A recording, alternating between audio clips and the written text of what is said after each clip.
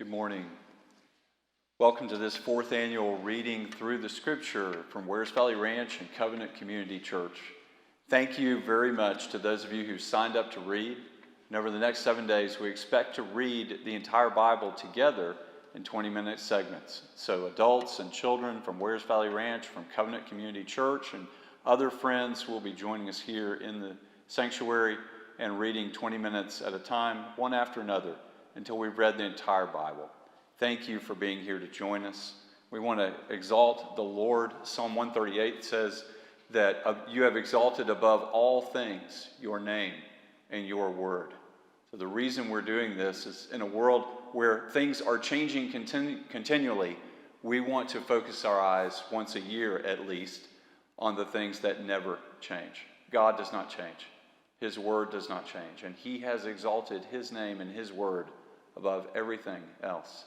So if you would join me in prayer, let's open this reading together by inviting the Lord to be present in this place and to bless this reading from his word. Father God, thank you so much for your kindness to us. Lord, that we have the Bible in our language, that we have copies of it freely, that we have many translations, that we have the freedom to read it together and to even broadcast that reading to others who are not here. Lord, we pray for those who do not have the freedom we enjoy. We ask you, God, to strengthen and encourage them and to spread your word to them. Lord, may we not neglect what you've given us.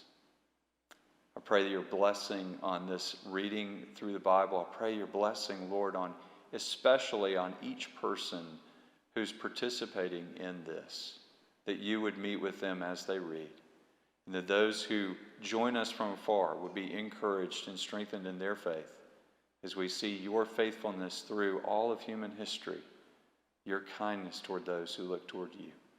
Lord, we look to you today. We pray in Jesus' name. Amen. Genesis chapter 1. In the beginning, God created the heavens and the earth. Now the earth was formless and empty. Darkness was over the surface of the deep, and the Spirit of God was hovering over the waters. And God said, "Let there be light," and there was light. God saw that the light was good, and he separated the light from the darkness. God called the light day, and the darkness he called night. And there was evening, and there was morning, the first day. And God said, "Let there be a vault between the waters to separate water from water." So God made the vault and separated the water under the vault from the water above it. And it was so. God called the vault sky. And there was evening, and there was morning, the second day. And God said, "Let the water under the sky be gathered to one place, and let dry ground appear." And it was so. God called the dry ground land, and the gathered waters he called seas. And God saw that it was good. Then God said, "Let the land produce vegetation, seed-bearing plants and trees on the land that bear fruit with seed in it, according to their various kinds." And it was so. The land produced vegetation, the plants bearing seed according to their kinds, and trees bearing fruit with seed in it according to their kinds. And God saw that it was good. And there was evening, and there was morning, the third day. And God said, "Let there be lights in the vault of the sky to separate the day from the night, and let them serve as signs to mark sacred times and days and years. And let them be lights in the vault of the sky to give light on the earth." And it was so. God made two great lights, the greater light to govern the day, and the lesser light to govern the night. He also made the stars. God set them in the vault of the sky to give light on the earth, to govern the day and the night, and to separate light from darkness. And God saw that it was good. And there was evening, and there was morning, the fourth day. And God said, "Let the water teem with living creatures. Let birds fly above the earth across the vault of the sky." So God created the great creatures of the sea and every living thing with which the water teems and that moves about in it, according to their kinds, and every winged bird according to its kind. And God saw that it was good. God blessed them and said, "Be fruitful and increase in number, and fill the water in the seas, and let the birds increase on the earth." And there was evening, and there was morning, the fifth day. And God said, "Let the land produce living creatures according to their kinds, the livestock, the creatures that move along the ground, and the wild animals, each according to its kind. And it was so. God made the wild animals according to their kinds, the livestock according to their kinds, and all the creatures that move along the ground according to their kinds. And God saw that it was good. Then God said, "Let us make mankind in our image, in our likeness, so that they may rule over the fish in the sea and the birds in the sky, over the livestock and over all the wild animals, and over all the creatures that move along the ground." So God created mankind in his own image. In the image of God he created them. Male and female he created them. God blessed them and said to them, "Be fruitful and increase in number, fill the earth and subdue it. Rule over the fish in the sea and the birds in the sky, over every living creature that moves on the ground." Then God said, "I give you every seed-bearing plant on the face of the whole earth, and every tree that has fruit with seed in it. They will be yours for food. And to all the beasts of the earth, and to all the birds in the sky, and to all the creatures that move along the ground, everything that has the breath of life in it, I give every green plant for food." And it was so. God saw all that he had made, and it was very good. And there was evening, and there was morning, the sixth day. Thus the heavens and the earth were completed in all their vast array. By the seventh day God had finished the work he had been doing, so on the seventh day he rested from all his work. Then God blessed the seventh day and made it holy, because on it he rested from all the work of creating that he had done. This is the account of the heavens and the earth when they were created, when the Lord God made the earth and the heavens. Now no shrub had yet appeared on the earth, and no plant had yet sprung up, for the Lord God had not sent rain on the earth, and there was no one to work the ground. But streams came up from the earth and watered the whole surface of the ground. Then the Lord God formed a man from the dust of the ground and breathed into his nostrils the breath of life, and the man became a living being. Now the Lord God had planted a garden in the east, in Eden, and there he put the man he had formed. The Lord God made all kinds of trees grow out of the ground, trees that were pleasing to the eye and good for food. In the middle of the garden were the tree of life and the tree of the knowledge of good and evil. A river watering the garden flowed from Eden. From there it was separated into 4 headwaters. The name of the first is the Pishon. It winds through the entire land of Havilah, where there is gold. The gold of that land is good. Aromatic resin and onyx are also there. The name of the second river is the Gihon. It winds through the entire land of Cush. The name of the third river is the Tigris. It runs along the east side of Ashur. And the fourth river is the Euphrates. The Lord took the man and put him in the Garden of Eden to work it and to take care of it. And the Lord God commanded the man, "You are free to eat from any tree in the garden, but you must not eat from the tree of the knowledge of good and evil, for when you eat from it, you will certainly die." The Lord God said, "It is not good for the man to be alone. I will make a helper suitable for him."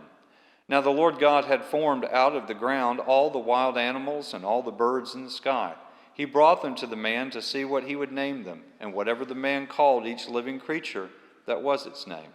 So the man gave names to all the livestock, the birds in the sky, and all the wild animals. But for Adam no suitable helper was found. So the Lord God caused the man to fall into a deep sleep. While he was sleeping, he took one of the man's ribs and then closed up the place with flesh.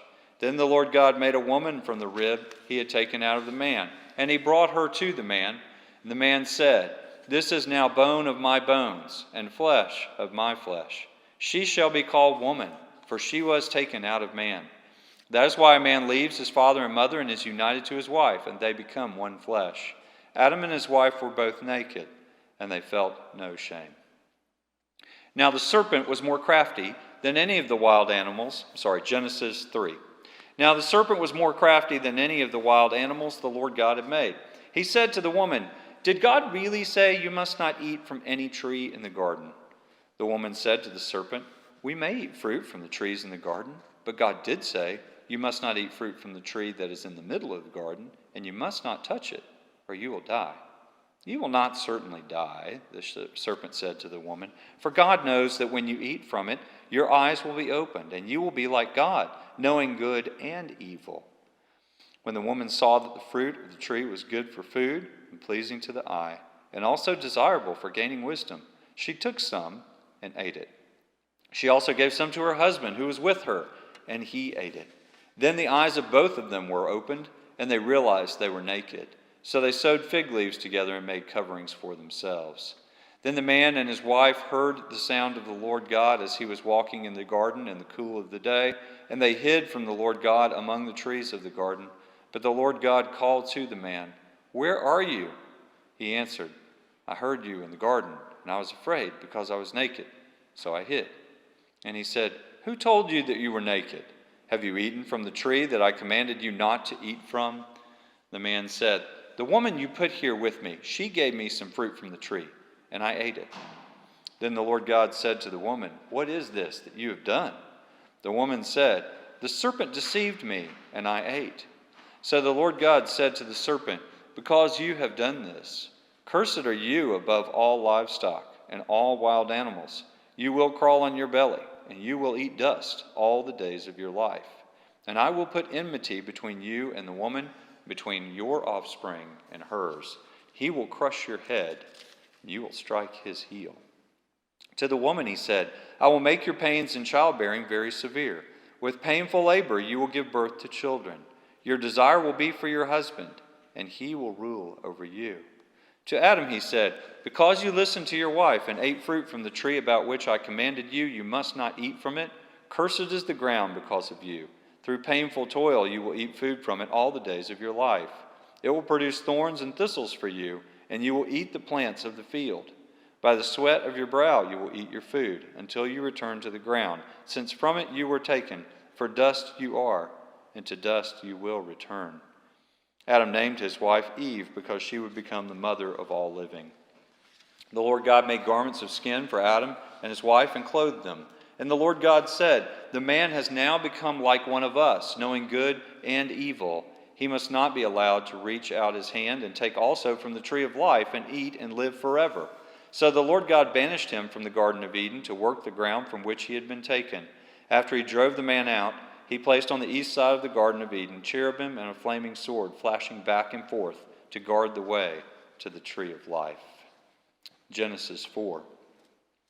Adam made love to his wife Eve, and she became pregnant and gave birth to Cain.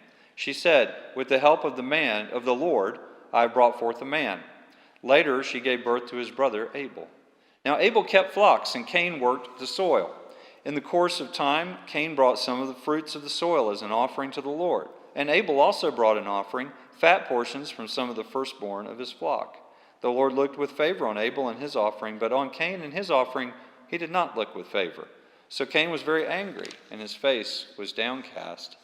Then the Lord said to Cain, "Why are you angry? Why is your face downcast? If you do what is right, will you not be accepted? But if you do not do what is right, sin is crouching at your door. It desires to have you, but you must rule over it."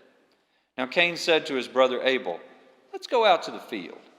While they were in the field, Cain attacked his brother Abel and killed him. Then the Lord said to Cain, "Where is your brother Abel?" "I don't know," he replied. "Am I my brother's keeper?" The Lord said, "What have you done?" "Listen, your brother's blood cries out to me from the ground. Now you are under a curse and driven from the ground, which opened its mouth to receive your brother's blood from your hand. When you work the ground, it will no longer yield its crops for you. You will be a restless wanderer on the earth." Cain said to the Lord, "My punishment is more than I can bear. Today you are driving me from the land, and I will be hidden from your presence. I will be a restless wanderer on the earth, and whoever finds me will kill me." But the Lord said to him, "Not so. Anyone who kills Cain will suffer vengeance 7 times over."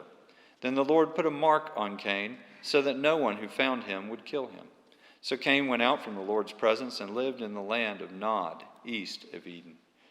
Cain made love to his wife, and she became pregnant and gave birth to Enoch. Cain was then building a city, and he named it after his son Enoch. To Enoch was born Irad, and to Irad was the father of Mehujael, and Mehujael the father of Methushael, and Methushael was the father of Lamech. Lamech married 2 women, one named Adah and the other Zillah. Adah gave birth to Jabal. He was the father of those who live in tents and raise livestock. His brother's name was Jubal.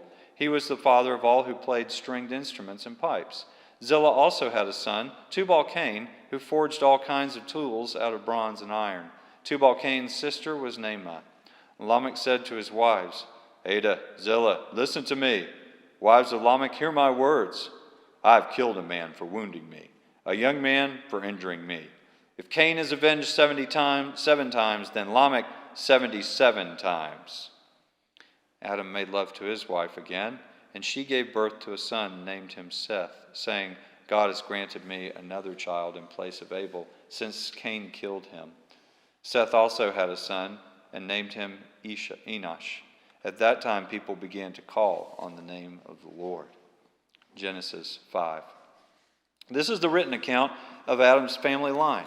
When God created mankind, he created them in the likeness of God. He created them male and female and blessed them, and he named them mankind when they were created.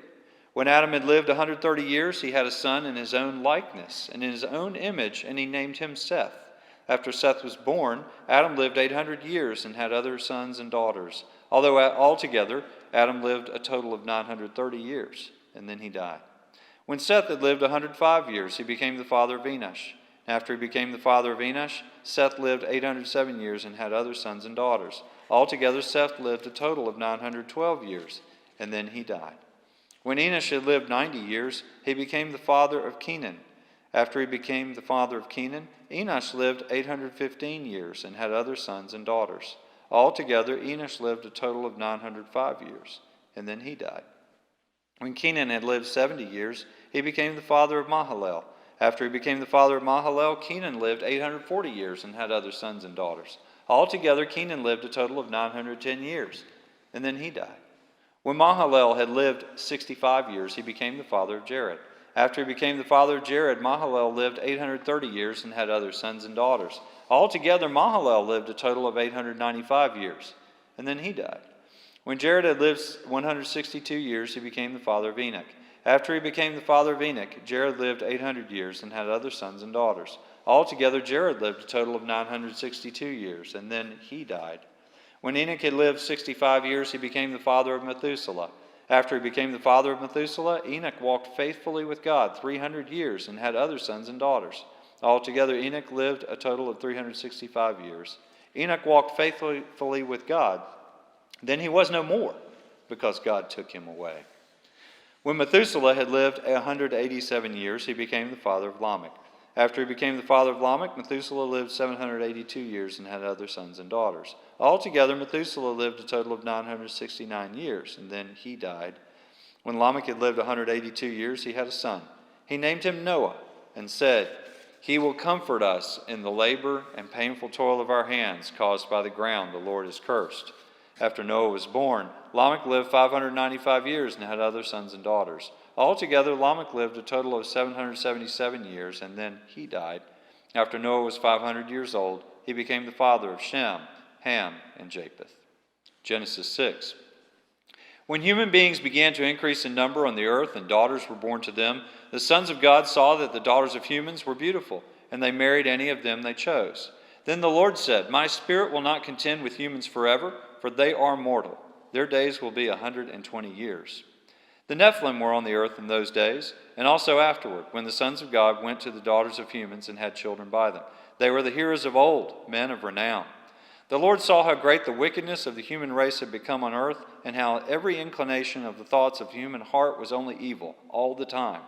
The Lord regretted that he had made human beings on the earth, and his heart was deeply troubled. So the Lord said, I will wipe from the face of the earth the human race I have created, and with them the animals, the birds, the creatures that move along the ground, for I regret that I have made them. But Noah found favor in the eyes of God, of the Lord. This is the account of Noah and his family. Noah was a righteous man, blameless among the people of his time, and he walked faithfully with God. Noah had 3 sons, Shem, Ham, and Japheth. Now the earth was corrupt in God's sight and was full of violence. God saw how corrupt the earth had become, for all the people on earth had corrupted their ways. So God said to Noah, I am going to put an end to all people, for the earth is filled with violence because of them. I am surely going to destroy both them and the earth. So make yourself an ark of cypress wood, make rooms in it, and coat it with pitch inside and out. This is how you are to build it. The ark is to be 300 cubits long, 50 cubits wide, and 30 cubits high. Make a roof for it, leaving below the roof an opening 1 cubit high all around. Put a door in the side of the ark and make lower, middle, and upper decks. I am going to bring floodwaters on the earth to destroy all life under the heavens, every creature that has the breath of life in it. everything on earth will perish. But I will establish my covenant with you, and you will enter the ark, you and your sons and your wife and your sons' wives with you. You are to bring into the ark 2 of all living creatures, male and female, to keep them alive with you. 2 of every kind of bird, of every kind of animal, and of every kind of creature that moves along the ground will come to you to be kept alive. You are to take every kind of food that is to be eaten and store it away as food for you and for them. Noah did everything just as God commanded him. You ready? All right, we'll start at Genesis 7.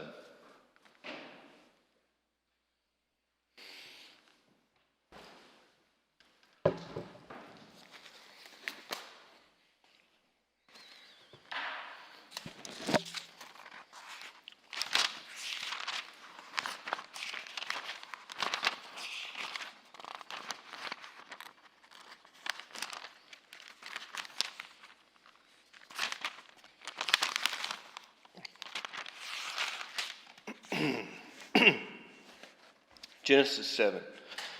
The Lord then said to Noah, "Go into the ark, you and your whole family, because I have found you righteous in this generation. Take with you 7 pairs of every kind of clean animal, a male and its mate, and 1 pair of every kind of unclean animal, a male and its mate, and also 7 pairs of every kind of bird, male and female, to keep their various kinds alive throughout the earth. 7 days from now I will send rain on the earth, and for 40 days and 40 nights I will wipe from the face of the earth every living creature I have made." And Noah did all that the Lord commanded him. Noah was 600 years old when the floodwaters came on the earth, and Noah and his sons and his wife and his sons' wives entered the ark to escape the waters of the flood.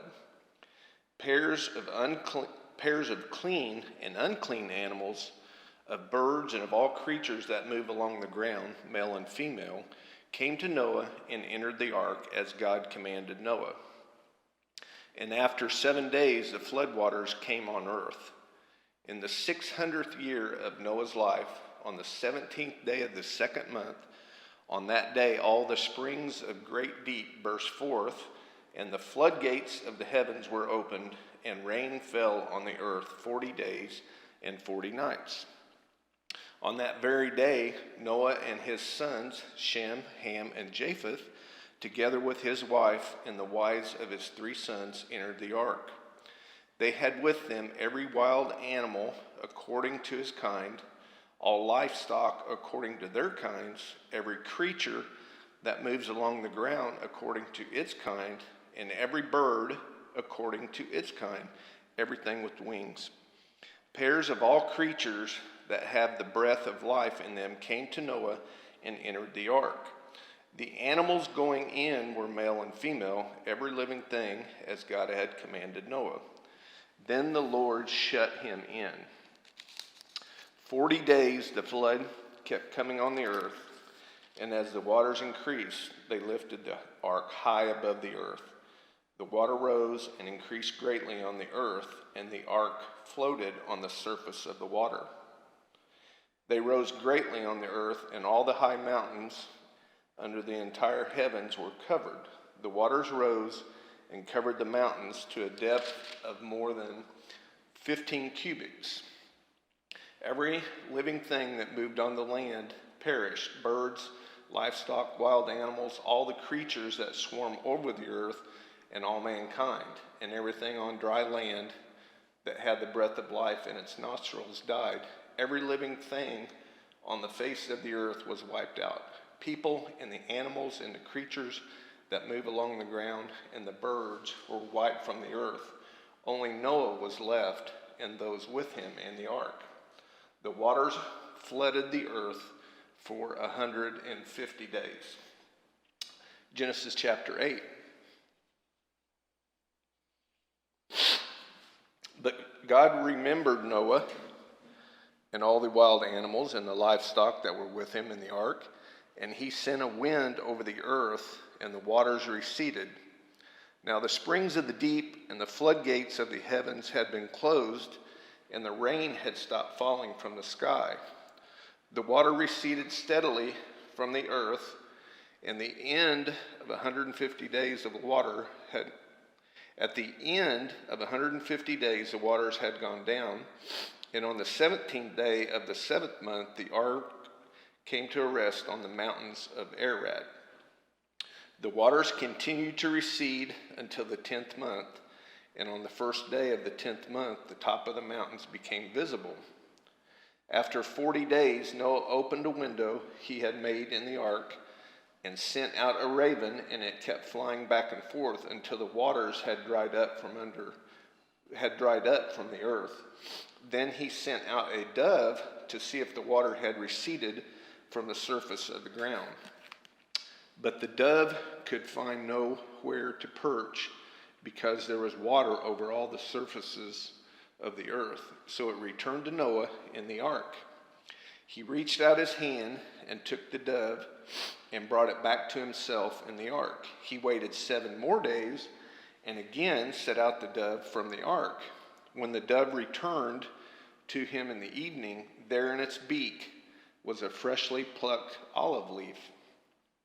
Then Noah knew that the water had receded from the earth. He waited 7 more days and sent the dove out again, but this time it did not return to him. By the first day of the first month of Noah's 601st year, the water had dried up from the earth. Noah then removed the covering from the ark and saw that the surface of the ground was dry. By the 27th day of the 2nd month, the earth was completely dry. Then God said to Noah, "Come out of the ark, you and your wife and your sons and their wives. Bring out every kind of living creature that is with you, the birds, the animals, and all the creatures that move along the ground, so they can multiply on the earth and be fruitful and increase in number on it." So Noah came out together with his sons and his wife and his sons' wives, all the animals and all the creatures that move along the ground, and all the birds, everything that moves on the land, come out of the ark, one kind after another. Then Noah built an altar to the Lord,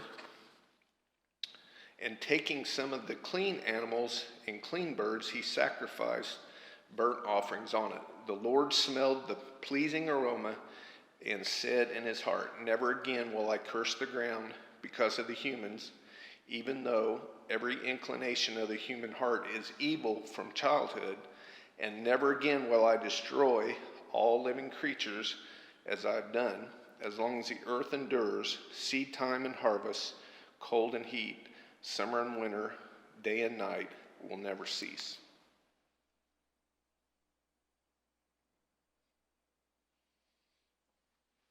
I don't know how am I supposed to keep track of the time? Huh? Okay, thank you. Genesis chapter 9. Then God blessed Noah and his sons, saying to them, "Be fruitful and increase in number and fill the earth. The fear and dread of you will fall on all the beasts of the earth and all the birds in the sky and on every creature that moves along the ground and on all the fish in the sea. They are giving into your hands. Everything that lives and moves about will be for food for you. Just as I give you the green plants, I now give you everything. But you must not eat meat that has lifeblood still in it. And for your lifeblood, I will surely demand on accounting. I will demand accounting from every animal, and from each human being too, I will demand an accounting for the life of another human being. Whoever sheds human blood, by humans shall their blood be shed. For in the image of God has God made mankind. As for you, be fruitful and increase in number, multiply on the earth and increase upon it." Then God said to Noah and to his sons with him, "I now establish my covenant with you and with your descendants after you, and with every living creature that was with you, the birds, the livestock, and all the wild animals, all those that came out of the ark with you, every living creature on earth. I establish my covenant with you. Never again will all life be destroyed by the waters of a flood. Never again will there be a flood to destroy the earth. And God said, this is the sign of the covenant I am making between me and you and every living creature with you, a covenant for all generations to come. I have set my rainbow in the clouds, and it will be the sign of the covenant between me and the earth. Whenever I bring clouds over the earth and the rainbow appears in the clouds, I will remember my covenant between me and you and all living creatures of every kind. Never again will the waters become a flood to destroy all life. Whenever the rainbow appears in the clouds, I will see it and remember the everlasting covenant between God and all living creatures of every kind on earth. So God said to Noah, this is the sign of the covenant I have established between me and all life on earth. The sons of Noah who came out of the ark was Shem, Ham, and Japheth. Ham was the father of Canaan. These were the three sons of Noah, and from them came the people who were scattered over the earth. Noah, a man of the soil, proceeded to plant a vineyard. When he drank some of its wine, he became drunk and lay uncovered in his tent. Ham, the father of Canaan, saw his father naked and told his brothers outside. But Shem and Japheth took a garment and laid it across their shoulders. Then they walked in backward and covered their father's naked body. Their faces were turned the other way so that they would not see their father naked. When Noah awoke from his wine and found out what his youngest son had done to him, he said, "Cursed be Canaan, the lowest of slaves will he be to his brothers." He also said, "Praise be to the Lord, the God of Shem. May Canaan be the slave of Shem. May God extend Japheth's territory, and may Japheth live in tents of Shem. And may Canaan be the slave of Japheth." After the flood, Noah lived 350 years. Noah lived a total of 950 years, and then he died. Genesis chapter 10. This is the account of Shem, Ham, and Japheth, Noah's sons, whom themselves had sons after the flood. The sons of Japheth, Gomer, Magog, Madai, Javan, Tubal, Meshach, and Tyrus. The sons of Gomer, Ashkenaz, Riphath, and Togarmah. The sons of Javan, Elisha, Tarshish, the Kittites, the Rodanites. From these are the maritime people spread out into their territories by their clans within their nations, each with its own language. The sons of Ham, Cush, Egypt, Put, Canaan. The sons of Cush, Seba, Havilah, Sabta, Ramah, and Saptica. The sons of Ramah, Sheba, and Dedan. Cush was the father of Nimrod, who became a mighty warrior on the earth. He was a mighty hunter before the Lord. That is why it said, like Nimrod, a mighty hunter before the Lord. The first sinners of his kingdom were Babylon, Uruk, Akkad, Calcana, and Shinar. From the land that he went to Assyria, where he built Nineveh, Rehoboth, Calah, and Resen, which is between Nineveh and Calah, which is a great city. Egypt was the father of the Ludites, the Anamites, the Leabites, the Naphtuhites, the Pathrusites, Casluhites, from whom the Philistines came, and Caphtorites. Canaan was the father of Sidon, his firstborn, and the Hittites, the Jebusites, the Amorites, the Girgasites, the Hivites, the Arkites, Sinites, Arvadites, Semarites, and the Hamathites. Later, the Canaan clans scattered, and the borders of Canaan reached from Sidon toward Gerar as far as Gaza, and then toward Sodom, Gomorrah, Admah, and Zeboim as far as Lasha. These are the sons of Ham by their clans and languages in their territories and nations. Sons were also born to Shem, whose older brother was Japheth. Shem was the ancestor of all the sons of Eber.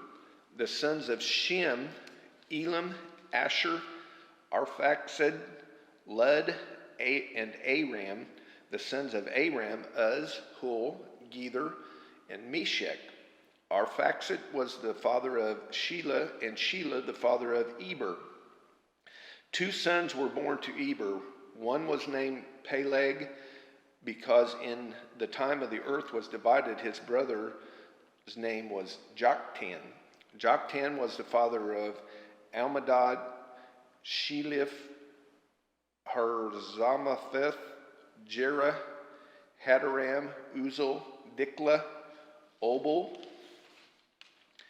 Abimel, Sheba, Ophir, Havilah, and Jobab. All these were the sons of Joktan. The region where they lived stretched from Mesha towards Sephar in the eastern hill country. These are the sons of Shem by their clans and languages in their territories and nation.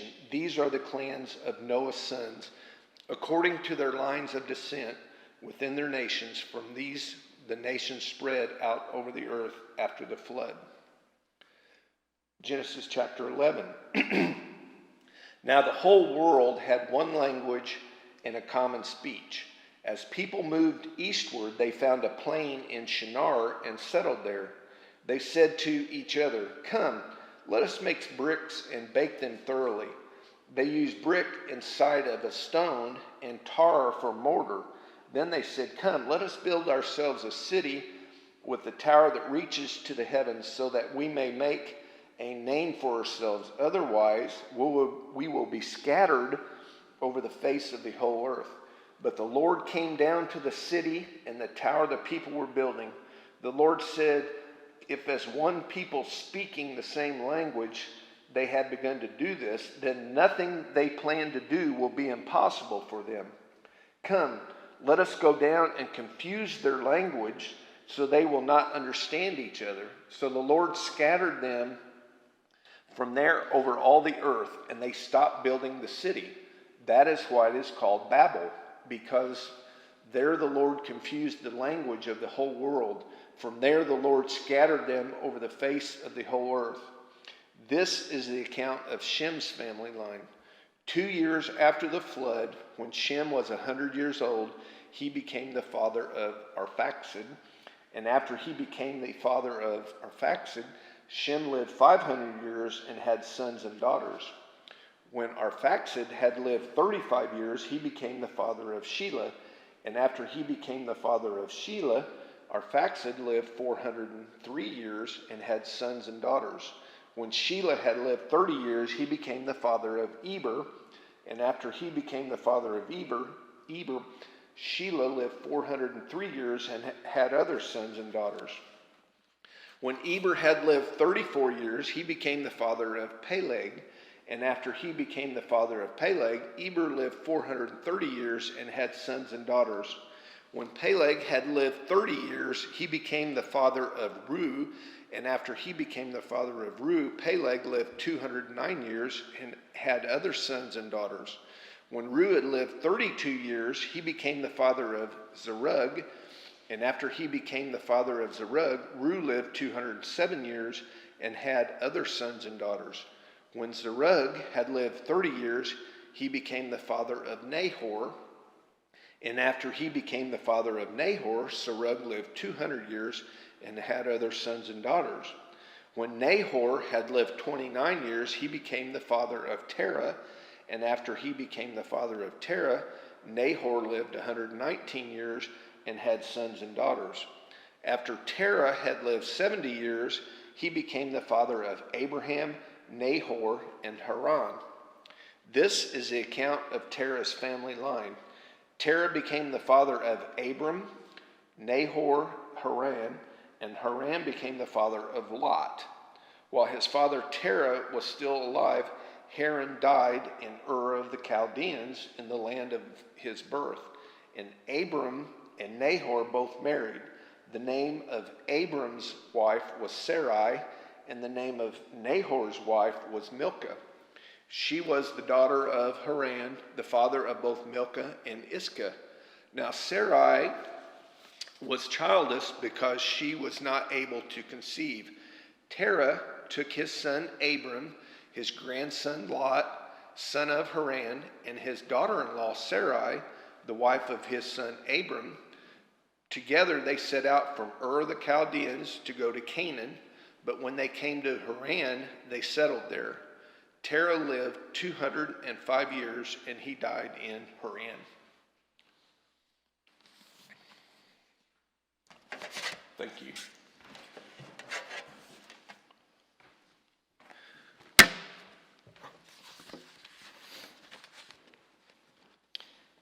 Genesis chapter 12. The Lord had said to Abram, "Leave your country, your people, and your father's household, and to go to the land I will show you. I will make you into a great nation, and I will bless you. I will make your name great, and you will be a blessing. I will bless those who bless you, and whoever curses you, I will curse. And all peoples on earth will be blessed through you." So Abram left, as the Lord had told him, and Lot went with him. Abram was 75 years old when he set out from Haran. He took his wife Sarah, his nephew Lot, and the possessions that they had accumulated and the people they had acquired in Haran. And they set out for the land of Canaan. And they arrived there. Abram traveled through the land as far as the site of the great tree of Morah at Shechem. At that time, the Canaanites were in the land. The Lord appeared to Abram and said, "To your offspring I will give this land." So he built an altar there to the Lord who had appeared to him. From there he went on towards the hills east of Bethel and pitched his tent, with Bethel on the west and Ai on the east. There he built an altar to the Lord and called on the name of the Lord. Then Abram set out and continued towards Negev. Now there was a famine in the land, and Abram went down to Egypt to live there for a while, because the famine was severe. As he was about to enter Egypt, he said to his wife Sarah, "I know what a beautiful woman that you are. When the Egyptians see you, they will say, 'This is his wife.' Then they will kill me, but will let you live. Say, 'You are my sister,' so that I will be treated well for your sake, and my life will be spared because of you." When Abram came to Egypt, the Egyptians saw that she was a very beautiful woman. And when the Pharaoh's officials saw her, they praised her to Pharaoh, and she was taken into his palace. He treated Abram well for her sake, and Abram acquired sheep and cattle, male and female donkeys, men servants and male servants, and camels. But the Lord inflicted serious diseases on Pharaoh and his household because of Abram's wife Sarai. So Pharaoh summoned Abram. "What have you done to me?" he said. "Why didn't you tell me that she was your wife? Why did you say she's my sister, so that I took her to be my wife? Now then, he is your wife. Take her to go." Then Pharaoh gave orders about Abram to his men, and they sent him on his way and his wife and everything that he had. Genesis chapter 13. So Abram went up from Egypt to Negev with his wife and everything that he had, and Lot went with him. Abram had become very wealthy in livestock and in silver and gold. And from Negev he went from place to place until he came to Bethel, to a place between Bethel and Ai, where his tent had been earlier and where he had first built an altar. There Abram called on the name of the Lord. Now Lot, who was moving about with Abram, also had flocks and herds and tents, but the land could not support them while they lived together, when they stayed together, for their possessions were too great, so they were not able to stay together. And quarreling arose between Abram's herdsmen and the herdsmen of Lot. The Canaanites and the Perizzites were also living in the land at the time. So Abram said to Lot, Let's not have any more quarreling between you and me, or between your herdsmen and mine, for we are brothers. Is not the whole land before you? Let's part company. If you go to the left, I'll go to the right. If you go to the right, I will go to the left. Lot looked up and saw the whole plain of Jordan was well watered, like the garden of the Lord, like the land of Egypt towards Zoar. This was before the Lord destroyed Sodom and Gomorrah. So Lot chose for himself the whole plain of Jordan and set out toward the east. The two men parted company. Abram lived in the land of Canaan, while Lot lived among the city of the plain and pitched his tents near Sodom. Now the men of Sodom were wicked and were sinning greatly against the Lord. The Lord said to Abram, after Lot had parted from him, "Lift up your eyes from where you are and look north and south, east and west. All the land that you see I will give to you and your offspring forever. I will make your offspring like the dust of the earth, so that if anyone could count the dust, then your offspring could be counted. Go, walk through the length and the breadth of the land, for I am giving it to you." So Abram moved his tent and went to live near the great trees of Mamre at Hebron, where he built an altar to the Lord. Genesis chapter 14.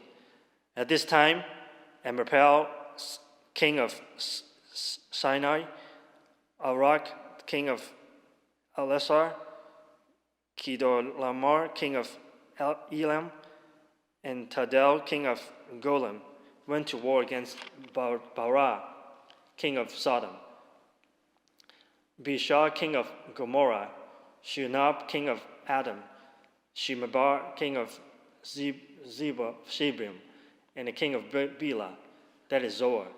All the latter kings joined forces in the valley of Siddim, the Salt Sea. For 12 years they had been subject to Kedorlaomer, but the 13th year they rebelled.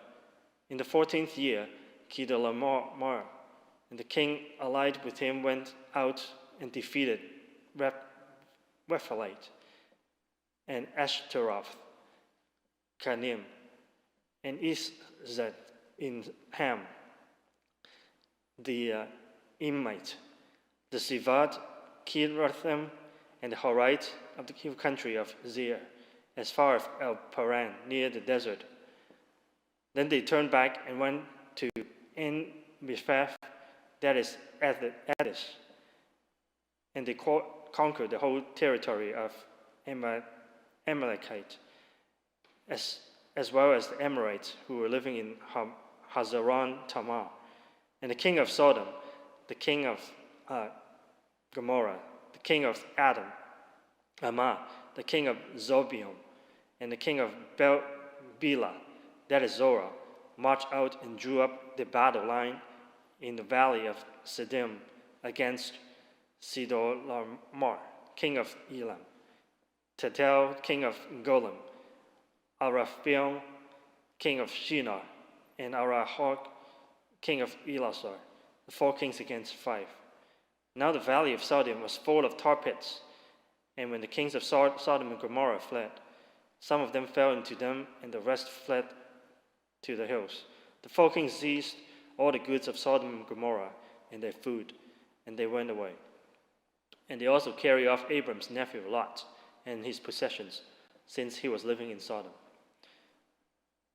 One who had escaped came to report this to Abram and the Hebrew. Now Abram was living near the great tree of Mamre, the Amorite, a brother of Issachar and Anna. All of them were allied with Abram. When Abram heard that his relative had been taken captive, he called out the 318 trained men born in his household and went in pursuit as far as Dan. During the night, Abram divided his men into his men to attack them, and he routed them, pursuing them as far as Hobah, north of Damascus. He recovered all the goods and brought back his relative Lot and his possessions, together with the women and the other people. And after Abram returned from defeating Kedorlaomer and the kings allied with him, the king of Sodom came out to meet him in the valley of Shapha, that is the king's valley. Then Melchizedek, king of Salem, bought bread and wine, he was the priest of God the Most High. And he blessed Abram, saying, Blessed be Abram by God Most High, creator of the heaven and the earth. And blessed be the God the Most High, who delivered your enemies into your hand. Then Abram gave a tenth of his everything away. The king of Sodom said to Abram, Give me the people and keep the goods for yourself. But Abram said to the king of Sodom, I have raised my hand to the Lord, God the Most High, creator of heaven and the earth, and have taken an oath that I will accept nothing belonging to you, not even a thread of the thong of a sandal, so that you will never be able to say, I made Abraham rich. I will accept nothing but what my men have eaten, and the share that belongs to the men who went with me, to Aner, Ishkol, and Mamre. Let them have their share. Genesis chapter 15. After this, the word of the Lord came to Abram in a vision. Do not be afraid, Abram. I am your shield, your very great reward. But Abram said, O sovereign Lord, what can you give me since I remain childless? And the one who will inherit my estate is Eleazar of Damascus. And Abram said, You have given me no children, so a servant of my household will be my heir. Then the word of the Lord came to him. This man will not be your heir, but a son coming from your own body will be your heir. He took him outside and said, Look up the heavens and count the stars, if indeed you can count them. Then he said to him, So shall your offspring be. Abram believed the Lord, and he credited it to him as righteousness. He also said to him, I am the Lord, who brought you out of Ur of Chaldeans, and gave you this land to take possession of it. But Abram said, O sovereign Lord, how can I know that I will gain possession of it? So the Lord said to him, Bring me a heifer, a goat, and a ram, each 3 years old, along with a dove and a young pigeon. Abram brought all these to him, cut them in two, and arranged halves opposite each other. The birds, however, he did not cut in half. The birds of prey came on down on the carcasses, but Abram drove them away. As the sun was setting, Abram fell into a deep sleep.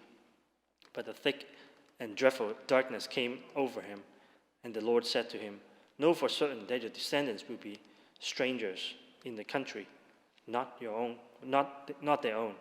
and they will be enslaved and mistreated 400 years. But I will punish the nations they serve as slaves, and afterward they will come out with great possessions.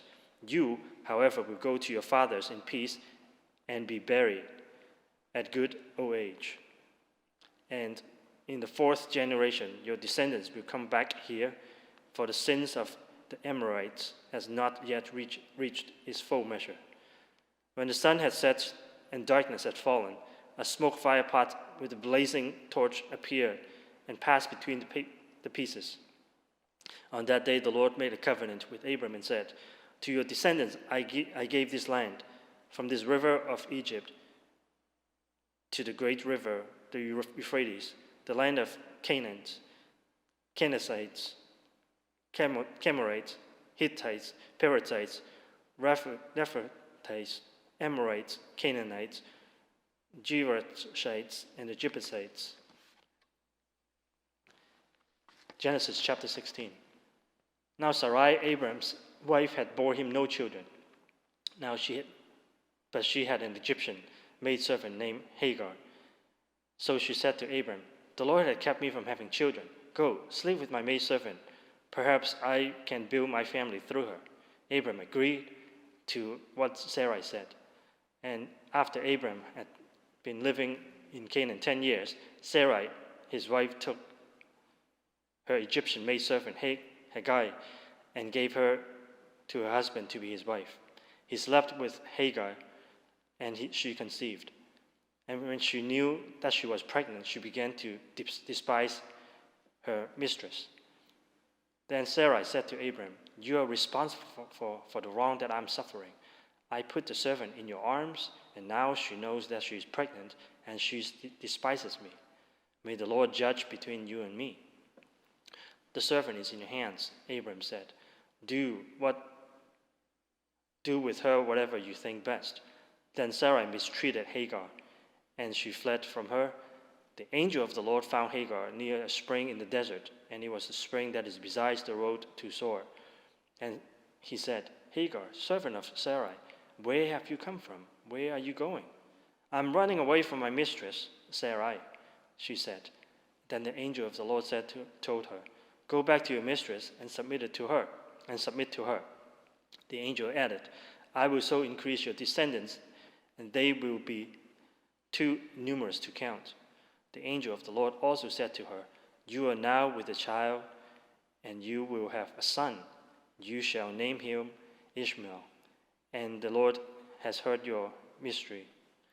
And he will be a wild donkey of a man, and his hand will be against everyone, and everyone's hand against him. And he will live in hostility toward all his brothers." She gave this name to the Lord, and who spoke to her, "You are the God who sees me." For she says, "I have now seen the one who sees me." This is why the well is called Beel Laharai. It is still there between Kadesh and Bered.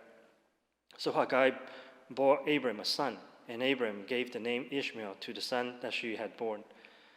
Abram was 86 years old when Hagar bore him Ishmael.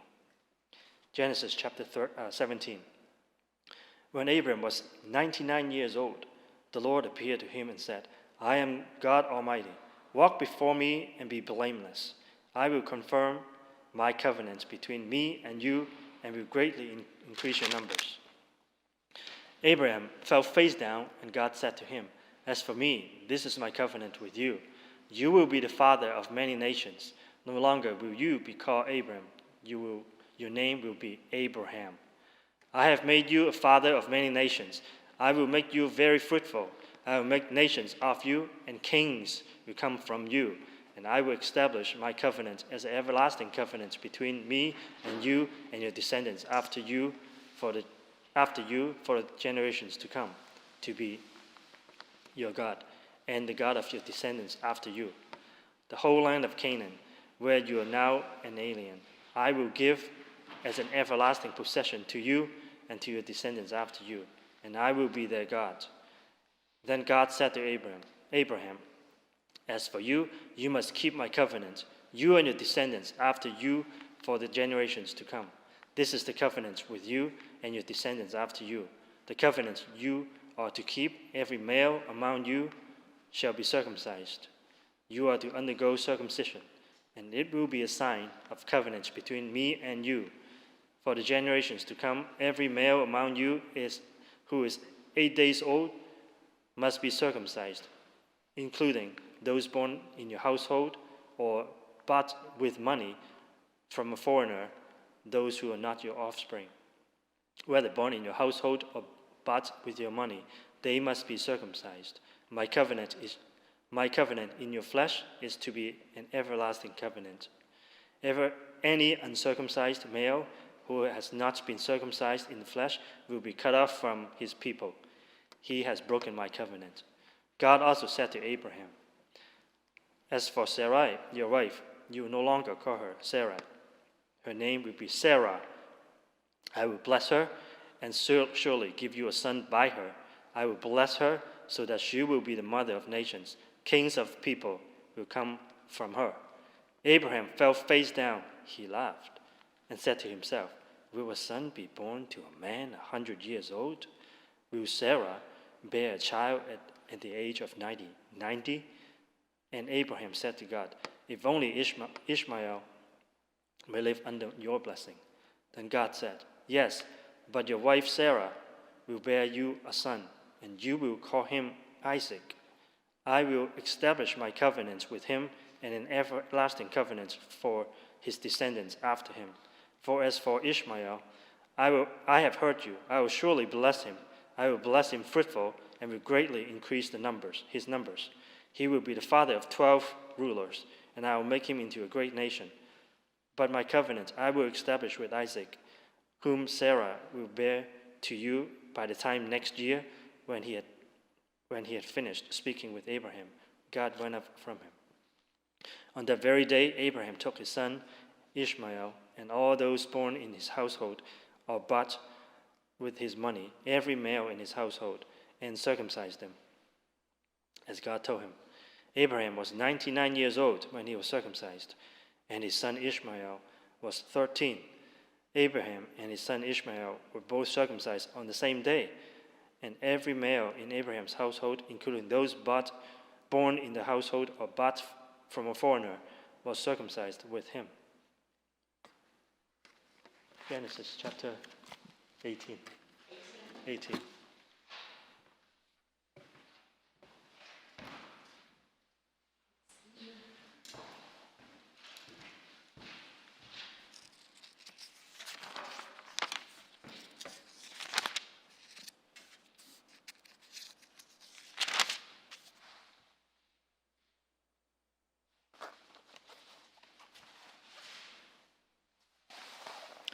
Genesis chapter 18. The Lord appeared to Abraham near the great trees of Mamre while he was sitting at the entrance to his tent in the heat of the day. Abraham looked up and saw 3 men standing nearby. When he saw them, he hurried from the entrance of his tent to meet them and bowed low to the ground. He said, "If I have found favor in your eyes, my Lord, do not pass your servant by. Let a little water be brought, and then you may wash your feet and rest under the tree. Let me get you something to eat so you can be refreshed, and then go on your way, now that you have come to your servant." "Very well," they answered. "Do as you say." So Abraham hurried into the tent to Sarah. "Quick," he said, "get 3 seahs of the finest flour and knead it and bake some bread." Then he ran to the herd and selected a choice tender calf and gave it to a servant who hurried to prepare it. Then he brought some curds and milk and the calf that had been prepared and set these before the men. While they ate, he stood near them under a tree. "Where's your wife Sarah?" they asked him. "There in the tent," he said. Then one of them said, "I will surely return to you about this time next year, and Sarah, your wife, will have a son." Now Sarah was listening at the entrance to the tent, which was behind him. Abraham and Sarah were already very old, and Sarah was past the age of childbearing. So Sarah laughed to herself as she thought, "After I am worn out and my Lord is old, will I now have this pleasure?" Then the Lord said to Abraham, "Why did Sarah laugh and say, 'Will I really have a child now that I am old?' Is anything too hard for the Lord? I will return to you at the appointed time next year, and Sarah will have a son." Sarah was afraid, so she lied and said, "I did not laugh." But he said, "Yes, you did laugh." When the men got up to leave, they looked down toward Sodom, and Abraham walked along with them to see them on their way. Then the Lord said, "Shall I hide from Abraham what I am about to do? Abraham will surely become a great and powerful nation, and all nations on earth will be blessed through him. For I have chosen him, so that he will direct his children and his household after him to keep the way of the Lord by doing what is right and just, so that the Lord will bring about for Abraham what he has promised him."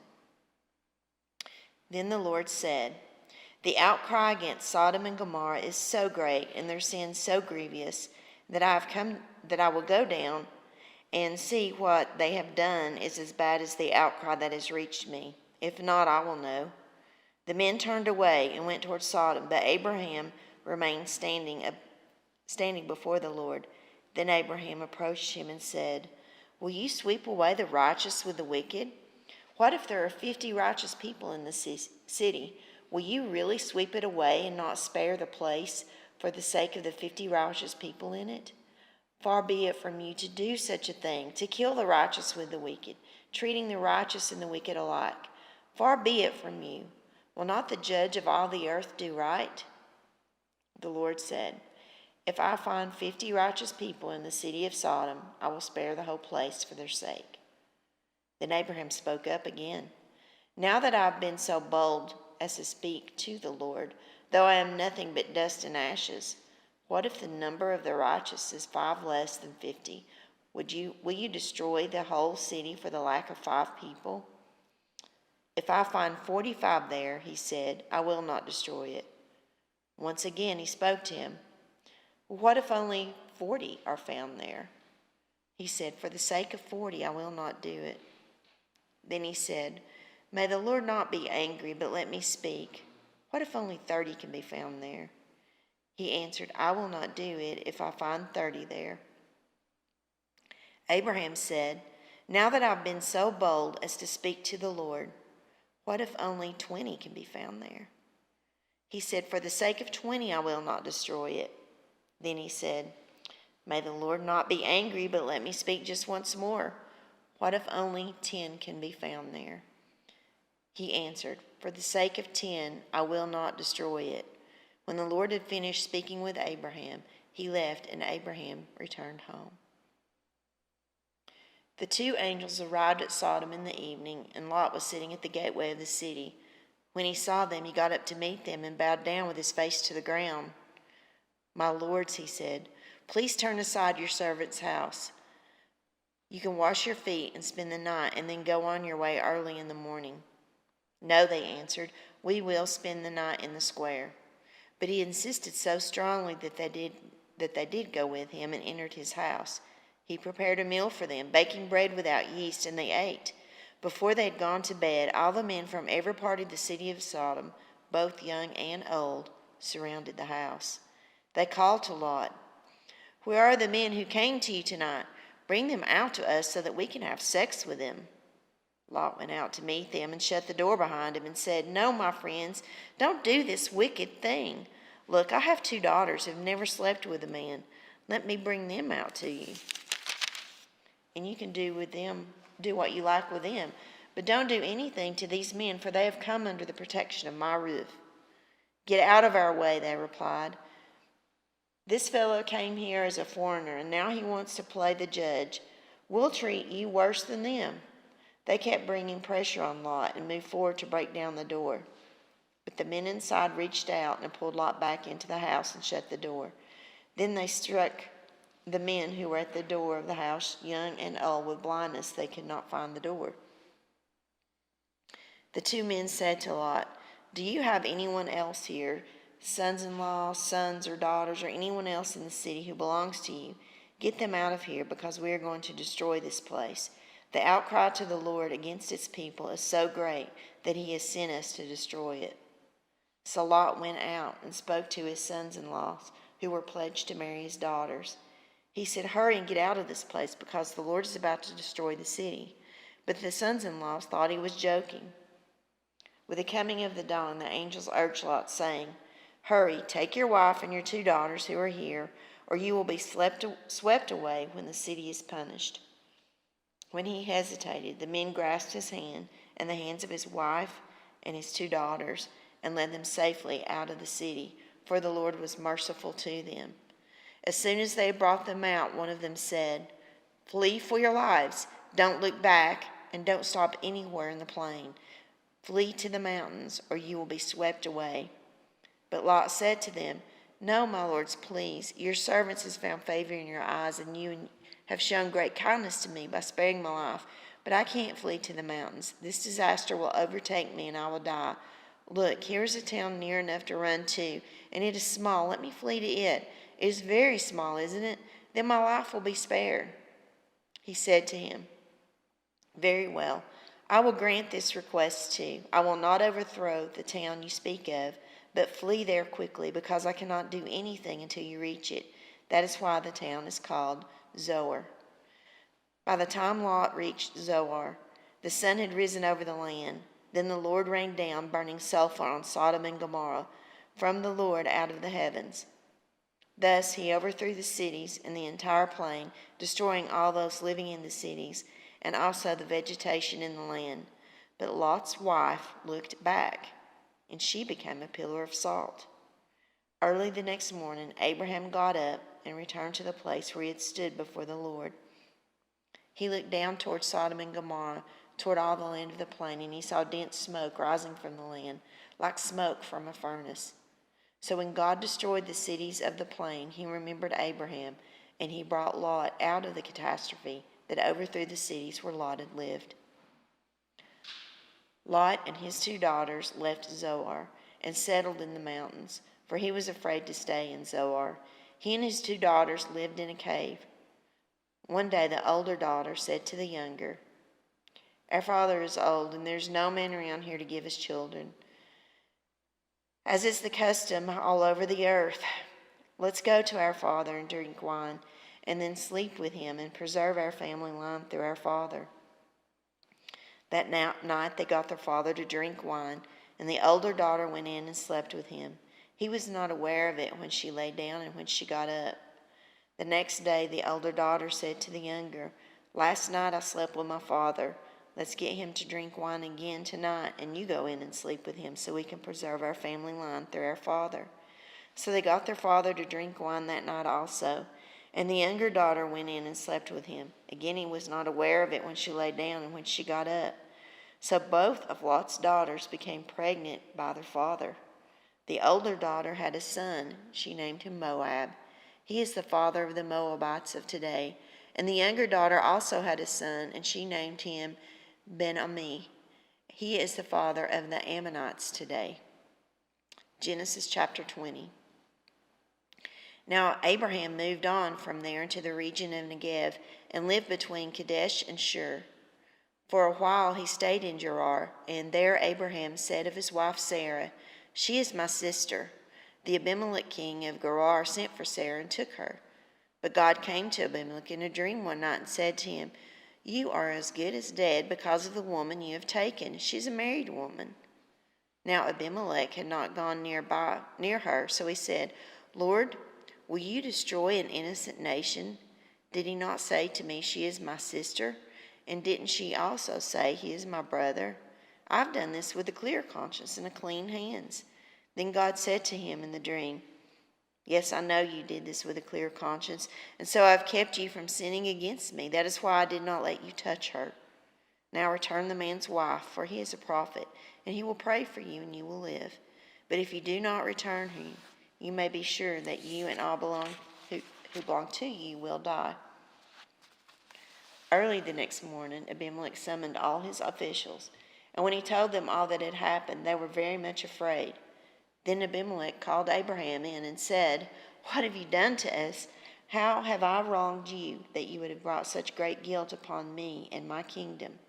You have done things to me that should never be done." And Abimelech asked Abraham, "What was your reason for doing this?" Abraham replied, "I said to myself, 'There's surely no fear of God in this place, and they would kill me because of my wife. Besides, she really is my sister, the daughter of my father, though not of my mother, and she became my wife. And then God had me wander from my father's household. I said to her, "This is how you can show your love to me. Everywhere we go, you will say of me, 'He is my brother.'" Then Abimelech brought sheep and cattle and male and female slaves and gave them to Abraham, and he returned Sarah, his wife, to him. And Abimelech said, "My land is before you. Live wherever you like." To Sarah he said, "I'm giving your brother 1,000 shekels of silver. This is to cover the offense against you before all who are with you. You are completely vindicated." Then Abraham prayed to God, and God healed Abimelech, his wife, and female slaves, so that they could have children again. For the Lord had kept the women in Abimelech's household from conceiving because of Abraham's wife, Sarah. Genesis chapter 21. Now the Lord was gracious to Sarah, as he had said, and the Lord did for Sarah what he had promised. Sarah became pregnant and bore a son to Abraham in his old age, at the very time God had promised him. Abraham gave the name Isaac to the son Sarah bore him. When his son Isaac was 8 days old, Abraham circumcised him as God commanded him. Abraham was 100 years old when his son Isaac was born to him. Sarah said, "God has brought me laughter, and everyone who hears about this will laugh with me." And she added, "Who would have said to Abraham that Sarah would nurse children? Yet I have borne him a son in his old age." The child grew and was weaned, and on the day Isaac was weaned, Abraham held a great feast. But Sarah saw that the son whom Hagar the Egyptian had borne to Abraham was mocking, and she said to Abraham, "Get rid of that slave woman and her son, for that woman's son will never share in the inheritance with my son Isaac." The matter distressed Abraham greatly because it concerned his son. But God said to him, "Do not be so distressed about the boy and your slave woman. Listen to whatever Sarah tells you, because it is through Isaac that your offspring will be reckoned. I will make the son of the slave into a nation also, because he is your offspring." Early the next morning, Abraham took some food and a skin of water and gave them to Hagar. He set them on her shoulders, and he sent her off with the boy. She went on her way and wandered into the desert of Beersheba. When the water in the skin was gone, she put the boy under one of the bushes. Then she went off and sat down about a bowshot away, for she thought, "I cannot watch my boy die." And as she sat there, she began to sob. God heard the boy crying, and the angel of the Lord called to Hagar from heaven and said to her, "What is the matter, Hagar? Do not be afraid. God has heard the boy crying as he lies there. Lift the boy up and take him by the hand, for I will make him into a great nation." Then God opened her eyes, and she saw a well of water. So she went and filled her skin with water and gave the boy a drink. God was with the boy as he grew up. He lived in the desert and became an archer. While he was living in the desert of Paran, his mother got a wife for him from Egypt. At that time, Abimelech and Phicol, the commander of his forces, said to Abraham, "God is with you in everything you do. Now swear to me here before God that you will not deal falsely with me or my children or my descendants. Show to me the country where you now reside as the foreigner the same kindness I've shown to you." Abraham said, "I swear it." Then Abraham complained to Abimelech about the well of water that Abimelech's servants had seized. But Abimelech said, "I don't know who has done this. You did not tell me. I heard about it only today." So Abraham brought the sheep and cattle and gave them to Abimelech, and two men made a treaty. Abraham set apart 70 ewe lambs from the flock, and Abimelech asked Abraham, "What is the meaning of these seven ewe lambs you have set apart by themselves?" He replied, "Accept these 7 lambs from my hand as a witness that I dug this well." So that place was called Beersheba, because the two men swore an oath there. After the treaty had been made at Beersheba, Abimelech and Phicol, the commander of his forces, returned to the land of the Philistines. Abraham planted a tamarisk tree there in Beersheba, and there he called on the name of the Lord, the eternal God. And Abraham stayed in the land of the Philistines for a long time.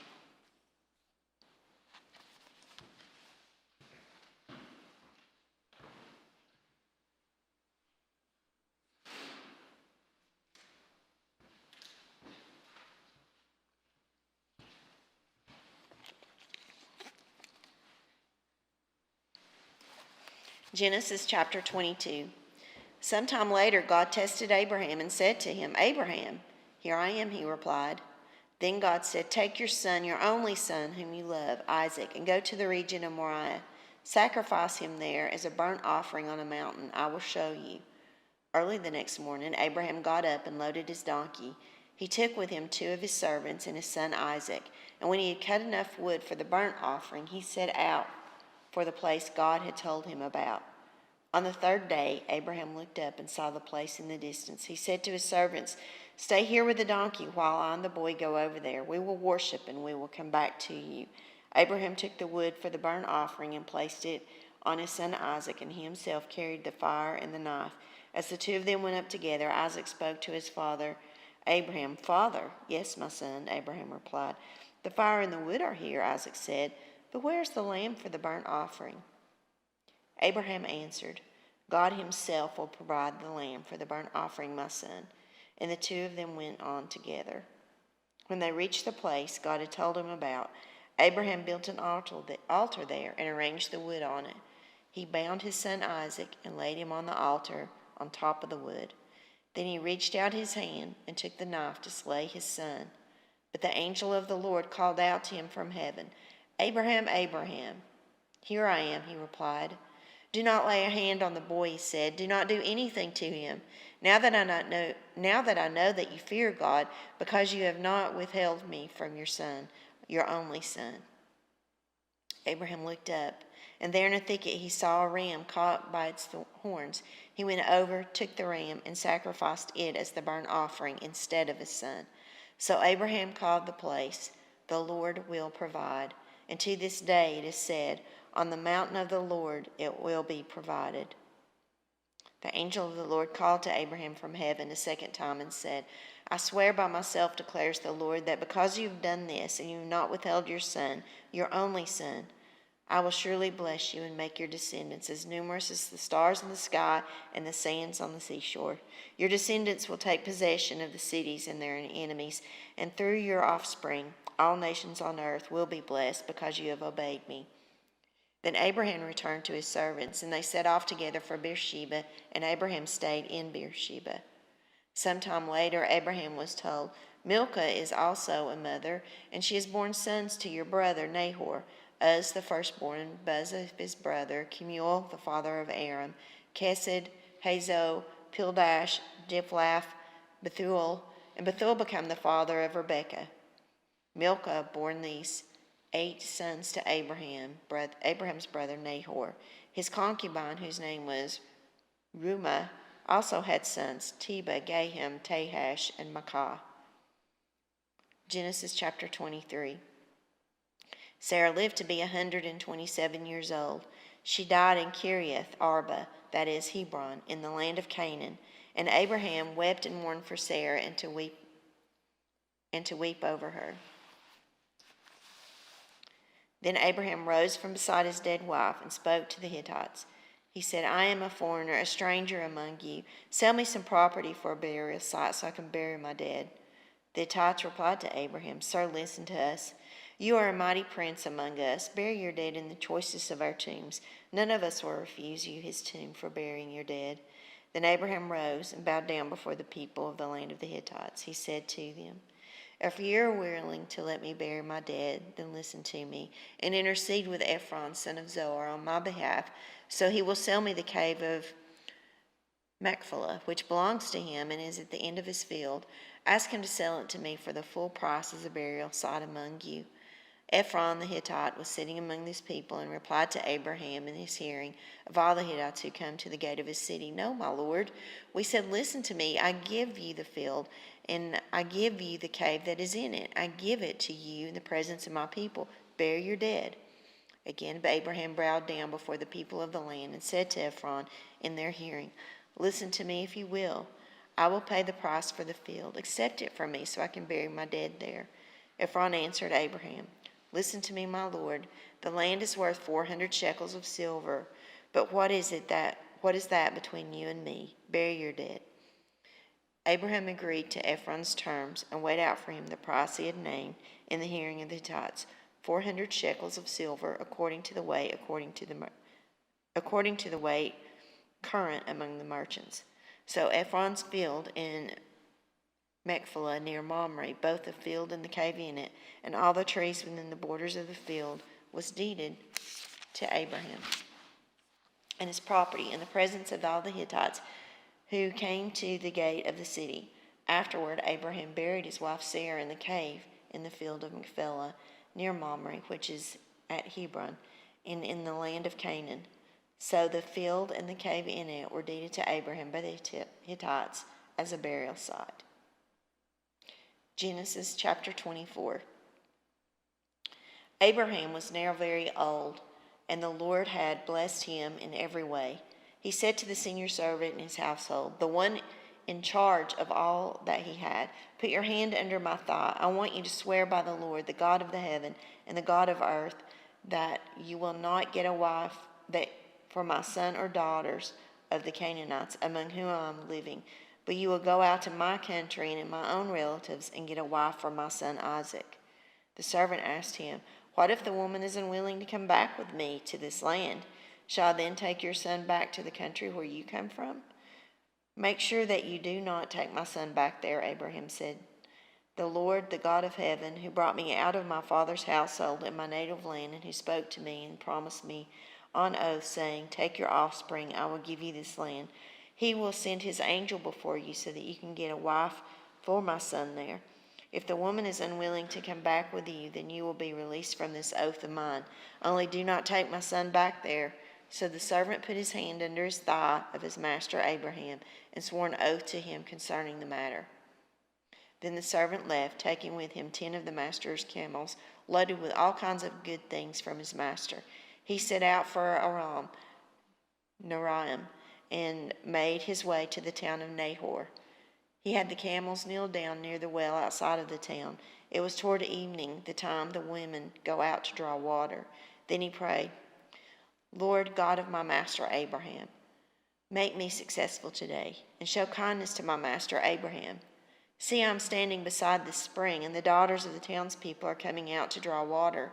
May it be that when I say to a young woman, please let down your jar that I may have a drink, and she says, drink, and I'll water your camels too. Let her be the one you have chosen for your servant Isaac. By this I will know that you have shown kindness to my master. Before he had finished praying, Rebekah came out with her jar on her shoulder. She was the daughter of Bethuel, son of Milcah, who was the wife of Abraham's brother Nahor. The woman was very beautiful, a virgin. No man had ever slept with her. She went down to the spring, filled her water jar, and came up again. The servant hurried to meet her and said, please give me a little water from your jar. Drink, my lord, she said, and quickly lowered the jar to her hand and gave him a drink. After she had given him a drink, she said, I'll draw water for your camels too until they have enough to drink. So she quickly emptied her jar into the trough, came back to the well to draw more water, and drew enough water for all of his camels. Without saying a word, the man watched her closely to learn whether or not the Lord had made his journey successful. When the camels had finished drinking, the man took out a gold nose ring weighing a beka and 2 gold bracelets weighing 10 shekels. Then he asked, whose daughter are you?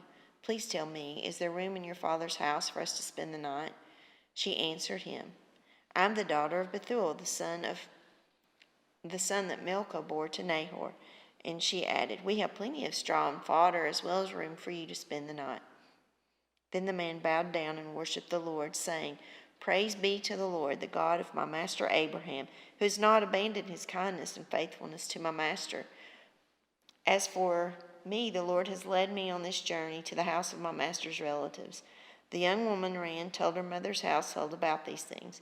Now Rebekah had a brother named Laban, and he hurried out to the man at the spring. As soon as he had seen the nose ring and the bracelets on his sister's arm, and heard that Rebekah tell what the man said to her, he went out to the man and found him standing by the camels near the spring. Come, you who are blessed by the Lord, he said. Why are you standing out here? I've prepared the house and a place for your camels. So the man went to the house, and the camels were unloaded. Straw and fodder were bought for the camels, and water for the men to wash their feet.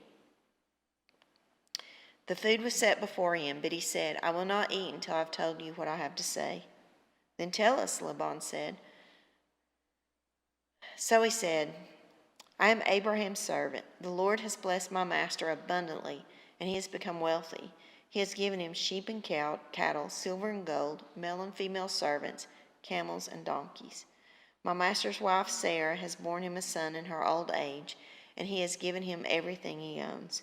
And my master made me swear an oath and said, you must not get a wife for my son from the daughters of the Canaanites in whose land I live, but go to my father's family, to my own clan, and get a wife for my son.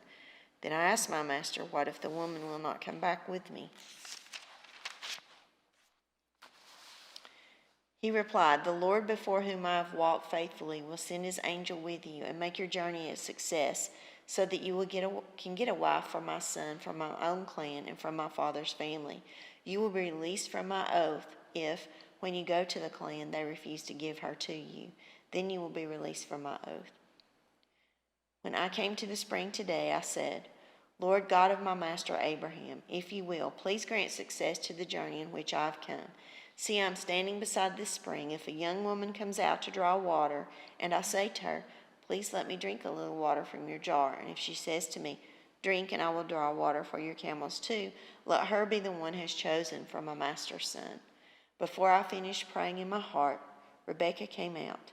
With her jar on her shoulder, she went down to the spring, drew the water, and I said to her, "Please give me a drink." She quickly lowered her jar from her shoulder and said, "Drink, and I will water your camels too." So I drank and watered the camels also. I asked her, "Whose daughter are you?" She said, "The daughter of Bethuel, son of Nahor, whom Milcah bore to him." Then I put the ring on her nose, and the bracelets on her arms, and I bowed down and worshipped the Lord. I praised the Lord, the God of my master Abraham, who led me on the right road to get the granddaughter of my master's brother for his son. Now if you will show kindness and faithfulness to my master, tell me, and if not, tell me so I know which way to turn." Laban and Bethuel answered, "This is from the Lord. We can say nothing to you one way or the other. Here is Rebekah. Take her and go, and let her become the wife of your master's son, as the Lord has directed." When Abraham's servants heard what they said, he bowed down to the ground before the Lord. Then the servants brought out gold and silver and jewelry and articles of clothing and gave them to Rebekah. He also gave costly gifts to her brother and to her mother. Then he and the men who were with him ate and drank and spent the night there. When they got up the next morning, he said, "Send me on my way to my master." But her brother and her mother replied, "Let the young woman remain with us for 10 days or so, then you may go." But he said to them, "Do not detain me, now that the Lord has granted success to my journey. Send me on my way so I may go to my master." Then they said, "Let's call the young woman and ask her about it." So when they called Rebekah and asked her, "Will you go with this man?" "I will go," she said. So they sent their sister Rebekah on their way, along with her nurse and Abraham's servant and his men. And they blessed Rebekah and said to her, "Our sister, may you increase to thousands upon thousands. May your offspring possess the cities of their enemies." Then Rebekah and her attendants got ready and mounted camels and went back to the man. So the servant took Rebekah and left. Now Isaac had come from Beer Lahai Roi, for he was living in the Negev. He went out to the field one evening to meditate. As he looked up, he saw camels approaching. Rebekah also looked up and saw Isaac. She got down from her camel and asked the servant, "Who is that man in the field coming to meet us?" "He is my master," the servant answered. So she took her veil and covered herself. Then the servant told Isaac all he had done. Isaac brought her into his tent of his mother Sarah, and he married Rebekah. So she became his wife, and he loved her. And Isaac was comforted after his mother's death. Genesis chapter 25.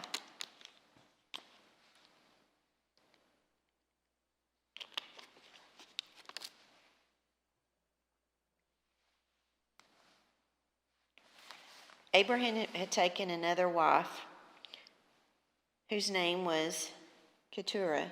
She bore him Zimram, Jokshan, Medan, Midian, Ishbak, and Shuah. Jokshan was the father of Sheba, and Dedan. The descendants of Dedan were Asherites. The Letushites and the Luamites, the sons of Midian, were Ephah, Epher, Hanok, Abidah, and Eldah. All these were descendants of Keturah. Abraham left everything he owned to Isaac, but while he was still living, he gave gifts to the son of his concubines and sent them away from his son Isaac to the land of the east. Abraham lived 175 years. Then Abraham breathed his last and died at a good old age, an old man and full of years, and he was gathered to his people. His sons Isaac and Ishmael buried him in the cave of Machpelah near Mamre, in the field of Ephron, the son of Zohar the Hittite.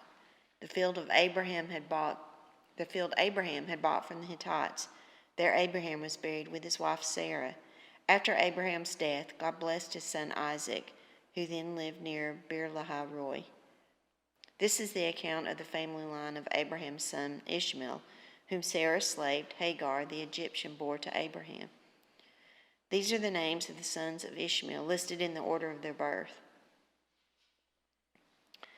Nebaioth the firstborn of Ishmael, Kedar, Adbeel, Mibsam, Mishma, Dumah, Massa, Hadad, Tema, Jetur, Naphish, Kedemah.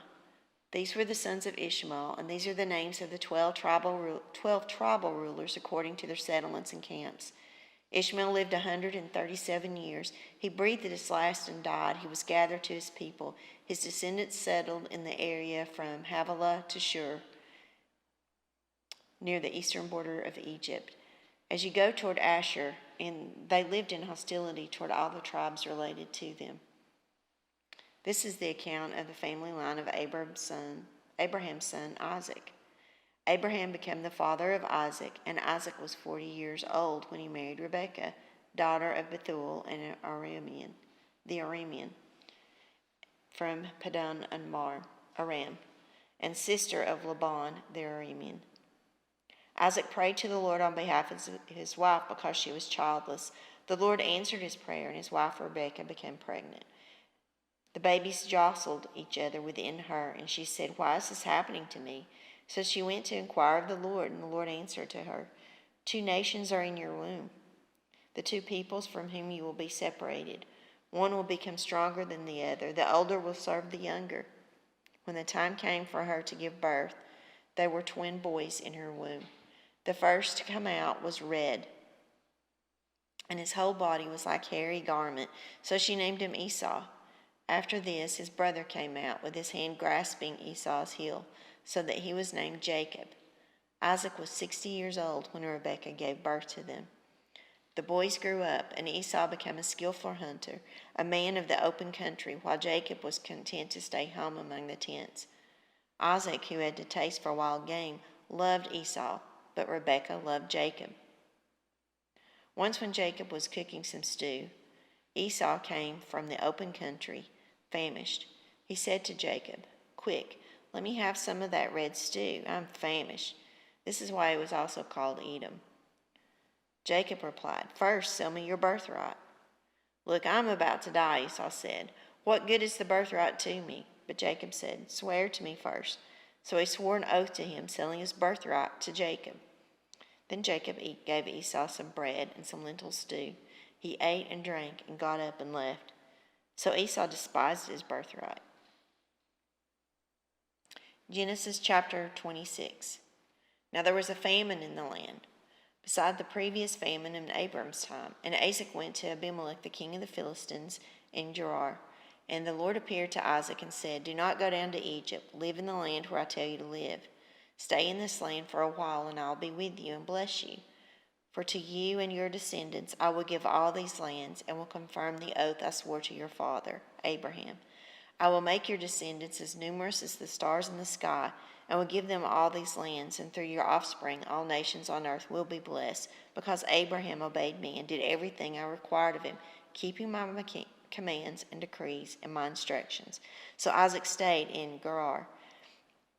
When the men of that place asked him about his wife, he said, "She is my sister," because he was afraid to say, "She is my wife." He thought, the men of this place might kill me on account of Rebekah, because she is beautiful. When Isaac had been there a long time, Abimelech, king of the Philistines, looked down from a window and saw Isaac caressing his wife Rebekah. So Abimelech summoned Isaac and said, "She is really your wife. Why did you say she is my sister?" Isaac said to him, "Because I thought I might lose my life on account of her." Then Abimelech said, "What is this you have done to us? One of the men might well have slept with your wife, and you would have brought guilt upon us." So Abimelech gave orders to all the people, "Anyone who harms this man or his wife shall surely be put to death." Isaac planted crops in that land, and in the same year reaped 100-fold, because the Lord had blessed him. The man became rich, and his wealth continued to grow until he became very wealthy. He had so many flocks and herds and servants that the Philistines envied him. So all the wells that his father's servants had dug in that time of his father Abraham, the Philistines stopped up, filling them with earth. Then Abimelech said to Isaac, "Move away from us. You have become too powerful for us." So Isaac moved away from there and encamped in the valley of Gerar, where he settled. Isaac reopened the wells that had been dug in the time of his father Abraham, which the Philistines had stopped up after Abraham died, and he gave them the same names his father had given them. Isaac's servants dug in the valley and discovered a well of fresh water there, but the herders of Gerar quarreled with those of Isaac and said, "The water is ours." So he named the well Esek, because they disputed with him. Then they dug another well, but they quarreled over that one also, so he named it Sitnah. He moved on from there and dug another well, and no one quarreled over it. He named it Rehoboth, saying, "Now the Lord has given us room, and we will flourish in the land." From there he went up to Beersheba. That night the Lord appeared to him and said, "I am the God of your father Abraham. Do not be afraid, for I am with you. I will bless you and will increase the number of your descendants for the sake of my servant Abraham." Isaac built an altar there and called upon the name of the Lord. There he pitched his tent, and there his servants dug a well. Meanwhile Abimelech had come to him from Gerar with Ahuzeth, his personal advisor, and Phicol, the commander of his forces. Isaac asked them, "Why have you come to me, since you were hostile to me and sent me away?" They answered, "We saw clearly that the Lord was with you. So we said, there ought to be a sworn agreement between us and you. Let us make a treaty with you that you will do us no harm, just as we did not harm you, but always treated you well and sent you away peacefully. And now you are blessed by the Lord." Early the next morning the men swore an oath to each other. Then Isaac sent them on their way, and they went away peacefully. That day Isaac's servants came and told him about the well they had dug. They said, "We found water." He called it Shibah, and to this day the name of the town has been Beersheba. When Esau was 40 years old, he married Judith, daughter of Beri the Hittite, and also Basemath, daughter of Elon the Hittite. They were a source of grief to Isaac and Rebekah. Genesis chapter 27. When Isaac was old and his eyes were so weak that he could no longer see, he called for Esau, his older son, and said to him, "My son." "Here I am," he answered.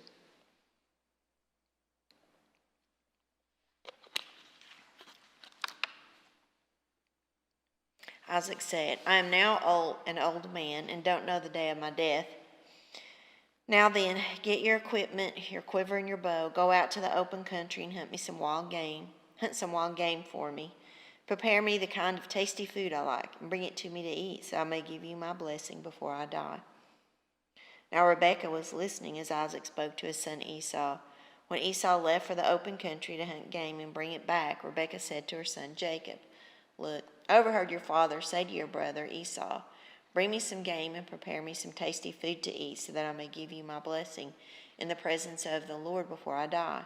Now, my son, listen carefully and do what I tell you. Go out to the flock, bring me 2 choice young goats, so I can prepare some tasty food for your father, just the way he likes it. Then take it to your father to eat, so that he may give you the blessing before he dies."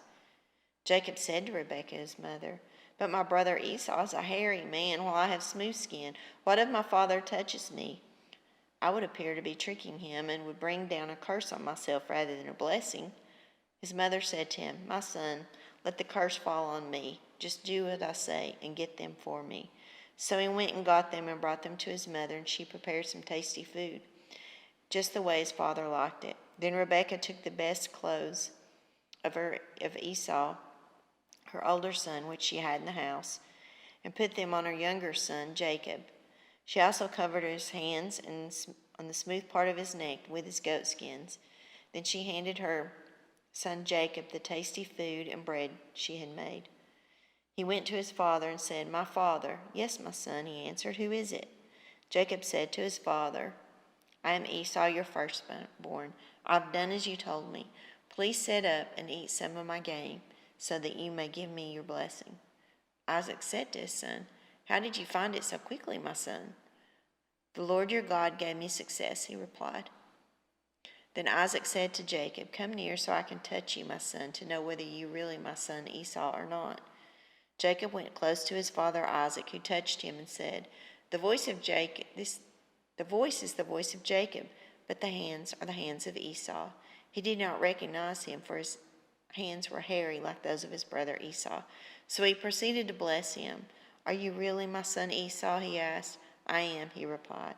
Then he said, "My son, bring me some of your game to eat, that I may give you my blessing." Jacob brought it to him, and he ate, and he brought some wine, and he drank. Then his father Isaac said to him, "Come here, my son, and kiss me." So he went to him and kissed him. When Isaac caught the smell of his clothes, he blessed him and said, "Ah, the smell of my son is the smell of a field that the Lord has blessed. May God give you heaven's dew and earth's richness, an abundance of grain and new wine. May nations serve you and peoples bow down to you. Be Lord over your brothers, and may the sons of your mother bow down to you. May those who curse you be cursed, and those who bless you be blessed." After Isaac finished blessing him, and Jacob scarcely left his father's presence, his brother Esau came in from hunting. He too prepared some tasty food and brought it to his father. Then he said to him, "My father, please sit up and eat some of my game so that you may give me your blessing." His father Isaac asked him, "Who are you?" "I'm your son," he answered, "your firstborn Esau." Isaac trembled violently and said, "Who was it then that hunted game and brought it to me? I ate it just before you came and blessed him, and indeed he will be blessed." When Esau heard his father's words, he burst out with a loud and bitter cry and said to his father, "Bless me too, my father." But he said, "Your brother came and deceitfully took your blessing." Esau said, "Isn't he rightly named Jacob? This is the second time he has taken advantage of me. He took my birthright, and now he's taken my blessing." Then he asked, "Haven't you reserved any blessings for me?" Isaac answered Esau, "I have made him lord over you, and have made all his relatives his servants, and I have sustained him with grain and new wine. So what can I possibly do for you, my son?" Esau said to his father, "Do you have only one blessing, my father? Bless me too, my father." Then Esau wept aloud. His father Isaac answered him, "Your dwelling will be away from the earth's richness, away from the dew of heaven above. You will live by the sword, and you will serve your brother. But when you grow restless, you will throw his yoke from off your neck." Esau held a grudge against Jacob because of the blessing his father had given him. He said to himself, "The days of mourning for my father are near. Then I will kill my brother Jacob." When Rebekah was told what her older son Esau had said, she sent for her younger son Jacob and said to him, "Your brother Esau is planning to avenge himself by killing you. Now then, my son, do what I say. Flee at once to my brother Laban in Haran. Stay with him for a while until your brother's fury subsides. When your brother is no longer angry with you and forgets what you did to him, I'll send word for you to come back from there. Why should I lose both of you in one day?" Then Rebekah said to Isaac, "I am disgusted between living because of these Hittite women. If Jacob takes a wife from among the women of this land, the Hittite women like these, my life will be not worth living." Genesis chapter 28. So Isaac called for Jacob and blessed him. Then he commanded him, "Do not marry a Canaanite woman. Go at once to Padan Aram, to the house of your mother's father Bethuel. Take a wife for yourself there from among the daughters of Laban, your mother's brother. May God Almighty bless you and make you fruitful and increase your numbers until you become a community of peoples. May he give you and your descendants the blessings given to Abraham, so that you may take possession of the land where you now reside as a foreigner, the land God gave to Abraham."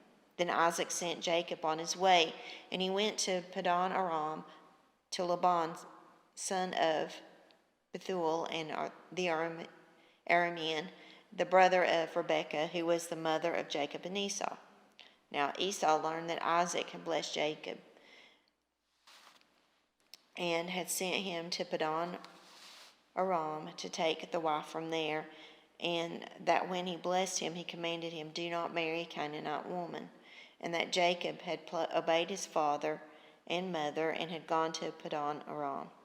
Esau then realized how displeasing the Canaanite women were to his father Isaac, so he went to Ishmael and married Mahalath, the sister of Nebaioth, the daughter of Ishmael, son of Abraham, in addition to the wives he already had.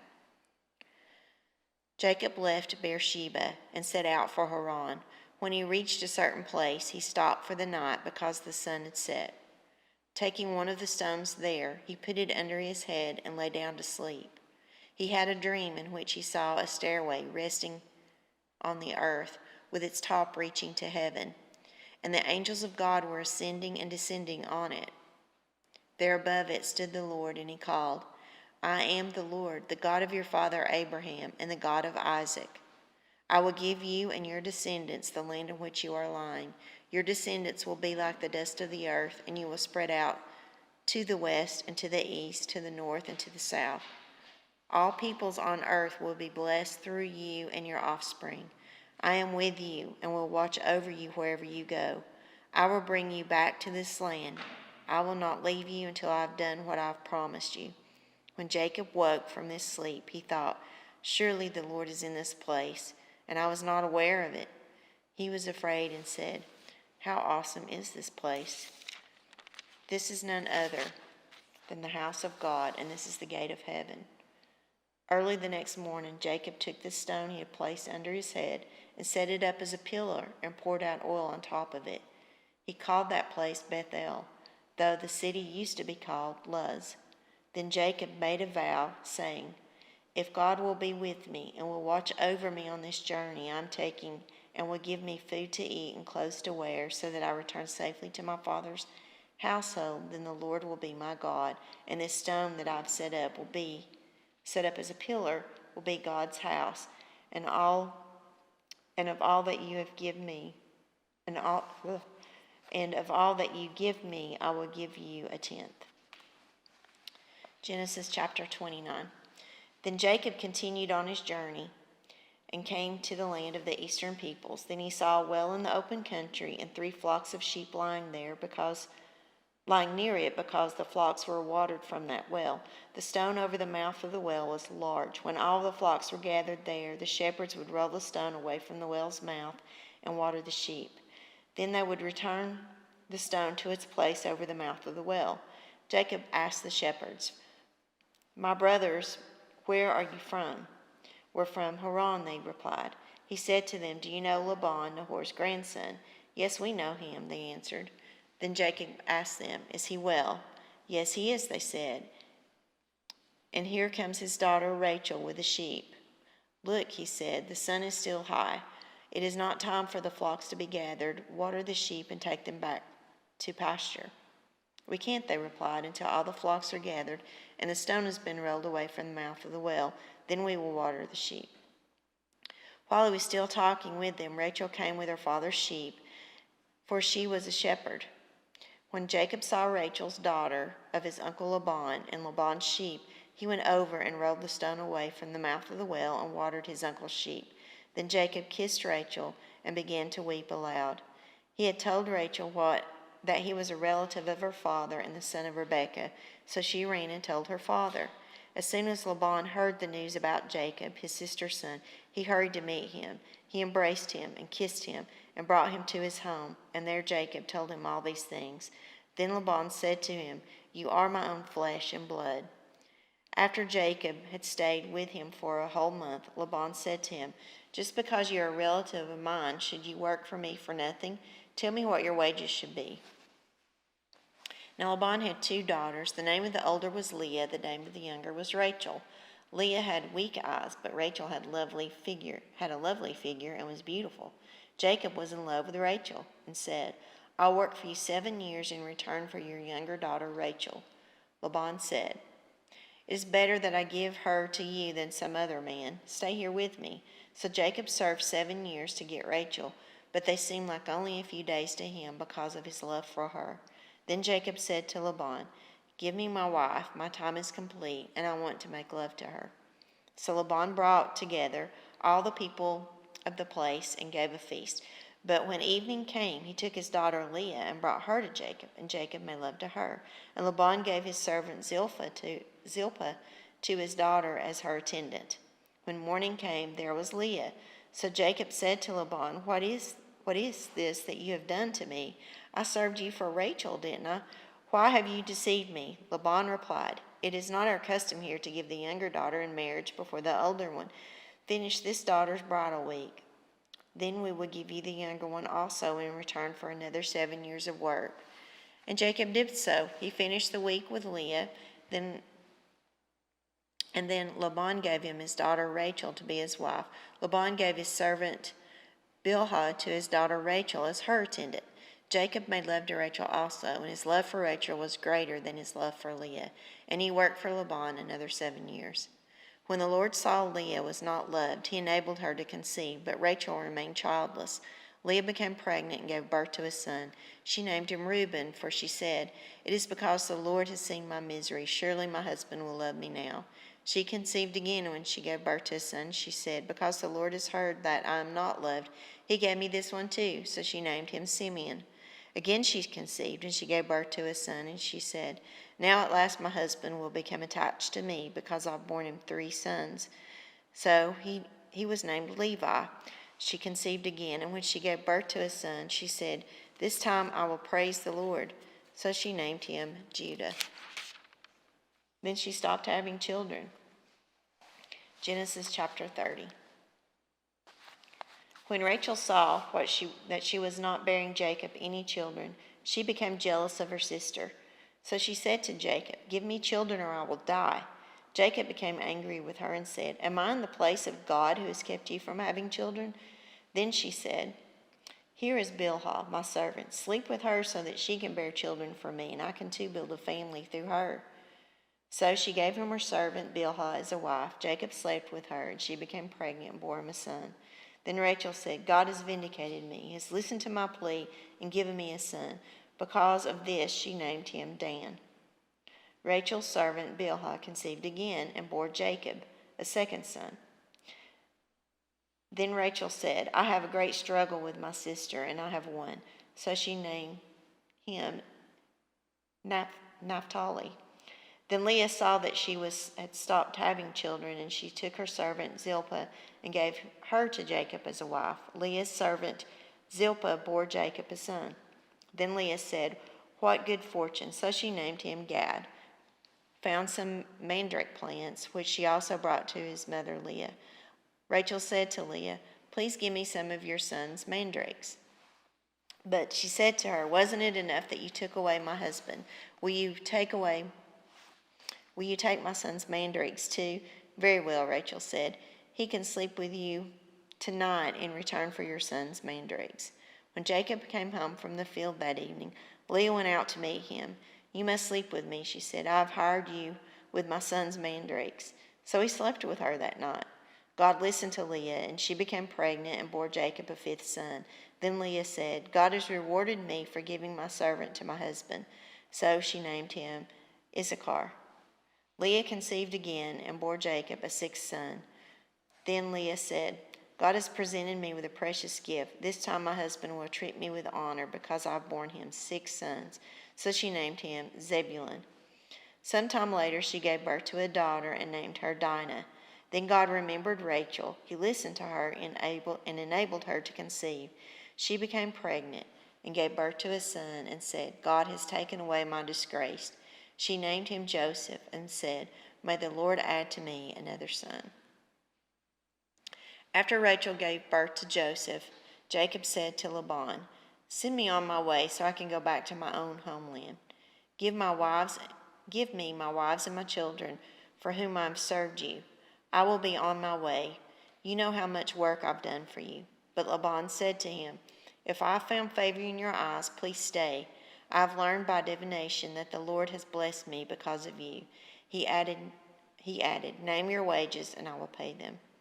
Jacob said to him, You know I have worked for you and how your livestock has fared under my care. The little you had before I came has increased greatly, and the Lord has blessed you wherever I have been. But now, when may I do something for my own household? What shall I give you? He asked. Don't give me anything, Jacob replied, but if you will do this one thing for me, I will go on tending your flocks and watching over them. Let me go through all your flocks today and remove from them every speckled or spotted sheep, every dark-colored lamb, and every spotted or speckled goat. then will be my wages, and my honesty will testify for me in the future whenever you check your wages that you have paid for me. Any goat in my possession that is not speckled or spotted, or any lamb that is not dark colored will be considered stolen." "Agreed," said Laban. "Let it be as you have said." That same day he removed all the male goats that were streaked or spotted, and all the speckled or spotted female goats, all that had white on them, and all the dark-colored lambs. He placed them in care of his sons. Then he put a 3-day journey between himself and Jacob continued to tend the rest of Laban's flocks. Jacob, however, took fresh-cut branches from poplar, almond, and plane trees, and made white stripes on them, peeling the bark and exposing the white inner wood of branches. Then he placed the peeled branches in all the watering troughs so that they would be directly in front of the flocks when they came to drink. When the flocks were in the heat and came to drink, they mated in front of the branches, and they bore young that were streaked and speckled or spotted. Jacob set apart the young of the flock by themselves, but made the rest face the streak and dark-colored animals that belonged to Laban. Thus he made separate flocks for himself and did not put them with Laban's animals whenever the stronger females were in heat. Jacob would place the branches in the troughs in front of the animals so they would mate near the branches. But if the animals were weak, he would not place them there. So the weak animals went to Laban, and the strong ones to Jacob. In this way the man grew exceedingly prosperous and came to own large flocks and female and male servants and camels and donkeys. Genesis 31.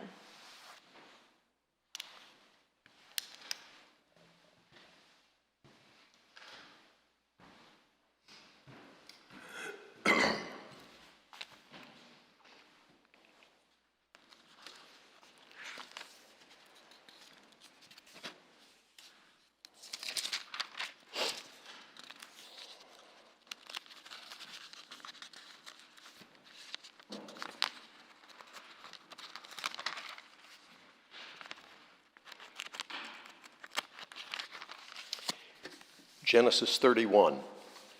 Jacob heard that Laban's sons were saying, "Jacob has taken everything our father owned and has gained all this wealth from what belonged to our father." And Jacob noticed that Laban's attitude toward him was not what it had been. Then the Lord said to Jacob, "Go back to the land of your fathers and to your relatives, and I will be with you." So Jacob sent word to Rachel and Leah to come out to the fields where his flocks were. He said to them, "I see that your father's attitude toward me is not what it was before, but the God of my father has been with me. You know that I've worked for your father with all my strength, yet your father has cheated me by changing my wages 10 times. However, God has not allowed him to harm me. If he said the speckled ones will be your wages, then all the flocks gave birth to speckled young. And if he said the streaked ones will be your wages, then all the flocks bore streaked young. So God has taken away your father's livestock and has given them to me.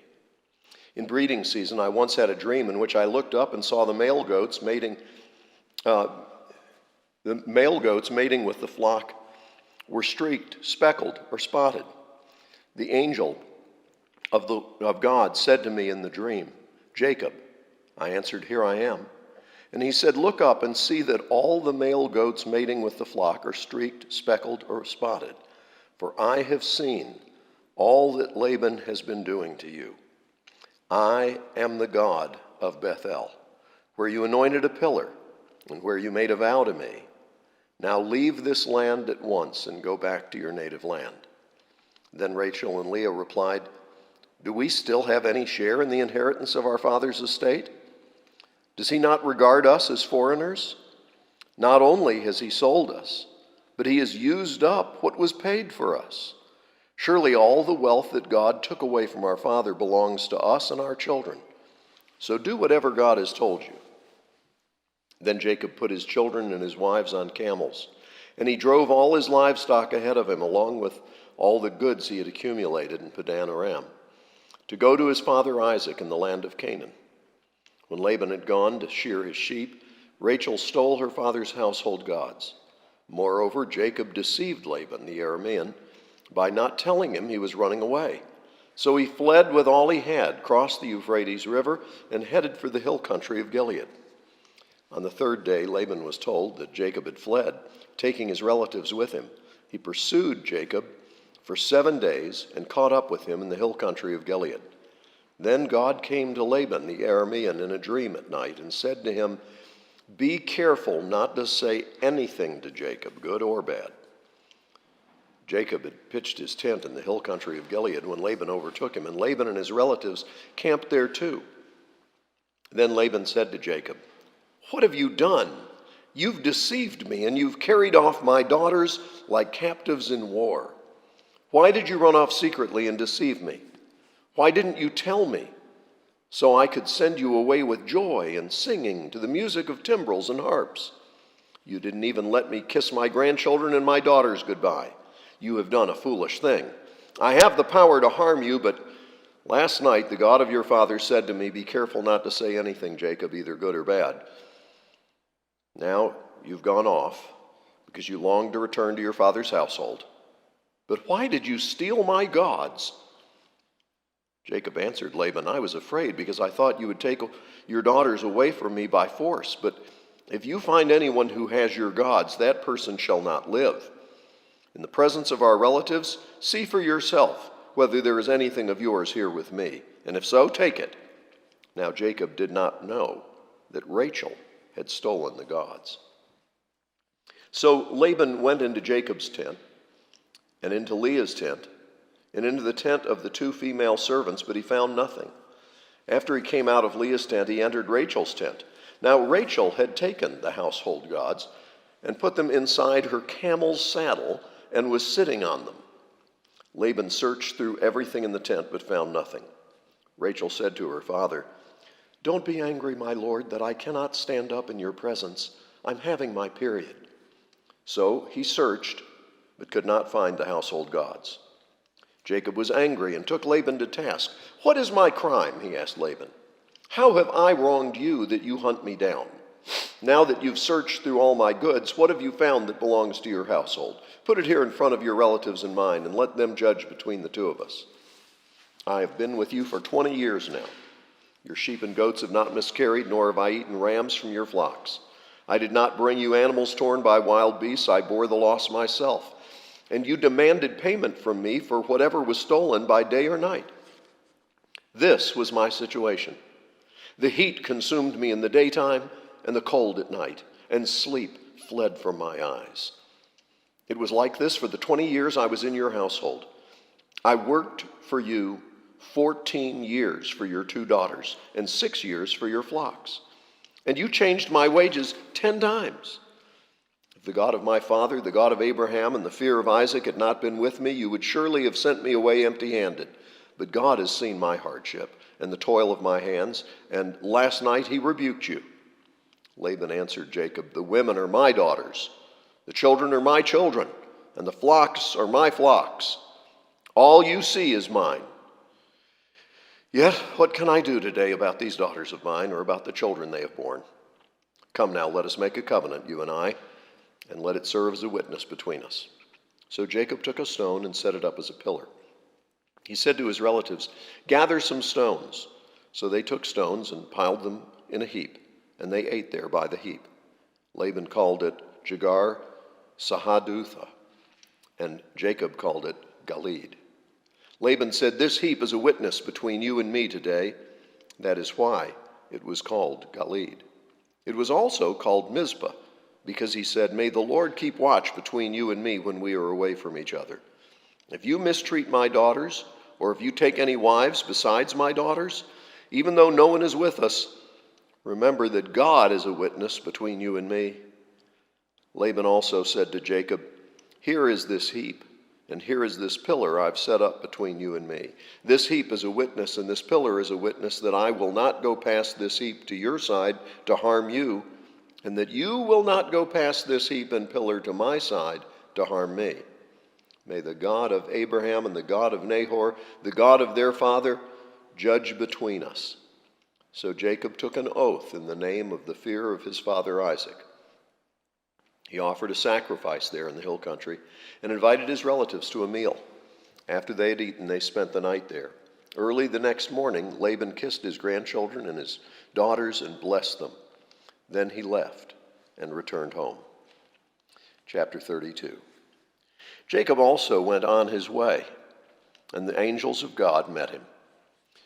When Jacob saw them, he said, "This is the camp of God." So he named that place Mahanaim.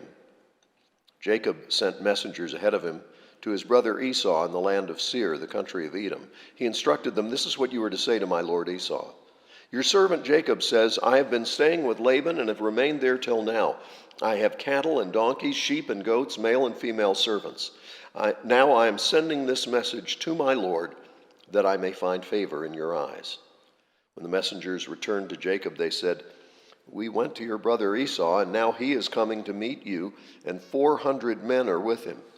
In great fear and distress, Jacob divided the people who were with him into two groups, and the flocks and herds and camels as well. He thought, if Esau comes and attacks one group, the group that is left may escape. Then Jacob prayed, "O God of my father Abraham, God of my father Isaac, Lord, you who said to me, 'Go back to your country and your relatives, and I will make you prosper.' I am unworthy of all the kindness and faithfulness you have shown your servant. I had only my staff when I crossed this Jordan, but now I have become two camps. Save me, I pray, from the hand of my brother Esau, for I am afraid he will come and attack me, and also the mothers with their children. But you have said, 'I will surely make you prosper, and will make your descendants like the sand of the sea, which cannot be counted.'" He spent the night there, and from what he had with him, he selected a gift for his brother Esau: 200 female goats and 20 male goats, 200 ewes and 20 rams, 30 female camels with their young, 40 cows and 10 bulls, and 20 female donkeys and 10 male donkeys. He put them in the care of his servants, each herd by itself, and said to his servants, "Go ahead of me and keep some space between the herds." He instructed the one in the lead, "When my brother meets you and asks, 'Who do you belong to, and where are you going, and who owns all these animals in front of you?' then you are to say, 'They belong to your servant Jacob. They are a gift sent to my lord Esau, and he is coming behind us.'" He also instructed the second, the third, and all the others who followed the herds. "You are to say the same thing to Esau when you meet him, and be sure to say, 'Your servant Jacob is coming behind us.'" For he thought, "I will pacify him with these gifts I am sending on ahead. Later, when I see him, perhaps he will receive me." So Jacob's gifts went on ahead of him, but he himself spent the night in the camp. That night, Jacob got up and took his 2 wives, his 2 female servants, and his 11 sons, and crossed the ford of the Jabbok. After he had sent them across the stream, he sent over all his possessions. So Jacob was left alone, and a man wrestled with him till daybreak. When the man saw that he could not overpower him, he touched the socket of Jacob's hip, so that his hip was wrenched as he wrestled with the man. Then the man said, "Let me go, for it is daybreak." But Jacob replied, "I will not let you go unless you bless me." The man asked him, "What is your name?" "Jacob," he answered. Then the man said, "Your name will no longer be Jacob, but Israel, because you have struggled with God and with humans and have overcome." Jacob said, "Please tell me your name." But he replied, "Why do you ask my name?" Then he blessed him there. So Jacob called the place Peniel, saying, "It is because I saw God face to face, and yet my life was spared." The sun rose above him as he passed Peniel, and he was limping because of his hip. Therefore, to this day, the Israelites do not eat the tendon attached to the socket of the hip, because the socket of Jacob's hip was touched near the tendon. Chapter 33. Jacob looked up, and there was Esau, coming with his 400 men. So he divided the children among Leah, Rachel, and the 2 female servants. He put the female servants and their children in front, and Leah and her children next, and Rachel and Joseph in the rear. He himself went on ahead and bowed down to the ground 7 times as he approached his brother. But Esau ran to meet Jacob and embraced him. He threw his arms around his neck and kissed him, and they wept. Then Esau looked up and saw the women and children. "Who are these with you?" he asked. Jacob answered, "They are the children God has graciously given your servant." Then the female servants and their children approached and bowed down. Next, Leah and her children came and bowed down. Last of all came Joseph and Rachel, and they too bowed down. Esau asked, "What's the meaning of all these flocks and herds I met?" "To find favor in your eyes, my lord," he said. But Esau said, "I already have plenty, my brother. Keep what you have for yourself." "No, please," said Jacob. "If I have found favor in your eyes, accept this gift from me. For to see your face is like seeing the face of God, now that you have received me favorably. Please accept the present that was brought to you. For God has been gracious to me, and I have all I need." And because Jacob insisted, Esau accepted it. Then Esau said, "Let us be on our way. I'll accompany you." But Jacob said to him, "My Lord knows that the children are tender, and that I must care for the ewes and cows that are nursing their young. If they are driven hard just one day, all the animals will die. So let my Lord go on ahead of his servant, while I move along slowly at the pace of the flocks and herds before me, and the pace of the children, until I come to my Lord in Seir." Esau said, "Then let me leave some of my men with you." "But why do that?" Jacob asked. "Just let me find favor in the eyes of my Lord." So that day Esau started on his way back to Seir. Jacob, however, went to Sukkah, where he built a place for himself and made shelters for his livestock. That is why the place is called Sukkah. After Jacob came from Padan Aram, he arrived safely at the city of Shechem in Canaan and camped within sight of the city. For 100 pieces of silver, he bought from the sons of Hamor, the father of Shechem, the plot of ground where he pitched his tent. There he set up an altar and called it El Eloi Israel. Chapter 34. Now Dinah, the daughter Leah had borne to Jacob, went out to visit the women of the land. When Shechem, son of Hamor the Hivite, the ruler of that area, saw her, he took her and raped her. His heart was drawn to Dinah, daughter of Jacob. He loved the young woman and spoke tenderly to her, and Shechem said to his father Hamor, "Get me this girl as my wife." When Jacob heard that his daughter Dinah had been defiled, his sons were in the fields with his livestock, so he did nothing about it until they came home. Then Shechem's father Hamor went out to talk with Jacob. Meanwhile, Jacob's sons had come in from the fields as soon as they heard what had happened. They were shocked and furious because Shechem had done an outrageous thing in Israel by sleeping with Jacob's daughter, a thing that should not be done. But Hamor said to them, "My son Shechem has his heart set on your daughter. Please give her to him as his wife. Intermarry with us. Give us your daughters and take our daughters for yourselves. You can settle among us. The land is open to you. Live in it, trade in it, and acquire property in it." Then Shechem said to Dinah's father and brothers, "Let me find favor in your eyes, and I will give you whatever you ask. Make the price for the bride and the gift I'm to bring as great as you like, and I'll pay whatever you ask me. Only give me the young woman as my wife." Because their sister Dinah had been defiled, Jacob's sons replied deceitfully as they spoke to Shechem and his father Hamor. They said to them, "We can't do such a thing. We can't give our sister to a man who is not circumcised. That would be a disgrace to us. We will enter into an agreement with you on one condition only, that you become like us by circumcising all your males. Then we will give you our daughters and take your daughters for ourselves. We'll settle among you and become one people with you. But if you will not agree to be circumcised, we'll take our sister and go." Their proposal seemed good to Hamor and his son Shechem. The young man, who was the most honored of all his father's family, lost no time in doing what they said, because he was delighted with Jacob's daughter. So Hamor and his son Shechem went to the gate of their city to speak to the men of the city. "These men are friendly toward us," they said. "Let them live in our land and trade in it. The land has plenty of room for them. We can marry their daughters and they can marry ours.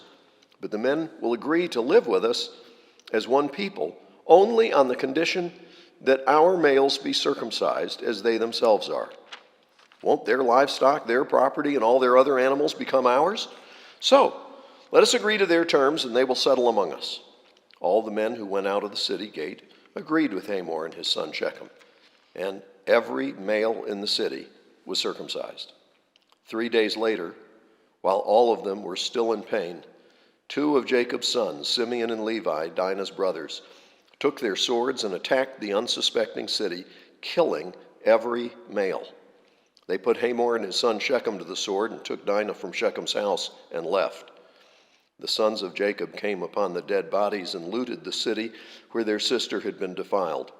They seized their flocks and herds and donkeys and everything else of theirs in the city and out in the fields. They carried off all their wealth and all their women and children, taking as plunder everything in the houses. Then Jacob said to Simeon and Levi, "You've brought trouble on me by making me obnoxious to the Canaanites and Perizzites, the people living in this land. We are few in number, and if they join forces against me and attack me, I and my household will be destroyed." But they replied, "Should he have treated our sister like a prostitute?" Chapter 35 is next. Then God said to Jacob, "Go up to Bethel and settle there, and build an altar there to God, who appeared to you when you were fleeing from your brother Esau." So Jacob said to his household and to all who were with him, "Get rid of the foreign gods you have with you, and purify yourselves and change your clothes. Then come, let us go up to Bethel, where I will build an altar to God, who answered me in the day of my distress, and who has been with me wherever I have gone." So they gave Jacob all the foreign gods they had and the rings in their ears, and Jacob buried them under the oak at Shechem. Then they set out, and the terror of God fell on the towns all around them, so that no one pursued them. Jacob and all the people with him came to Luz, that is Bethel, in the land of Canaan. There he built an altar, and he called the place El Bethel, because it was there that God revealed himself to him when he was fleeing from his brother. Now Deborah, Rebekah's nurse, died and was buried under the oak outside Bethel. So it was named Elon Bakuth. After Jacob returned from Paddan Aram, God appeared to him again and blessed him. God said to him, "Your name is Jacob, but you will no longer be called Jacob. Your name will be Israel." So he named him Israel. And God said to him, "I am God Almighty. Be fruitful and increase in number. A nation and a community of nations will come from you, and kings will be among your descendants. The land I gave to Abraham and Isaac I also give to you, and I will give this land to your descendants after you." Then God went up from him at the place where he had talked with him. Jacob set up a stone pillar at the place where God had talked with him, and he poured out a drink offering on it. He also poured oil on it. Jacob called the place where God had talked with him Bethel. Then they moved on from Bethel. While they were still some distance from Ephrath, Rachel began to give birth and had great difficulty. And as she was having great difficulty in childbirth, the midwife said to her, "Don't despair, for you have another son." As she breathed her last, for she was dying, she named her son Ben-Oni, but his father named him Benjamin. So Rachel died and was buried on the way to Ephrath, that is Bethlehem. Over her tomb, Jacob set up a pillar, and to this day that pillar marks Rachel's tomb. Israel moved on again and pitched his tent beyond Migdal Eder. While Israel was living in that region, Reuben went in and slept with his father's concubine, Bilhah, and Israel heard of it. Jacob had 12 sons, the sons of Leah, Reuben the firstborn of Jacob, Simeon, Levi, Judah, Issachar, and Zebulun. The sons of Rachel, Joseph and Benjamin. The sons of Rachel's servant Bilhah, Dan and Naphtali. The sons of Leah's servant Zilpah, Gad and Asher. These were the sons of Jacob who were born to him in Paddan Aram. Jacob came home to his father Isaac in Mamre, near Kiribath Arba, that is Hebron, where Abram and Isaac had stayed. Isaac lived 180 years. Then he breathed his last and died and was gathered to his people, old and full of years, and his sons Esau and Jacob buried him. This is the account of the family line of Esau, that is Edom. Esau took his wives from the women of Canaan, Adah, daughter of Elon the Hittite, and Oholibamah, daughter of Anna and granddaughter of Zibeon and the Hivite, also Basemath, daughter of Ishmael and the sister of Nebaioth. Adah bore Eliphaz to Esau, Basemath bore Ruel, and Oholibamah bore Jeshush, Jalem, and Korah. These were the sons of Esau, who were born to him in Canaan. Esau took his wives and sons and daughters and all the members of his household, as well as his livestock and all his other animals, and all the goods he had acquired in Canaan, and moved to a land some distance from his brother Jacob. Their possessions were too great for them to remain together. The land where they were staying could not support them both because of their livestock. So Esau, that is Edom, settled in the hill country of Seir. This is the account of the family line of Esau, the father of the Edomites, in the hill country of Seir. These are the names of Esau's sons: Eliphaz, the son of Esau's wife Adah, and Ruel, the son of Esau's wife Basemath. The sons of Eliphaz: Teman, Omar, Zepho, Gatam, and Kenaz. Esau's son Eliphaz also had a concubine named Timnah, who bore him Amalek. These were grandsons of Esau's wife Adah. The sons of Ruel: Nahath, Zerah, Shammah, and Mizah. These were grandsons of Esau's wife Basemath. The sons of Esau's wife Oholibamah, daughter of Anah and granddaughter of Zibeon, whom she bore to Esau: Jush, Jalem, and Korah. These were the chiefs among Esau's descendants. The sons of Eliphaz, the firstborn of Esau, chiefs Teman, Omar, Zepho, Kenaz, Korah, Gatam, and Amalek. These were the chiefs descended from Eliphaz in Edom. They were grandsons of Adah. The sons of Esau's son Ruel, chiefs Nahath, Zerah, Shammah, and Mizah. These were the chiefs descended from Ruel and Edom. They were grandsons of Esau's wife Basemath. The sons of Esau's wife Oholibamah, chiefs Jush, Jalem, and Korah. These were the chiefs descended from Esau's wife Oholibamah, daughter of Anah. These were the sons of Esau, that is Edom, and these were their chiefs. These were the sons of Seir the Horite, who were living in the region: Lodan, Shobal, Zibeon, Anna, Dishan, Ezer, and Dishan. These sons of Seir and Edom were Horite chiefs. The sons of Lodan: Hori and Haman. Timnah was Lodan's sister. The sons of Shobal: Alvan, Manahath, Ebal, Shepho, and Onam. The sons of Zibeon: Ahiah and Anah. This is the Anah who discovered the hot springs in the desert while he was grazing the donkeys of his father Zibeon. The children of Anah: Dishan and Oholibamah, daughter of Anah. The sons of Dishan: Hemdan, Eshban, Ithran, and Karen. The sons of Ezer: Bilhan, Zeban, and Ekan. The sons of Dishan: Uz and Aram. These were the Horite chiefs: Lodam, Shobal, Zibeon, Anah, Dishan, Ezer, and Dishan. These were the Horite chiefs according to their divisions in the land of Seir. These were the kings who reigned in Edom before any Israelite king reigned. Bela, son of Bor, became king of Edom. His city was named Dinhabah. Then Bela died. Jobab, son of Zezer from Bozrah, succeeded him as king. When Jobab died, Husham from the land of the Temanites succeeded him as king. When Husham died, Hadad, the son of Bedad, who defeated Midian in the country of Moab, succeeded him as king. His city was named Ibith.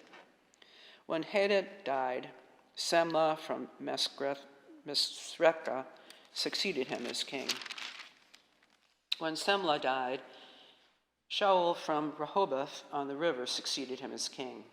When Shaul died, Baal-Hanan, son of Ikbar, succeeded him as king. When Baal-Hanan, son of Ekbar, died, Hadad succeeded him as king. His city was named Pau, and his wife's name was Mehetabel, daughter of Metred, the daughter of Me-Zahab. These were the chiefs descended from Esau by name, according to their clans and regions: Timnah, Alva, Jephthah, Aholibamah, Ela, Pinan, Kenaz, Timon, Mispar, Magdiel, and Iram. These were the chiefs of Edom, according to their settlements in the land they occupied. This is the family line of Esau, the father of the Edomites. Chapter 37. Jacob lived in the land where his father had stayed, the land of Canaan. This is the account of Jacob's family line. Joseph, a young man of 17, was tending the flocks with his brothers, the sons of Bilhah, and the sons of Zilpah, his father's wives, and he brought their father a bad report about them. Now Israel loved Joseph more than any of his other sons, because he had been born to him in his old age, and he had made an ornate robe for him. When his brothers saw that their father loved him more than any of them, they hated him and could not speak a kind word to him. Joseph had a dream, and when he told it to his brothers, they hated him all the more. He said to them, "Listen to this dream I had. We were binding sheaves of grain out in the field, when suddenly my sheaf rose and stood upright, while your sheaves gathered around mine and bowed down to it." His brothers said to him, "Do you intend to reign over us? Will you actually rule us?" And they hated him all the more because of his dream and what he had said. Then he had another dream, and he told it to his brothers. "Listen," he said, "I had another dream, and this time the sun and moon and 11 stars were bowing down to me." When he told his father as well as his brothers, his father rebuked him and said, "What is this dream you had? Will your mother and I and your brothers actually come and bow down to the ground before you?" His brothers were jealous of him, but his father kept the matter in mind. Now his brothers had gone to graze their father's flocks near Shechem, and Israel said to Joseph, "As you know, your brothers are grazing the flocks near Shechem. Come, I am going to send you to them." "Very well," he replied. So he said to him, "Go and see if all is well with your brothers and with the flocks, and bring word back to me." Then he sent him off from the valley of Hebron. When Joseph arrived at Shechem, a man found him wandering around in the fields and asked him, "What are you looking for?" He replied, "I'm looking for my brothers. Can you tell me where they are grazing their flocks?" "They have moved on from here," the man answered. "I heard them say, 'Let's go to Dothan.'" So Joseph went after his brothers and found them near Dothan. But they saw him in the distance, and before he reached them, they plotted to kill him. "Here comes that dreamer," they said to each other. "Come now, let's kill him and throw him into one of these cisterns and say that a ferocious animal devoured him. Then we'll see what comes of his dreams." When Reuben heard this, he tried to rescue him from their hands. "Let's not take his life," he said. "Don't shed any blood. Throw him into this cistern here in the wilderness, but don't lay a hand on him." Reuben said this to rescue him from them and take him back to his father. So when Joseph came to his brothers, they stripped him of his robe, the ornate robe he was wearing, and they took him and threw him into the cistern. The cistern was empty. There was no water in it. As they sat down to eat their meal, they looked up and saw a caravan of Ishmaelites coming from Gilead. Their camels were loaded with spices, balm, and myrrh, and they were on their way to take them down to Egypt. Judah said to his brothers, "What will we gain if we kill our brother and cover up his blood? Come, let's sell him to the Ishmaelites and not lay our hands on him. After all, he is our brother, our own flesh and blood." His brothers agreed. So when the Midianite merchants came by, his brothers pulled Joseph up out of the cistern and sold him for 20 shekels of silver to the Ishmaelites, who took him to Egypt. When Reuben returned to the cistern and saw that Joseph was not there, he tore his clothes. He went back to his brothers and said, "The boy isn't there. Where can I turn now?" Then they got Joseph's robe, slaughtered a goat, and dipped the robe in the blood. They took the ornate robe back to their father and said, We found this. Examine it to see whether it is your son's robe. He recognized it and said, It is my son's robe. Some ferocious animal has devoured him. Joseph has surely been torn to pieces. Then Jacob tore his clothes, put on sackcloth, and mourned for his son many days. All his sons and daughters came to comfort him, but he refused to be comforted. No, he said, I will continue to mourn until I join my son in the grave. So his father wept for him. Meanwhile, the Midianites sold Joseph in Egypt to Potiphar, one of Pharaoh's officials, the captain of the guard. Chapter 38. At that time, Judah left his brothers and went down to stay with a man of Adullam named Hira. There Judah met the daughter of a Canaanite man named Shua. He married her and made love to her. She became pregnant and gave birth to a son, who was named She conceived again and gave birth to a son and named him Onan. She gave birth to still another son and named him Shelah. It was at Kizib that she gave birth to him. Judah got a wife for his firstborn, and her name was Tamar. But Judah's firstborn, was wicked in the Lord's sight, so the Lord put him to death. Then Judah said to Onan, Sleep with your brother's wife and fulfill your duty to her as a brother-in-law, to raise up offspring for your brother. But Onan knew that the child would not be his, so whenever he slept with his brother's wife, he spilled his semen on the ground to keep from providing offspring for his brother. What he did was wicked in the Lord's sight, so the Lord put him to death also. Judah then said to his daughter-in-law Tamar, Live as a widow in your father's household until my son Shelah grows up. For he thought, he may die too, just like his brothers. So Tamar went to live in her father's household. After a long time, Judah's wife, the daughter of Shua, died. When Judah had recovered from his grief, he went up to Timnah to the men who were shearing his sheep, and his friend Hira, the Adullamite, went with him.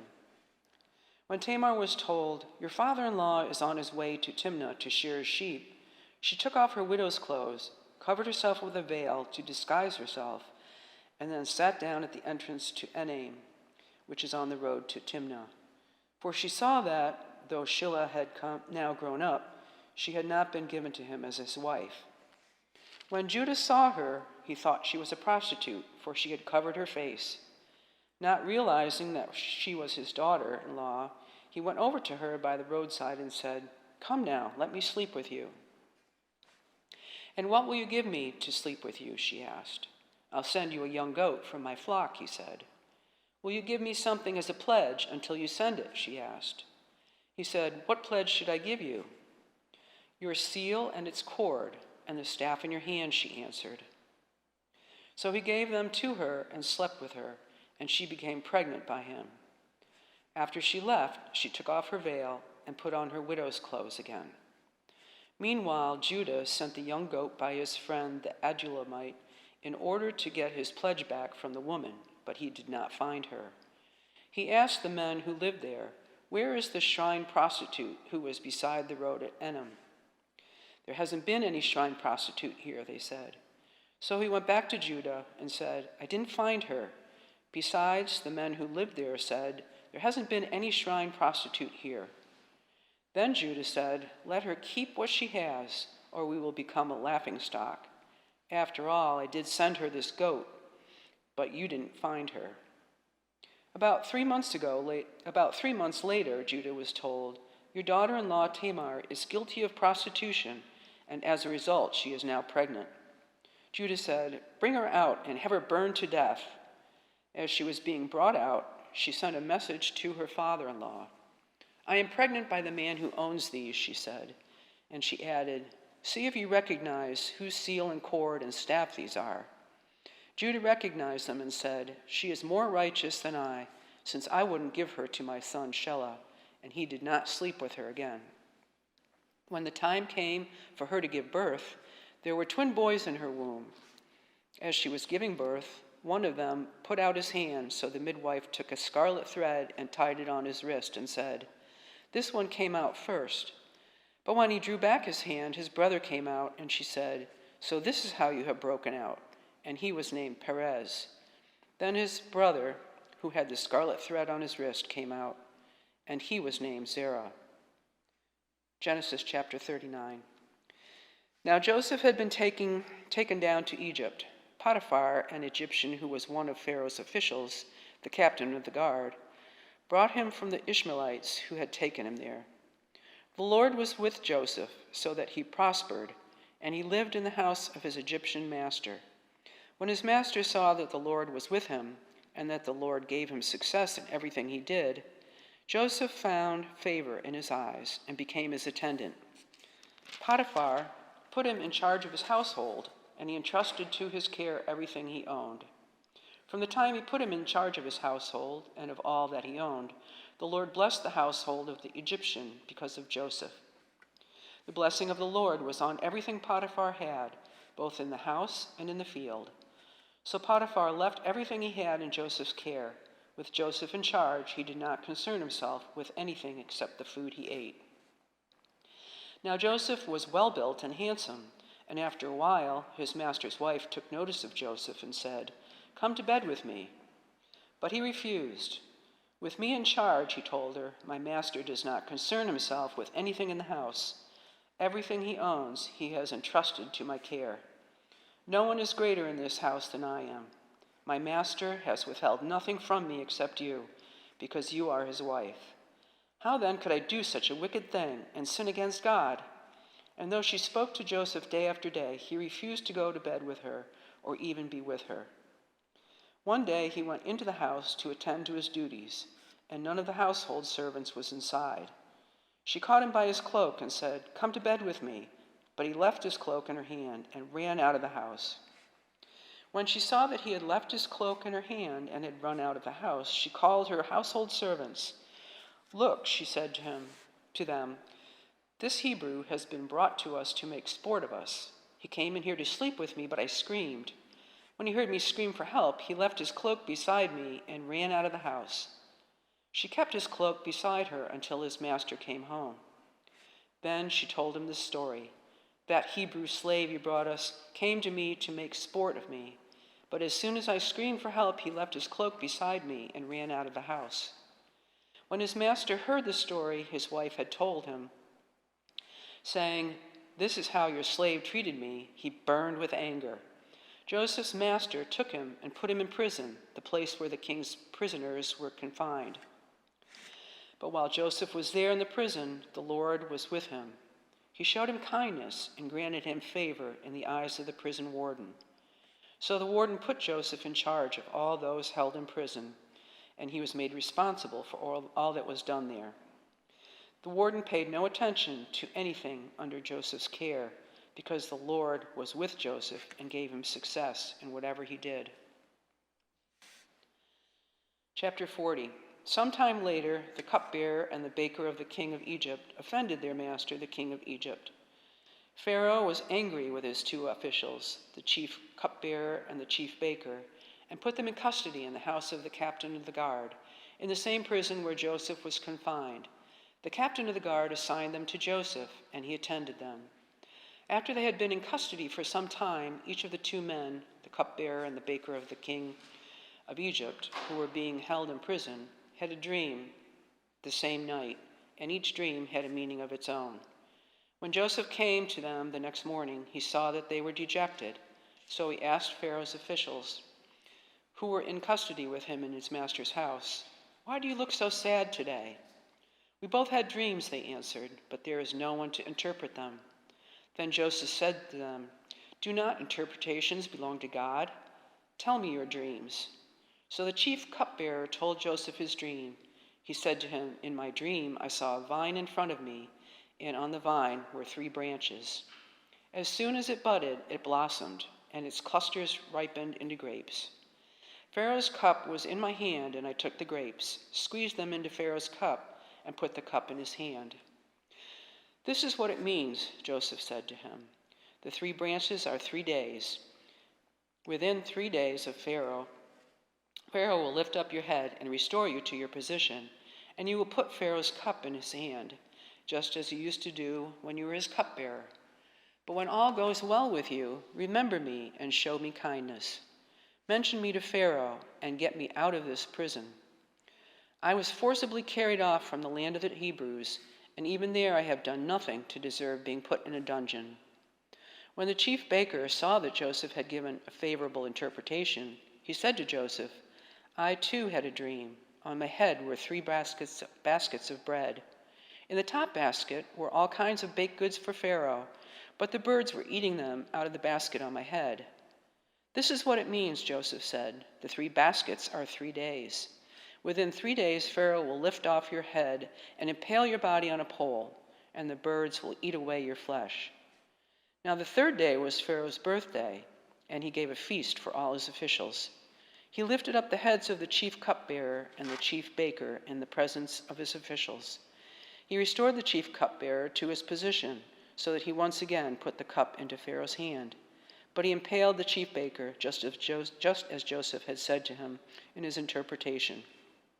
The chief cupbearer, however, did not remember Joseph. He forgot him. Genesis chapter 41.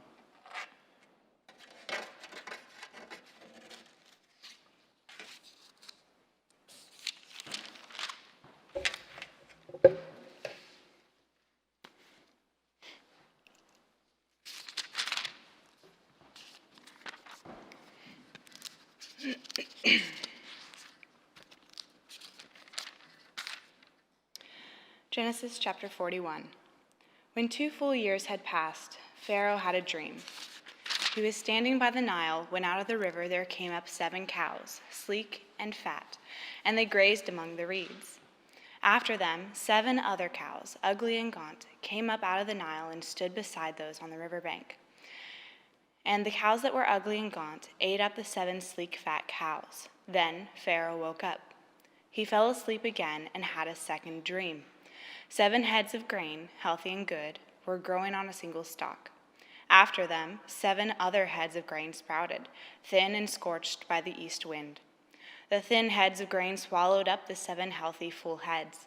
Then Pharaoh woke up. It had been a dream. In the morning, his mind was troubled, so he sent for all the magicians and wise men of Egypt. Pharaoh told them his dreams, but no one could interpret them for him. Then the chief cupbearer said to Pharaoh, "Today I am reminded of my shortcomings. Pharaoh was once angry with his servants, and he imprisoned me and the chief baker in the house of the captain of the guard. Each of us had a dream the same night, and each dream had a meaning of its own. Now a young Hebrew was there with us, a servant of the captain of the guard.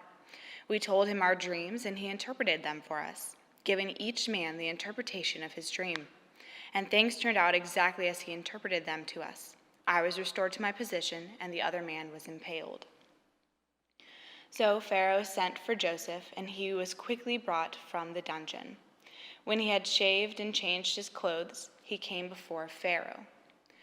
Pharaoh said to Joseph, "I had a dream, but no one can interpret it. But I have heard it said of you that when you hear a dream, you can interpret it." "I cannot do it," Joseph replied to Pharaoh, "but God will give Pharaoh the answer he desires."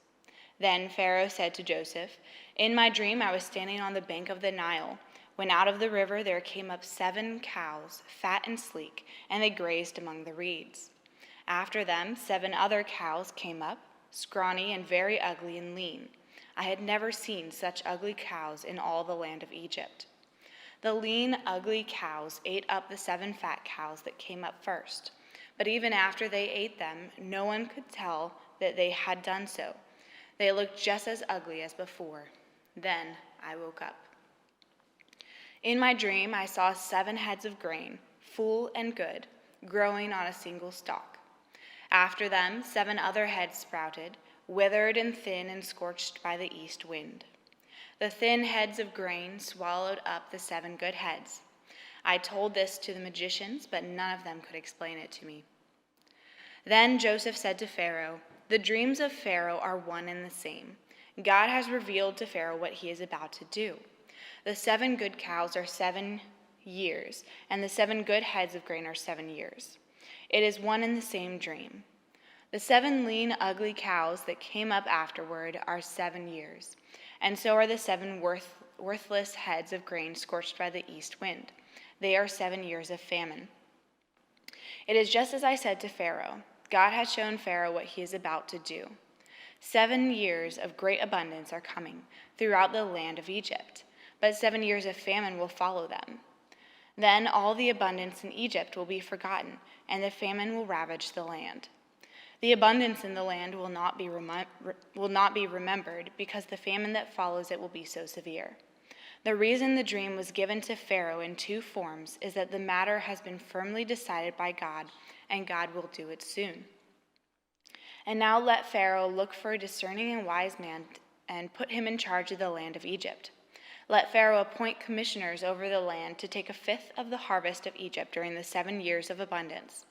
They should collect all the food of these good years that are coming and store up the grain under the authority of Pharaoh to be kept in the cities for food. This food should be held in reserve for the country, to be used during the 7 years of famine that will come upon Egypt, so that the country may not be ruined by the famine. The plan seemed good to Pharaoh and to all his officials, so Pharaoh asked them, "Can we find anyone like this man, one in whom is the Spirit of God?" Then Pharaoh said to Joseph, "Since God has made all this known to you, there is no one so discerning and wise as you. You shall be in charge of my palace, and all my people are to submit to your orders. Only with respect to the throne will I be greater than you." So Pharaoh said to Joseph, "I hereby put you in charge of the whole land of Egypt." Then Pharaoh took his signet ring from his finger and put it on Joseph's finger. He dressed him in robes of fine linen and put a gold chain around his neck. He had him ride in a chariot as his second in command, and people shouted before him, "Make way!" Thus he put him in charge of the whole land of Egypt. Then Pharaoh said to Joseph, "I am Pharaoh, but without your word no one will lift hand or foot in all Egypt." Pharaoh gave Joseph the name Zaphenath-Paneah and gave him Asenath, daughter of Potiphera, priest of On, to be his wife. And Joseph went throughout the land of Egypt. Joseph was 30 years old when he entered the service of Pharaoh, king of Egypt. And Joseph went out from Pharaoh's presence and traveled throughout Egypt. During the 7 years of abundance, the land produced plentifully. Joseph collected all the food produced in those 7 years of abundance in Egypt and stored it in the cities. In each city, he put the food grown in the fields surrounding it. Joseph stored up huge quantities of grain, like the sand of the sea. It was so much that he stopped keeping records because it was beyond measure. Before the years of famine came, 2 sons were born to Joseph by Asenath, daughter of Potiphera, priest of On. Joseph named his firstborn Manasseh and said, "It is because God has made me forget all my trouble and all my father's household." The second son he named Ephraim and said, "It is because God has made me fruitful in the land of my suffering." The 7 years of abundance in Egypt came to an end, and the 7 years of famine began, just as Joseph had said.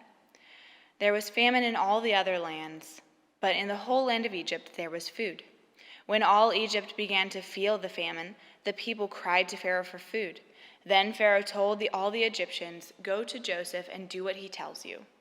When the famine had spread over the whole country, Joseph opened all the storehouses and sold grain to the Egyptians, for the famine was severe throughout Egypt. And all the world came to Egypt to buy grain from Joseph, because the famine was severe everywhere. Genesis chapter 42. When Jacob learned that there was grain in Egypt, he said to his sons, "Why do you just keep looking at each other?"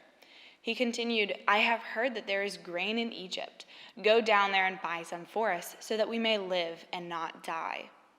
Then 10 of Joseph's brothers went down to buy grain from Egypt, but Jacob did not send Benjamin, Joseph's brother, with the others, because he was afraid that harm might come to him.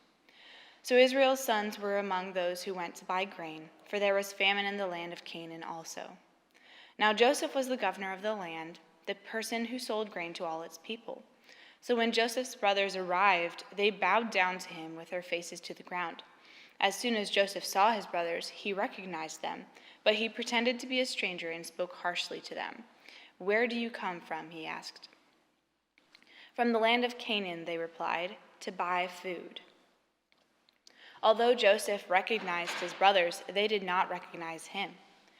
Then he remembered his dreams about them and said to them, "You are spies. You have come to see where our land is unprotected." "No, my lord," they answered. "Your servants have come to buy food. We are all the sons of one man. Your servants are honest men, not spies." "No," he said to them, "you have come to see where our land is unprotected." But they replied, "Your servants were 12 brothers, the sons of one man, who lives in the land of Canaan. The youngest is now with our father, and one is no more." Joseph said to them, "It is just as I told you. You are spies, and this is how you will be tested. As surely as Pharaoh lives, you will not leave this place unless your youngest brother comes here. Send one of your number to get your brother. The rest of you will be kept in prison, so that your words may be tested to see if you are telling the truth. If you are not, then as surely as Pharaoh lives, you are spies." And he put them all in custody for 3 days. On the 3rd day, Joseph said to them, "Do this and you will live, for I fear God. If you are honest men, let one of your brothers stay here in prison while the rest of you go and take grain back for your starving households. But you must bring your youngest brother to me, so that your words may be verified and that you may not die." This they proceeded to do. They said to one another, "Surely we are being punished because of our brother. We saw how distressed he was when he pleaded with us for his life, but we would not listen. That's why this distress has come upon us." Reuben replied, "Didn't I tell you not to sin against the boy? But you wouldn't listen. Now we must give an accounting for his blood." They did not realize that Joseph could understand them, since he was using an interpreter. He turned away from them and began to weep, but then came back and spoke to them again. He had Simeon taken from them and bound before their eyes. Joseph gave orders to fill their bags with grain, to put each man's silver back in his sack, and to give them provisions for their journey. After this was done for them, they loaded their grain on their donkeys and left. At the place where they stopped for the night, one of them opened his sack to get feed for his donkey, and he saw his silver in the mouth of his sack. "My silver has been returned," he said to his brothers. "Here it is in my sack."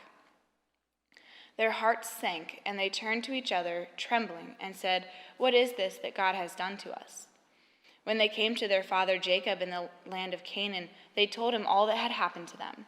They said, "The man who is lord over the land spoke harshly to us and treated us as though we were spying on the land. But we said to him, 'We are honest men. We are not spies. We were 12 brothers, son of one father. One is no more, and the youngest is now with our father in Canaan.' Then the man who is lord over the land said to us, 'This is how I will know whether you are honest men. Leave one of your brothers here with me, and take food for your starving households and go. But bring your youngest brother to me, so I will know that you are not spies but honest men. Then I will give your brother back to you, and you can trade in the land.' As they were emptying their sacks, there in each man's sack was his pouch of silver.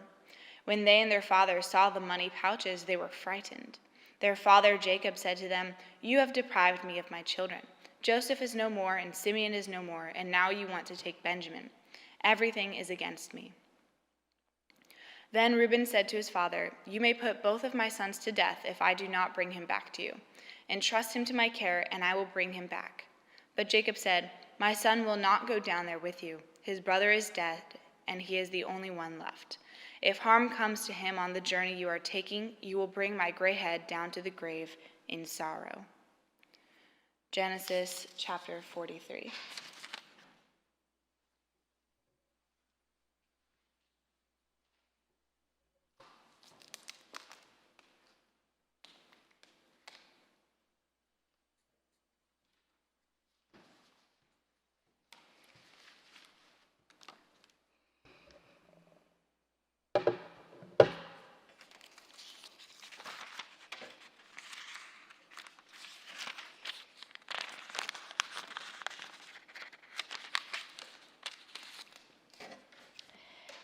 Genesis chapter 43.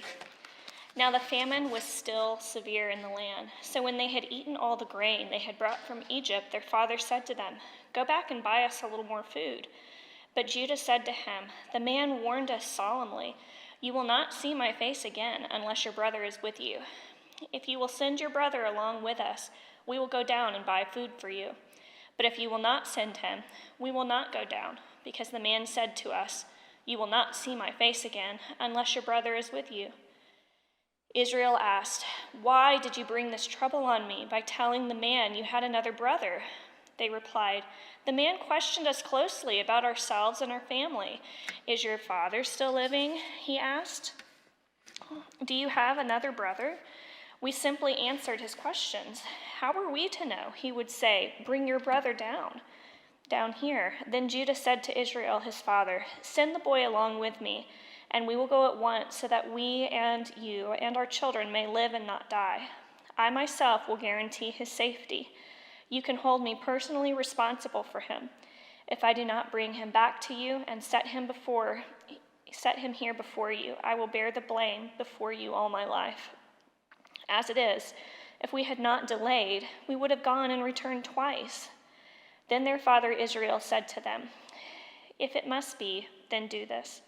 Put some of the best products of the land in your bags and take them down to the man as a gift, a little balm and a little honey, some spices and myrrh, some pistachio nuts and almonds.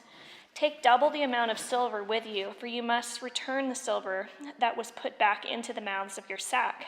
Perhaps it was a mistake. Take your brother also and go back to the man at once. And may God Almighty grant you mercy before the man, so that he will let your other brother and Benjamin come back with you. As for me, if I am bereaved, I am bereaved.' So the men took the gifts and double the amount of silver, and Benjamin also. They hurried down to Egypt and presented themselves to Joseph. When Joseph saw Benjamin with them, he said to the steward of his house, 'Take these men to my house, slaughter an animal, and prepare a meal. They are to eat with me at noon.'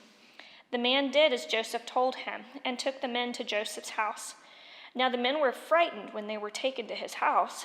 They thought, 'We were brought here because of the silver that was put into our sacks the first time. He wants to attack us and overpower us and seize us as slaves and take our donkeys.'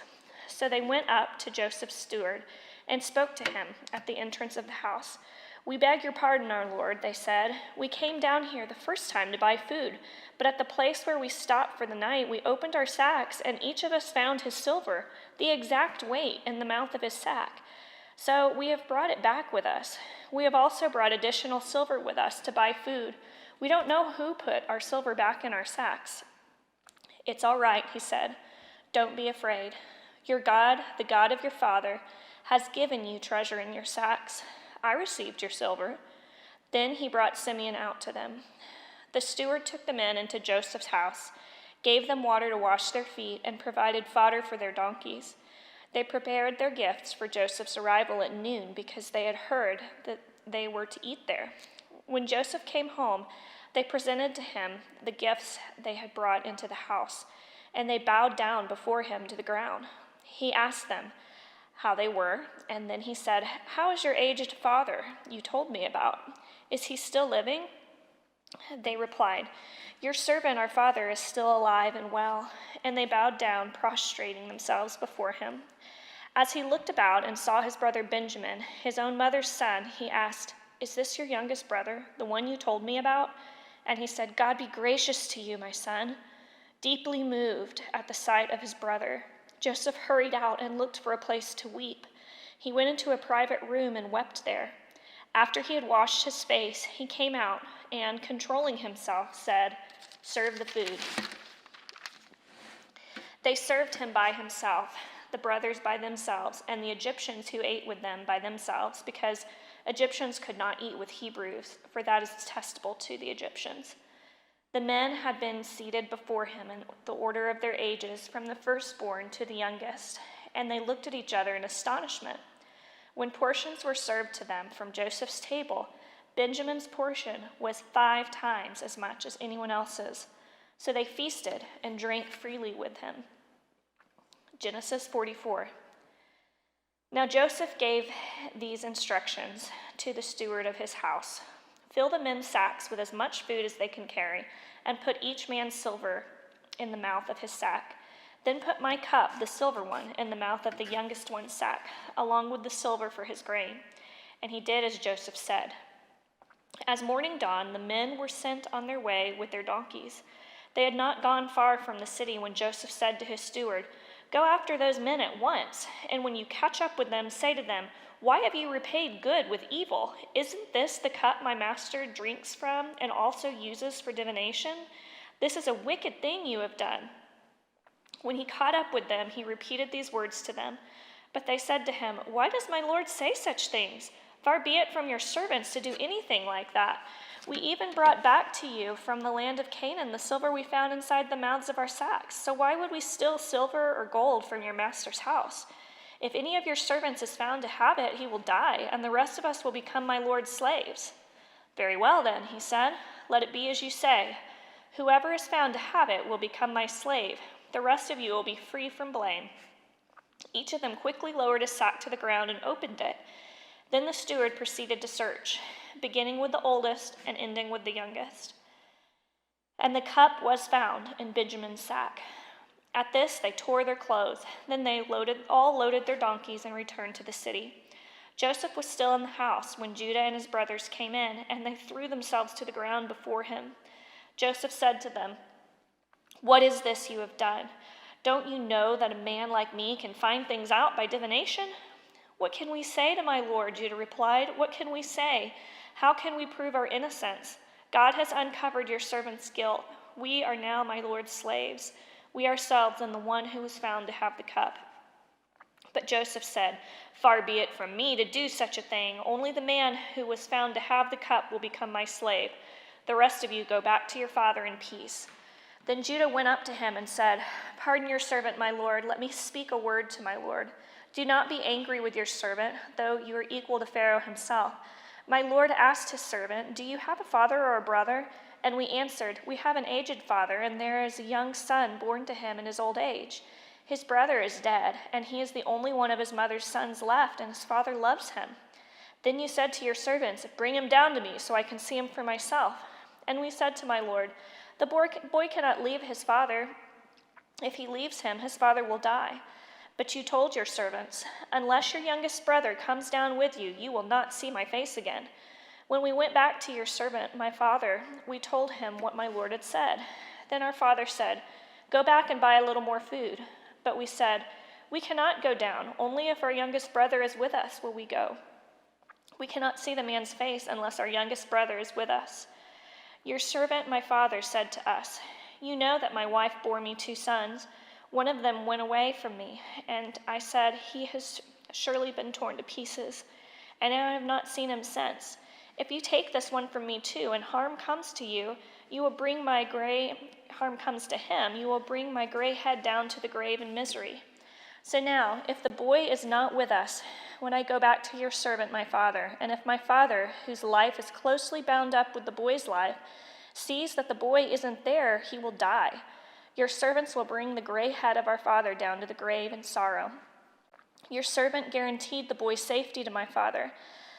I said, 'If I do not bring him back to you, I will bear the blame before you, my father, all my life. Now then, please let your servant remain here as my lord's slave in place of the boy, and let the boy return with his brothers.' How can I go back to my father if the boy is not with me? No, do not let me see the misery that would come on my father." Genesis chapter 45. Then Joseph could no longer control himself before all his attendants, and he cried out, "Have everyone leave my presence." So there was no one with Joseph when he made himself known to his brothers, and he wept so loudly that the Egyptians heard him, and Pharaoh's household heard about it. Joseph said to his brothers, "I am Joseph. Is my father still living?" But his brothers were not able to answer him because they were terrified at his presence. Then Joseph said to his brothers, "Come close to me." When they had done so, he said, "I am your brother Joseph, the one you sold into Egypt. And now do not be distressed and do not be angry with yourselves for selling me here, because it was to save the lives that God sent me ahead of you. For 2 years now there has been famine in the land, and for the next 5 years there will be no plowing and reaping. But God sent me ahead of you to preserve for you a remnant on earth and to save your lives by a great deliverance. So then, it was not you who sent me here, but God. He made me father to Pharaoh, lord of his entire household, and ruler of all Egypt. Now hurry back to my father and say to him, 'This is what your son Joseph says. God has made me lord of all Egypt. Come down to me, don't delay. You shall live in the region of Goshen and be near me. You, your children and grandchildren, your flocks and herds, and all you have. I will provide for you there, because 5 years of famine are still to come. Otherwise, you and your household and all who belong to you will become destitute. You can see for yourselves, and so can my brother Benjamin, that it is really I who am speaking to you. Tell my father about all the honor accorded me in Egypt, and about everything you have seen, and bring my father down here quickly.' Then he threw his arms around his brother Benjamin and wept, and Benjamin embraced him, weeping. And he kissed all his brothers and wept over them. Afterwards, his brothers talked with them. When the news reached Pharaoh's palace that Joseph's brothers had come, Pharaoh and all his officials were pleased. Pharaoh said to Joseph, 'Tell your brothers, do this, load your animals and return to the land of Canaan, and bring your father and your families back to me. I will give you the best of the land of Egypt, and you can enjoy the fat of the land.' You are also directed to tell them, 'Do this, take some carts from Egypt for your children and your wives, and get your father, and come. Never mind about your belongings, because the best of all Egypt will be yours.' So the sons of Israel did this. Joseph gave them carts as Pharaoh had commanded, and he also gave them provisions for their journey. To each of them he gave new clothing, but to Benjamin he gave 300 shekels. 300 shekels of silver and 5 sets of clothes. And this is what he sent to his father: 10 donkeys loaded with the best things of Egypt, and 10 female donkeys loaded with grain and bread and other provisions for his journey. Then he sent his brothers away, and as they were leaving, he said to them, 'Don't quarrel on the way.' So they went up out of Egypt and came to their father Jacob in the land of Canaan. They told him, 'Joseph is still alive. In fact, he is the ruler of all Egypt.' Jacob was stunned, and he did not believe them. But when they told him everything Joseph had said to them, and when he saw the carts Joseph had sent to carry him back, the spirit of their father Jacob revived. And Israel said, 'I am convinced my son Joseph is still alive. I will go and see him before I die.'" Genesis chapter 46. So Israel set out with all that was his, and when he reached Beersheba, he offered sacrifices to the God of his father Isaac. And God spoke to Israel in a vision at night and said, "Jacob, Jacob." "Here I am," he replied. "I am God, the God of your father," he said. "Do not be afraid to go down to Egypt, for I will make you into a great nation there. I will go down to Egypt with you, and I will surely bring you back again, and Joseph's own hand will close your eyes." Then Jacob left Beersheba, and Israel's sons took his father Jacob and their children and their wives in the cart that Pharaoh had sent to transport him. So Jacob and all his offspring went to Egypt, taking with them their livestock and the possessions they had acquired in Canaan. Jacob brought with him to Egypt his sons and grandsons and his daughters and granddaughters, all his offspring. These are the names of the sons of Israel, Jacob and his descendants who went to Egypt. Reuben, the firstborn of Jacob. The sons of Reuben: Hanok, Palu, Hezron, and Carmi. The sons of Simeon: Jemuel, Jamin, Ohad, Jachin, Zohar, and Shaul, the son of a Canaanite woman. The sons of Levi: Gershon, Kohath, and Merari. The sons of Judah: Onan, Shelah, Perez, and Zerah. But and Onan had died in the land of Canaan. The sons of Perez: Hezron and Hamul. The sons of Issachar: Tola, Pua, Jashub, and Shimron. The sons of Zebulun: Sered, Elon, and Jaleel. These were the sons of Leah born to Jacob in Padan Aram, besides his daughter Dinah. These sons and daughters of his were 33 in all. The sons of Gad: Zephon, Haggai, Shunai, Esbon, Eri, Arodi, and Areli. The sons of Asher: Imnah, Ishva, Ishvi, and Beriah. Their sisters were Sarah, the sons of Beriah, Heber, and their sister was Sarah. The sons of Beriah: Heber and Milchiel. These were the children born to Jacob by Zilpah, whom Laban had given to his daughter Leah, 16 in all. The sons of Jacob's wife Rachel: Joseph and Benjamin. In Egypt, Manasseh and Ephraim were born to Joseph by Asenath, daughter of Potipharah, the priest of On. The sons of Benjamin: Bela, Becher, Ashbel, Gera, Naaman, Ehi, Rosh, Mupim, Huppim, and Ard. These were the sons of Rachel, who were born to Jacob, 14 in all. The son of Dan: Hushim. The sons of Naphtali: Jaziel, Guni, Jezer, and Shelem. These were the sons born to Jacob by Bilhah, whom Laban had given to his daughter Rachel, 7 in all.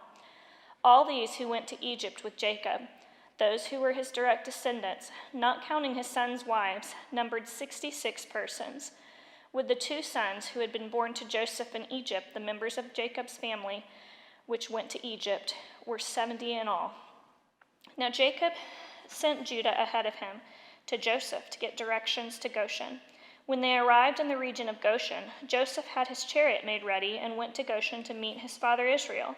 As soon as Joseph appeared before him, he threw his arms around his father and wept for a long time. Israel said to Joseph, "Now I am ready to die, since I have seen for myself that you are still alive." Then Joseph said to his brothers and to his father's household, "I will go up and speak to Pharaoh and will say to him, 'My brothers and my father's household who were living in the land of Canaan have come to me. The men are shepherds, they tend livestock, and they have brought along their flocks and herds and everything they own. When Pharaoh calls you in and asks, "What is your occupation?" you should answer, "Your servants have tended livestock from our boyhood on, just as our fathers did." Then you will be allowed to settle in the region of Goshen, for all shepherds are detestable to the Egyptians. Genesis chapter 47. Joseph went and told Pharaoh, "My father and brothers with their flocks and herds and everything they own have come from the land of Canaan and are now in Goshen." He chose 5 of his brothers and presented them before Pharaoh. Pharaoh asked the brothers, "What is your occupation?"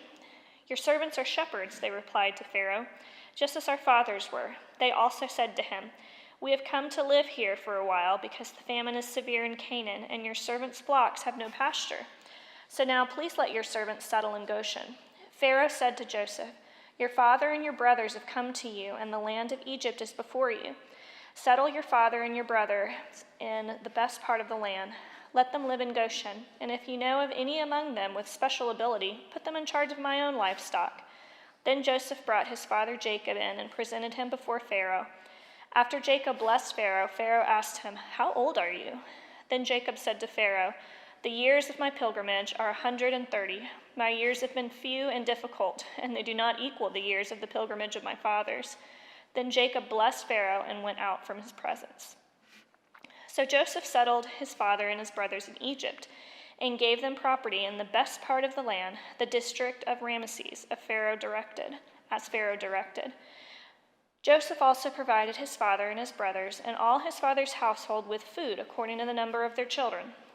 There was no food, however, in the whole region because the famine was severe. Both Egypt and Canaan wasted away because of the famine.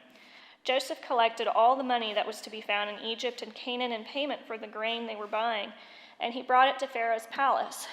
When the money of the people of Egypt and Canaan was gone, all Egypt came to Joseph and said, "Give us food. Why should we die before your eyes? Our money is all gone." "Then bring your livestock," said Joseph. "I will sell you food in exchange for your livestock, since your money is gone." So they brought their livestock to Joseph, and he gave them food in exchange for their horses, their sheep and goats, their cattle and donkeys. And he brought them through that year with food in exchange for all their livestock. When that year was over, they came to him the following year and said, "We cannot hide from our lord the fact that since our money is gone and our livestock belongs to you, there is nothing left for our lord except our bodies and our land. Why should we perish before your eyes? We and our land as well. Buy us and our land in exchange for food, and we with our land will be in bondage to Pharaoh. Give us seed so that we may live and not die, and that the land may not become desolate." So Joseph bought all the land in Egypt for Pharaoh.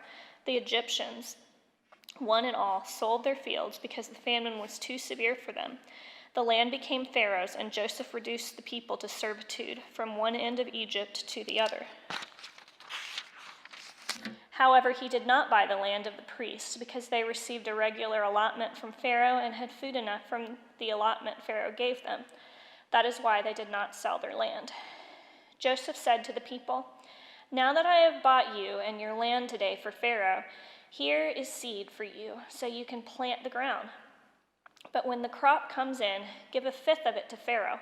The other 4/5 you may keep as seed for the fields and as food for yourselves and your households and your children." You have saved our lives," they said. "May we find favor in the eyes of our Lord. We will be in bondage to Pharaoh." So Joseph established it as a law concerning the land in Egypt, still in force today, that a fifth of the produce belongs to Pharaoh. It was only the land of the priests that did not become Pharaoh's. Now the Israelites settled in Egypt and the region of Goshen. They acquired property there and were fruitful and increased greatly in number. Jacob lived in Egypt 17 years, and the years of his life were 147. When the time drew near for Israel to die, he called for his son Joseph and said to him, "If I have found favor in your eyes, put your hand under my thigh and promise that you will show me kindness and faithfulness. Do not bury me in Egypt, but when I rest with my fathers, carry me out of Egypt and bury me where they are buried." "I will do as you say," he said. "Swear to me," he said. Then Joseph swore to him, and Israel worshipped as he leaned on the top of his staff.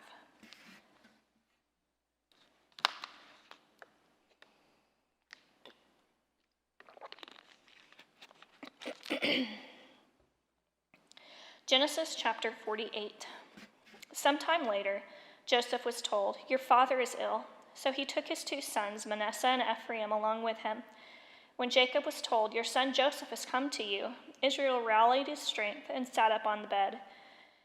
Jacob said to Joseph, "God Almighty appeared to me at Luz in the land of Canaan, and there he blessed me and said to me, 'I'm going to make you fruitful and increase your numbers. I will make you a community of peoples, and I will give this land as an everlasting possession to your descendants after you.' Now then, your 2 sons born to you in Egypt before I came to you here will be reckoned as mine. Ephraim and Manasseh will be mine, just as Reuben and Simeon are mine. Any children born to you after them will be yours, and the territory they inherit they will be reckoned under the names of their brothers. As I was returning from Padan, to my sorrow, Rachel died in the land of Canaan while we were still on the way, a little distance from Ephrath. So I buried her there beside the road to Ephrath, that is Bethlehem. When Israel saw the sons of Joseph, he asked, 'Who are these?' 'These are the sons God has given me here,' Joseph said to his father. Then Israel said, 'Bring them to me so I may bless them.' Now Israel's eyes were failing because of old age, and he could hardly see. So Joseph brought his sons close to him, and his father kissed them and embraced them. Israel said to Joseph, 'I never expected to see your face again, and now God has allowed me to see your children too.' Then Joseph removed them from Israel's knees and bowed down with his face to the ground. And Joseph took both of them, Ephraim on his right toward Israel's left hand, and Manasseh on his left toward Israel's right hand, and brought them close to him. But Israel reached out his right hand and put it on Ephraim's head, though he was the younger. And crossing his arms, he put his left hand on Manasseh's head, even though Manasseh was the firstborn. Then he blessed Joseph and said, 'May the God before whom my fathers Abraham and Isaac walked faithfully, the God who has been my shepherd all my life to this day, and the angel who has delivered me from all harm, may he bless these boys. May they be called by my name and the names of my fathers Abraham and Isaac, and may they increase greatly on the earth.' When Joseph saw his father placing his right hand on Ephraim's head, he was displeased. So he took hold of his father's hand to move it from Ephraim's head to Manasseh's head. Joseph said to him, 'No, my father, this one is the firstborn. Put your right hand on his head.' But his father refused and said, 'I know, my son, I know. He too will become a people, and he too will become great. Nevertheless, his younger brother will be greater than he, and his descendants will become a group of nations.' He blessed them that day and said, 'In your name will Israel pronounce this blessing. May God make you like Ephraim and Manasseh.' So he put Ephraim ahead of Manasseh. Then Israel said to Joseph, 'I'm about to die, but God will be with you and take you back to the land of your fathers. And to you I give one more ridge of the land than to your brothers, the ridge I took from the Amorites with my sword and my bow.'" Genesis chapter 49. Then Jacob called for his sons and said, "Gather around so I can tell you what will happen to you in the days to come. Assemble and listen, sons of Jacob. Listen to your father Israel. Reuben, you are my firstborn, my might, the first sign of my strength, excelling in honor, excelling in power. Turbulent as the waters, you will no longer excel, for you went up unto your father's bed, onto my couch, and defiled it. Simeon and Levi are brothers. Their swords are weapons of violence. Let me not enter their council, let me not join their assembly, for they have killed men in their anger, and hamstrung oxen as they pleased. Cursed be their anger, so fierce, and their fury so cruel. I will scatter them in Jacob and disperse them in Israel. Judah, your brothers will praise you. Your hand will be on the neck of your enemies. Your father's sons will bow down to you. You are a lion's cub, Judah. You return from the prey, my son. Like a lion, he crouches and lies down, like a lioness who dares to rouse him. The scepter will not depart from Judah, nor the ruler's staff from between his feet, until he to whom it belongs shall come, and the obedience of the nation shall be his. He will tether his donkey to a vine, his colt to the choicest branch. He will wash his garments in wine, his robes in the blood of grapes. His eyes will be darker than wine, his teeth whiter than milk. Zebulun will live by the seashore and become a haven for ships. His border will extend toward Sidon. Issachar is a raw-boned donkey lying down among the sheep pens. When he sees how good is his resting place and how pleasant is his land, he will bend his shoulder to the burden and submit to forced labor. Dan will provide justice for his people as one of the tribes of Israel. Dan will be a snake by the roadside, a viper along the path that bites the horse's heels so that its rider tumbles backward. I look for your deliverance, Lord. Gad will be attacked by a band of raiders, but he will attack them at their heels. Asher's food will be rich. He will provide delicacies fit for a king. Naphtali is a doe set free that bears beautiful fawns. Joseph is a fruitful vine near a spring whose branches climb over a wall. With bitterness, archers attacked him. They shot at him with hostility, but his bow remained steady. His strong arms stayed limber. Because of the hand of the mighty one of Jacob, because of the shepherd, the rock of Israel, because of your father's God who helps you, because of the Almighty who blesses you with blessings of the skies above, blessings of the deep springs below, blessings of the breast and the womb. Your father's blessings are greater than the blessings of the ancient mountains, than the bounty of the age-old hills. Let all these rest on the head of Joseph and on the brow of the prince among his brothers. Benjamin is a ravenous wolf. In the morning he devours the prey. In the evening he divides the plunder. All these are the 12 tribes of Israel, and this is what their father said to them when he blessed them, giving each the blessing appropriate to him. Then he gave them these instructions. I am about to be gathered to my people. Bury me with my fathers in the cave in the field of Ephron the Hittite, the cave in the field of Machpelah near Mamre in Canaan, which Abraham bought along with the field as a burial place from Ephron the Hittite. There Abraham and his wife Sarah were buried. There Isaac and his wife Rebekah were buried, and there I buried Leah. The field and the cave in it were bought from the Hittites. When Jacob had finished giving instructions to his sons, he drew his feet up into the bed, breathed his last, and was gathered to his people. Genesis chapter 50. Joseph threw himself on his father and wept over him and kissed him. Then Joseph directed the physicians in his service to embalm his father Israel. So the physicians embalmed him, taking a full 40 days, for that was the time required for embalming. And the Egyptians mourned for him 70 days. When the days of mourning had passed, Joseph said to Pharaoh's court, "If I have found favor in your eyes, speak to Pharaoh for me. Tell him, my father made me swear an oath and said, I am about to die. Bury me in the tomb I dug for myself in the land of Canaan. Now let me go up and bury my father, then I will return." Pharaoh said, "Go up and bury your father as he made you swear to do." So Joseph went up to bury his father. All Pharaoh's officials accompanied him. the dignitaries of his court and all the dignitaries of Egypt, besides all the members of Joseph's household and his brothers and those belonging to his father's household. Only their children and their flocks and herds were left in Goshen. Chariots and horsemen also went up with him. It was a very large company. When they reached the threshing floor of Atad near the Jordan, they lamented loudly and bitterly. And there Joseph observed a 7-day period of mourning for his father. When the Canaanites who lived there saw the mourning at the threshing floor of Atad, they said, "The Egyptians are holding a solemn ceremony of mourning." That is why that place near the Jordan is called Abel Mizraim. So Jacob's sons did as he had commanded them. They carried him to the land of Canaan and buried him in the cave in the field of Machpelah near Mamre, which Abraham had bought along with the field as a burial place from Ephron the Hittite. After burying his father, Joseph returned to Egypt together with his brothers and all the others who had gone with him to bury his father. When Joseph's brothers saw that their father was dead, they said, "What if Joseph holds a grudge against us and pays us back for all the wrongs we did to him?" So they sent word to Joseph, saying, "Your father left these instructions before you died. This is what you are to say to Joseph. I ask you to forgive your brothers and the sins, the wrongs they committed in treating you so badly. Now please forgive the sins of your servants, of the servants of the God of your father." When their message came to Joseph, Joseph wept.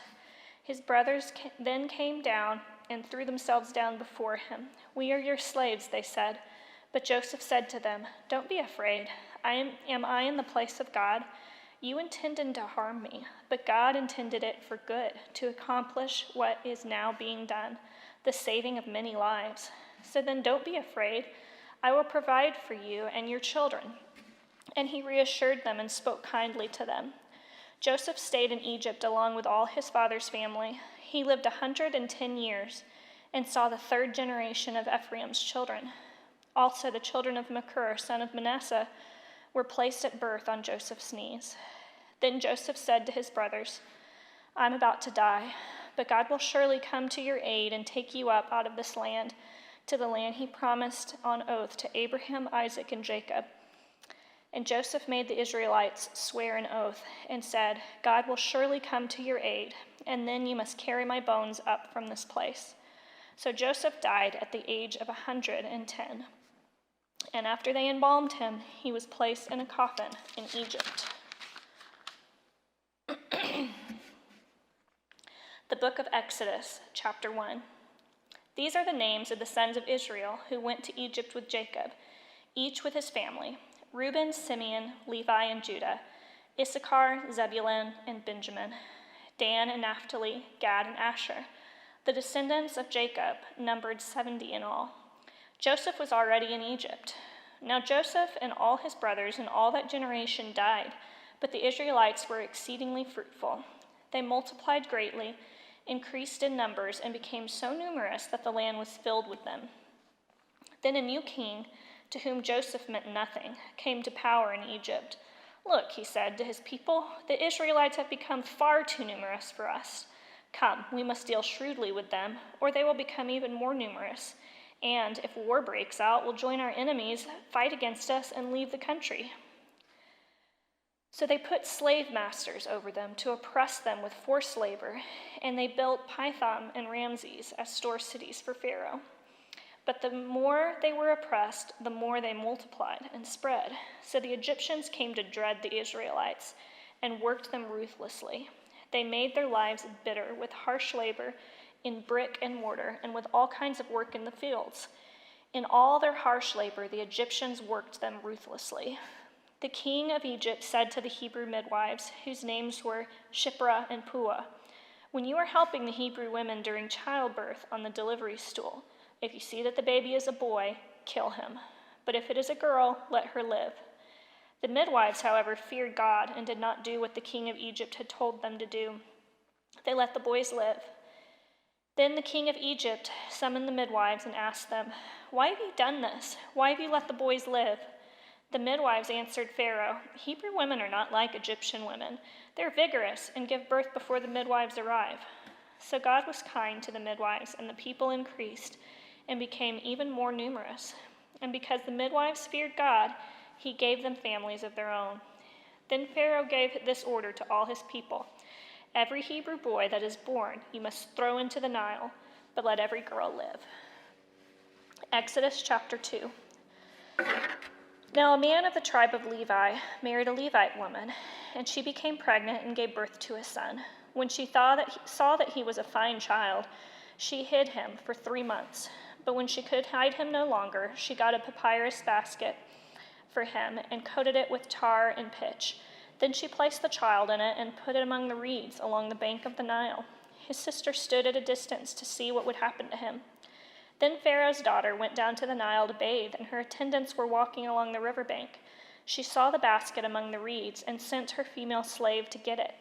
She opened it and saw the baby. He was crying, and she felt sorry for him. "This is one of the Hebrew babies," she said. Then his sister asked Pharaoh's daughter, "Shall I go and get one of the Hebrew women to nurse the baby for you?" "Yes, go," she answered. So the girl went and got the baby's mother. Pharaoh's daughter said to her, "Take this baby and nurse him for me, and I will pay you." So the woman took the baby and nursed him. When the child grew older, she took him to Pharaoh's daughter, and he became her son. She named him Moses, saying, "I drew him out of the water." One day, after Moses had grown up, he went out to where his own people were and watched them at their hard labor. He saw an Egyptian beating a Hebrew, one of his own people. Looking this way and that, and seeing no one, he killed the Egyptian and hid him in the sand.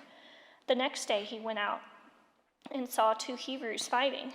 He asked the one in the wrong, "Why are you hitting your fellow Hebrew?" The man said, "Who made you ruler and judge over us?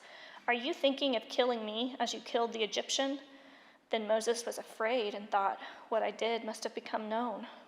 When Pharaoh heard of this, he tried to kill Moses. But Moses fled from Pharaoh and went to live in Midian, where he sat down by a well. Now a priest of Midian had 7 daughters, and they came to draw water and fill the troughs to water their father's flock. Some shepherds came along and drove them away, but Moses got up and came to their rescue and watered their flock. When the girls returned to Reuel, their father, he asked them, "Why have you returned so early today?" They answered, "An Egyptian rescued us from the shepherds. He even drew water for us and watered the flock." "And where is he?" Reuel asked his daughters. "Why did you leave him? Invite him to have something to eat." Moses agreed to stay with the man who gave his daughter Zipporah to Moses in marriage. Zipporah gave birth to a son, and Moses named him Gershom, saying, "I have become a foreigner in a foreign land." During that long period, the king of Egypt died. The Israelites groaned in their slavery and cried out, and their cry for help because of their slavery went up to God. God heard their groanings, and he remembered his covenant with Abraham, with Isaac, and with Jacob. So God looked on the Israelites and was concerned about them. Now, Exodus chapter 3. Now Moses was tending the flock of Jethro, his father-in-law, the priest of Midian, and he led the flock to the far side of the wilderness and came to Horeb, the mountain of God.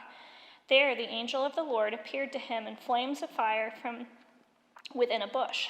Moses saw that though the bush was on fire, it did not burn up. So Moses thought, "I will go over and see this strange sight, why the bush does not burn up."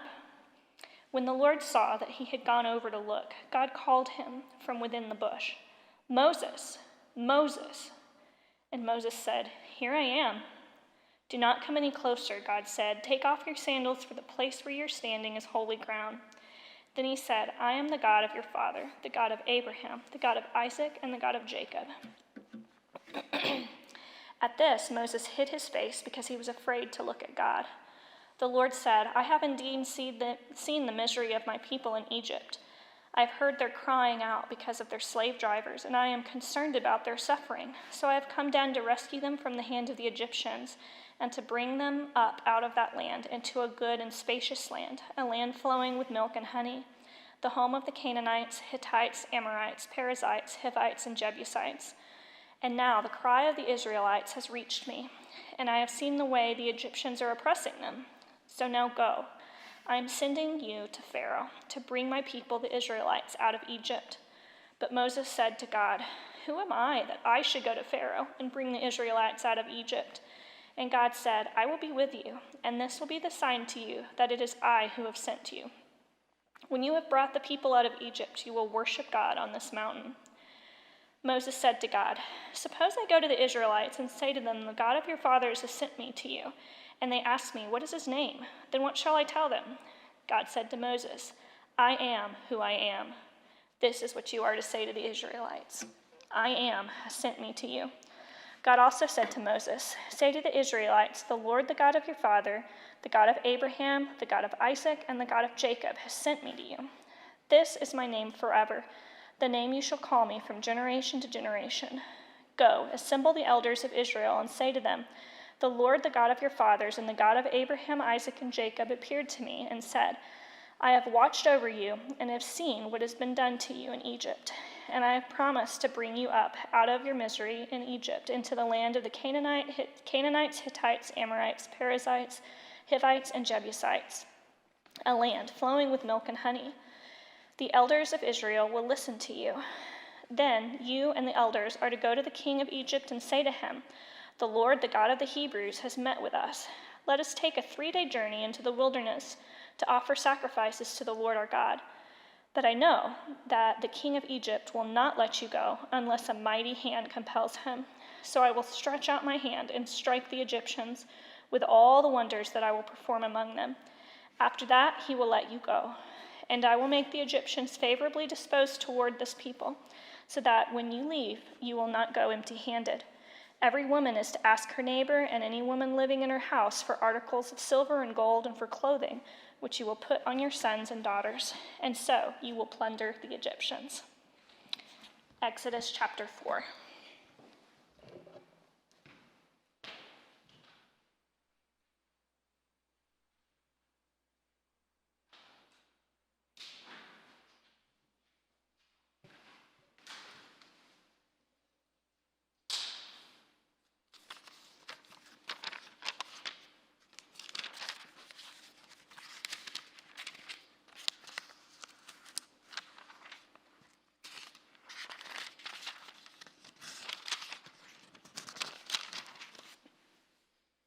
Exodus chapter 4.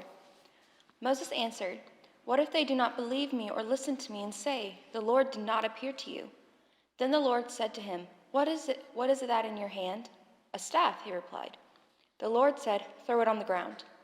Moses threw it on the ground, and it became a snake, and he ran from it. Then the Lord said to him, reach out your hand and take it by the tail. So Moses reached out and took hold of the snake, and it turned back into a staff in his hand. This, said the Lord, is so that they may believe that the Lord, the God of their fathers, the God of Abraham, the God of Isaac, and the God of Jacob, has appeared to you. Then the Lord said, put your hand inside your cloak. So Moses put his hand into his cloak, and when he took it out, the skin was leprous. It had become as white as snow. Now put it back into your cloak, he said.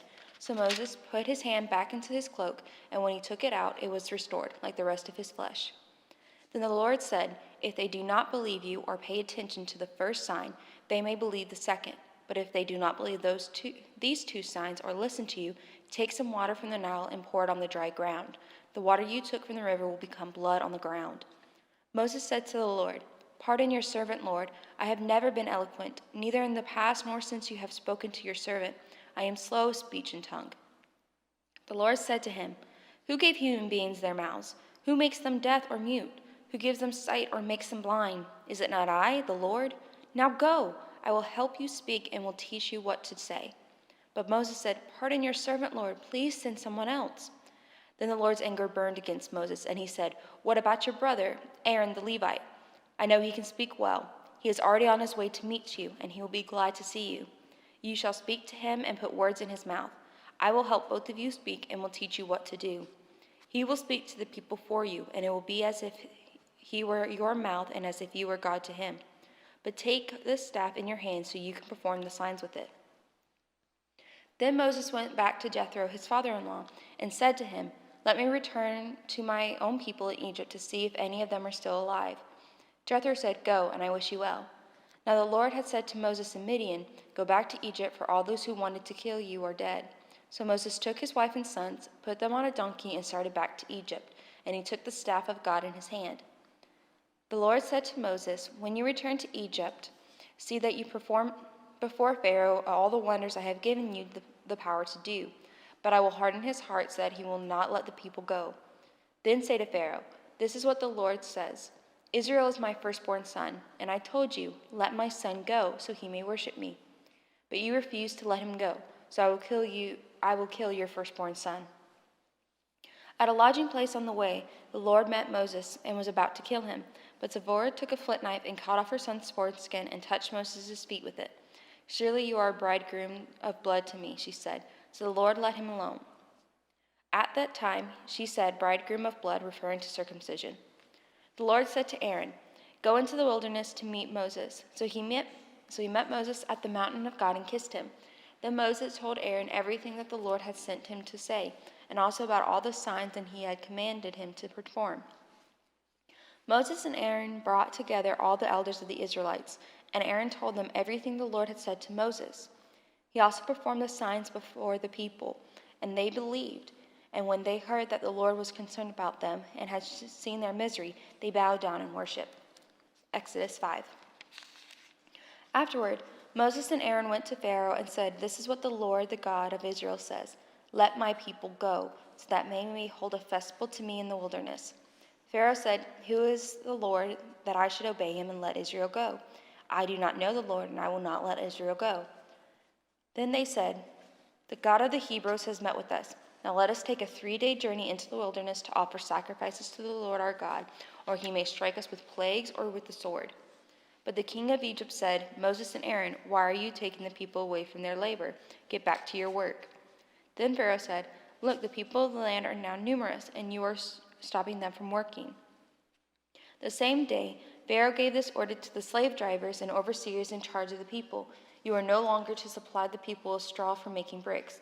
Let them go and gather their own straw, but require them to make the same number of bricks as before. Don't reduce the quota. They are lazy. That is why they are crying out. Let us go and sacrifice to our God.' Make the work harder for the people so that they keep working and pay no attention to lies." Then the slave drivers and the overseers went out and said to the people, "This is what Pharaoh says: I will not give you any more straw. Go and get your own straw wherever you can find it, but your work will not be reduced at all." So the people were scattered all over Egypt to gather stubble to use for straw. The slave drivers kept pressing them, saying, "Complete the work required of you for each day, just as when you had straw." And Pharaoh's slave drivers beat the Israelites' overseers they had appointed, demanding, "Why haven't you met your quota of bricks yesterday or today as before?" Then the Israelite overseers went and appealed to Pharaoh. "Why have you treated your servants this way? Your servants are given no straw, yet we are told, 'Make bricks.' Your servants are being beaten, but the fault is with your own people." Pharaoh said, "Lazy, that's what you are, lazy. That is why you keep saying, 'Let us go and sacrifice to the Lord.' Now get to work. You will not be given any straw, and you must produce your full quota of bricks." The Israelite overseers realized they were in trouble when they were told, "You are not to reduce the number of bricks required of you each day." When they left Pharaoh, they found Moses and Aaron waiting to meet them, and they said, "May the Lord look on you and judge you. You have made us obnoxious to Pharaoh and his officials and have put a sword in their hands to kill us." Moses returned to the Lord and said, "Why, Lord, why have you brought trouble on these people? Is this why you sent me? Ever since I went to Pharaoh to speak in your name, he has brought trouble on these people, and you have not rescued your people at all." Exodus 6. Then the Lord said to Moses, "Now you will see what I will do to Pharaoh. Because of my mighty hand, he will not let them go. Because of my mighty hand, he will drive them out of his country." God also said to Moses, "I am the Lord. I appeared to Abraham, to Isaac, and to Jacob as God Almighty, but by my name, the Lord, I did not make myself fully known to them. I also established my covenant with them to give them the land of Canaan, where they reside as foreigners. Moreover, I have heard the groaning of the Israelites, whom the Egyptians were enslaving. I have remembered my covenant. Therefore, say to the Israelites, 'I am the Lord, and I will bring you out from under the yoke of the Egyptians. I will free you from being slaves to them, and I will redeem you out with an outstretched arm and with mighty acts of judgment. I will take you as my own people, and I will be your God. Then they will know that I am the Lord your God, who brought you out from under the yoke of the Egyptians. And I will bring you to the land I swore with uplifted hand to give to Abraham, to Isaac, and to Jacob. I will give it to you as a possession. I am the Lord. Moses reported this to the Israelites, but they did not listen to him because of their discouragement and harsh labor. Then the Lord said to Moses, Go, tell Pharaoh, king of Egypt, to let the Israelites go out of his country. But Moses said to the Lord, If the Israelites will not listen to me, why would Pharaoh listen to me, since I speak with faltering lips? Now the Lord spoke to Moses and Aaron about the Israelites and Pharaoh, king of Egypt, and he commanded them to bring the Israelites out of Egypt. These were the heads of their families. The sons of Reuben were the firstborn sons of Israel, were Hanok and Palal, Hezron and Kerim. These were the clans of Reuben. The sons of Simon were Jamel, Jamin, Ohad, Jakin, Zohar, and Saul, the son of Canaanite women. These were the clans of Simon. These were the names of the sons of Levi according to their records: Geshron, Kohath, and Merari. Levi lived 137 years. The sons of Geshron by clans were Libni and Shammai. The sons of Kohath were Imar, Azar, Hebron, and Uzel. Kohath lived 133 years. The sons of Merari were Mali and Mushi. These were the clans of Levi according to their records. Aram married his father's sister, Josued, who bore him Aaron and Moses. Aram lived 137 years. The sons of Azar were Korem, Nepheg, and Zechariah. The sons of Uzel were Mashal, Elispham, and Sithri. Aaron married Elisheba, daughter of Amminadab, and sister of Nishon, and she bore him Nabab and Abihu, Eleazar, and Ithamar. The sons of Korah were Eshar, Elkan, and Abisaph. These were the Korath clans. Eleazar, son of Aaron, married one of the daughters of Putel, and she bore him Phinehas. These are the heads of the Levite families, clan by clan. It was this Aaron and Moses to whom the Lord said, Bring the Israelites out of Egypt by their divisions. They were the ones who spoke to Pharaoh, king of Egypt. These were the ones who spoke to Pharaoh, king of Egypt, about bringing the Israelites out of Egypt, the same Moses and Aaron. Now when the Lord spoke to Moses in Egypt, he said to them, I am the Lord. Tell Pharaoh, king of Egypt, everything I tell you. But Moses said to the Lord, Since I speak with faltering lips, why would the Pharaoh listen to me? Then the Lord said to Moses, See, I have made you like God to Pharaoh, and your brother Aaron will be your prophet. You are to say everything I command you, and your brother Aaron is to tell Pharaoh to let the Israelites go out of his country. But I will harden Pharaoh's heart, and though I multiply my signs and wonders in Egypt, he will not listen to you. Then I will lay my hand on Egypt, and with mighty acts of judgment I will bring out my divisions, my people the Israelites. And the Egyptians will know that I am the Lord when I stretch out my hand against Egypt and bring the Israelites out of it. Moses and Aaron did just as the Lord commanded them. Moses was 80 years old and Aaron was 83 when they spoke to Pharaoh. The Lord said to Moses and to Aaron, When Pharaoh says to you, Perform a miracle, then say to Aaron, Take your staff and throw it down before Pharaoh, and it will become a snake. So Moses and Aaron went to Pharaoh and did just as the Lord commanded. Aaron threw his staff down in front of Pharaoh and his officials, and it became a snake. Pharaoh then summoned his wise men and sorcerers, and the Egyptian magicians also did the same things by their secret arts. Each one threw down his staff, and it became a snake. But Aaron's staff swallowed up their staffs. Yet Pharaoh's heart became hard, and he would not listen to them, just as the Lord had said. Then the Lord said to Moses, Pharaoh's heart is unyielding. He refuses to let the people go. Go to Pharaoh in the morning as he goes out to the river. Confront him on the bank of the Nile, and take in your hand the staff that was changed into a snake. Then say to him, The Lord, the God of the Hebrews, has sent me to say to you, Let my people go, so that they may worship me in the wilderness. But until now you have not listened. This is what the Lord says. By this you will know that I am the Lord. With this staff that is in my hand, I will strike the water of the Nile, and it will be changed into blood. The fish in the Nile will die, and the river will stink, and Egyptians will not be able to drink its water. The Lord said to Moses, Tell Aaron, Take your staff and stretch out your hand over the waters of Egypt, over the streams and canals, over the ponds and all the reservoirs, and they will turn to blood. Blood will be everywhere in Egypt, even in the vessels of wood and stone. Moses and Aaron did just as the Lord had commanded. He raised his staff in the presence of Pharaoh and his officials, and struck the water of the Nile.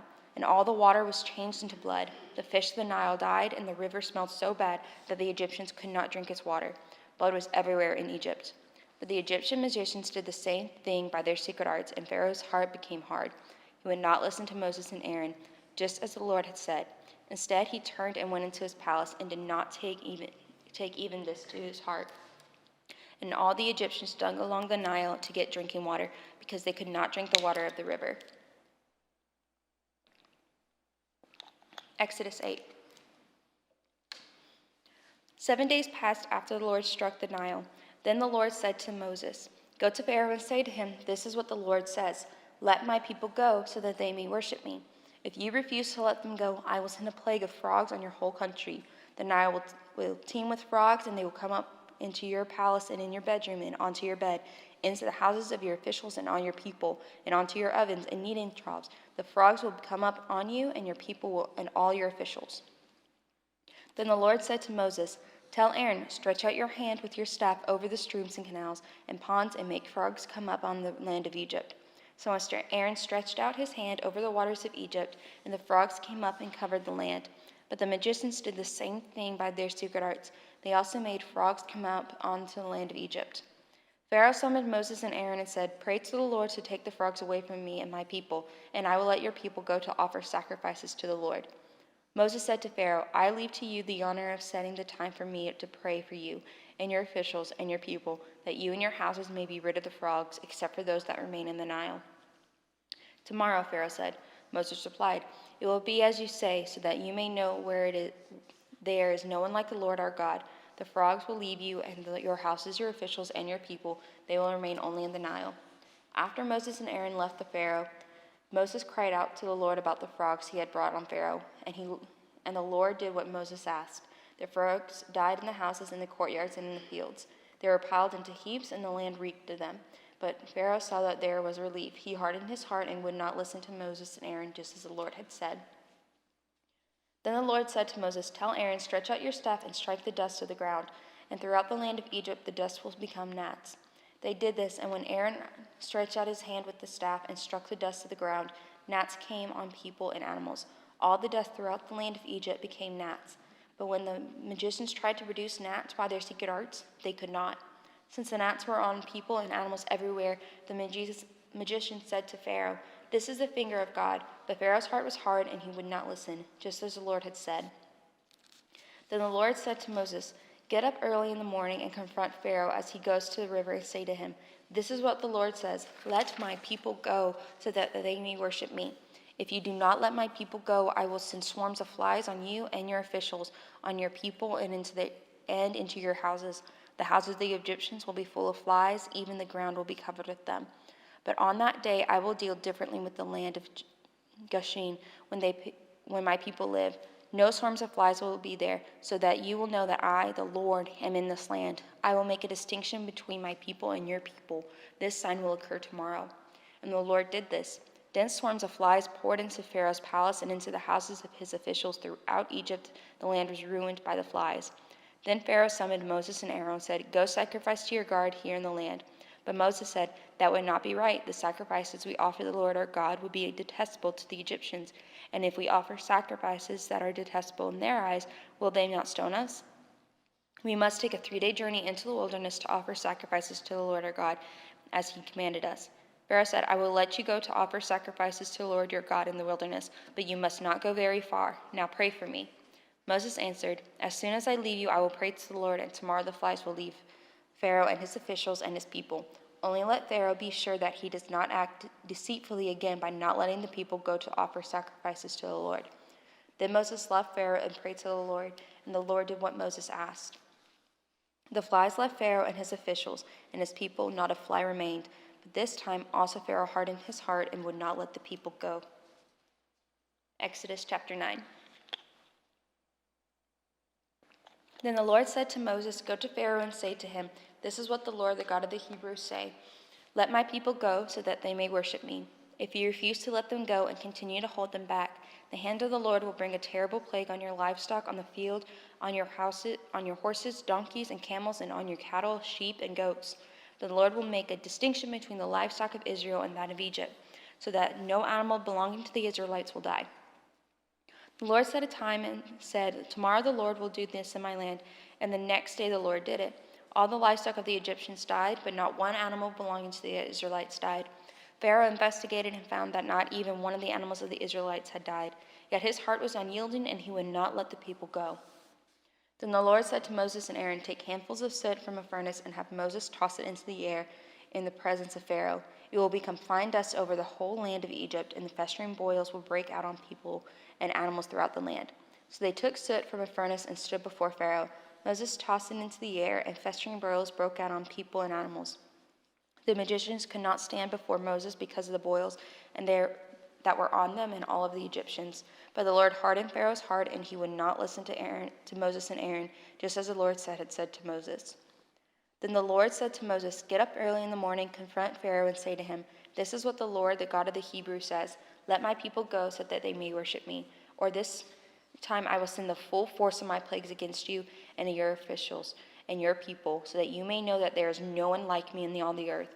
For by now I could have struck out my hand and struck you and your people with a plague that would have wiped you off the earth. But I have raised you up from this purpose, and I might show you my power, and that my name might be proclaimed in all the earth. You will set yourself against my people and will not let them go. Therefore, at this time tomorrow, I will send the worst hailstorm that has ever fallen on Egypt, from the day it was founded until now. Give an order now to bring your livestock and everything you have in the field to a place of shelter, because the hail will fall on every person and animal that has not been brought in and is out in the field, and they will die." Those officials of Pharaoh's who feared the word of the Lord hurried to bring their slaves and their livestock inside, but those who ignored the word of the Lord left their slaves and livestock in the field. Then the Lord said to Moses, "Stretch out your hand towards the sky so that the hail will fall over Egypt, on people and animals, on everything growing in the fields of Egypt." When Moses stretched out his staff toward the sky, the Lord sent thunder and hail, and lightning flashed down to the ground. The Lord rained hail on the land of Egypt. Hail fell, lightnings flashed back and forth. It was the worst storm in all the land of Egypt since it had become a nation. Throughout Egypt, hail struck everything in the fields, both people and animals. It beat down everything grown in the fields and stripped every tree. The only place it did not hail was the land of Goshen, where the Israelites were. Then Pharaoh summoned Moses and Aaron. "This time I have sinned," he said to them. "The Lord is in the right, and I and my people are in the wrong. Pray to the Lord, for we have had enough thunder and hail. I will let you go. You don't have to stay any longer." Moses replied, "When I have gone out of the city, I will spread out my hands in a prayer to the Lord. The thunder will stop, and there will be no more hail, so you may know that the earth is the Lord's. But I know that you and your officials still do not fear the Lord God. The flax and barley were destroyed since the barley had headed and the flax was in bloom. The wheat was spelt, however, was not destroyed because the ripened later." Then Moses left Pharaoh and went out of the city. He spread out his hand toward the Lord. The thunder and hail stopped, and the rain no longer poured down on the land. When Pharaoh saw that the rain and hail and thunder had stopped, he sinned again. He and his officials hardened their hearts, so Pharaoh's heart was hard. He would not let the Israelites go, just as the Lord had said to Moses. Exodus 10.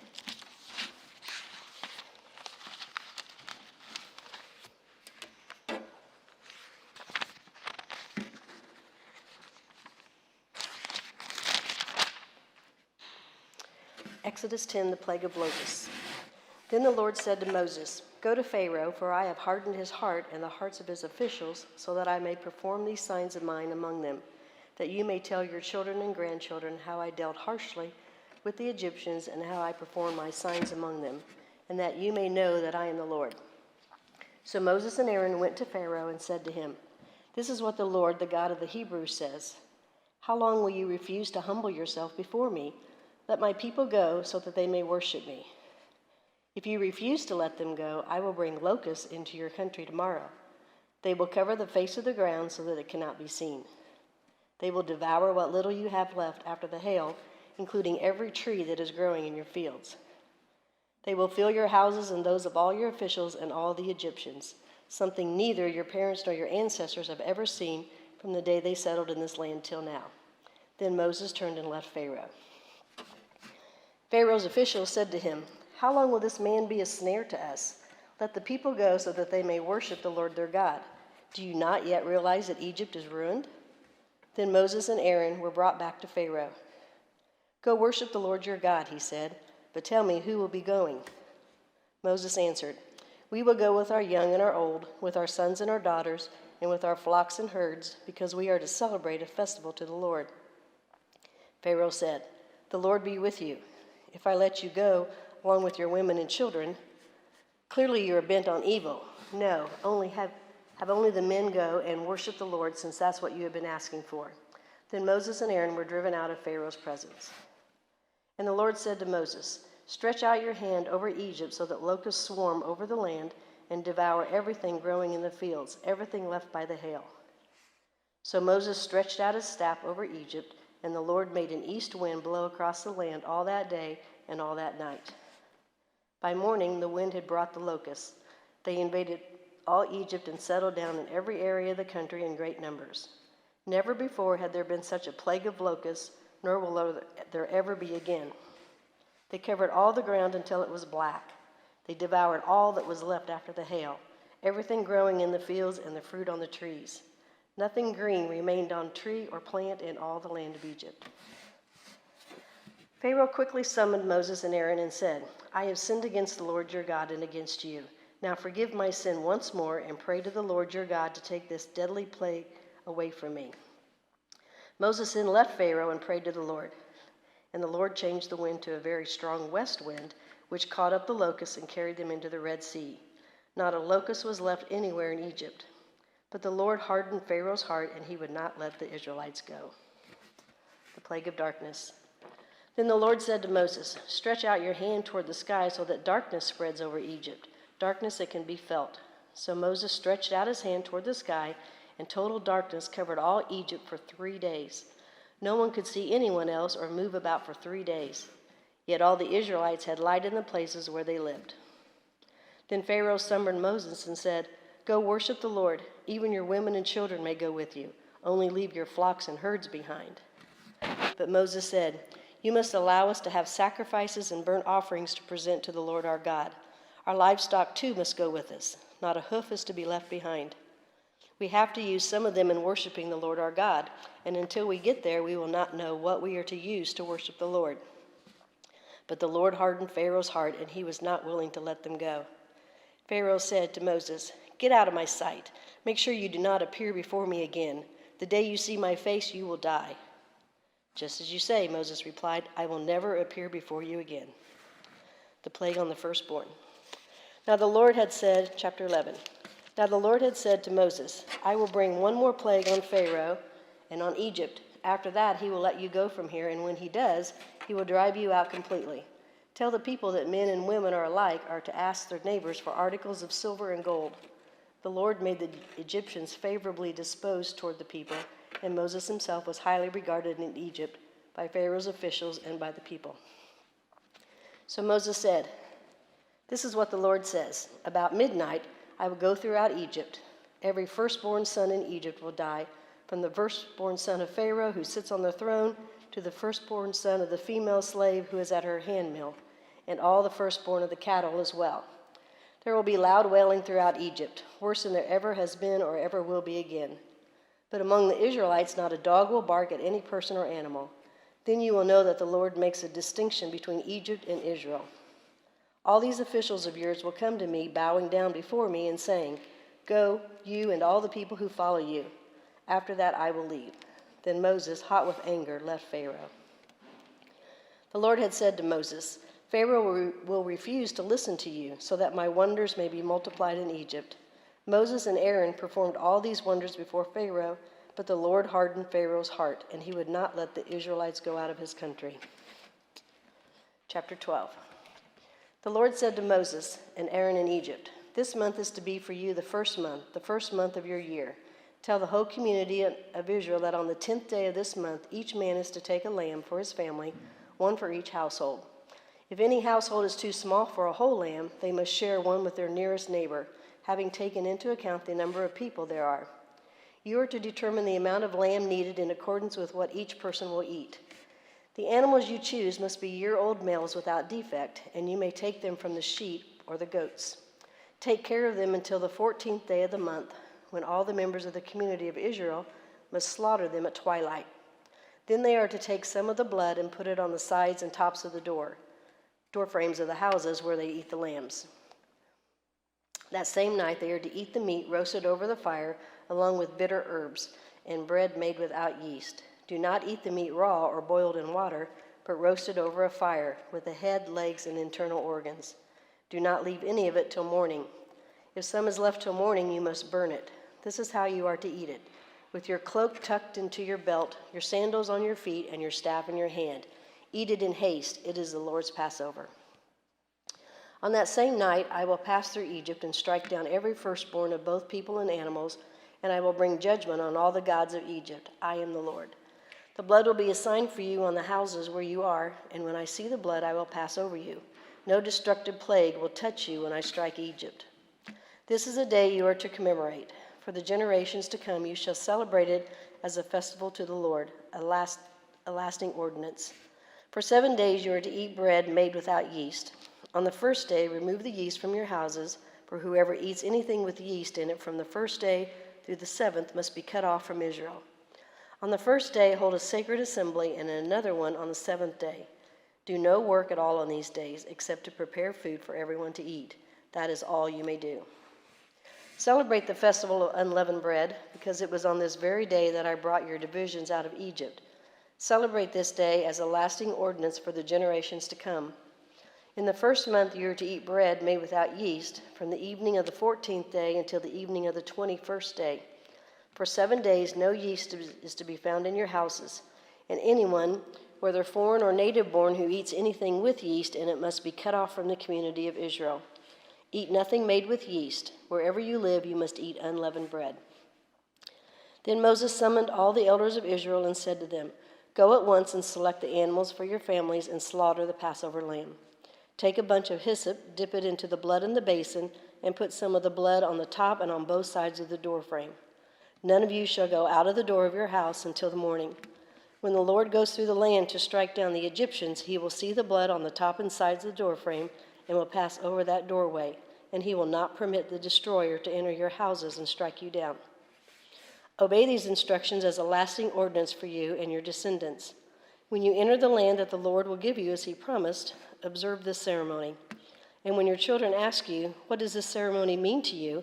Then tell them, It is the Passover sacrifice to the Lord, who passed over the houses of the Israelites in Egypt and spared our homes when he struck down the Egyptians.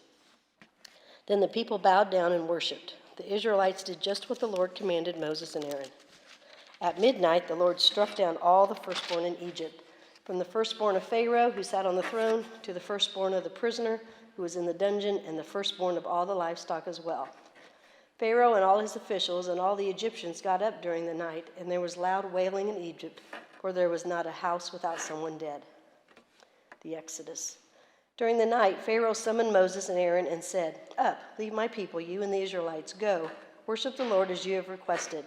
Take your flocks and herds as you have said, and go, and also bless me.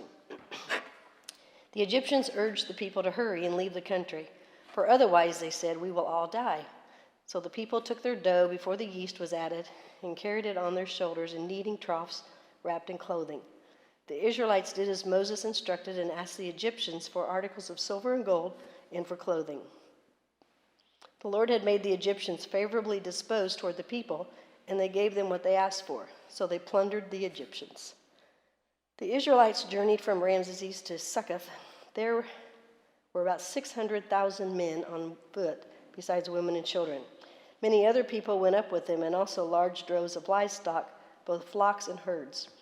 With the dough the Israelites had brought from Egypt, they baked loaves of unleavened bread. The dough was without yeast because they had been driven out of Egypt and did not have time to prepare food for themselves. Now the length of time the Israelite people lived in Egypt was 430 years. At the end of the 430 years, to the very day, all the Lord's divisions left Egypt. Because the Lord kept vigil that night to bring them out of Egypt, on this night all the Israelites are to keep vigil to honor the Lord for the generations to come. The Lord said to Moses and Aaron, These are the regulations for the Passover meal. No foreigner may eat it. Any slave you have bought may eat it after you have circumcised him, but a temporary resident or a hired worker may not eat it. It must be eaten inside the house. Take none of the meat outside the house. Do not break any of the bones. The whole community of Israel must celebrate it. A foreigner residing among you who wants to celebrate the Lord's Passover must have all the males in his household circumcised. Then he may take part like one born in the land. No uncircumcised male may eat it. The same law applies both to the native born and to the foreigner residing among you. All the Israelites did just what the Lord had commanded Moses and Aaron. And on that very day, the Lord brought the Israelites out of Egypt by their divisions. Exodus chapter 13. The Lord said to Moses, "Consecrate to me every firstborn male. The first offspring of every womb among the Israelites belongs to me, whether human or animal." Then Moses said to the people, "Commemorate this day, the day you came out of Egypt, out of the land of slavery, because the Lord brought you out of it with a mighty hand. Eat nothing containing yeast. Today, in the month of Aviv, you are leaving. When the Lord brings you into the land of the Canaanites, Hittites, Amorites, Hivites, and Jebusites, the land he swore to your ancestors to give you, a land flowing with milk and honey, you are to observe this ceremony in this month. For 7 days eat bread made without yeast, and on the 7th day hold a festival to the Lord. Eat unleavened bread during those 7 days. Nothing with yeast in it is to be seen among you, nor shall any yeast be seen anywhere within your borders. On that day tell your son, 'I do this because of what the Lord did for me when I came out of Egypt.' This observance will be for you like a sign on your hand and a reminder on your forehead that this law of the Lord is to be on your lips. For the Lord brought you out of Egypt with his mighty hand. You must keep this ordinance at the appointed time year after year. After the Lord brings you into the land of the Canaanites and gives it to you, as he promised on oath to you and your ancestors, you are to give over to the Lord the first offspring of every womb. All the firstborn males of your livestock belong to the Lord. Redeem with a lamb every firstborn donkey, but if you do not redeem it, break its neck. Redeem every firstborn among your sons. In days to come, when your son asks you, 'What does this mean?' say to him, 'With a mighty hand the Lord brought us out of Egypt, out of the land of slavery. When Pharaoh stubbornly refused to let us go, the Lord killed the firstborn of both people and animals in Egypt. This is why I sacrifice to the Lord the first male offspring of every womb and redeem each of my firstborn sons. And it will be like a sign on your hand and a symbol on your forehead that the Lord brought us out of Egypt with his mighty hand.'"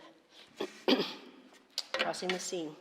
When Pharaoh let the people go, God did not lead them on the road through the Philistine country, though that was shorter. For God said, if they face war, they might change their minds and return to Egypt. So God led the people around by the desert road toward the Red Sea. The Israelites went up out of Egypt ready for battle. Moses took the bones of Joseph with him because Joseph had made the Israelites swear an oath. He had said, "God will surely come to your aid, and then you must carry my bones up with you from this place." After leaving Succoth, they camped at Etham on the edge of the desert. By day, the Lord went ahead of them in a pillar of cloud to guide them on their way, and by night in a pillar of fire to give them light, so that they could travel by day or night. Neither the pillar of cloud by day nor the pillar of fire by night left its place in front of the people. Chapter 14. Then the Lord said to Moses, "Tell the Israelites to turn back and encamp near Pi-hahiroth, between Migdol and the sea. They are to encamp by the sea directly opposite Baal-zephon. Pharaoh will think, the Israelites are wandering around by land in confusion, hemmed in by the desert, and I will harden Pharaoh's heart, and he will pursue them. But I will gain glory for myself through Pharaoh and all his army, and the Egyptians will know that I am the Lord." So the Israelites did this. When the king of Egypt was told that the people had fled, Pharaoh and his officials changed their minds about them and said, "What have we done? We have let the Israelites go and have lost their services." So he had his chariots made ready and took his army with him. He took 600 of the best chariots along with all the other chariots of Egypt, with officers all over all of them. The Lord hardened the heart of Pharaoh, king of Egypt, so that he pursued the Israelites, who were marching out boldly. The Egyptians, all Pharaoh's horses and chariots, horsemen and troops, pursued the Israelites and overtook them as they camped by the sea near Pi-hahiroth, opposite Baal-zephon. As Pharaoh approached, the Israelites looked up, and there were the Egyptians marching after them. They were terrified and cried out to the Lord. They said to Moses, "Was it because there were no graves in Egypt that you brought us to the desert to die? What have you done to us by bringing us out of Egypt? Didn't we say to you in Egypt, 'Leave us alone, let us serve the Egyptians'? It would have been better for us to serve the Egyptians than to die in the desert." Moses answered the people, "Do not be afraid. Stand firm, and you will see the deliverance the Lord will bring you today. The Egyptians you see today will never see again." The Lord will fight for you. You need only to be still." Then the Lord said to Moses, "Why are you crying out to me? Tell the Israelites to move on. Raise your staff and stretch out your hand over the sea to divide the water so that the Israelites can go through the sea on dry ground. I will harden the hearts of the Egyptians so that they will go in after them, and I will gain glory through Pharaoh and all his army, through his chariots and his horsemen. The Egyptians will know that I am the Lord when I gain glory through Pharaoh, his chariots, and his horsemen." Then the angel of God, who had been traveling in front of Israel's army, withdrew and went behind them. The pillar of cloud also moved them in front and stood behind them, coming between the armies of Egypt and Israel. Throughout the night, the cloud brought darkness to the one side and light to the other side, so neither went near the other all night long. Then Moses stretched out his hand over the sea, and all that night the Lord drove the sea back with a strong east wind and turned it into dry land. The waters were divided, and the Israelites went through the sea on dry ground, with a wall of water on their right and on their left. The Egyptians pursued them, and all Pharaoh's horses and chariots and horsemen followed them into the sea. During the last watch of the night, the Lord looked down from the pillar of fire and cloud at the Egyptian army and threw it into confusion. He jammed the wheels of their chariots so that they had difficulty driving, and the Egyptians said, "Let's get away from the Israelites. The Lord is fighting for them against Egypt." Then the Lord said to Moses, "Stretch out your hand over the sea so that the waters may flow back over the Egyptians and their chariots and horsemen." Moses stretched out his hand over the sea, and at daybreak the sea went back to its place. The Egyptians were fleeing toward it, and the Lord swept them into the sea. The water flowed back and covered the chariots and horsemen, the entire army of Pharaoh that had followed the Israelites into the sea. Not one of them survived. But the Israelites went through the sea on dry ground with a wall of water on their right and on their left. That day the Lord saved Israel from the hands of the Egyptians, and Israel saw the Egyptians lying dead on the shore. And when the Israelites saw the mighty hand of the Lord displayed against the Egyptians, the people feared the Lord and put their trust in him and in Moses his servant. The Song of Moses and Miriam, chapter 15. Then Moses and the Israelites sang the song of the Lord. I will sing to the Lord, for he is highly exalted. But the horse and driver he has hurled into the sea. The Lord is my strength and my defense. He has become my salvation. He is my God, and I will praise him. My Father's God, and I will exalt him. The Lord is a warrior, and the Lord is his name. Pharaoh's chariot and his army he has hurled into the sea. The best of Pharaoh's officers are drowned in the Red Sea. The deep waters have covered them. They sink to the depths like a stone. Your right hand, Lord, was majestic in power. Your right hand, Lord, shattered the enemy. In the greatest of your majesty, you threw down those who opposite you. You unleashed your burning anger, and it consumed them like stubble. By the blast of your nostrils, the water piled up. The surging waters stood up like a wall. The deep waters congealed in the heart of the sea. The enemy boasted, I will pursue, I will overtake them. I will divide the spoils, I will gorge myself on them. I will draw my sword, and my hand will destroy them. But you blew with your breath, and the sea covered them. They sank like lead in the mighty waters. Who among the gods is like your Lord? Who is like you? Majestic, holiness, awesome in glory, working wonders. You stretched out your right hand, and the earth swallowed your enemies In your unfailing love, you will lead the people you have redeemed. In the strength you will guide them in your holy dwelling. The nations will hear and tremble. Anguish will grip the people of Philistia.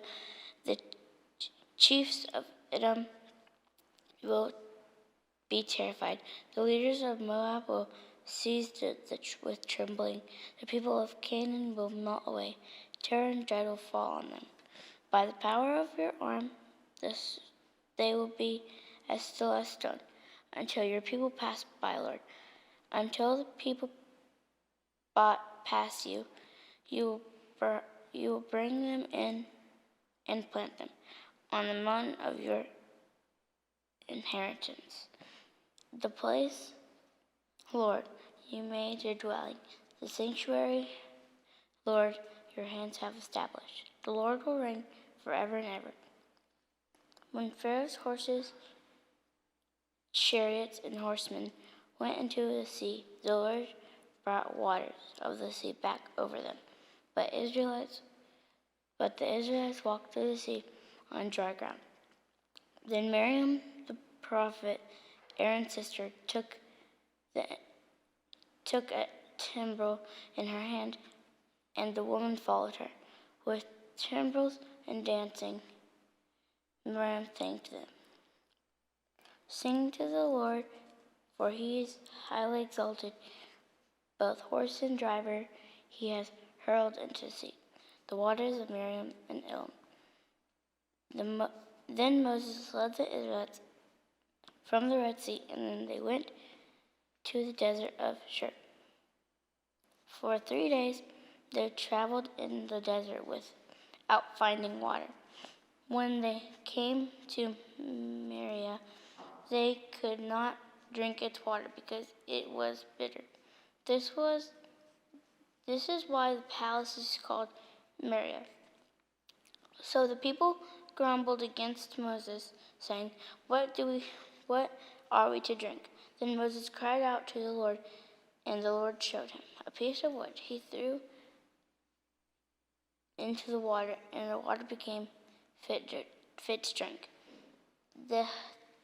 There the Lord issued a ruling and instruction for them to put them to a test. He said, If you listen carefully to the Lord your God and do what is right in his eyes, if you pay attention to his commands and keep all his decrees, I will not bring you any of the diseases I brought on the Egyptians, for I am the Lord who heals you.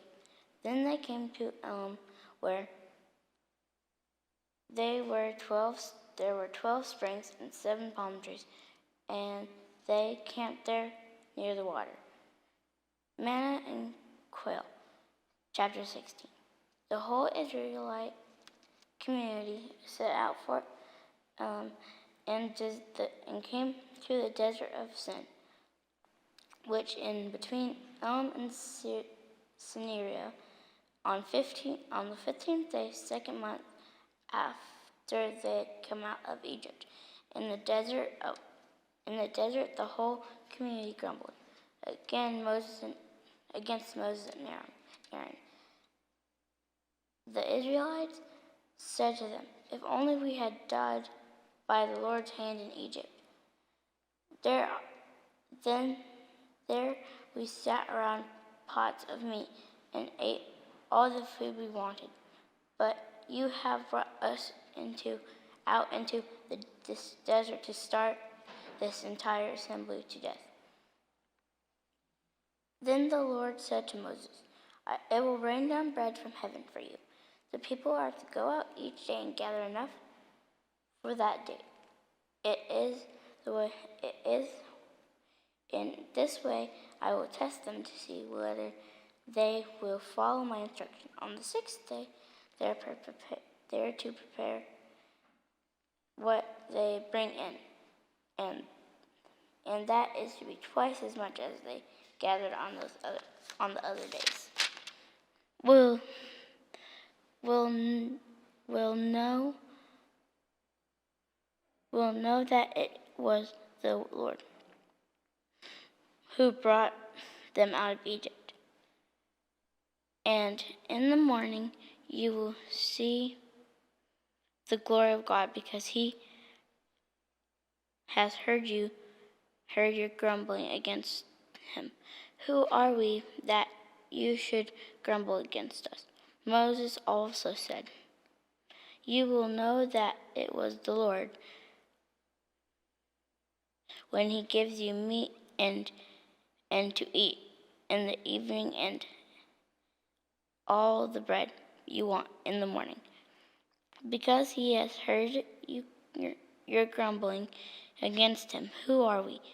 You are not grumbling against us, but against God. Then Moses told Aaron, say to the entire Israelite community, come before the Lord, he has heard your grumbling.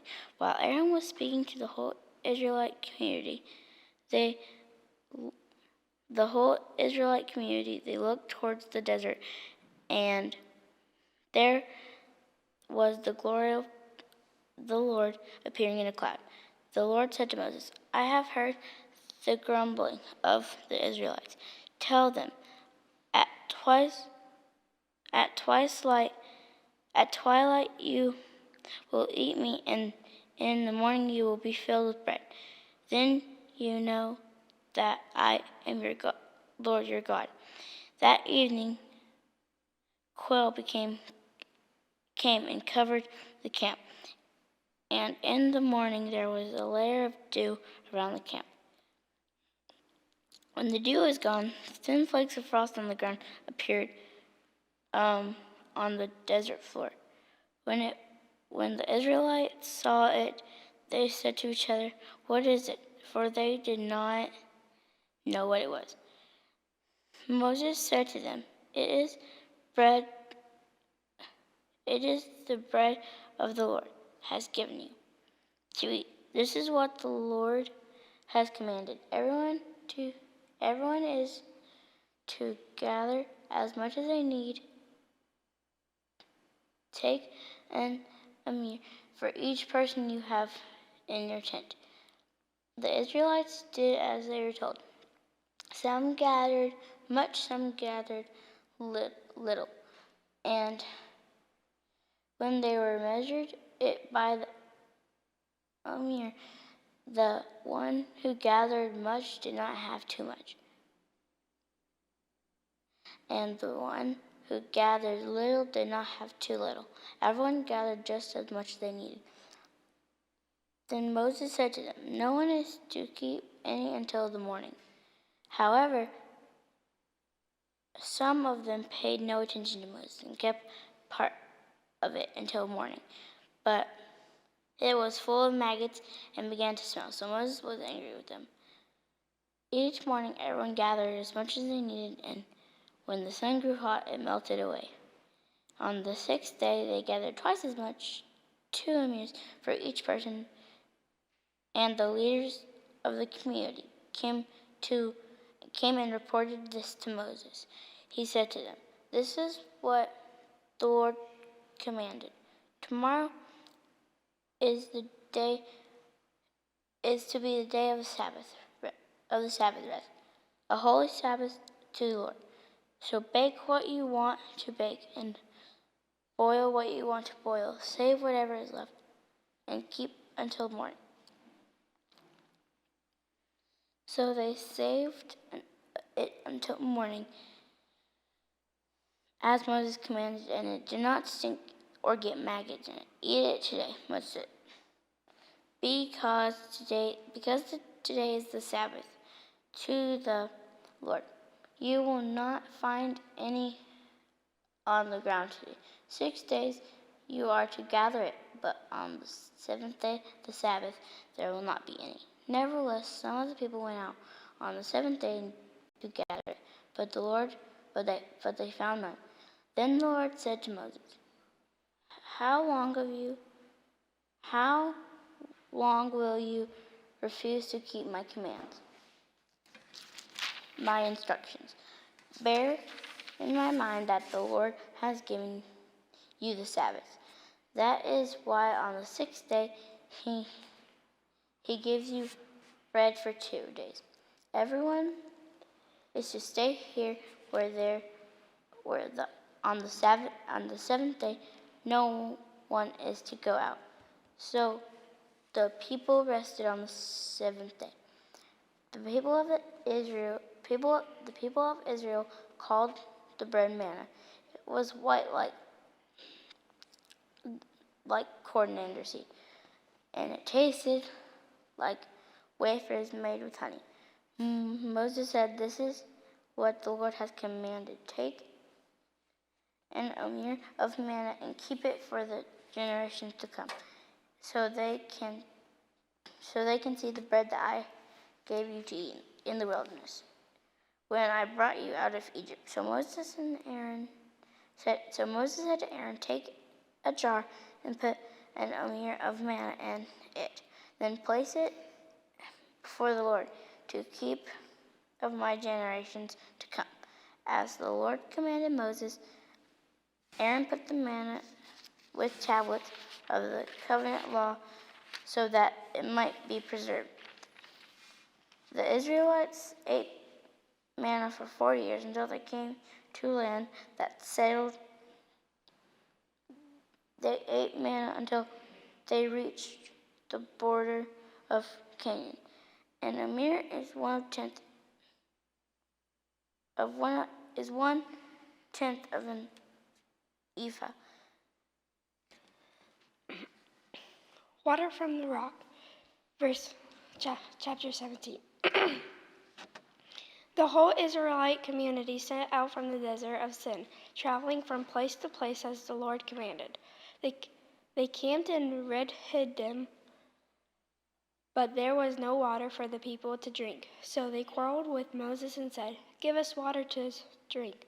Moses replied, "Why do you quarrel with me? Why do you put the Lord to test?" But the people were thirsty for water there, and they were grumbled against Moses. They said, "Why did you bring us out of Egypt, to make us and our children and livestock die of thirst?" Then Moses cried out to the Lord, "What am I to do with these people? They are almost ready to stone me." The Lord answered Moses, "Go in front of the people, take with you some of the elders of Israel, and take in your hand the staff with which you struck the Nile, and go. I will stand there before you by the rock at Horeb. Strike the rock, and water will come out of it for the people to drink." So Moses did. This was the sight of the elders of Israel. And he called the place Massah in Meribah, because the Israelites quarreled and because they tested the Lord, saying, "Is the Lord among us or not?" The Amalekites came and attacked the Israelites at the Rephidim. Moses said to Joshua, "Choose some out of our men and go out to fight the Amalekites. Tomorrow I will stand on the top of the hill with the staff of God in my hands." So Joshua fought the Amalekites as Moses had ordered, and Moses, Aaron, and Hur went to the top of the hill. As long as Moses held up his hands, the Israelites were winning. But whenever he lowered his hands, the Amalekites were winning. When Moses' hands grew tired, they took a stone and put it under him, and he sat on it. Aaron and Hur held his hands up, one on one side, one on the other, so that his hands remained steady till sunset. So Joshua overcame the Amalekite army with a sword. Then the Lord said to Moses, "Write this on a scroll as something to be remembered, and make sure that Joshua hears it, because it will completely blot out the name of Amalek from under heaven." Moses built an altar and called it "The Lord is my banner." He said, because hands were lifted up against the throne of the Lord will be at war against the Amalekites from generation to generation. Chapter 18. Jethro visit Moses. Now Jethro, the priest of Midian, and father-in-law of Moses, heard everything God had done for Moses and for his people Israel, and how the Lord had brought Israel out of Egypt. After Moses had sent away his wife Zipporah, his father-in-law Jethro received her and her 2 sons. One son was named Gershom, for Moses said, I have become a foreigner in a foreign land, and the other was named Eliezer, for he said, my father God was my helper, he saved me from the sword of Pharaoh. Jethro, Moses' father-in-law, together with Moses' sons and wives, came to him with the wilderness where he camped near the mountain of God. Jethro had sent word to him, I, your father-in-law, Jethro, I am coming to you with your wives and her 2 sons. So Moses went out to meet his father-in-law and bowed down and kissed him. They greeted each other and then went into the tent. Moses told his father-in-law about everything the Lord has done to Pharaoh and Egyptians for Israel's sake, and about all the hardships they had met along the way, and how the Lord saved them. Jethro was delighted to hear about all the good things the Lord had done for the Israel and rescuing them from the hand of the Egyptians. He said, Praise be to the Lord, who rescued you from the land of the Egyptians and of Pharaoh, and who rescued the people from the hand of the Egyptians. Now I know that the Lord is greater than all other gods, for he did this to those who had treated Israel arrogantly. Then Jethro, Moses' father-in-law, brought a burnt offering and other sacrifices to God. And Aaron came with all the elders of Israel to eat a meal with Moses, father-in-law, to present God. The next day, Moses took the seat to serve as judge for the people, and they stood around him from morning till evening.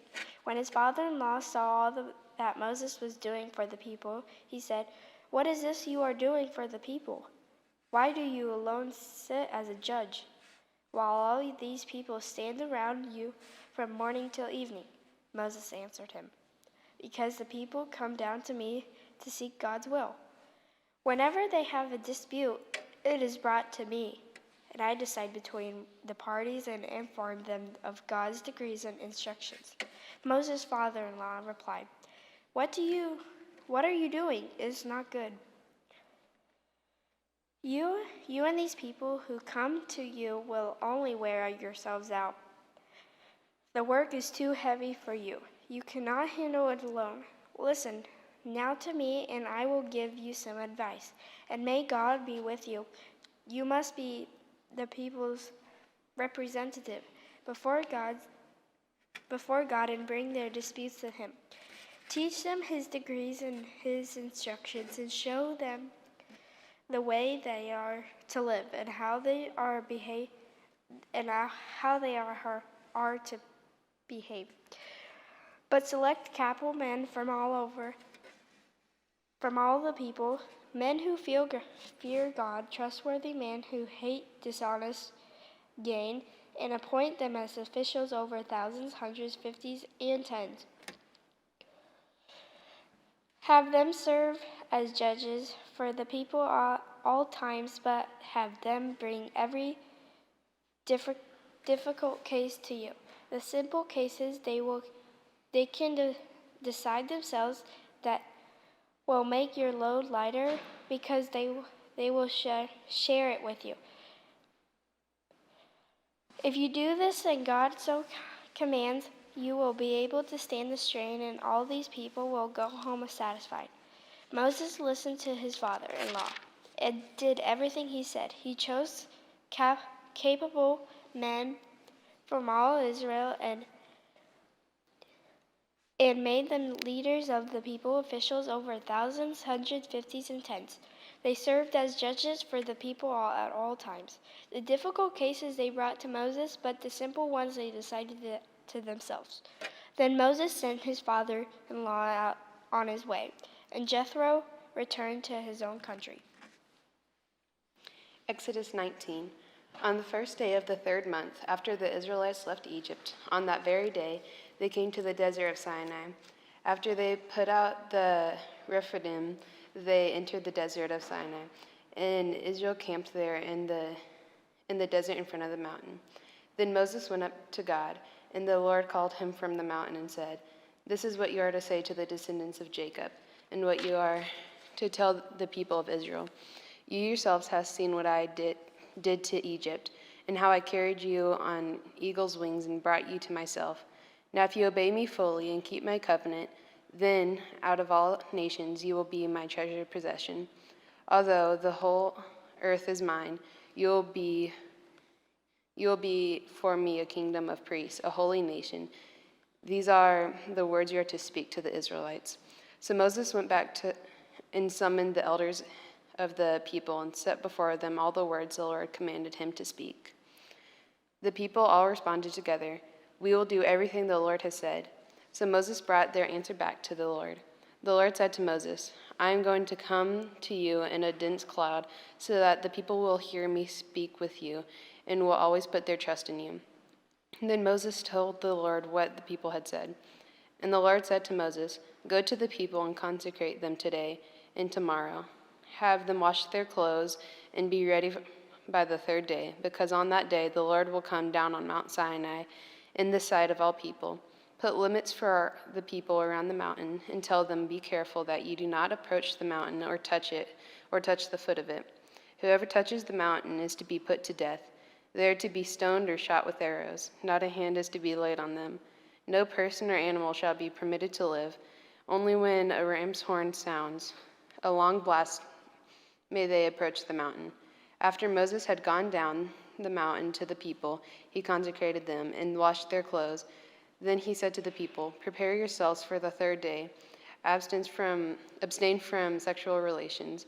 On the morning of the 3rd day, there was thunder and lightning, with a thick cloud over the mountain, and a very loud trumpet blast. Everyone in the camp trembled.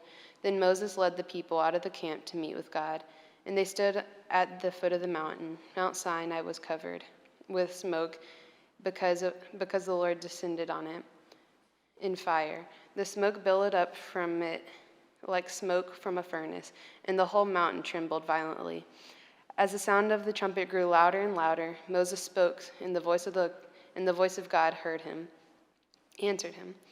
The Lord descended to the top of Mount Sinai and called Moses to the top of the mountain. So Moses went up, and the Lord said to him, "Go down and warn the people, so they do not force their way through to see the Lord, and many of them perish. Even the priests who approach the Lord must consecrate themselves, or the Lord will break out against them." Moses said to the Lord, "The people cannot come up Mount Sinai, because you yourself warned us. Put limits around the mountain and set it apart as holy." The Lord replied, "Go down, bring Aaron up with you, but the priests and the people must not force their way through to come up to the Lord, or he will break out against them." So Moses went down to the people and told them. Exodus 20. And God spoke all these words, "I am the Lord your God who brought you out of Egypt, out of the land of slavery. You shall have no gods before me.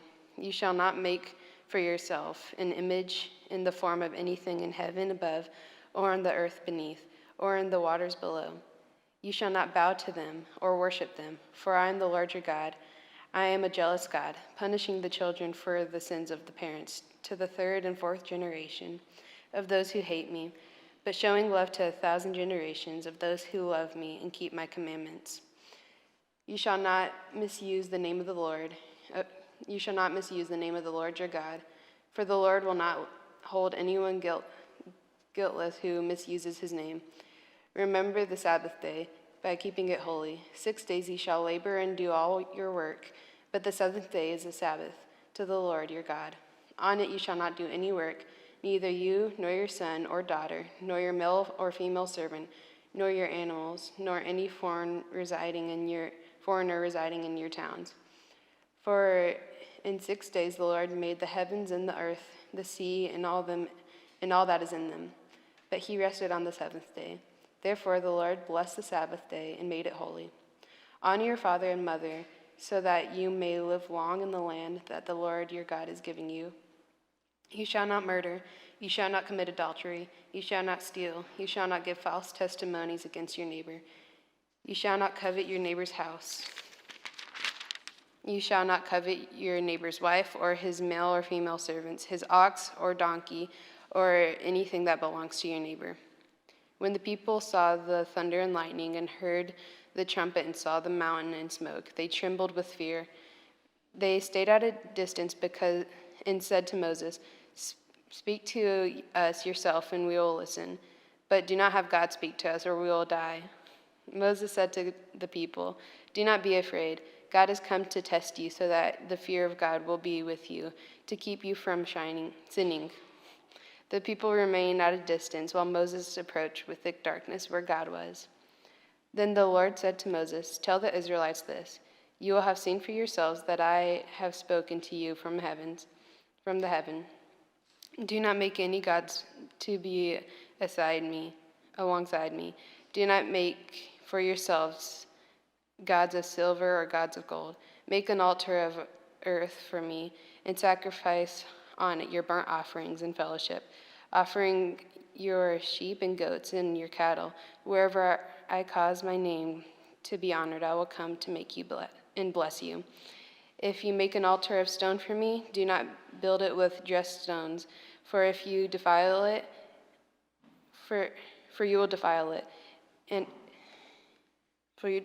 if you use a tool on it. And do not go up to my altar on my steps, or private parts may be exposed." Exodus 21. These are the laws you are to set before them. If you buy a Hebrew servant, he is to serve you for 6 years, but in the 7th year he shall go free without paying anything. If he comes alone, he is to go free alone, but if he has a wife when he comes, she is to go with him. If his master gives him a wife, and she bears him sons or daughters, the woman and her children shall belong to the master, and only the man shall go free. But if the servant declares, "I love my master and my wife and children, and do not want to go free," then his master must take him before the judges. He shall take him to the door or to the doorpost and pierce his ear with an awl. Then he will be his servant for life. If a man sells his daughter as a servant, she is not to go free as male servants do. If she does not please the master who has selected her for himself, he must let her be redeemed. He has no right to sell her to foreigners because he has broken faith with her. If he selects her for his son, he must grant her the rights of a daughter. But if he marries another woman, he must not deprive the first one of her food, clothing, and material rights. If he does not provide her with these things, she is to go free without any payment of money. Anyone who strikes a person with a fatal blow is to be put to death. However, if it is not done intentionally, but God lets it happen, they are to flee to a place I will designate. But if anyone schemes and kills somebody deliberately, that person is to be taken from my altar and put to death. Anyone who attacks their father or mother is to be put to death. Anyone who kidnaps someone is to be put to death, whether the victim has been stolen or is the kidnapper's possession. Anyone who curses their father or mother is to be put to death. If people quarrel and one person hits another with a stone or with the fist, and the victim does not die but is confined to bed, the one who struck the blow will not be held liable if the other can get up and walk around outside with a staff. However, the guilty party must pay the injured person for any loss of time and see the victim is completely healed. Anyone who beats their male or female slaves with a rod must be punished. If the slave dies as a direct result, but they are not punished if the slave recovers after a day or two, since the slave is their property. If people are fighting and hit a pregnant woman, and she gives birth prematurely, but there is no serious injury, the offender must be fined whatever the woman's husband demands and the court allows. But if there is a serious injury, you are to take life for life, eye for eye, tooth for tooth, hand for hand, foot for foot, burn for burn, wound for wound, bruise for bruise. An owner who hits a male or female slave in the eye and destroys it must let the slave go free to compensate for the eye. And an owner who knocks out the tooth of a male or female slave must let the slave go free to compensate for the tooth. If a bull gores a man or a woman to death, the bull is to be stoned to death, and its meat must not be eaten. But the owner of the bull will not be held responsible.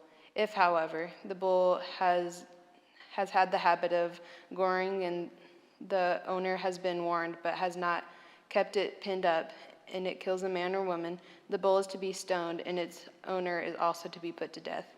However, if payment is demanded, the owner must redeem his life by the payment of whatever is demanded.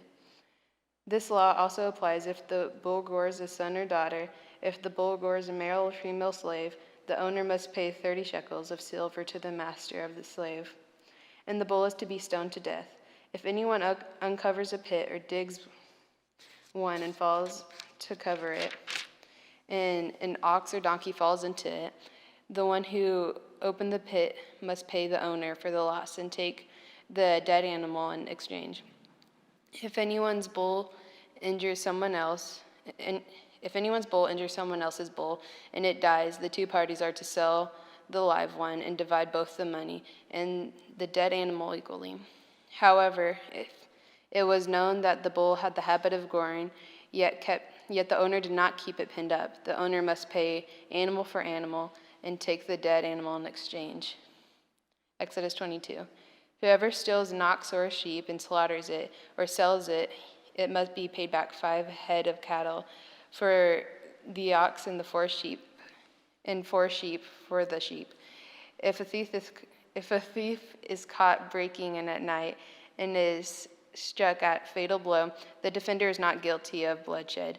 But if it happens after sunrise, the defender is guilty of bloodshed. Anyone who steals must certainly make restitution. But if they have nothing, they must be sold to pay for their theft. If the stolen animal is found alive in their possession, whether ox or donkey or sheep, they must pay back double. If anyone grazes their livestock in a field or vineyard and lets them stray and they graze in someone else's field, the offender must make restoration from the best of their own field or vineyard.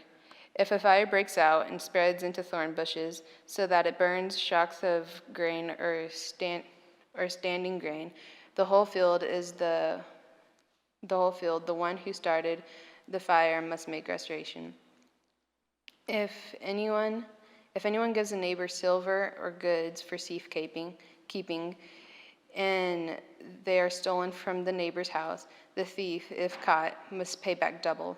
But if the thief is not found, the owner of the house must appear before judges, and they must determine whether the owner of the house has laid hands on the other person's property.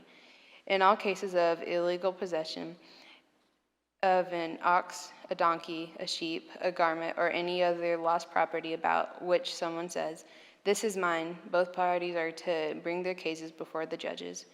The one whom the judges declare guilty must pay back double to the other. If anyone gives a donkey, an ox, a sheep, or any other animal to the neighbor for safekeeping, and it dies or is injured or is taken away while no one is looking, the issue between them will be settled by the taking of an oath before the Lord that the neighbor did not lay hands on the other person's property.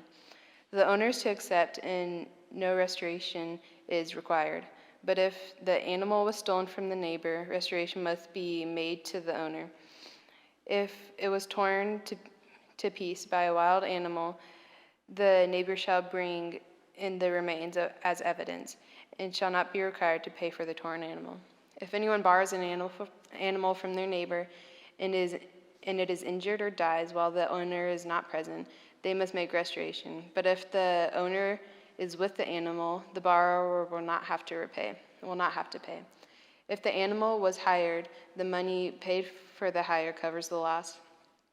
If a man seduces a virgin who is not pledged to be married and sleeps with her, he must pay the bride price, and she shall be his wife. If her father absolutely refuses to give her to him, he must still pay the bride price for virgins. Do not allow a sorceress to live. Anyone who has sexual relations with an animal is to be put to death. Whoever sacrifices to any god other than the Lord must be destroyed. Do not mistreat or oppress a foreigner, for you were foreigners in Egypt. Do not take advantage of the widow or the fatherless. If you do and they cry out to me, I will certainly hear their cry. My anger will be aroused, and I will kill you with the sword. Your wives will become widows, your children will become fatherless. If you lend money to one of my people among who is needy, do not treat it like it is a business deal. Charge no interest. If you take your neighbor's cloak as a pledge, return it by sunset, because that cloak is the only covering that your neighbor has. What else can they sleep in? When they cry out to me, I will hear, for I am compassionate. Do not blaspheme God or curse the ruler of your people. Do not hold back offerings from your grannies or your vats. You must give me the firstborn of your sons. Do the same with your cattle and your sheep. Let them stay with their mothers for 7 days, but give them to me on the 8th day. You are to be my holy people, so do not eat the meat of an animal torn by wild beasts. Throw it to the dogs. That was Exodus 23.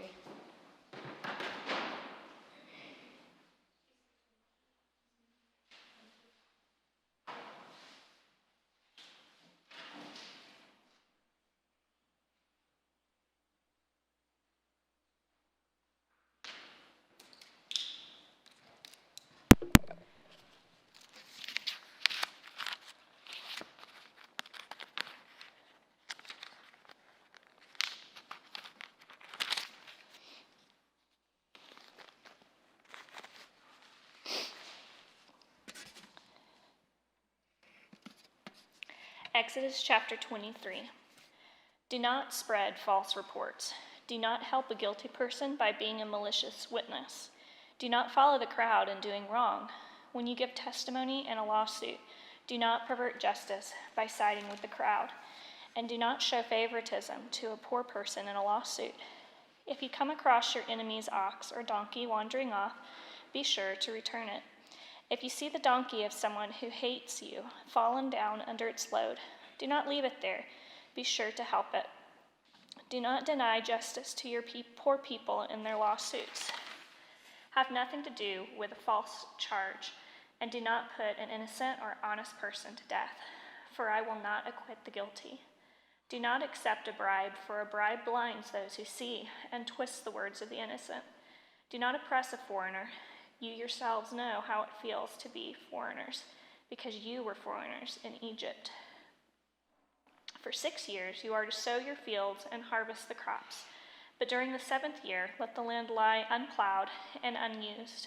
Then the poor among your people may get food from it, and the wild animals may eat what is left. Do the same with your vineyard and your olive grove. 6 days do your work, but on the 7th day do not work, so that your ox and your donkey may rest, and so that the slave born in your household and the foreigners living among you may be refreshed.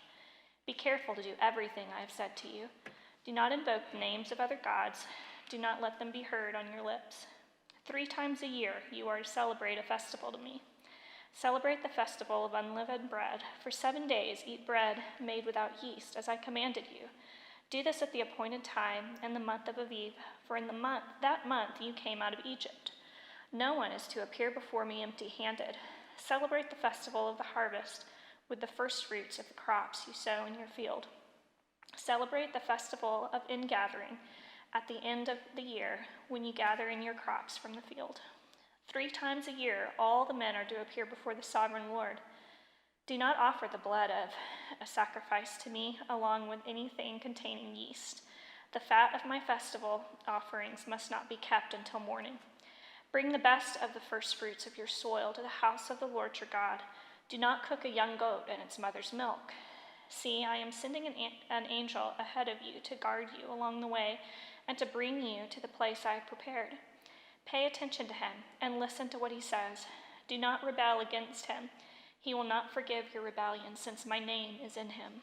If you listen carefully to what he says and do all that I say, I will be an enemy to your enemies and will oppose those who oppose you. My angel will go ahead of you and bring you into the land of the Amorites, Hittites, Perizzites, Canaanites, Hivites, and Jebusites, and I will wipe them out. Do not bow down before their gods or worship them or follow their practices. You must demolish them and break their sacred stones to pieces. Worship the Lord your God, and his blessing will be on your food and water. I will take away sickness from among you, and none will miscarry or be barren in your land. I will give you a full lifespan. I will send my terror ahead of you and throw into confusion every nation you encounter. I will make all your enemies turn their backs and run. I will send the hornet ahead of you to drive the Hivites, Canaanites, and Hittites out of your way. But I will not drive them out in a single year, because the land would become desolate and the wild animals too numerous for you. Little by little, I will drive them out before you until you have increased enough to take possession of the land. I will establish your borders from the Red Sea to the Mediterranean Sea, and from the desert to the Euphrates River. I will give into your hands the people who live in the land, and you will drive them out before you. Do not make a covenant with them or with their gods. Do not let them live in your land, or they will cause you to sin against me, because the worship of their gods will certainly be a snare to you. Exodus chapter 24. Then the Lord said to Moses, "Come up to the Lord, you and Aaron, Nadab and Abihu, and 70 of the elders of Israel. You are to worship at a distance, but Moses alone is to approach the Lord. The others must not come near, and the people may not come up with him." When Moses went and told the people all the Lord's words and laws, they responded with one voice, "Everything the Lord has said, we will do." Moses then wrote down everything the Lord had said. He got up early the next morning and built an altar at the foot of the mountain and set up 12 stone pillars representing the 12 tribes of Israel. Then he sent young Israelite men, and they offered burnt offerings and sacrificed young bulls as fellowship offerings to the Lord. Moses took half of the blood and put it in bowls, and the other half he splashed against the altar. Then he took the book of the covenant and read it to the people. They responded, "We will do everything the Lord has said. We will obey." Moses then took the blood, sprinkled it on the people, and said, "This is the blood of the covenant that the Lord has made with you in accordance with all these words." Moses and Aaron, Nadab and Abihu, and the 70 elders of Israel went up and saw the God of Israel. Under his feet was something like a pavement made of lapis lazuli, as bright blue as the sky. But God did not raise his hand against these leaders of the Israelites. They saw God, and they ate and drank. The Lord said to Moses, "Come up to me on the mountain and stay here, and I will give you the tablets of stone with the law and commandments I have written for their instruction." Then Moses set out with Joshua, his aide, and Moses went up on the mountain of God. He said to the elders, "Wait here for us until we come back to you. Aaron and Hur are with you, and anyone involved in a dispute can go to them." When Moses went up on the mountain, the cloud covered it, and the glory of the Lord settled on Mount Sinai. For 6 days the cloud covered the mountain, and on the 7th day the Lord called to Moses from within the cloud. To the Israelites the glory of the Lord looked like a consuming fire on top of the mountain. Then Moses entered the cloud, and as he went up on the mountain, he stayed on the mountain 40 days and 40 nights. Exodus chapter 25. The Lord said to Moses, "Tell the Israelites to bring me an offering. You are to receive the offering for me from everyone whose heart prompts them to give. These are the offerings you are to receive from them: gold, silver, and bronze, blue, purple, and scarlet yarn, and fine linen, goat hair, ram skins dyed red, and another type of durable leather, acacia wood, olive oil for the light, spices for the anointing oil and for the fragrant incense, and onyx stones and other gems to be mounted on the ephod and breastplate. Then have them make a sanctuary for me, and I will dwell among them. Make this tabernacle and all its furnishings exactly like the pattern I will show you. Have them make an ark of acacia wood, 2.5 cubits long, 1.5 cubits wide, and 1.5 cubits high. Overlay it with pure gold, both inside and out, and make a gold molding around it. Cast 4 gold rings for it and fasten them to its 4 feet, with 2 rings on one side and 2 rings on the other. Then make poles of acacia wood and overlay them with gold. Insert the poles into the rings on the sides of the ark to carry it. The poles are to remain in the rings of the ark. They are not to be removed. Then put in the ark the tablets of the covenant law, which I will give to you. Make an atonement cover of pure gold, 2.5 cubits long and 1.5 cubits wide, and make 2 cherubim out of the hammered gold at the ends of the cover. Make 1 cherub on one end and the second cherub on the other. Make the cherubim of one piece with the cover at the 2 ends. The cherubim are to have their wings spread upward, overshadowing the cover with them. The cherubim are to face each other, looking toward the cover. Place the cover on top of the ark, and put in the ark the tablets of the covenant law that I will give you. There, above the cover, between the 2 cherubim that are over the ark of the covenant law, I will meet with you and give you all my commandments for the Israelites. Make a table of acacia wood, 2 cubits long and 1 cubit wide and 1.5 cubits high. Overlay it with pure gold and make gold molding around it. Also make around it a rim, a handbreadth wide, and put a gold molding on the rim. Make 4 gold rings for the table and fasten them to the 4 corners where the 4 legs are. The rings are to be close to the rim to hold the poles used in carrying the table. Make the poles of acacia wood, overlay them with gold, and carry the table with them. And make its plates and dishes of pure gold, as well as its pitchers and bowls for the pouring out of offerings. Put the bread of the presence on this table to be before me at all times. Make a lampstand of pure gold. Hammer out its base and shaft, and make its flower-like cups, buds, and blossoms of one piece with them. 6 branches are to extend from the sides of the lampstand, 3 on one side and 3 on the other. 3 cups shaped like almond flowers with buds and blossoms are to be on one branch, 3 on the next branch, and the same for all 6 branches extending from the lampstand. And on the lampstand there are to be 4 cups shaped like almond flowers with buds and blossoms. 1 bud shall be under the first pair of branches extending from the lampstand, a second bud under the second pair, and a third bud under the third pair. 6 branches in all. The buds and branches shall all be of one piece with the lampstand, hammered out of pure gold. Then make it 7 lamps and set them up on it so that they light the space in front of it. Its wick trimmers and trays are to be of pure gold. A talent of pure gold is to be used for the lampstand and all these accessories. See that you make them according to the pattern shown you on the mountain. Exodus chapter 26. Make the tabernacle with 10 curtains of finely twisted linen and blue, purple, and scarlet yarn, with cherubim woven into them by a skilled worker. All the curtains are to be the same size, 28 cubits long and 4 cubits wide. Join 5 of the curtains together and do the same with the other 5. Make loops of blue material along the edge of the end curtain in one set, and do the same with the end curtain on the other set. Make 50 loops on one curtain and 50 loops on the end curtain of the other set, with the loops opposite each other. Then make 50 gold clasps and use them to fasten the curtains together so that the tabernacle is a unit. Make curtains of goat hair for the tent over the tabernacle, 11 altogether. All 11 curtains are to be the same size, 30 cubits long and 4 cubits wide. Join 5 of the curtains together into one set, and the other 6 into another set. Fold the 6th curtain double at the front of the tent. Make 50 loops along the edge of the end curtain in one set, and also along the edge of the end curtain in the other set. Then make 50 bronze clasps and put them in the loops to fasten the tent together as a unit. As for the additional length of the tent curtains, the half curtain that is left over is to hang down at the rear of the tabernacle. The tent curtains will be 1 cubit long on both sides. What is left will hang over the sides of the tabernacle so as to cover it. Make for the tent a covering of ram skins dyed red, and over that a covering of the other durable leather. Make upright frames of acacia wood for the tabernacle. Each frame is to be 10 cubits long and 1.5 cubits wide, with 2 projections set parallel to each other. Make all the frames of the tabernacle in this way. Make 20 frames for the south side of the tabernacle and make 40 silver bases to go under them, 2 bases for each frame, 1 under each projection.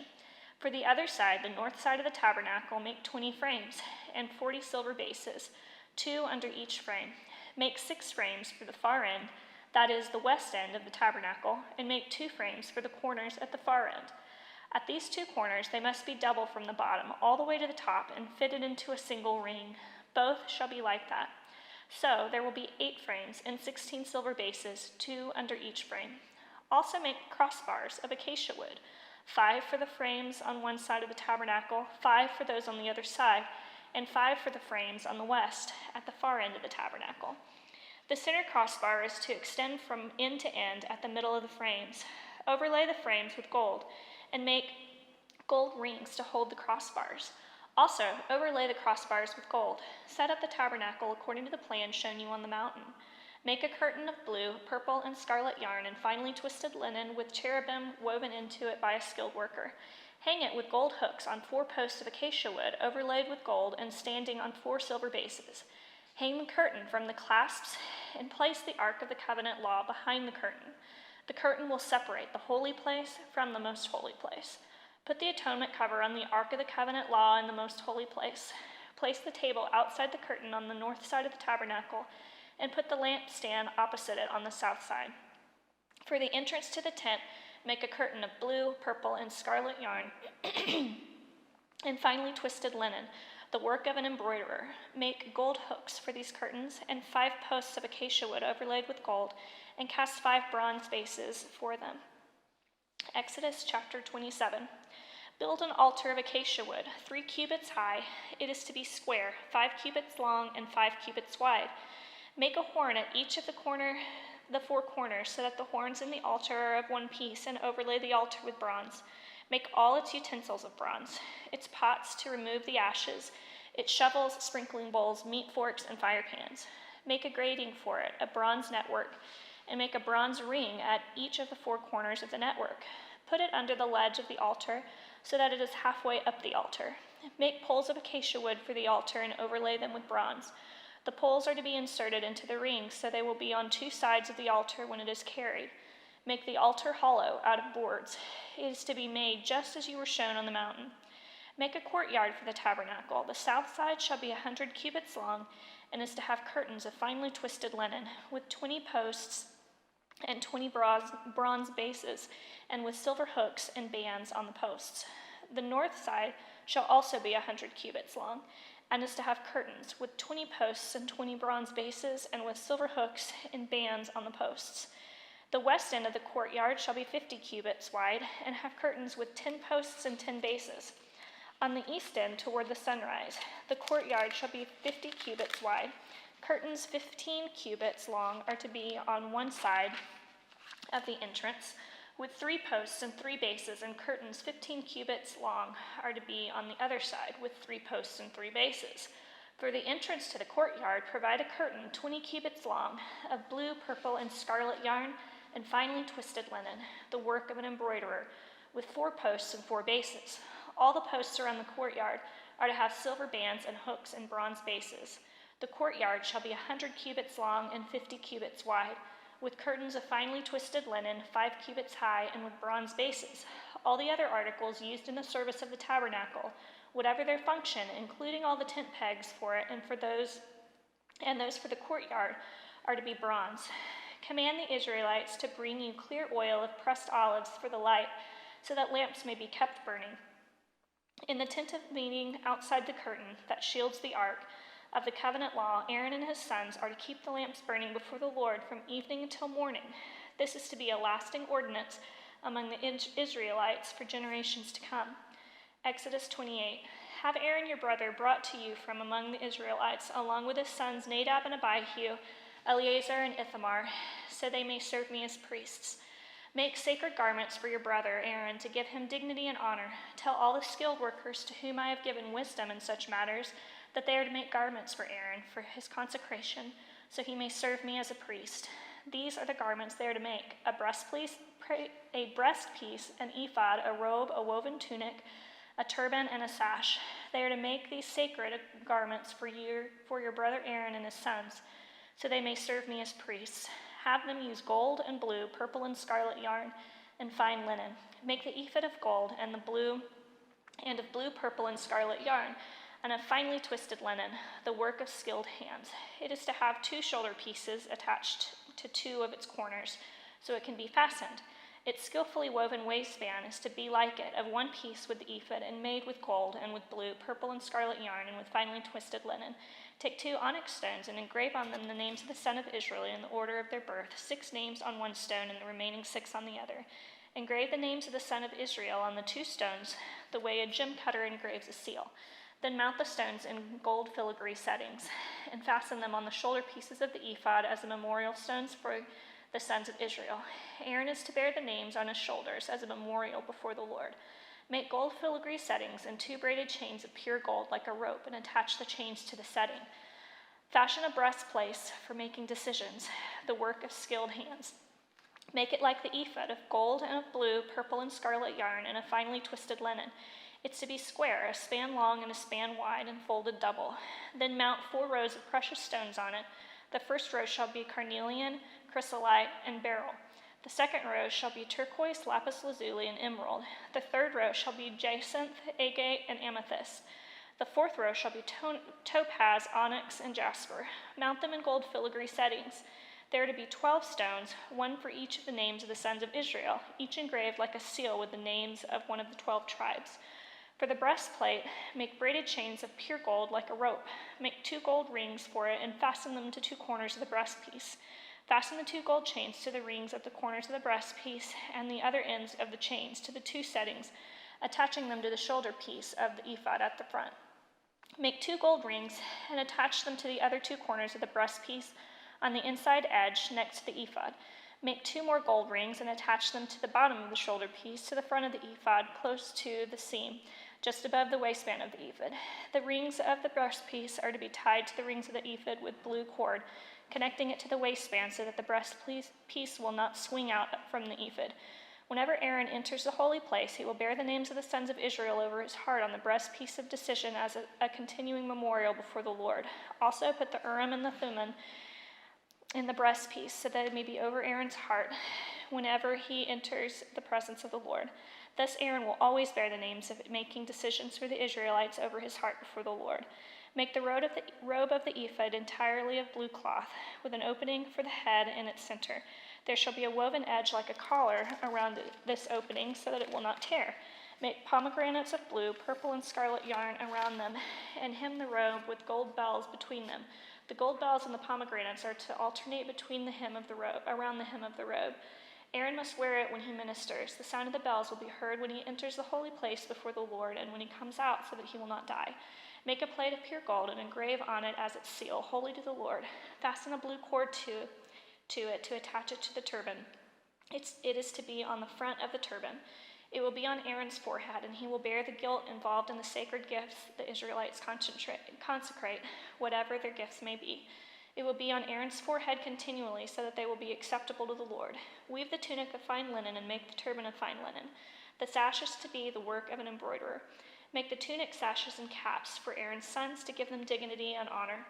After you put these clothes on your brother Aaron and his sons, anoint and ordain them. Consecrate them so they may serve me as priests.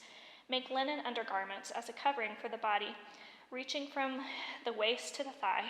Aaron and his sons must wear them whenever they enter the tent of meeting or approach the altar to minister in the holy place, so that they will not incur guilt and die. This is to be a lasting ordinance for Aaron and his descendants. Exodus 29.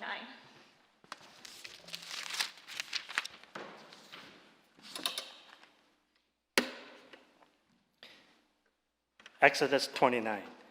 This is what you are to do to consecrate them, so they may serve me as priests. Take a young bull and 2 rams without defect, and from fine wheat flour, without yeast, make bread, and cakes mixed with oil, and wafers spread with oil. Put them in a basket and present them in it, along with the bull and 2 rams. Then bring Aaron and his sons to the entrance to the tent of meeting, and wash them with water. Take the garments and dress Aaron with tunic, the robe of the ephod itself, and the breastpiece. Fasten the ephod on him by its skillfully woven waistband. Put the turban on the head and attach the sacred diadem to the turban. Take the anointing oil and anoint him by pouring it on his head. Bring his sons and dress them in tunics and put headbands on them. Then tie sash on Aaron and his sons. The priesthood is theirs, and by a lasting ordinance. In this way you shall ordain Aaron and his sons. Bring the bull to the front of the tent of meeting, and Aaron and his sons shall lay their hands on his head, slaughter it in the Lord's presence at the entrance to the tent of meeting. Take some of the bull's blood and put it on the horns of the altar with your finger, and pour out the rest of it at the base of the altar. Then take all of the fat around the inner parts and covering of the liver, and both kidneys with the fat on them, and burn them on the altar. But burn the bull's flesh and his hide and his offer outside the camp. It is a sin offering. Take one of the rams, and Aaron and his sons shall lay their hands on the head. Slaughter it, and take the blood and sprinkle it against the altar on all sides. Cut the ram into pieces, and wash the inner parts of the legs, putting them with the head and the other pieces.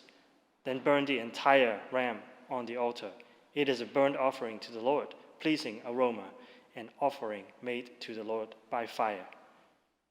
Take the other ram, and Aaron and his sons shall lay their hands on his head. Slaughter it, take some of the blood and put it on the lobes of the right ears of Aaron and his sons, and on the thumbs of their right hands, and on the big toes of their right feet. Then sprinkle blood against the altar on all sides, and take some of the blood on the altar and some of the anointing oil, and sprinkle it on Aaron and his garment, and on his sons and their garments. Then he and his sons and their garments will be consecrated. Take from this ram the fat tail, the fat around the inner part, and the covering of the liver, both kidneys and the fat on them, and the right thigh. This is the ram for the ordination. From the basket of bread made without yeast, which is before the Lord, take a loaf and a cake made with oil, and a wafer. Put all these in the hands of Aaron and his sons, and wave them before the Lord as a wave offering. Then take them from their hands and burn them on the altar, along with the burnt offering for a pleasing aroma to the Lord, an offering made to the Lord by fire. After you take the breast of the ram for Aaron's ordination, wave it before the Lord as a wave offering, and it will be yours. It will be your share. Consecrate those parts of the ordination ram that belong to Aaron and his sons, the breast that was waved and the thigh that was presented. This is always to be regular share from the Israelites for Aaron and his sons. This is the contribution the Israelites are to make to the Lord from their fellowship offerings. Aaron's sacred garments will belong to his descendants, so that they can be anointed and ordained in them. The son who succeeds him as priest and comes to the tent of meeting to minister in the holy place is to wear them 7 days. Take the ram for the ordination and cook the meat in the sacred place. At the entrance to the tent of meeting, Aaron and his sons are to eat the meat of the ram and the bread. This is in the basket. That is in the basket. They are to eat these offerings by which atonement was made for the ordination and consecration. But no one else may eat them, because they are sacred. But if any of the meat of the ordination ram or any bread that is left over till morning, burn it up. It must not be eaten, because it is sacred. Do for Aaron and his sons everything I have commanded you. Take 7 days to ordain them.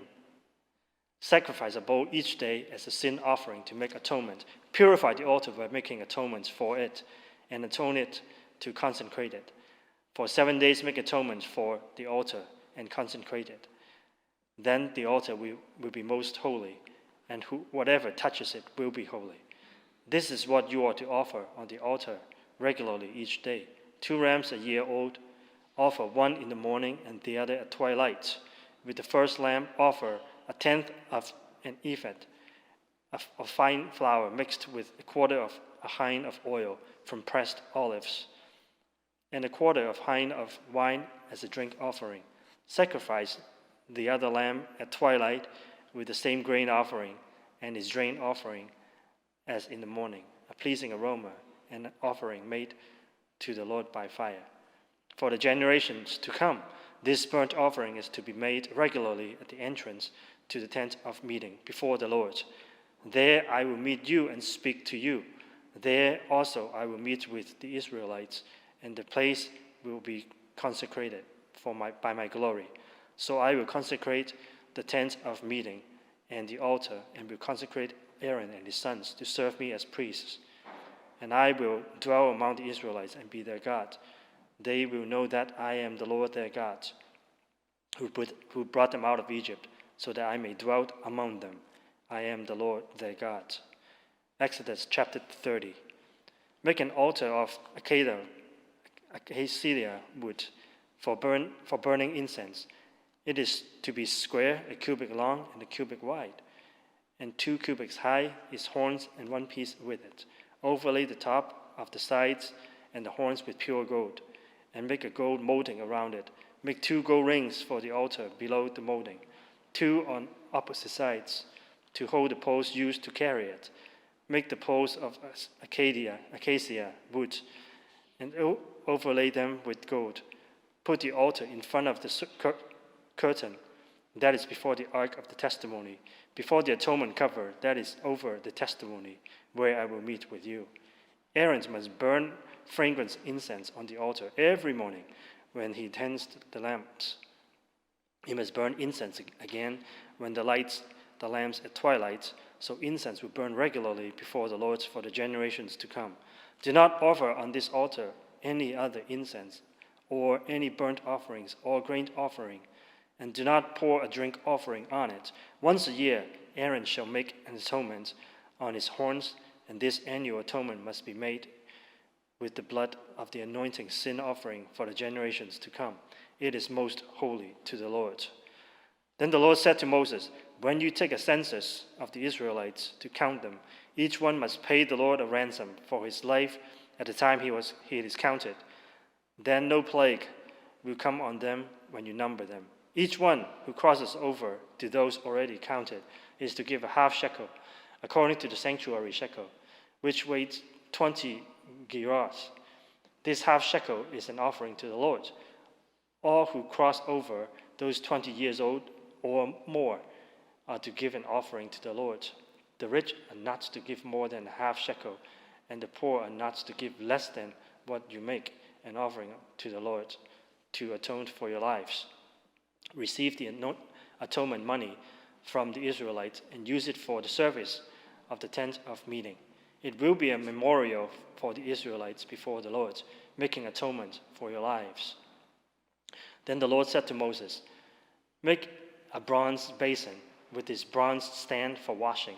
Place it between the tent of meeting and the altar, and put water in it. Aaron and his sons are to wash their hands and feet with water from it. Whenever they enter the tent of meeting, they shall wash with water, so that they will not die.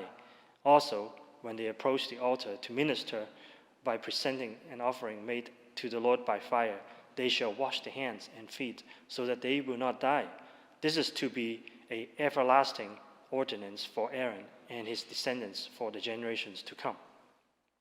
Then the Lord said to Moses, take the following fine spices, 500 shekels of liquid myrrh, half as much, that is 250 shekels, of fragrant cinnamon, 250 shekels of fragrant cane, 500 shekels of cassia, all according to the sanctuary shekel, and a hind of olive oil. Make these into a sacred anointing oil, a fragrance blend, a work of the perfumer. It will be a sacred anointing oil. Then use it to anoint the tent of meeting, the ark of the testimony, the table and all its articles, the lampstand and its accessories, the altar of incense, the altar of burnt offerings, and all its utensils, and the basin and its stand. You shall consecrate them so that they will be most holy, and whatever touches them will be holy. Anoint Aaron and his sons and consecrate them so that they serve me as priests. Say to the Israelites, this is to be my sacred anointing oil for the generations to come. Do not pour it on man's body, and do not make any oil with the same formula. It is sacred, and you are to consider it sacred. Whoever makes perfume like it, and whoever puts on anyone other than the priest must be cut off from his people." Then the Lord said to Moses, "Take fragrant spices, gum resin, onycha, and galbanum, and pure frankincense, and all the equal amounts, and make the fragrance blend of incense. The work of the perfumer, it is to be salted and pure and sacred. Grind some of it to powder, and place it in front of the testimony of the tent of meeting, where I will meet with you. It shall be most holy to you. Do not make any incense with this formula for yourselves. Consider it holy to the Lord. Whoever makes any like it and enjoy its fragrance must be cut off from his people." Exodus chapter 31. Then the Lord said to Moses, "See, I have chosen Bezalel, son of Uri, the son of Ur, of the tribe of Judah, that I have filled him with the Spirit of God, with skill, ability, and knowledge in all kinds of crafts, to make artistic designs for work in gold, silver, and bronze, to cut and set stones, to work in wood, and to engage in all kinds of craftsmanship. Moreover, I have appointed Oholiab, son of Ahishamah, of the tribe of Dan, to help him. Also, I have given skill to all the craftsmen to make everything I have commanded you: the tent of meeting, the ark of the testimony with the atonement cover on it, and all the other furnishing of the tent, the table and its articles, the pure gold lampstand and all its accessories, the altar of incense and altar of burnt offerings and all its utensils, the basin with its stand, and also the woven garment, both the sacred garments for Aaron, the priest, and the garments for his sons, when they serve as priests, and the anointing oil and fragrant incense for the holy place.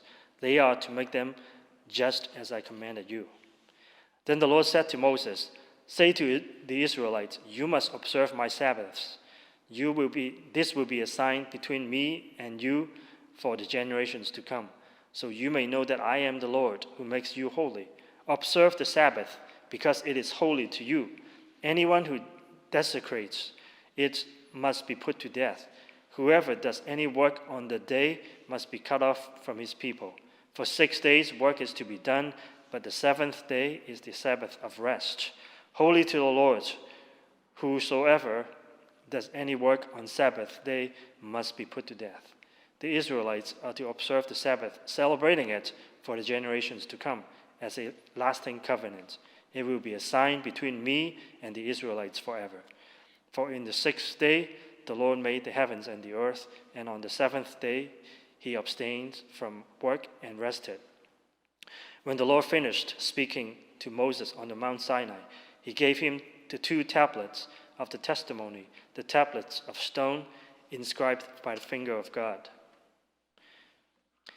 Exodus chapter 32. When the people saw Moses, who was so long in coming down from the mountains, they gathered around Aaron and said, "Come, make us gods who would go before us. As for this fellow Moses who brought us up out of Egypt, we don't know what has happened to him." Aaron answered them, "Take off the gold earrings of your wives, your sons, and your daughters that are wearing, and bring them to me." So all the people took off their earrings and brought them to Aaron. He took all they handed to him and made it into an idol cast in the shape of a calf, fashioning it with the tool. Then they said, "These are your gods, O Israel, who brought you up out of Egypt." When Aaron saw this, he built an altar in front of the calf and announced, "Tomorrow there will be a festival to the Lord."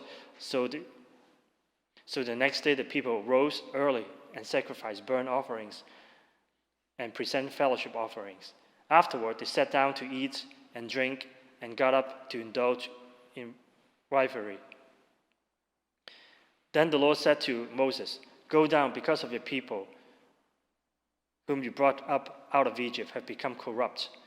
They have been quick to turn away from what I commanded them and have made themselves an idol, cast in the shape of a calf. They have bowed down to it and sacrificed to it, and have said, 'These are your gods, O Israel, who brought you up out of Egypt.' I have seen these people," the Lord said to Moses, "and they are a stiff-necked people. Now leave me alone, and that my anger might burn against them, that I may destroy them. Then I'll make you into a great nation." But Moses sought the favor of the Lord and said, "O Lord," he said, "why should your anger burn against your people, whom you brought out of Egypt with great power and a mighty hand? Why should the Egyptians say, 'It is with the evil intent that he brought them out, to kill them in the mountains and to wipe them off the face of the earth'? Turn from your fierce anger, relent, and do not bring disasters on your people. Remember your servants, Abraham, Isaac, and Israel, to whom you swore by your own self. I will make your descendants as numerous as the stars in the sky, and I will give your descendants all this land I promised them, and it will be their inheritance forever." Then the Lord relented and did not bring on his people the disaster he has threatened. Moses turned and went down to the mountain with the two tablets of the testimonies in his hands. They were inscribed on both sides, front and back. The tablets were the work of God. The writing was the writing of God, engraved on the tablets. When Joshua heard of the noise of the people shouting, he said to Moses, "There is a sound of war in the camp." Moses replied, "It is not the sound of victory. It is not the sound of defeat. It is the sound of singing that I hear." When Moses approached the camp and saw the calf and the dancing, his anger burned, and he threw the tablets out of his hands, breaking them into pieces at the foot of the mountain. And he took the calf they had made and burned it in the fire. Then he ground it into powder, scattered on the water, and made the Israelites drink it. Then he said to Aaron, "What did these people do to you, that you led them into such great sin?" "Do not be angry, my lord," Aaron answered. "You know how prone these people are to evil. They said to me, 'Make us gods who will go before us.'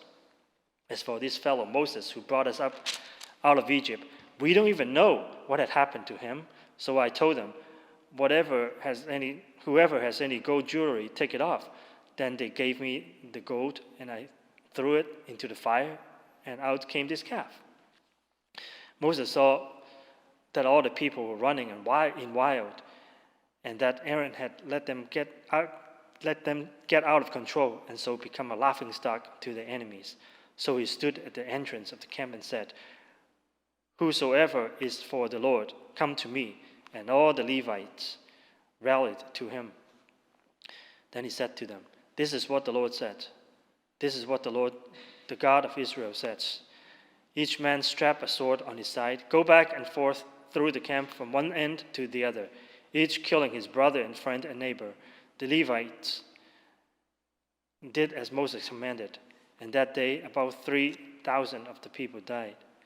Then Moses said, "You have been set apart to the Lord today, for you were against your own sons and brothers, and he has blessed you this day." The next day Moses said to the people, "You have committed a great sin, but now I will go up to the Lord. Perhaps I can make atonements for your sins." So Moses went back to the Lord and said, "Oh, what a great sin these people have committed. They have made themselves gods of gold, but now please forgive their sins. But if not, then blot me out of the book that you have written." The Lord replied to Moses, "Whoever has sinned against me, I will blot out of my book. Now go, lead the people to the place I spoke of, and my angel will go before you.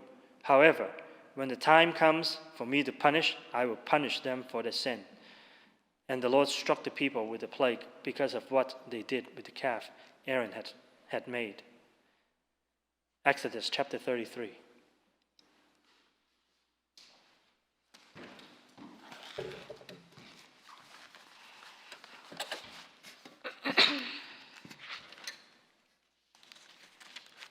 Then the Lord said to Moses, "Leave this place, you and the people you brought up out of Egypt, and go up to the land I promised on oath to Abraham, Isaac, and Jacob, saying, 'I will give it to your descendants.'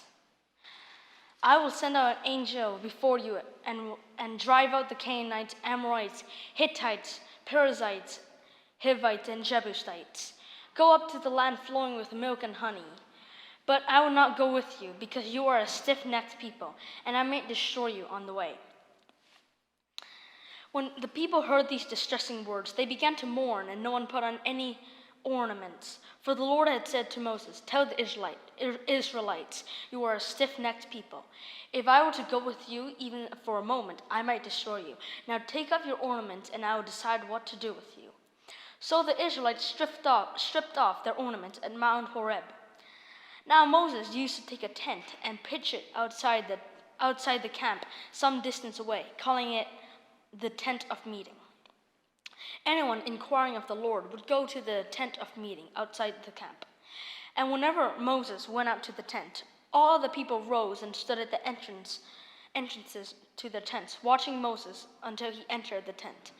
As Moses went into the tent, the pillar of cloud would come down and stay at the entrance, while the Lord spoke with Moses. Whenever the people saw the pillar of the cloud standing at the entrance of the tent, they all stood and worshipped, each at the entrance to the tent. The Lord would speak to Moses face to face, as one speaks to a friend. Then Moses would return to the camp, but his young aide Joshua, son of Nun, did not leave the tent. Moses said to the Lord, "You have been telling me, 'Lead these people,' but you have not let me know whom you will send with me. You have said, 'I know you by your name, and you have found favor with me.' If you are pleased with me, teach me your ways, so I may know you and continue to find favor with you. Remember that this nation is your people." The Lord replied, "My presence will go with you, and I will give you rest." Then Moses said to him, "If your presence does not go with us, do not send us up from here. How would anyone know that you are pleased with me and with your people unless you go with us? What would distinguish me and your people from all the other people on the face of the earth?" And the Lord said to Moses, "I will do the very thing you have asked, because I am pleased with you and I know you by name."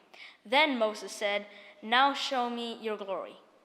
And the Lord said, "I will cause all my goodness to pass in front of you, and I will proclaim my name, the Lord, in your presence. I'll have mercy on those on whom I'll have mercy, and I will have compassion on whom I'll have compassion."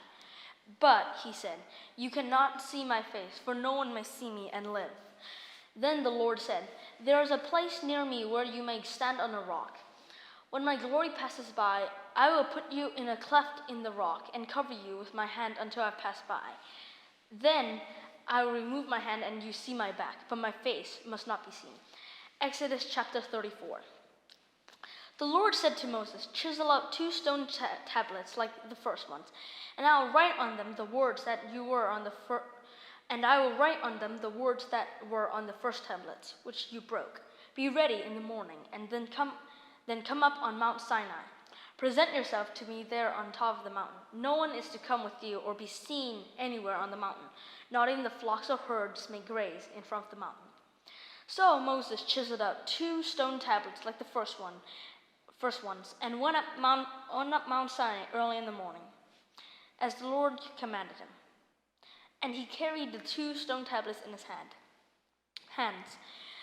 Then the Lord came down in the cloud and stood there with him and proclaimed his name, the Lord, as he passed in front of Moses, proclaiming, "The Lord, the compassionate and gracious God, slow to anger, abounding in love and faithfulness, maintaining love to thousands, and forgiving wickedness, rebellion, and sin.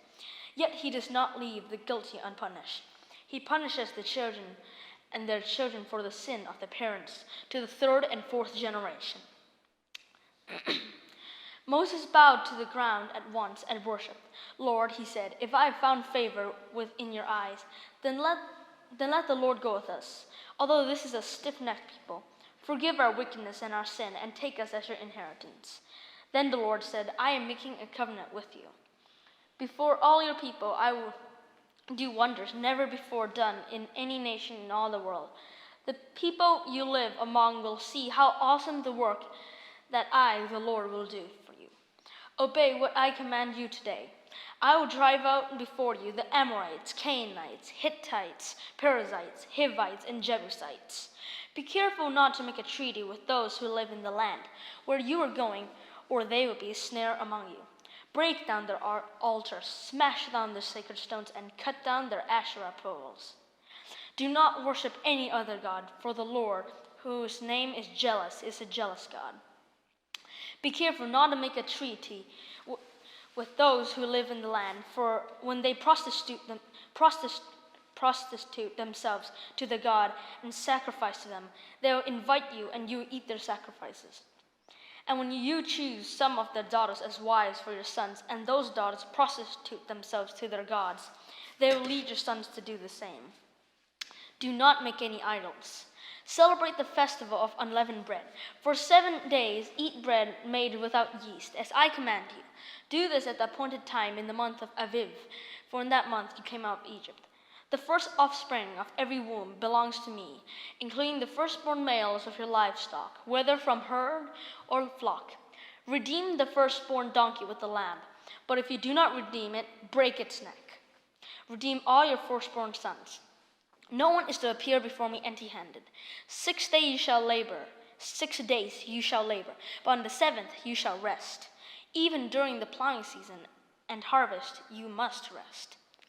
Celebrate the festival of weeks with the first fruits of the wheat harvest, and the festival of ingathering at the turn of the year. 3 times a year all your men are to appear before the sovereign Lord, the God of Israel.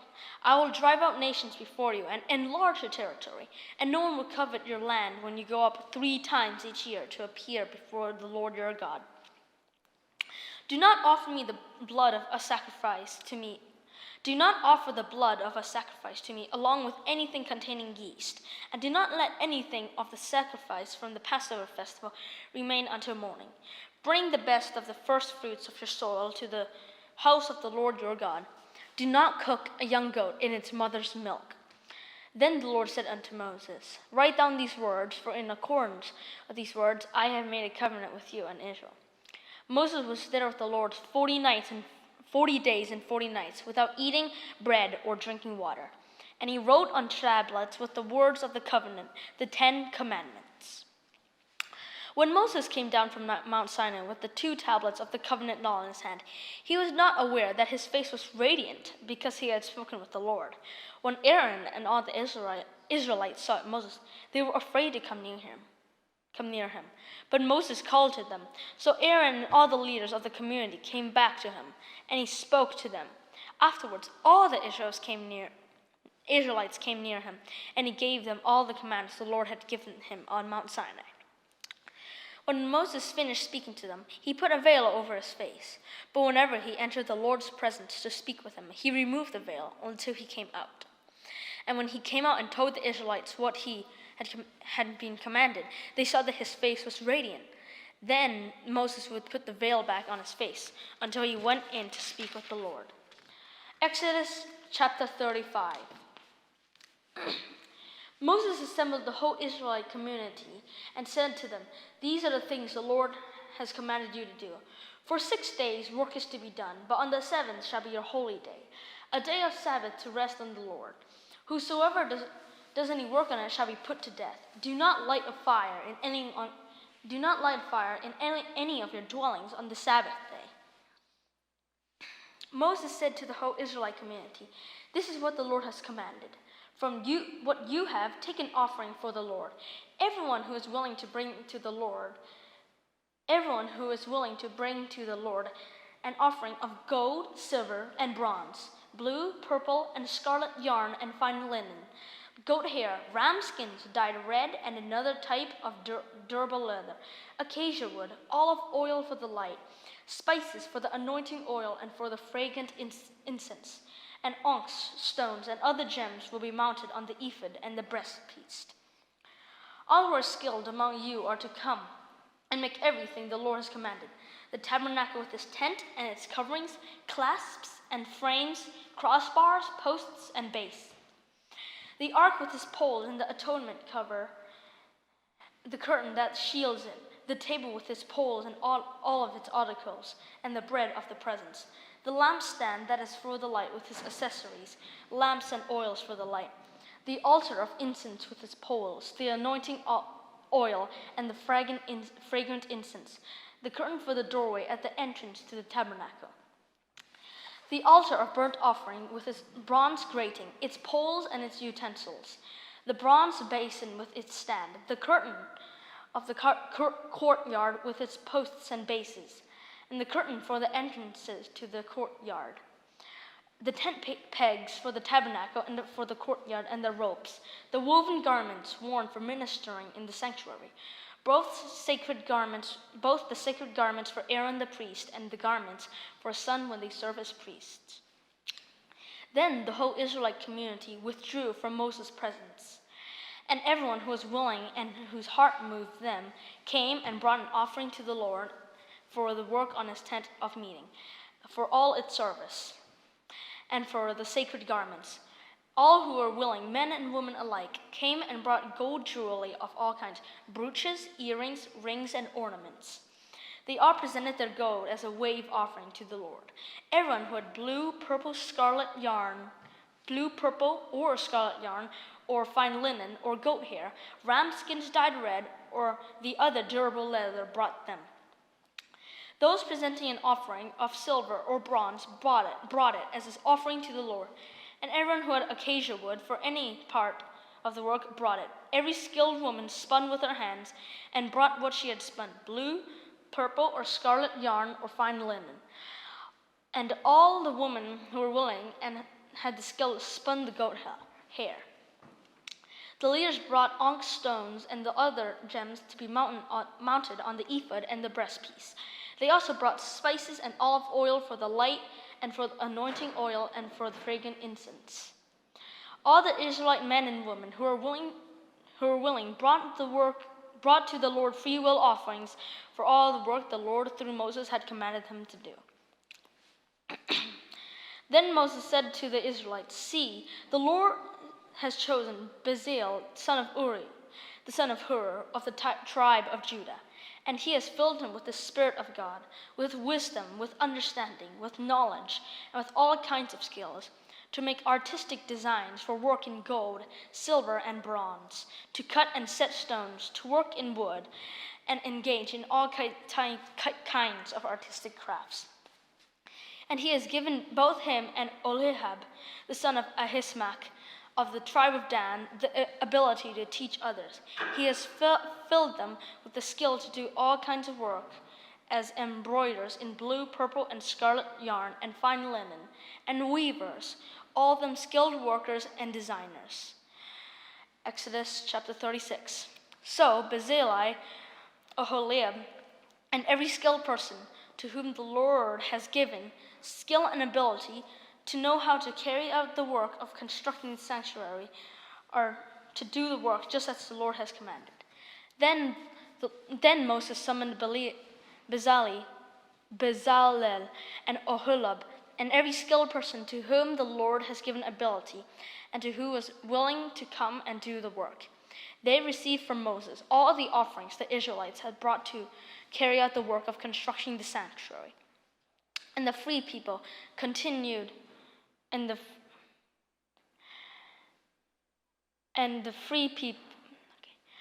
Moses summoned Bezalel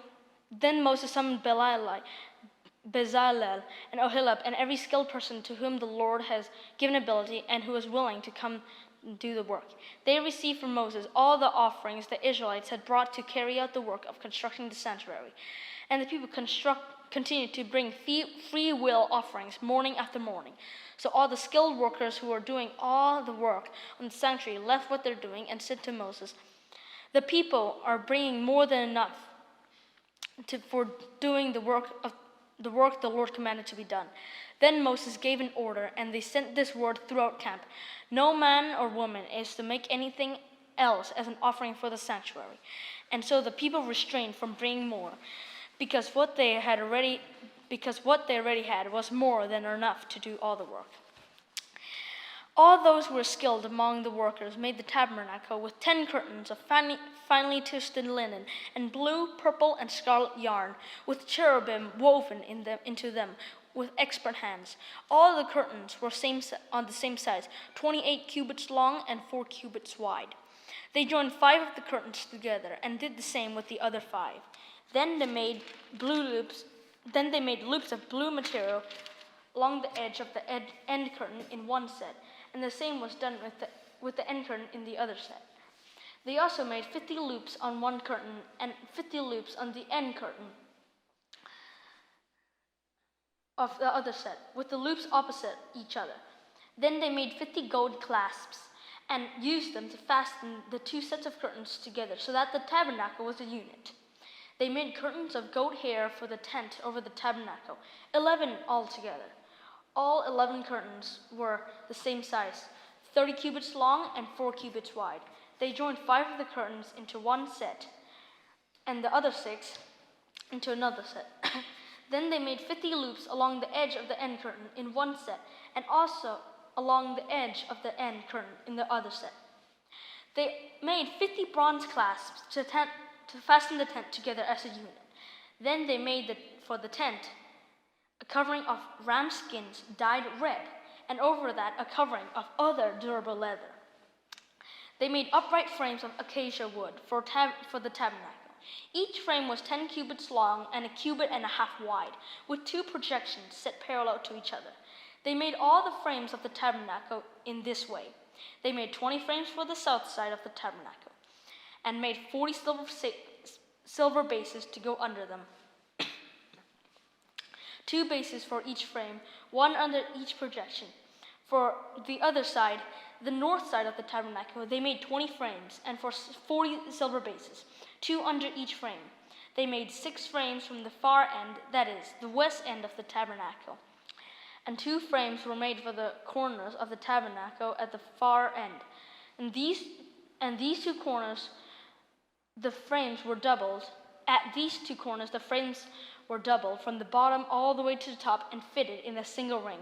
Both were made alike. So there were 8 frames and 16 silver bases, 2 under each frame. They also made crossbars of acacia wood, 5 for the frames on the one side of the tabernacle, 5 for those on the other side, and 5 for the frames on the west, at the far end of the tabernacle. They made the center crossbar so that it extended from end to end at the middle of the frames. They overlaid the frames with gold and made gold rings to hold the crossbars. They also overlaid the crossbars with gold. They made the curtain of blue, purple, and scarlet yarn and finely twisted linen, with cherubim woven into it by a skilled worker. They made 4 posts of acacia wood for it and overlaid them with gold. They made gold hooks for them and cast their 4 silver bases. For the entrance to the tent, they made a curtain of blue, purple, and scarlet yarn and finely twisted linen, the work of an embroiderer. And they made 5 posts with hooks for them. They overlaid the tops of the posts and their bands with gold and made the 5 bases of bronze. Exodus chapter 37.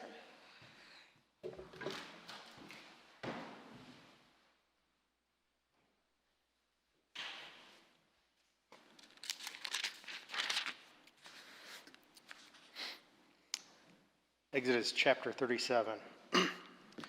Bezalel made the ark of acacia wood, 2.5 cubits long, 1.5 cubits wide, and 1.5 cubits high. He overlaid it with pure gold, both inside and out, and made a gold molding around it. He cast 4 gold rings for it and fastened them to its 4 feet, with 2 rings on one side and 2 rings on the other. Then he made poles of acacia wood and overlaid them with gold. And he inserted the poles into the rings on the sides of the ark to carry it. He made the atonement cover of pure gold, 2.5 cubits long and 1.5 cubits wide. He then made 2 cherubim out of hammered gold at the ends of the cover. He made 1 cherub on one end and the second cherub on the other. At the 2 ends he made them of one piece with the cover. The cherubim had their wings spread upward, overshadowing the cover with them. The cherubim faced each other, looking toward the cover. The table. They made the table of acacia wood, 2 cubits long, 1 cubit wide, and 1.5 cubits high. Then they overlaid it with pure gold and made a gold molding around it. They also made around it a rim, a handbreadth wide, and put a gold molding on the rim. They cast 4 gold rings for the table and fastened them to the 4 corners where the 4 legs were. The rings were put close to the rim to hold the poles used in carrying the table. The poles for carrying the table were made of acacia wood and were overlaid with gold. And they made from pure gold the articles for the table, its plates and dishes and bowls, and its pitchers for the pouring out of drink offerings. They made the lampstand out of pure gold. They hammered out its base and shaft and made its flower-like cups, buds, and blossoms of one piece with them. 6 branches extended from the sides of the lampstand, 3 on one side and 3 on the other.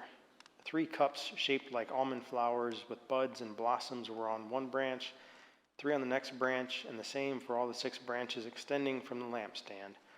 And on the lampstand were 4 cups shaped like almond flowers with buds and blossoms. 1 bud was under the first pair of branches extending from the lampstand, a 2nd bud under the 2nd pair, and a 3rd bud under the 3rd pair, 6 branches in all. The buds and the branches were all of one piece with the lampstand hammered out of pure gold. They made its 7 lamps as well as its wick trimmers and trays of pure gold. They made the lampstand and all of its accessories from 1 talent of pure gold. They made the altar of incense out of acacia wood. It was square, a cubit long and a cubit wide, and 2 cubits high. Its horns of one piece with it. They overlaid the top and all the sides, and the horns with pure gold, and made a gold molding around it. They made 2 gold rings below the molding, 2 on each of the opposite sides, to hold the poles used to carry it.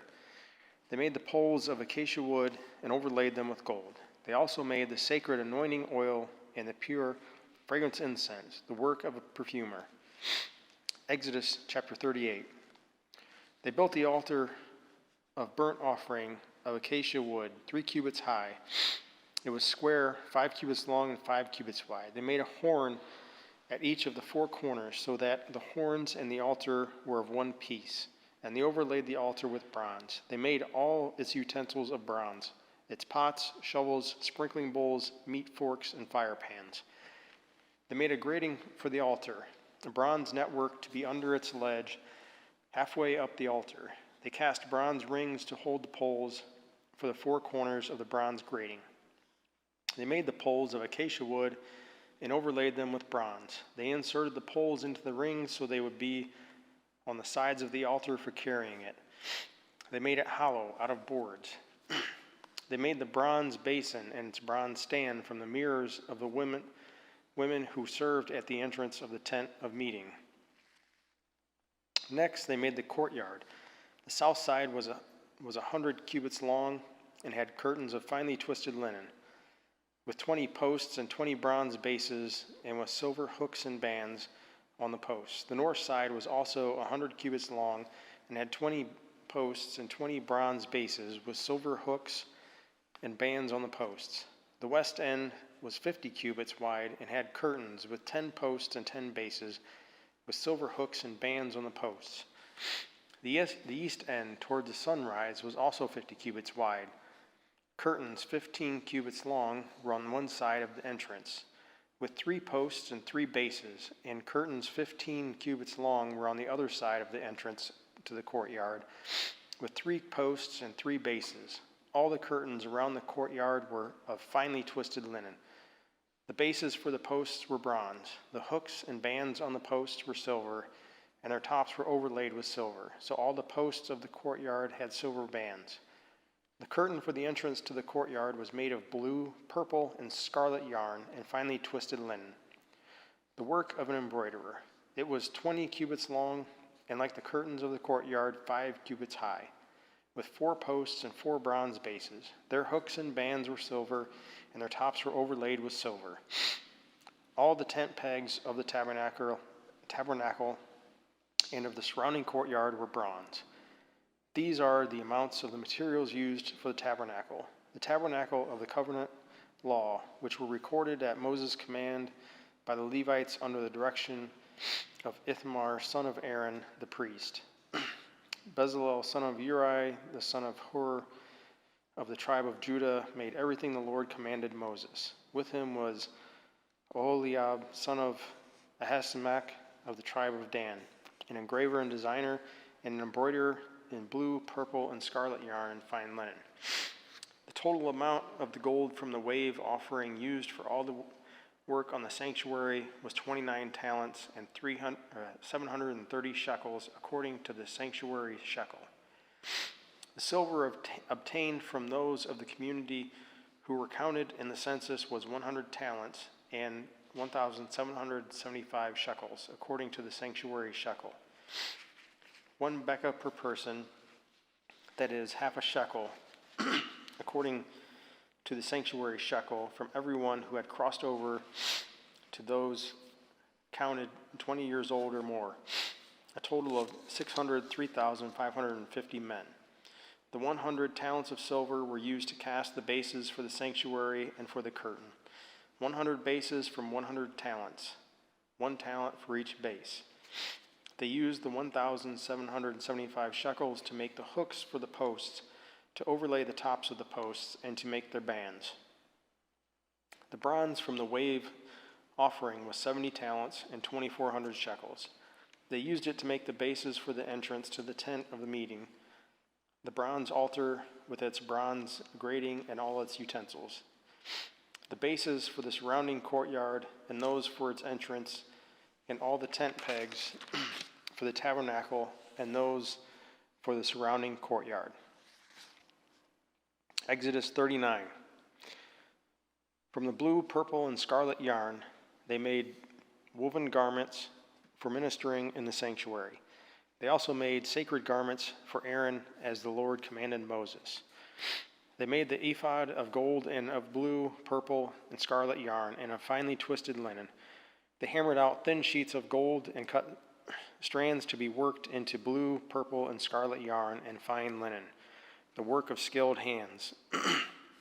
They made shoulder pieces for the ephod, which were attached to 2 of its corners so it could be fastened. Its skillfully woven waistband was like it, one of one piece with the ephod, and made with gold and with blue, purple, and scarlet yarn, and with finely twisted linen, as the Lord commanded Moses. They mounted the onyx stones and gold filigree settings, and engraved them like a seal with the names of the sons of Israel. Then they fastened them on the shoulder pieces of the ephod as memorial stones for the sons of Israel, as the Lord commanded Moses. They fashioned the breastpiece, the work of a skilled craftsman. They made it like the ephod, of gold and of blue, purple, and scarlet yarn, and of finely twisted linen. It was square, a span long and a span wide, and folded double. Then they mounted 4 rows of precious stones on it. The first row was carnelian, chrysolite, and beryl. The second row was turquoise, lapis lazuli, and emerald. The third row was jacinth, agate, and amethyst. The fourth row was topaz, onyx, and jasper. They were mounted in gold filigree settings. There were 12 stones, one for each of the names of the sons of Israel, each engraved like a seal with the name of one of the 12 tribes. For the breastpiece, they made braided chains of pure gold like a rope. They made 2 gold filigree settings and 2 gold rings, and fastened the rings to 2 of the corners of the breastpiece. They fastened the 2 gold chains to the rings at the corners of the breastpiece, and the other ends of the chains to the 2 settings, attaching them to the shoulder pieces of the ephod at the front. They made 2 gold rings and attached them to the other 2 corners of the breastpiece on the inside edge next to the ephod. Then they made 2 more gold rings and attached them to the bottom of the shoulder pieces on the front of the ephod, close to the seam, just above the waistband of the ephod. They tied the rings of the breastpiece to the rings of the ephod with blue cord, connecting it to the waistband so that the breastpiece would not swing out from the ephod, as the Lord commanded Moses. They made the robe of the ephod entirely of blue cloth, the work of a weaver, with an opening in the center of the robe, like the opening of a collar, and a band around this opening so that it would not tear. They made pomegranates of blue, purple, and scarlet yarn, and finely twisted linen around the hem of the robe. And they made bells of pure gold and attached them around the hem between the pomegranates. The bells and pomegranates alternated around the hem of the robe to be worn for ministering, as the Lord commanded Moses. For Aaron and his sons, they made tunics of fine linen, the work of a weaver, and the turban of fine linen, the linen caps, and the undergarments of fine twisted linen. The sash was made of finely twisted linen and blue, purple, and scarlet yarn, the work of an embroiderer, as the Lord commanded Moses. They made the plate, the sacred emblem, out of pure gold and engraved on it, like an inscription on a seal, "Holy to the Lord." Then they fastened a blue cord to it to attach it to the turban, as the Lord commanded Moses. So all the work on the tabernacle, the tent of meeting, was completed. The Israelites did everything just as the Lord commanded Moses. Then they brought the tabernacle to Moses, the tent and all its furnishings, its clasps, frames, crossbars, posts, and bases, the covering of ram skins dyed red, the covering of another durable leather, and the shielding curtain, the ark of the covenant law with its poles and the atonement cover, the table with all its articles, and the bread of the presence, the pure gold lampstand with its row of lamps and all its accessories, and the olive oil for the light, the gold altar, the anointing oil, the fragrant incense, and the curtain for the entrance to the tent, the bronze altar with its bronze grating, its poles, and all its utensils, the basin with its stand, the curtains of the courtyard with its posts and bases, and the curtain for the entrance to the courtyard, the ropes and tent pegs for the courtyard, all the furnishings for the tabernacle, the tent of meeting, and the woven garments worn for ministering in the sanctuary, both the sacred garments for Aaron, the priest, and the garments for his sons when serving as priests. The Israelites had done all the work just as the Lord had commanded Moses. Moses inspected the work and saw that they had done it just as the Lord had commanded, so Moses blessed them. Exodus chapter 40. Then the Lord said to Moses, "Set up the tabernacle, the tent of meeting, on the first day of the first month. Place the ark of the covenant law in it, and shield the ark with the curtain. Bring in the table and set out what belongs on it. Then bring in the lampstand and set up its lamps. Place the gold altar of incense in front of the ark of the covenant law, and put the curtain at the entrance of the tabernacle.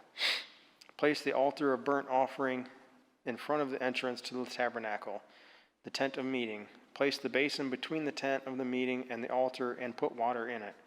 Set up the courtyard around it, and put the curtain at the entrance to the courtyard. Take the anointing oil and anoint the tabernacle and everything in it. Consecrate it and all its furnishings, and it will be holy. Then anoint the altar of burnt offering and all its utensils. Consecrate the altar, and it will be most holy. Anoint the basin and its stand, and consecrate them. Bring Aaron and his sons to the entrance to the tent of meeting, and wash them with water. Then dress Aaron in the sacred garments, anoint him, and consecrate him, so that he may serve me as priest. Bring his sons and dress them in tunics. Anoint them just as you anointed their father, so that they may serve me as priests. Their anointings will be to a priesthood that will continue throughout their generations." Moses did everything just as the Lord commanded him. So the tabernacle was set up on the first day of the first month in the second year. When Moses set up the tabernacle, he put the bases in place, erected the frames, inserted the crossbars, and set up the posts. Then he spread the tent over the tabernacle and put the covering over the tent as the Lord commanded him. He took the tablets of the covenant law and placed them in the ark, attached the poles to the ark, and put the atonement cover on it. Then he brought the ark into the tabernacle and hung the shielding curtain and shielded the ark of the covenant law as the Lord commanded him. Moses placed the table in the tent of meeting on the north side of the tabernacle outside the curtain. and set out the bread on it before the Lord as the Lord commanded him. He placed the lampstand in the tent of meeting opposite the table on the south side of the tabernacle and set up the lamps before the Lord as the Lord commanded him. Moses placed the gold altar in the tent of meeting in front of the curtain and burned fragrant incense on it as the Lord commanded him. Then he put up the curtain at the entrance of the tabernacle. He set the altar of burnt offering near the entrance to the tabernacle, the tent of meeting, and offered on it burnt offerings and grain offerings as the Lord commanded him. He placed the basin between the tent of meeting and the altar and put water in it for washing. And Moses and Aaron and his sons used it to wash their hands and feet. They washed whenever they entered the tent of meeting or approached the altar as the Lord commanded Moses. Then Moses set up the courtyard around the tabernacle and altar and put up the curtain at the entrance of the courtyard. And so Moses finished the work. Then the cloud covered the tent of meeting, and the glory of the Lord filled the tabernacle.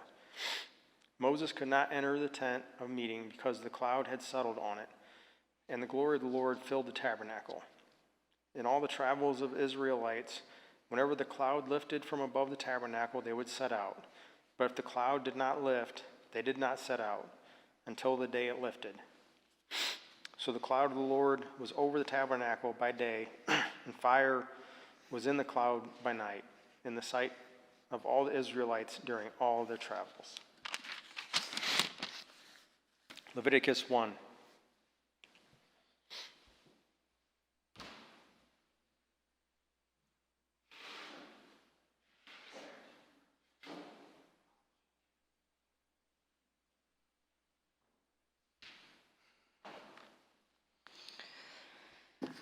Leviticus 1. The Lord called to Moses and spoke to him from the tent of meeting. He said, "Speak to the Israelites and say to them, when anyone among you brings an offering to the Lord, bring as your offering an animal from either the herd or the flock. If the offering is a burnt offering from the herd, you are to offer a male without defect. You must present it at the entrance to the tent of meeting so that it will be acceptable to the Lord. You are to lay your hand on the head of the burnt offering, and it will be accepted on your behalf to make atonement for you. You are to slaughter the young bull before the Lord, and then Aaron's sons, the priests, shall bring the blood and splash it against the sides of the altar at the entrance to the tent of meeting. You are to skin the burnt offering and cut it into pieces. The sons of Aaron, the priest, are to put fire on the altar and arrange wood on the fire. Then Aaron's sons, the priests, shall arrange the pieces, including the head and the fat, on the wood that is burning on the altar. You are to wash the internal organs and the legs with water, and the priest is to burn all of it on the altar. It is a burnt offering, a food offering, an aroma pleasing to the Lord. If the offering is a burnt offering from the flock, from either the sheep or the goats, you are to offer a male without defect.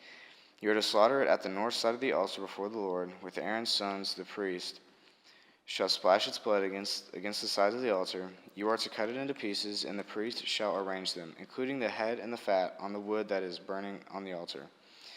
You are to wash the internal organs and the legs with water, and the priest is to bring all of them and burn them on the altar.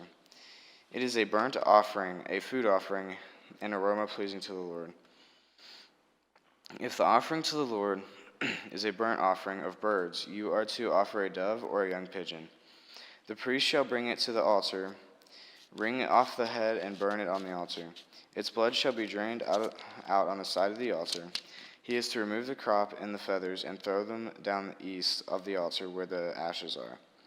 He shall tear it open by the wings, not dividing it completely, and then the priest shall burn it on the wood that is burning on the altar. It is a burnt offering, a food offering, an aroma pleasing to the Lord. Leviticus 2.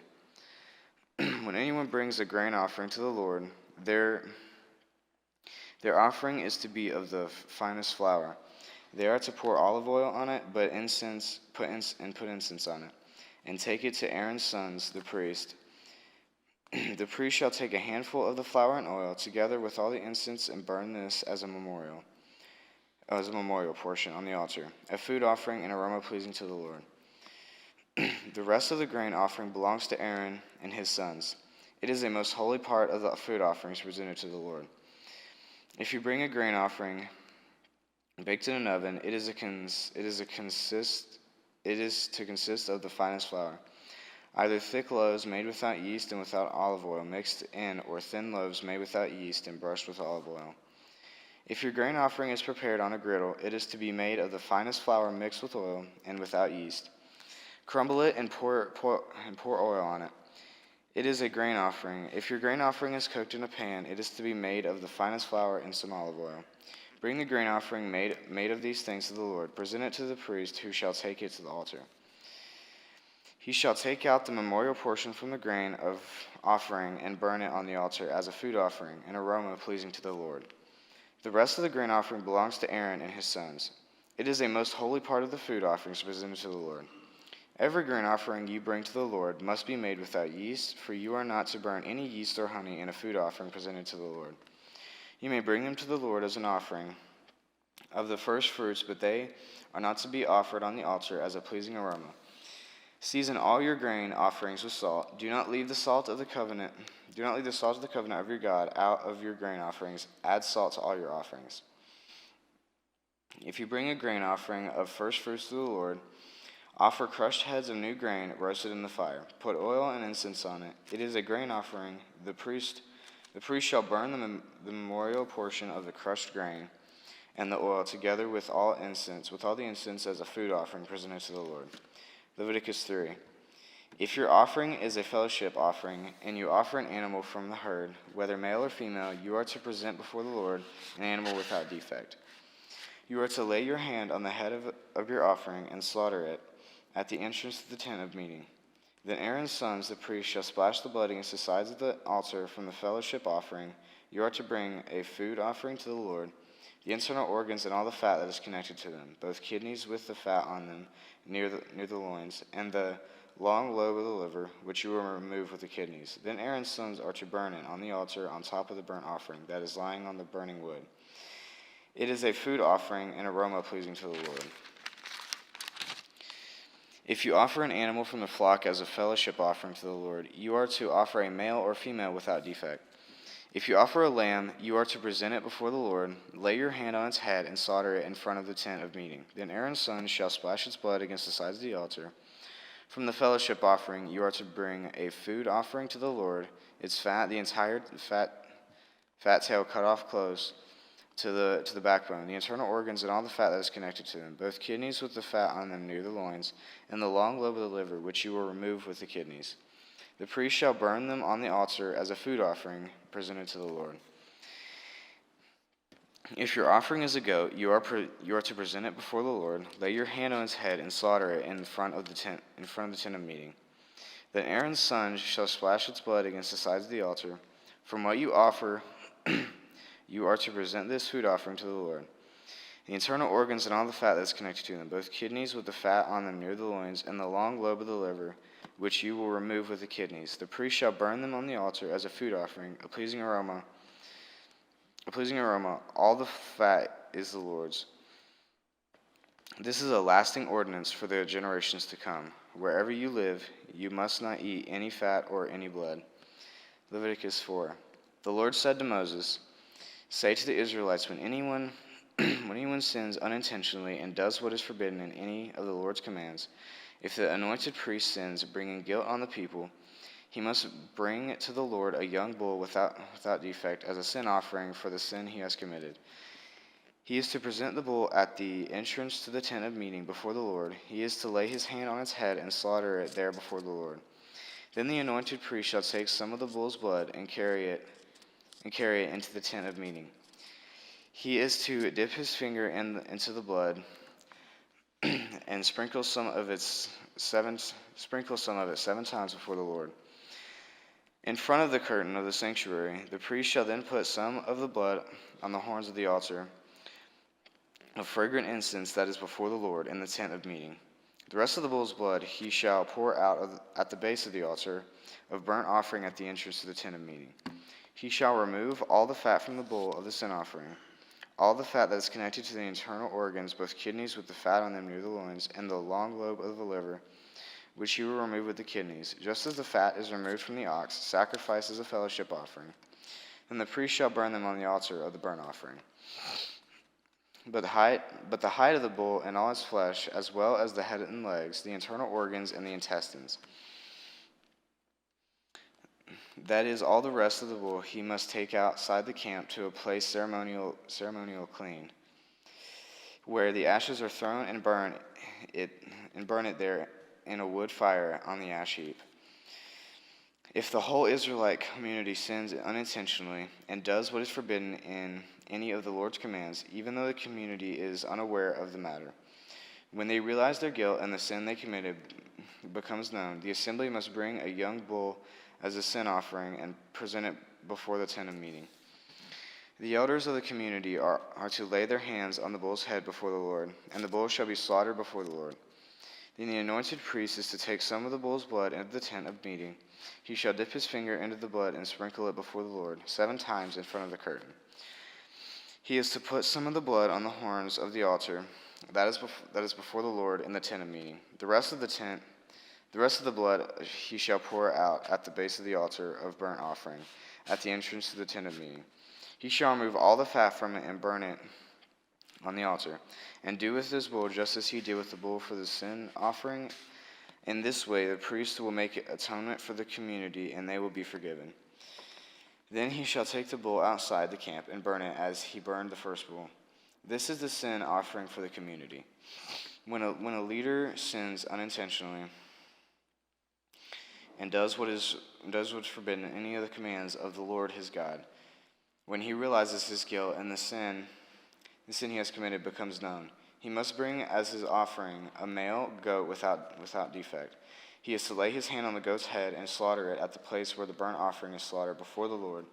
It is a sin offering. Then the priest shall take some of the blood of the sin offering with his finger and put it on the horns of the altar of the burnt offering, and pour out the rest of the blood at the base of the altar. He shall burn all the fat on the altar as he has burned the fat of the fellowship offering. In this way the priest will make atonement for the leader's sin, and he will be forgiven. If any member of the community sins unintentionally and does what is forbidden in any of the Lord's commands, when they realize their guilt and the sin they have committed becomes known, they must bring as their offering for the sin they have committed a female goat without defect. They are to lay their hand on the head of the sin offering and slaughter it at the place of the burnt offering. Then the priest is to take some of the blood with his finger and put it on the horns of the altar of burnt offering, and pour out the rest of the blood at the base of the altar. They shall remove all the fat, just as the fat is removed from the fellowship offering, and the priest shall burn it on the altar as an aroma pleasing to the Lord. In this way the priest will make atonement for them, and they will be forgiven. If someone brings a lamb as their sin offering, they are to bring a female without defect. They are to lay their hand on its head, and slaughter it for a sin offering at the place where the burnt offering is slaughtered. Then the priest shall take some of the blood of the sin offering with his finger and put it on the horns of the altar of the burnt offering, and pour out the rest of the blood at the base of the altar. They shall remove all the fat, just as the fat is removed from the lamb of the fellowship offering, and the priest shall burn it on the altar on top of the food offerings presented to the Lord. In this way the priest will make atonement for them for the sin that they have committed, and they will be forgiven. Leviticus 5. If anyone sins because they do not speak up when they hear a public charge to testify regarding something they have seen or learned about, they will be held responsible. If anyone becomes aware that they are guilty, if they unwittingly touch anything ceremonially unclean, whether the carcass of an unclean animal, wild or domestic, or of any unclean creature that moves along the ground, and they are unaware that they have become unclean, but then they come to realize their guilt, or if they touch human uncleanness, anything that would make them unclean, even though they are unaware of it, but then they learn of it and realize their guilt. Or if anyone thoughtlessly takes an oath to do anything, whether good or evil, in any matter one might carelessly swear about, even though they are unaware of it, but then they learn of it and realize their guilt. When anyone becomes aware that they are guilty in any of these matters, they must confess in what way they have sinned. As a penalty for the sin they have committed, they must bring to the Lord a female lamb or a goat from the flock as a sin offering, and the priest shall make atonement for them for their sin. Anyone who cannot afford a lamb is to bring 2 doves or 2 young pigeons to the Lord as a penalty for the sin, one for a sin offering and the other for a burnt offering. They are to bring them to the priest, who shall first offer the one for the sin offering. He is to wring its head from its neck, not dividing it completely, and is to splash some of the blood of the sin offering against the side of the altar. The rest of the blood must be drained out of the base of the altar. It is a sin offering. The priest shall then offer the other as a burnt offering in the prescribed way, and make atonement for them for the sin they have committed, and they will be forgiven.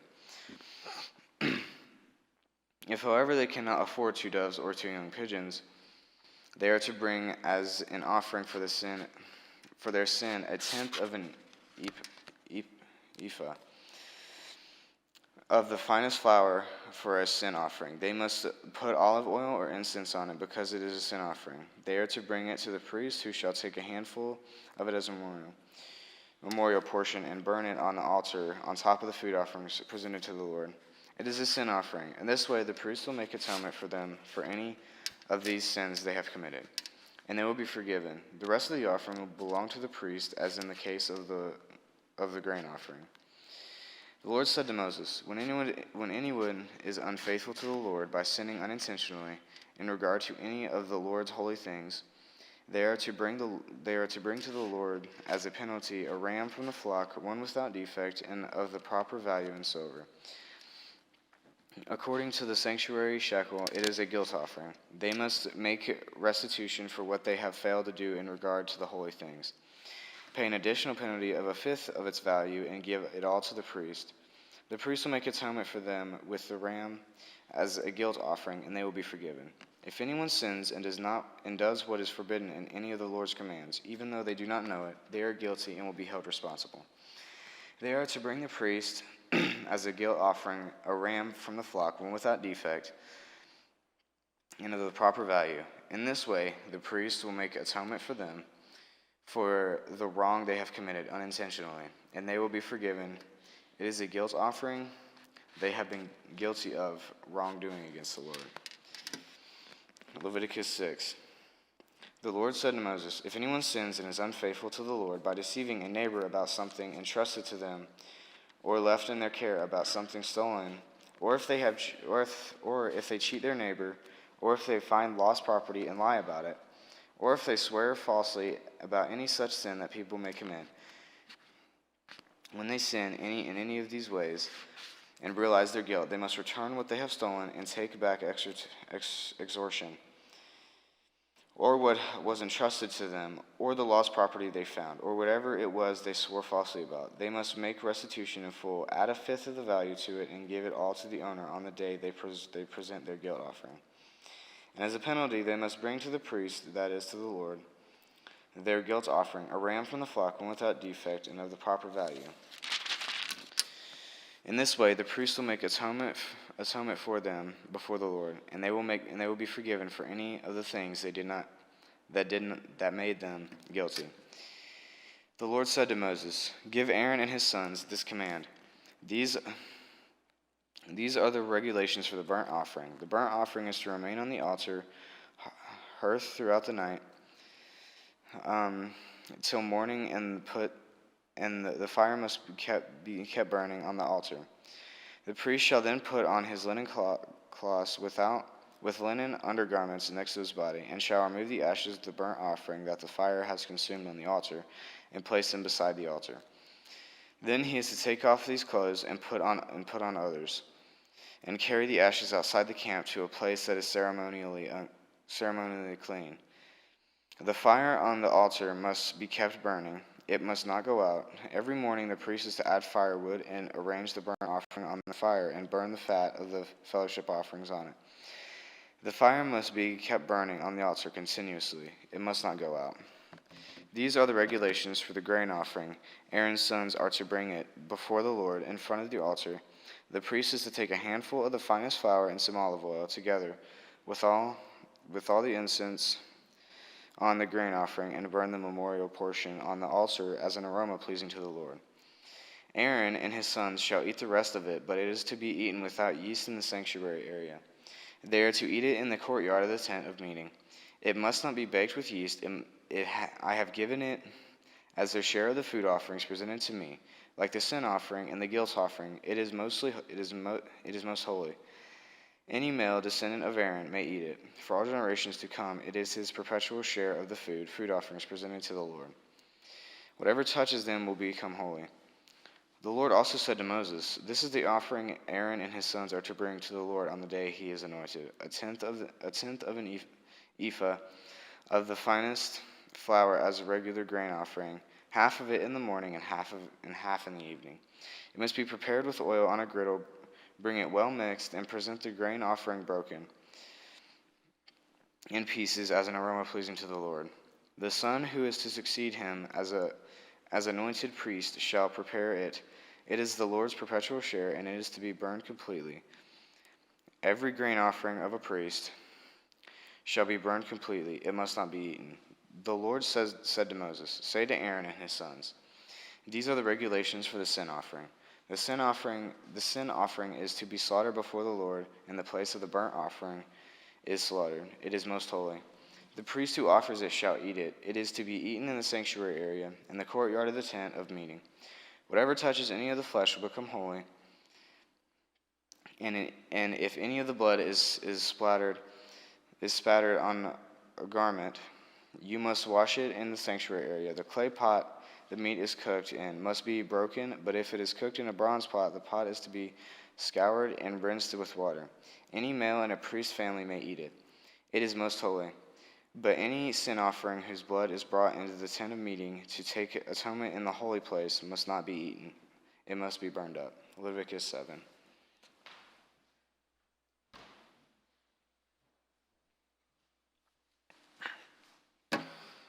Leviticus 7.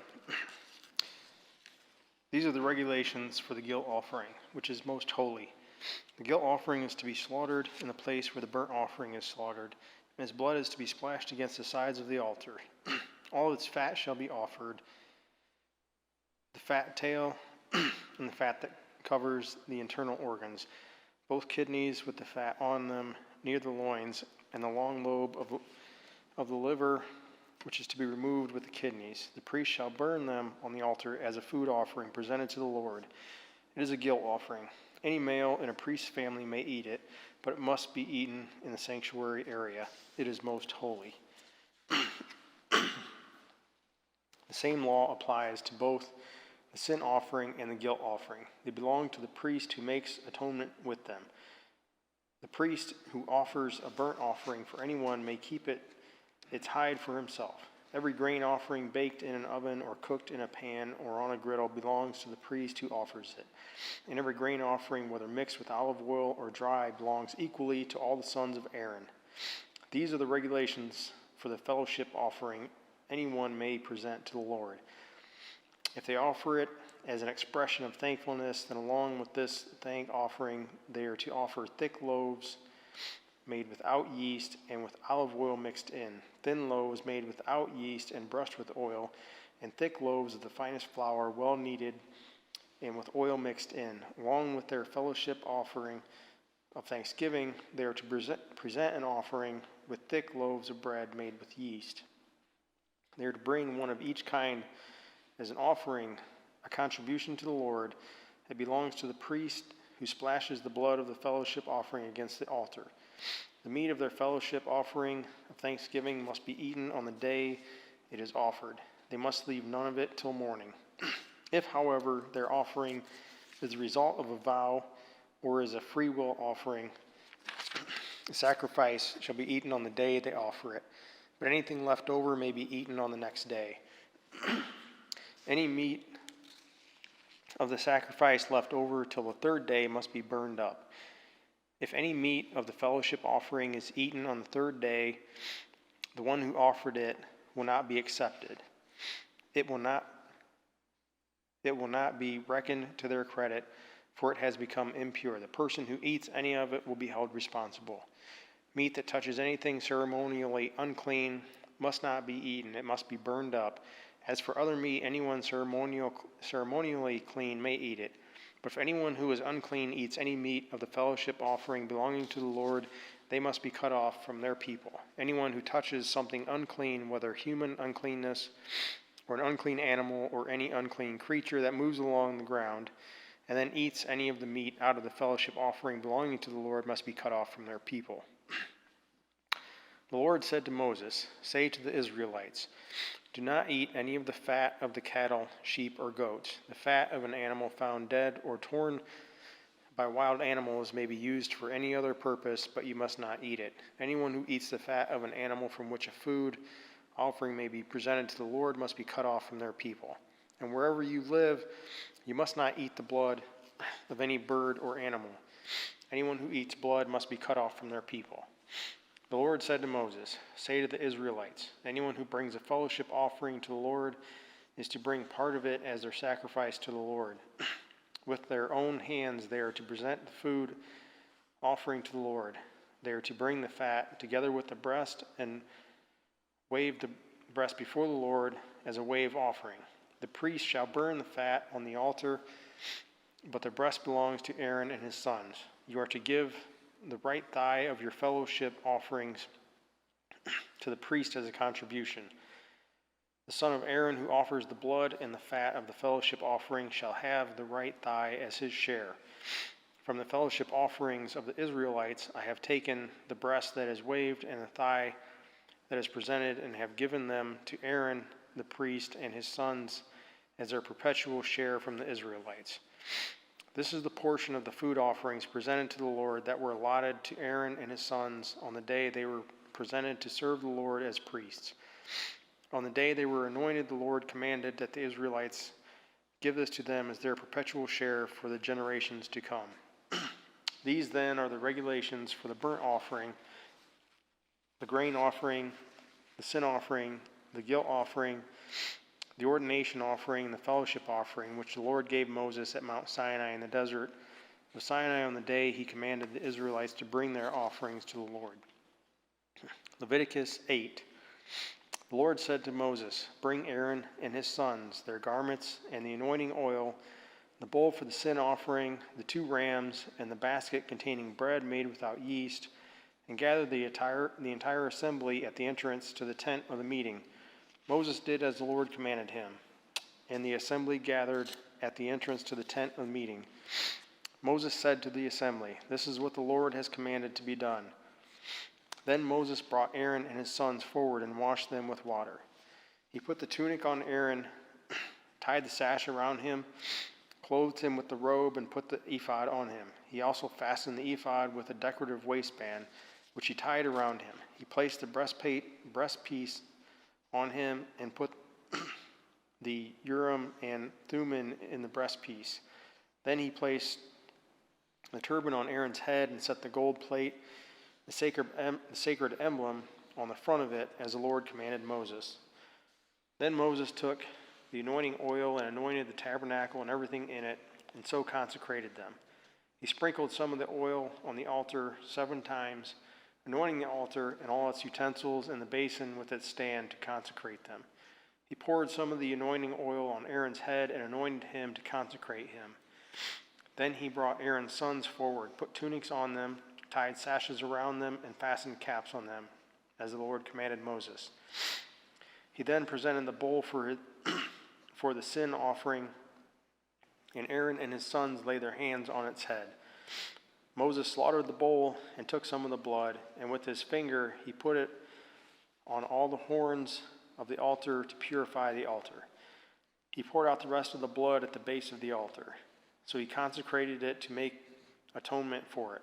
Moses also took all the fat around the internal organs, the long lobe of liver, and both kidneys and their fat, and burned it on the altar. But the bull with its hide and its flesh and intestines be burned up outside the camp as the Lord commanded Moses. He then presented the ram for the burnt offering, and Aaron and his sons laid their hands on its head. Then Moses slaughtered the ram and splashed the blood against the sides of the altar.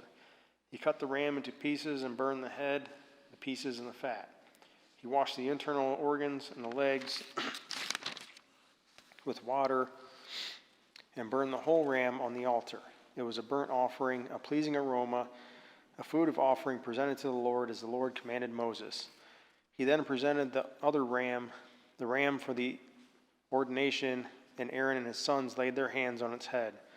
Moses slaughtered the ram and took some of its blood and put it on the lobe of Aaron's right ear, on the thumb of his right hand, and on the big toe of his right foot. Moses also brought Aaron's sons forward and put some of the blood on the lobes of their right ears, on the thumbs of their right hands, and on the big toes of their right feet. He then splashed blood against the sides of the altar. After that, he took the fat tail, all the fat around the internal organs, the long lobe of the liver, both kidneys and their fat, and the right thigh. And from the basket of bread made without yeast, which was before the Lord, he took one thick loaf with olive oil mixed in, and one thin loaf, and he put these on the fat portions and on the right thigh. He put all these in the hands of Aaron and his sons, and they waved them before the Lord as a wave offering. Then Moses took them from their hands and burned them on the altar on top of the burnt offering as an ordination offering, a pleasing aroma, a food offering presented to the Lord. Moses also took the breast, which was his share of the ordination ram, and waved it before the Lord as a wave offering, as the Lord commanded Moses. Then Moses took some of the anointing oil and some of the blood from the altar and sprinkled them on Aaron and his garments, and on his sons and their garments. So he consecrated Aaron and his garments, and his sons and their garments. Moses then said to Aaron and his sons, "Cook the meat at the entrance of the tent of meeting, and eat it there with the bread from the basket of ordination offerings, as I was commanded. Aaron and his sons are to eat it. Then burn up the rest of the meat and the bread. Do not leave the entrance to the tent of the meeting for 7 days until the days of your ordination are completed. For your ordination will last 7 days. What has been done today was commanded by the Lord to make atonement for you. You must stay at the entrance to the tent of meeting day and night for 7 days and do what the Lord requires, so you will not die. For that is what I have been commanded." So Aaron and his sons did everything the Lord commanded through Moses. Leviticus chapter 9. On the 8th day, Moses summoned Aaron and his sons and the elders of Israel. He said to Aaron, "Take a bull calf for your sin offering and a ram for your burnt offering, both without defect, and present them before the Lord. Then say to the Israelites, take a male goat for sin offering, a calf and a lamb, both a year old and without defect, for a burnt offering, and an ox and a ram for a fellowship offering to sacrifice before the Lord, together with a grain offering mixed with olive oil, for today the Lord will appear to you." They took the things Moses commanded to the front of the tent of meeting, and the entire assembly came near and stood before the Lord. Then Moses said, "This is what the Lord has commanded you to do, so that the glory of the Lord may appear to you." Moses said to Aaron, "Come to the altar and sacrifice your sin offering and your burnt offering, and make atonement for yourself and the people. Sacrifice the offering that is for the people, and make atonement for them, as the Lord has commanded." So Aaron came to the altar and slaughtered the calf as a sin offering for himself. His sons brought the blood to him, and he dipped his finger into the blood and put it on the horns of the altar. The rest of the blood he poured out at the base of the altar. On the altar he burned the fat, the kidneys, and the long lobe of liver from the sin offering, as the Lord commanded Moses. The flesh and the hide he burned up outside the camp. Then he slaughtered the burnt offering. His sons handed him the blood, and he splashed it against the sides of the altar.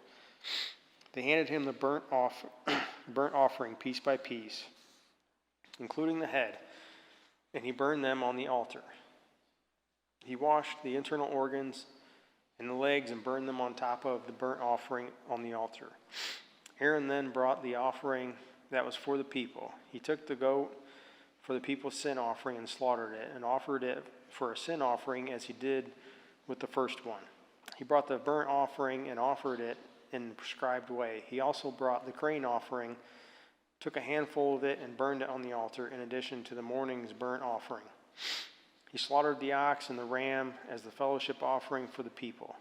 His sons handed him the blood, and he splashed it against the sides of the altar. But the fat portions of the ox and the ram, the fat tail, the layer of fat, the kidneys, and a long lobe of liver. These they laid on the breasts, and then Aaron burned the fat on the altar. Aaron waved the breasts and the right thigh before the Lord as a wave offering, as Moses commanded. Then Aaron lifted his hands toward the people and blessed them, and having sacrificed the sin offering, the burnt offering, the fellowship offering, he stepped down. Moses and Aaron then went into the tent meeting. When they came out, they blessed the people, and the glory of the Lord appeared to all the people.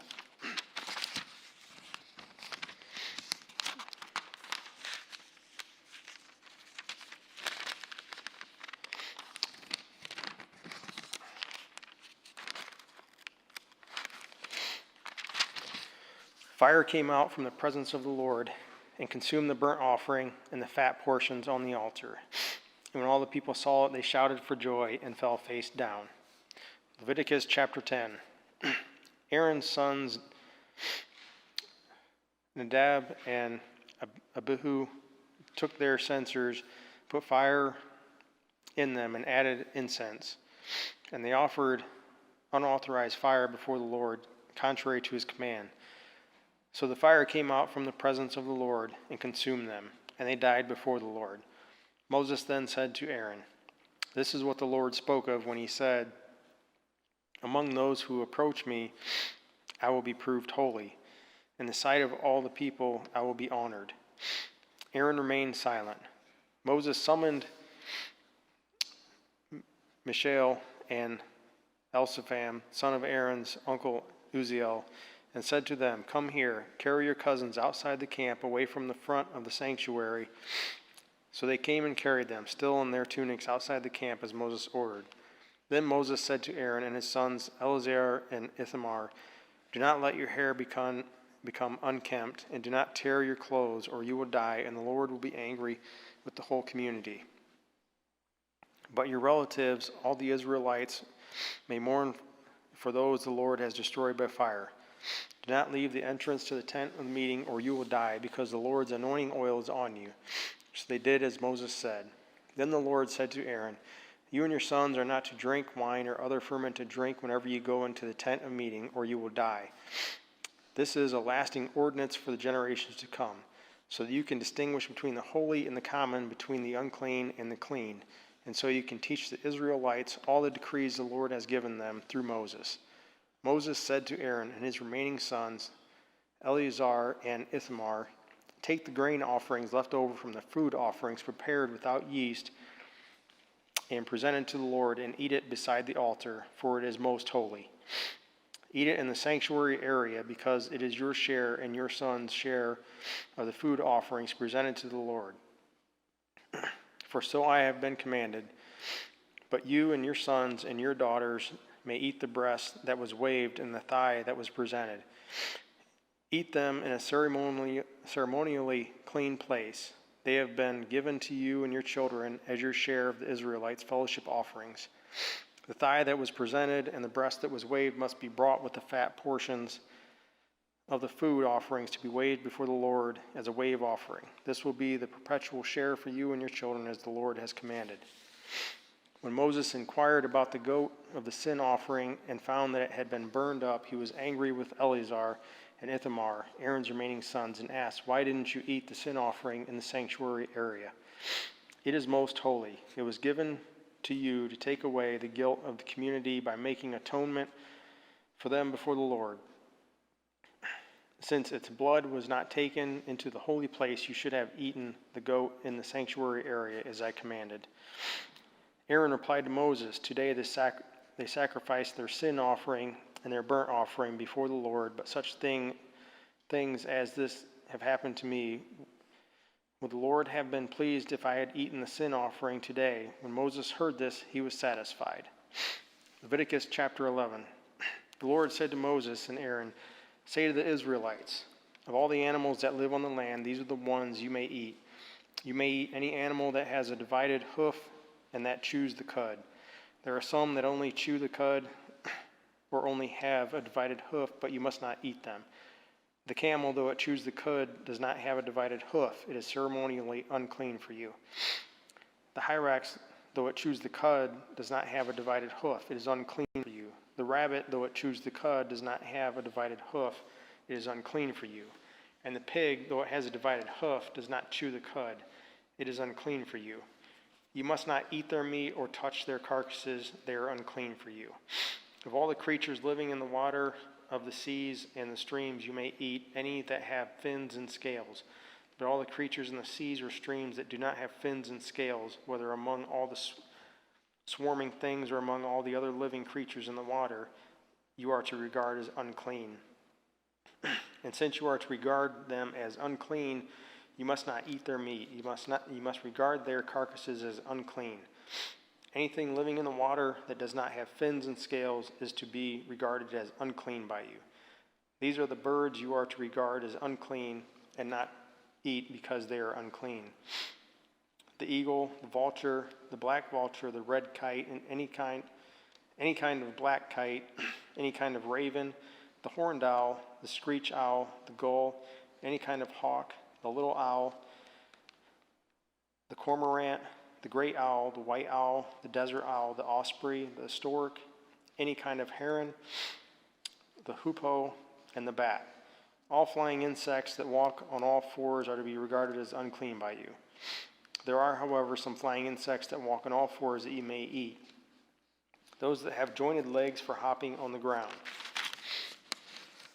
Of these you may eat any kind of locust, katydid, cricket, or grasshopper, but all the other flying insects that have 4 legs you are to regard as unclean. You will make yourselves unclean by these. Whoever touches their carcasses will be unclean till evening. Whoever picks up one of their carcasses must wash their clothes, and they will be unclean till evening. Every animal that does not have a divided hoof or that does not chew the cud is unclean for you. Whoever touches the carcass of any of them will be unclean. Of all the animals that walk on all fours, those that walk on their paws are unclean for you. Whoever touches their carcasses will be unclean till evening. Anyone who picks up their carcasses must wash their clothes, and they will be unclean till evening. These animals are unclean for you. Of the animals that move along the ground, these are unclean for you: the weasel, the rat, any kind of great lizard, the gecko, the monitor lizard, the wall lizard, the skink, and the chameleon. Of all those that move along the ground, these are the unclean for you. Whoever touches them when they are dead will be unclean till evening. When one of them dies and falls on something, that article, whatever its use, will be unclean, whether it is made of wood, cloth, hide, or sackcloth. Put it in water; it will be unclean till evening, and then it will be clean. If one of them falls into a clay pot, everything in it will be unclean, and you must break the pot.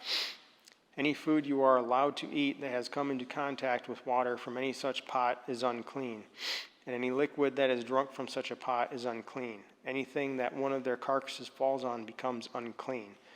An oven or cooking pot must be broken up. They are unclean, and you are to regard them as unclean. A spring, however, or a cistern for collecting water remains clean, but anyone who touches one of these carcasses is unclean. If a carcass falls on any seeds that are to be planted, they remain clean. But if water has been put on the seed and a carcass falls on it, it is unclean for you. If an animal that you are allowed to eat dies, anyone who touches its carcass will be unclean till evening. Anyone who eats some of its carcass must wash their clothes, and they will be unclean till evening. Anyone who picks up the carcass must wash their clothes, and they will be unclean till evening. Every creature that moves along the ground is to be regarded as unclean. It is not to be eaten. You are not to eat any creature that moves along the ground, whether it moves on its belly or walks on all fours or on many feet. It is unclean. Do not defile yourselves by any of these creatures. Do not make yourselves unclean by any means of them, or be made unclean by them. I am the Lord your God. Consecrate yourselves and be holy, because I am holy. Do not make yourselves unclean by any creature that moves along the ground. I am the Lord who brought you up out of Egypt to be your God. Therefore be holy, because I am holy. These are the regulations concerning animals, birds, every living thing that moves about in the water, and every creature that moves along the ground. You must distinguish between the unclean and the clean, between living creatures that may be eaten and those that may not be eaten. Leviticus 12.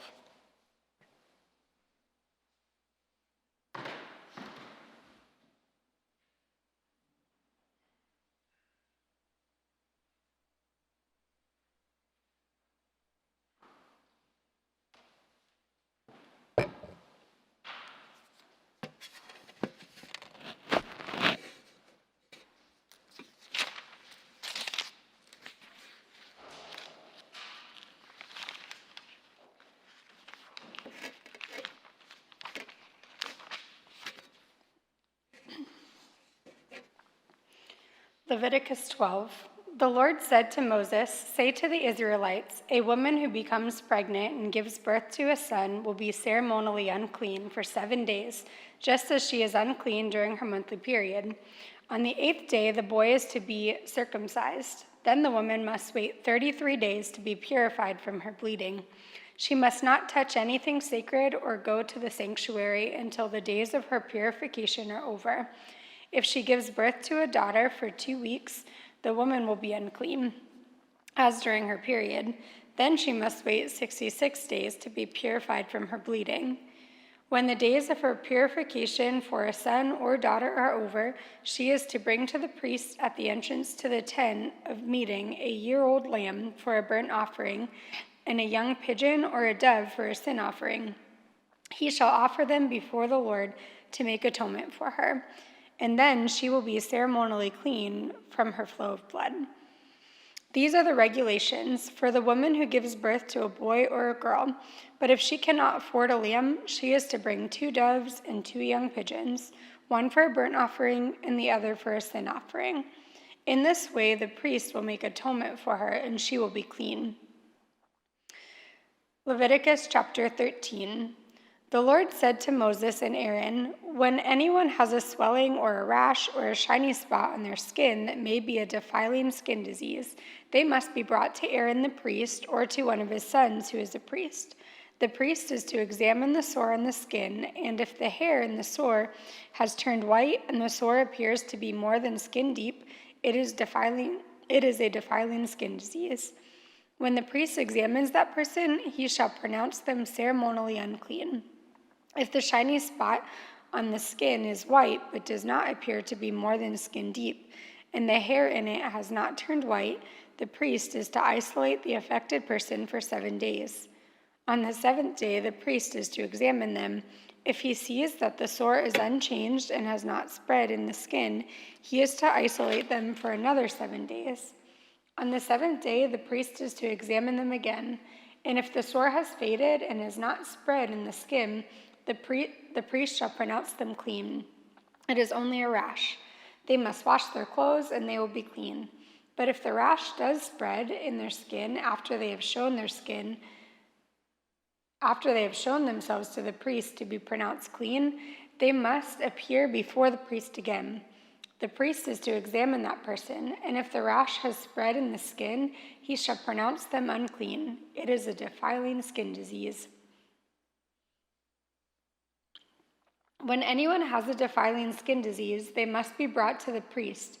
The priest is to examine them, and if there is a white swelling in the skin that has turned the hair white, and if there is raw flesh in the swelling, it is a chronic skin disease, and the priest shall pronounce them unclean. He is not to isolate them because they are already unclean. If the disease breaks out all over the skin, and so far as the priest can see, it covers all of the skin of the affected person from head to foot, the priest is to examine them, and if the disease has covered their whole body, he shall pronounce them clean. Since it is all turned white, they are clean. But whenever raw flesh appears on them, they will be unclean. When the priest sees the raw flesh, he shall pronounce them unclean. The raw flesh is unclean. They have a defiling disease. If the raw flesh changes and turns white, they must go to the priest. The priest is to examine them, and if the sores have turned white, the priest shall pronounce the affected person clean. Then they will be clean. When someone has a boil on their skin and it heals, and in the place where the boil was, a white, swelling, or reddish white spot appears, they must present themselves to the priest. The priest is to examine it, and if it appears to be more than skin deep and the hair in it has turned white, the priest shall pronounce that person unclean. It is a defiling skin disease that has broken out where the boil was. But if when the priest examines it, there is no white hair in it, and it is no more than skin deep and has faded, then the priest is to isolate them for 7 days. If it is spreading in the skin, the priest shall pronounce them unclean. It is a defiling disease. But if the spot is unchanged and has not spread, it is only a scar from the boil, and the priest shall pronounce them clean. When someone has a burn on their skin and a reddish white or white spot appears in the raw flesh of the burn, the priest is to examine the spot. And if the hair in it has turned white and it appears to be more than skin deep, it is a defiling disease that has broken out in the burn. The priest shall pronounce them unclean. It is a defiling skin disease. But if the priest examines it and there is no white hair in the spot, and if it is not more than skin deep and has faded, then the priest is to isolate them for 7 days.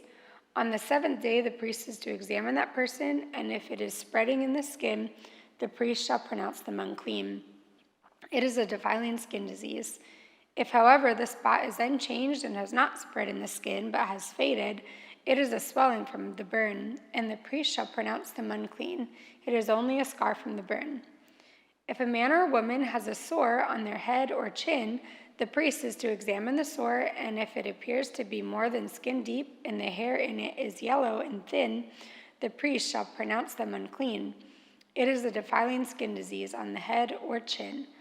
But if when the priest examines the sore, it does not seem to be more than skin deep and there is no black hair in it, then the priest is to isolate the affected person for 7 days. On the 7th day, the priest is to examine the sore, and if it has not spread and there is no yellow hair in it, and it does not appear to be more than skin deep, then the man or woman must shave themselves, except for the affected area, and the priest is to keep them isolated another 7 days. On the 7th day, the priest is to examine the sore, and if it has not spread in the skin and appears to be no more than skin deep, the priest shall pronounce them clean. They must wash their clothes, and they will be clean. But if the sore does spread in the skin after they are pronounced clean, the priest is to examine them, and if he finds that the sore has spread in the skin, he does not need to look for yellow hair. They are unclean. If, however, the sore is unchanged so far as the priest can see, and if black hair has grown in it, the affected person is healed. They are clean, and the priest shall pronounce them clean. When a man or woman has white spots on the skin, the priest is to examine them. And if the spots are dull white, it is a harmless rash that has broken out on the skin. They are clean. A man who has lost his hair and is bald is clean. If he has lost his hair from the front of his scalp and has a bald forehead, he is clean. But if he has a reddish-white sore on his bald head or forehead, it is a defiling disease breaking out on his head or forehead. The priest is to examine him, and if the swollen sore on his head or forehead is reddish-white, like a defiling skin disease, the man is diseased and is unclean. The priest shall pronounce him unclean because of the sore on his head. Anyone with such a defiling disease must wear torn clothes. Let their hair be unkempt, cover the lower part of their face, and cry out, "Unclean, unclean."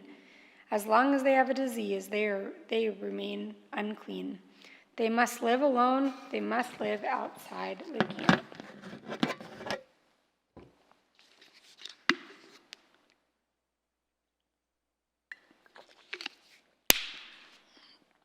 As for any fabric that is spoiled with the defiling mold, any woolen or linen clothing, any woven or knitted material of linen or wool, any leather or anything made of leather, if the affected area in the fabric, the leather, the woven or knitted material, or any leather article is greenish or reddish, it is a defiling mold and must be shown to the priest.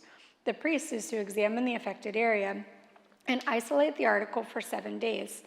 On the 7th day, he is to examine it, and if the mold has spread in the fabric, the woven or knitted material, or the leather, whatever its use, it is a persistent defiling mold.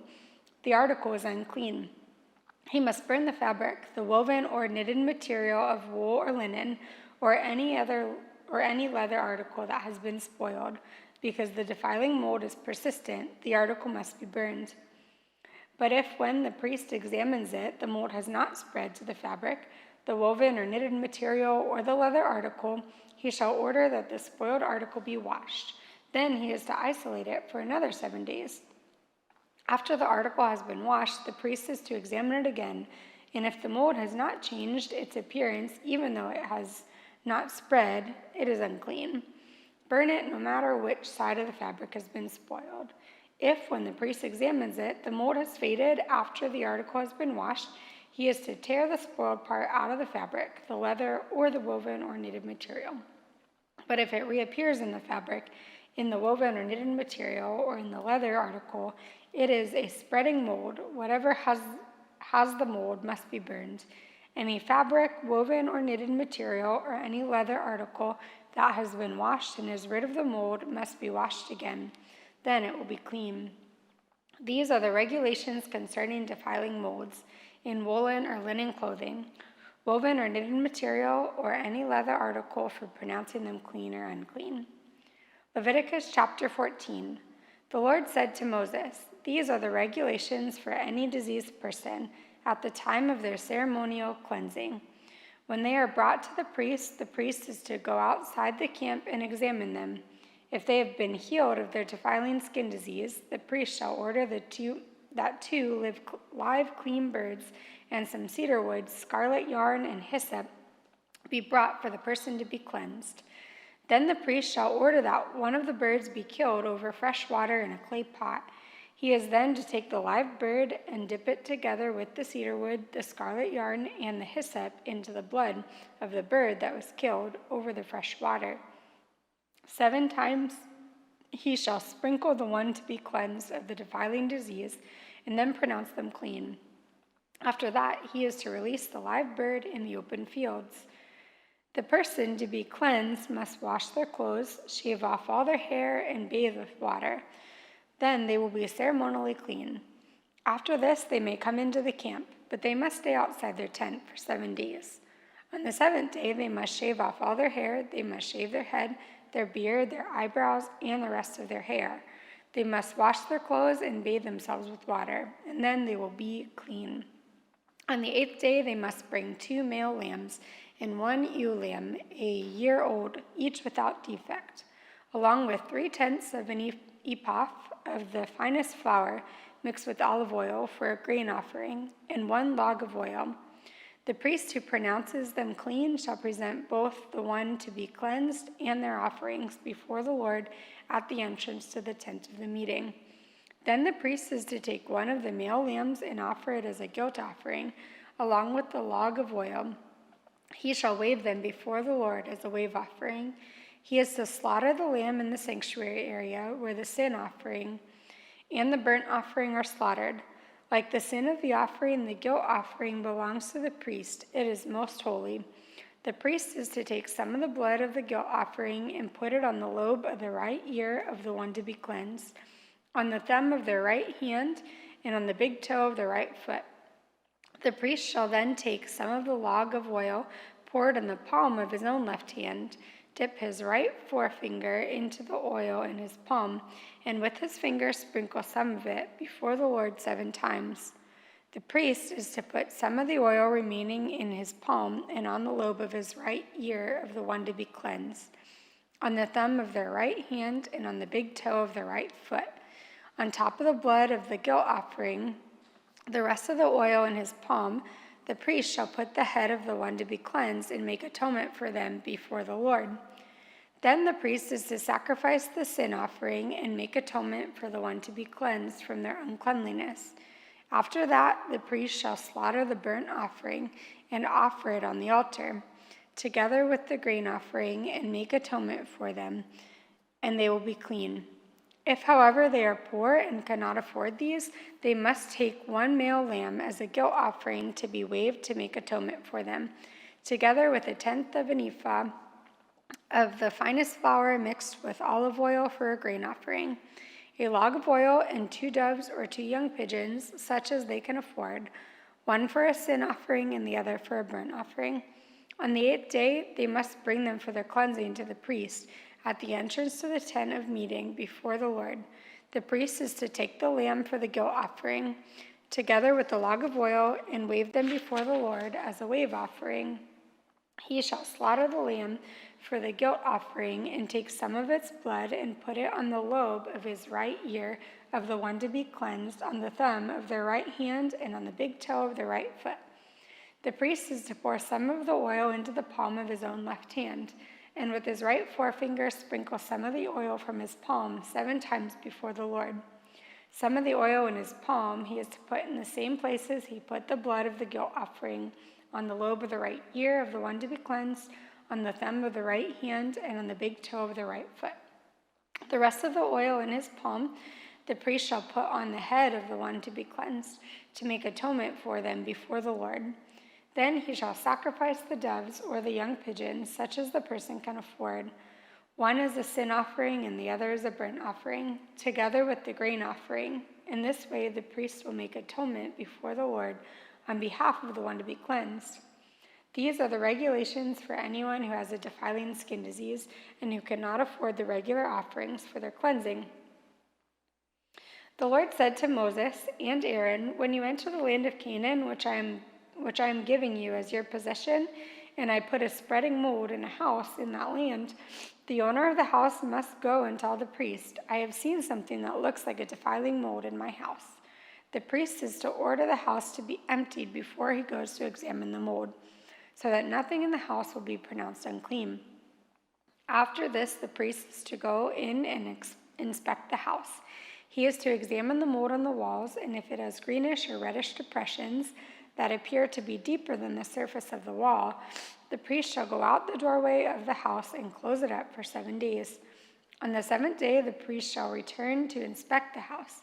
If the mold has spread on the walls, he is to order that the contaminated stones be torn out and thrown into an unclean place outside of the town. He must have all the inside walls of the house scraped as the material that is scraped off, and the material that is scraped off dumped into an unclean place outside the town. Then they are to take other stones to replace these and take new clay and plaster the house. If the defiling mold reappears in the house after the stones have been torn out and the house is scraped and plastered, the priest is to go and examine it, and if the mold has spread in the house, it is persistent, defiling mold. The house is unclean. It must be torn down, its stones, timbers, and all the plaster, and taken out of town to an unclean place. Anyone who goes into the house while it is closed up will be unclean till evening. Anyone who sleeps or eats in the house must wash their clothes. But if the priest comes to examine it, and the mold has not spread after their house has been plastered, he shall pronounce the house clean, because the defiling mold is gone. To purify the house, he is to take 2 birds and some cedar wood, scarlet yarn, and hyssop. He shall kill one of the birds over fresh water in a clay pot. Then he is to take the cedar wood and hyssop, the scarlet yarn, and the live bird, dip them into the blood of the dead bird in the fresh water, and sprinkle the house 7 times. He shall purify the house with the bird's blood, the fresh water, the live bird, the cedar wood, the hyssop, and the scarlet yarn. Then he is to release the live bird in the open fields outside the town. In this way, he will make atonement for the house, and it will be clean. These are the regulations for any defiling skin disease, for a sore, for defiling molds in fabric or in a house, and for a swelling or a rash or a shiny spot, to determine when something is clean or unclean. These are the regulations for defiling skin disease and defiling molds. Leviticus chapter 15.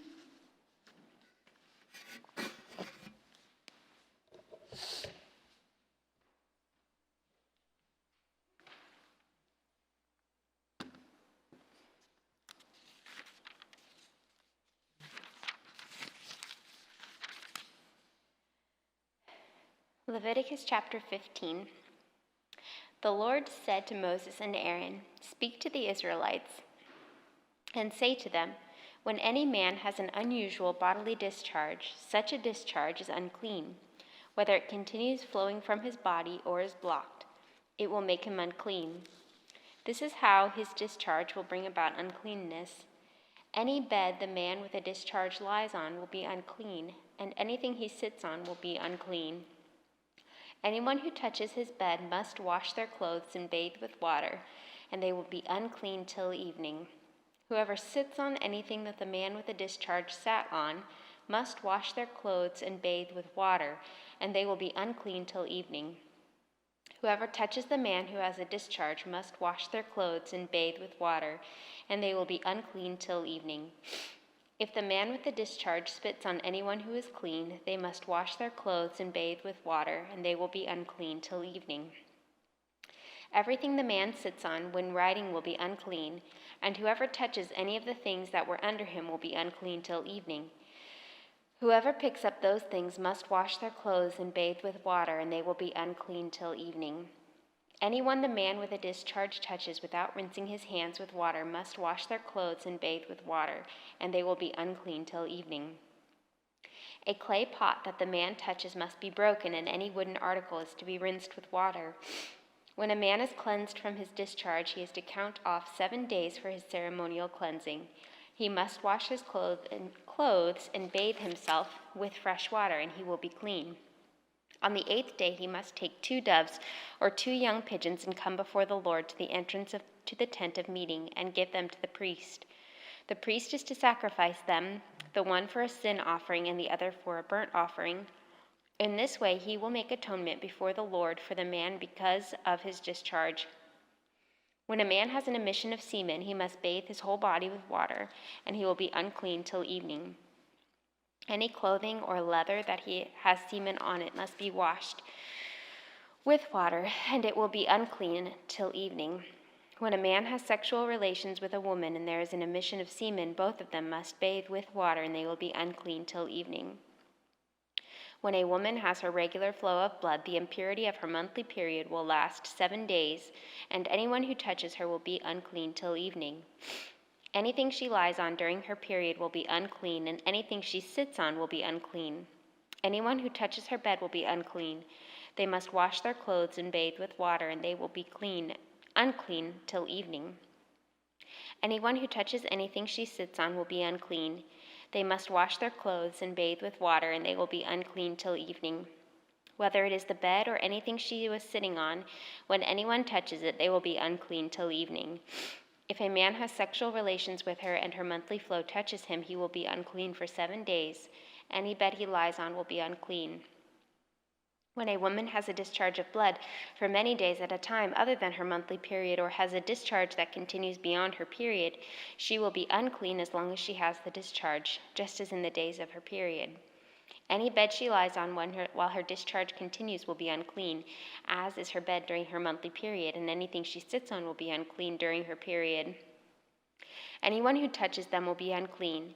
They must wash their clothes and bathe with water, and they will be unclean till evening. When she is cleansed from her discharge, she must count off 7 days, and after that she will be ceremonially clean. On the 8th day she must take 2 doves or 2 young pigeons and bring them to the priest at the entrance to the tent of meeting. The priest is to sacrifice one for a sin offering and the other for a burnt offering. In this way he will make atonement for her before the Lord for the uncleanness of her discharge. You must keep the Israelites separate from things that make them unclean, so they will not die in their uncleanness, for defiling my dwelling place which is among them. These are regulations for a man with a discharge, for anyone made unclean by an emission of semen, for a woman in her monthly period, for a man or a woman with a discharge, and for a man who has sexual relations with a woman who is ceremonially unclean. The Lord spoke to Moses after the death of the 2 sons of, Leviticus chapter 16, the Day of Atonement. The Lord spoke to Moses after the death of the 2 sons of Aaron who died when they approached the Lord. The Lord said to Moses, "Tell your brother Aaron that he is not to come whenever he chooses into the most holy place behind the curtain in front of the atonement cover on the ark, or else he will die, for I will appear in the cloud over the atonement cover. This is how Aaron is to enter the most holy place. He must first bring a young bull for a sin offering and a ram for a burnt offering. He is to put on the sacred linen tunic with linen undergarments next to his body. He is to tie the linen sash around him and put on the linen turban. These are sacred garments, so he must bathe himself with water before he puts them on. From the Israelite community, he is to take 2 male goats for a sin offering and a ram for a burnt offering. Aaron is to offer the bull for his own sin offering to make atonement for himself and his household. Then he is to take the 2 goats and present them before the Lord at the entrance to the tent of meeting. He is to cast lots for the 2 goats, 1 lot for the Lord and the other for the scapegoat. Aaron shall bring the goat whose lot falls to the Lord and sacrifice it for a sin offering, but the goat chosen by the lot as the scapegoat shall be presented alive before the Lord to be used for making atonement by sending it into the wilderness as a scapegoat. Aaron shall bring the bull for his own sin offering to make atonement for himself and his household, and he is to slaughter the bull for his own sin offering. He is to take a censer full of burning coals from the altar before the Lord and 2 handfuls of finely ground fragrant incense and take them behind the curtain. He is to put the incense on the fire before the Lord, and the smoke of the incense will conceal the atonement cover above the tablets of the covenant law, so that he will not die. He is to take some of the bull's blood with his finger, sprinkle it on the front of the atonement cover. Then he shall sprinkle some of it with his finger 7 times before the atonement cover. He shall then slaughter the goat for the sin offering of the people, and take its blood behind the curtain, and do with it as he did with the bull's blood. He shall sprinkle it on the atonement cover and in front of it. In this way he will make atonement for the most holy place because of the uncleanness and rebellion of the Israelites. Whatever their sins have been, he is to do the same for the tent of meeting, which is among them in the midst of their uncleanness. No one is to be in the tent of meeting from the time Aaron goes in to make atonement in the most holy place until he comes out, having made atonement for himself, his household, and the whole community of Israel. Then he shall come out to the altar that is before the Lord and make atonement for it. He shall take some of the bull's blood and some of the goat's blood and put it on all the horns of the altar. He shall sprinkle some of the blood on it with his finger 7 times to cleanse it and to consecrate it from the uncleanness of the Israelites. When Aaron has finished making atonement for the most holy place, the tent of meeting and the altar, he shall bring forward the live goat. He is to lay both hands on the head of the live goat and confess over it all the wickedness and rebellion of the Israelites, all their sins, and put them on the goat's head. He shall send the goat away into the wilderness in the care of someone appointed for the task. The goat will carry on itself all their sins to a remote place, and the man shall release it in the wilderness. Then Aaron is to go into the tent of meeting and take off the linen garments he put on before he entered the most holy place, and he is to leave them there. He shall bathe himself with water in the sanctuary area and put on his regular garments. Then he shall come out and sacrifice the burnt offering for himself and the burnt offering for the people, to make atonement for himself and for the people. He shall also burn the fat of the sin offering on the altar. The man who releases the goat as a scapegoat must wash his clothes and bathe himself with water. Afterward he may come into the camp. The bull and the goat for sin offerings, whose blood was brought into the most holy place to make atonement, must be taken outside the camp. Their hides, flesh, and intestines are to be burned up. The man who burns them must wash his clothes and bathe himself with water. Afterward he may come into the camp. This is to be a lasting ordinance for you. On the 10th day of the 7th month, you must deny yourselves and do not do any work, whether native-born or a foreigner residing among you, because on this day atonement will be made for you, to cleanse you. Then before the Lord you will be clean from all your sins. It is a day of Sabbath rest, and you must deny yourselves. It is a lasting ordinance. The priest who is anointed and ordained to succeed his father as high priest is to make atonement. He is to put on the sacred linen garments and make atonement for the most holy place, for the tent of meeting and the altar, and for the priests and all the members of the community. This is to be a lasting ordinance for you. Atonement is to be made once a year for all the sins of all the Israelites, and it was done as the Lord commanded Moses. Leviticus 17, eating blood forbidden. The Lord said to Moses, "Speak to Aaron and his sons and to all the Israelites and say to them, 'This is what the Lord has commanded. Any Israelite who sacrifices an ox, a lamb, or a goat in the camp or outside of it, instead of bringing it to the entrance to the tent of meeting, to present it as an offering to the Lord in front of the tabernacle of the Lord, that person shall be considered guilty of bloodshed. They have shed blood and must be cut off from their people. This is so the Israelites will bring to the Lord the sacrifices they are now making in the open fields. They must bring them to the priest, that is, to the Lord, at the entrance to the tent of meeting, and sacrifice them as fellowship offerings. The priest is to splash the blood against the altar of the Lord at the entrance to the tent of meeting, and burn the fat as an aroma pleasing to the Lord.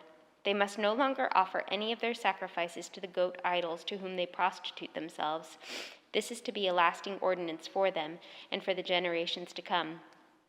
Say to them, any Israelite or any foreigner residing among them who offers a burnt offering or sacrifice and does not bring it to the entrance to the tent of meeting, to sacrifice it to the Lord, must be cut off from the people of Israel. I will set my face against any Israelite or any foreigner residing among them who eats blood, and I will cut them off from the people. For the life of a creature is in the blood, and I have given it to you to make atonement for yourselves on the altar. It is the blood that makes atonement for one's life. Therefore I say to the Israelites, None of you may eat blood, nor may any foreigner residing among you eat blood. Any Israelite or any foreigner residing among you who hunts any animal or bird that may be eaten must drain out the blood and cover it with earth, because the life of every creature is in its blood. That is why I have said to the Israelites, you must not eat the blood of any creature, because the life of every creature is its blood. Anyone who eats it must be cut off. Anyone, whether native, born, or foreigner, who eats anything found dead or torn by wild animals must wash their clothes and bathe with water, and they will be ceremonially unclean till evening, when they will be clean. But if they do not wash their clothes and bathe themselves, they will be held responsible. Leviticus 18. The Lord said to Moses, "Speak to the Israelites and say to them, I am the Lord your God. You must not do as they do in Egypt, where you used to live, and you must not do as they do in the land of Canaan, where I am bringing you. Do not follow their practices. You must obey my laws and be careful to follow my decrees. I am the Lord your God. Keep my decrees and laws, for the person who obeys them will live by them. I am the Lord. No one is to approach any close relative to have sexual relations. I am the Lord. Do not dishonor your father by having sexual relations with your mother. She is your mother. Do not have relations with her. Do not have sexual relations with your father's wife. That would dishonor your father. Do not have sexual relations with your sister, either for your father's daughter or your mother's daughter, whether she was born in the same home or elsewhere. Do not have sexual relations with your son's daughter or your daughter's daughter. That would dishonor you. Do not have sexual relations with the daughter of your father's wife, born to your father. She is your sister. Do not have sexual relations with your father's sister. She is your father's close relative. Do not have sexual relations with your mother's sister, because she is your mother's close relative. Do not dishonor your father's brother by approaching his wife to have sexual relations. She is your aunt. Do not have sexual relations with your daughter-in-law. She is your son's wife. Do not have relations with her. Do not have sexual relations with your brother's wife. That would dishonor your brother. Do not have sexual relations with both a woman and her daughter. Do not have sexual relations with either her son's daughter or her daughter's daughter. They are her close relatives. That is wickedness. Do not take your wife's sister as a rival wife and have sexual relations with her while your wife is living.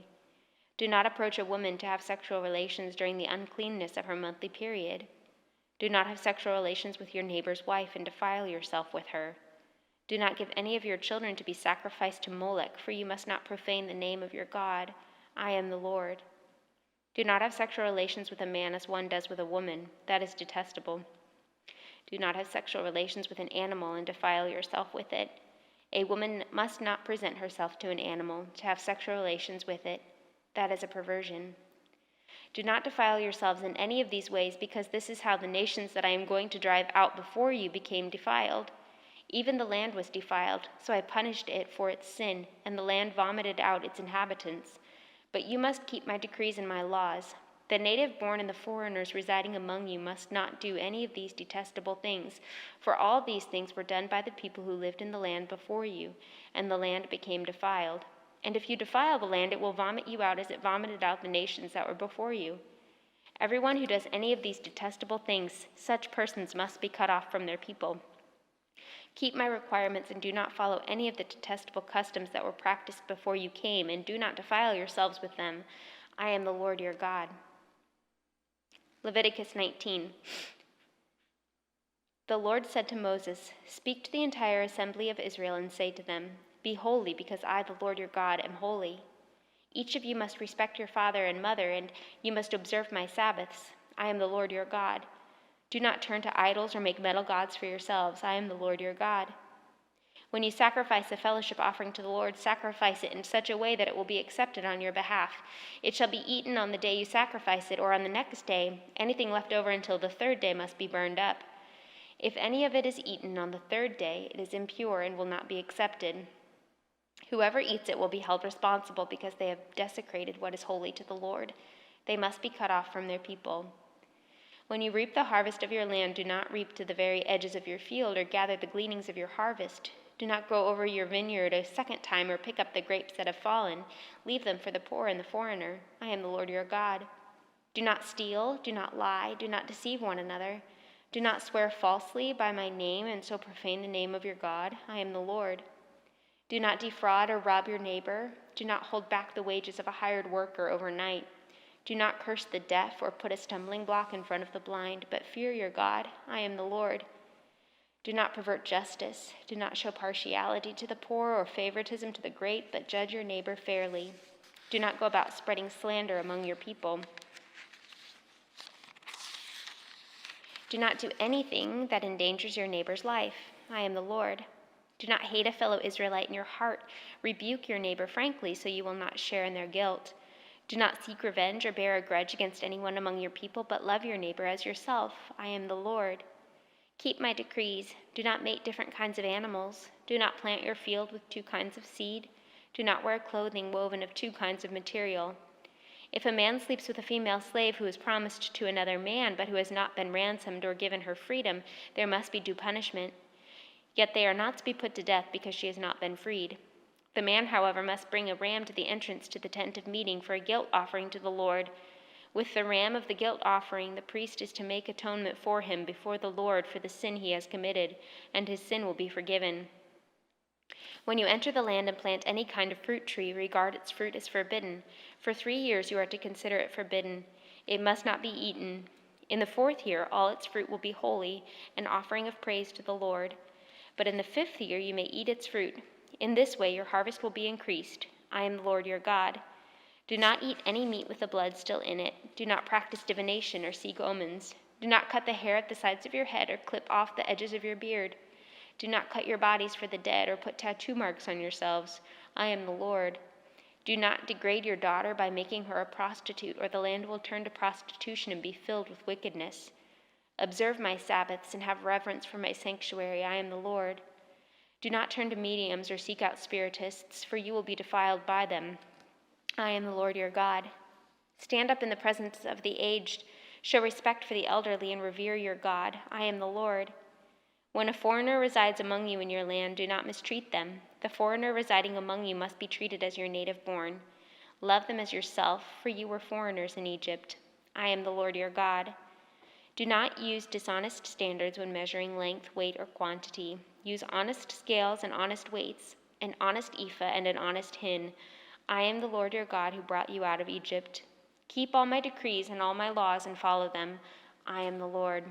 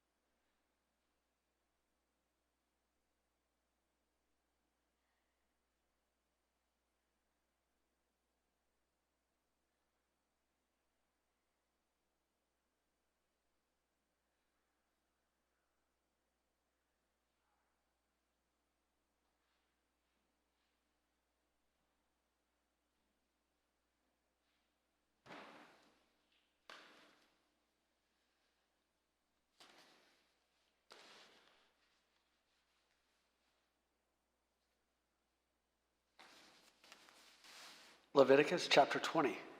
The Lord said to Moses, "Say to the Israelites, any Israelite of any foreigner residing in Israel who sacrifices any of his children to Molech is to be put to death.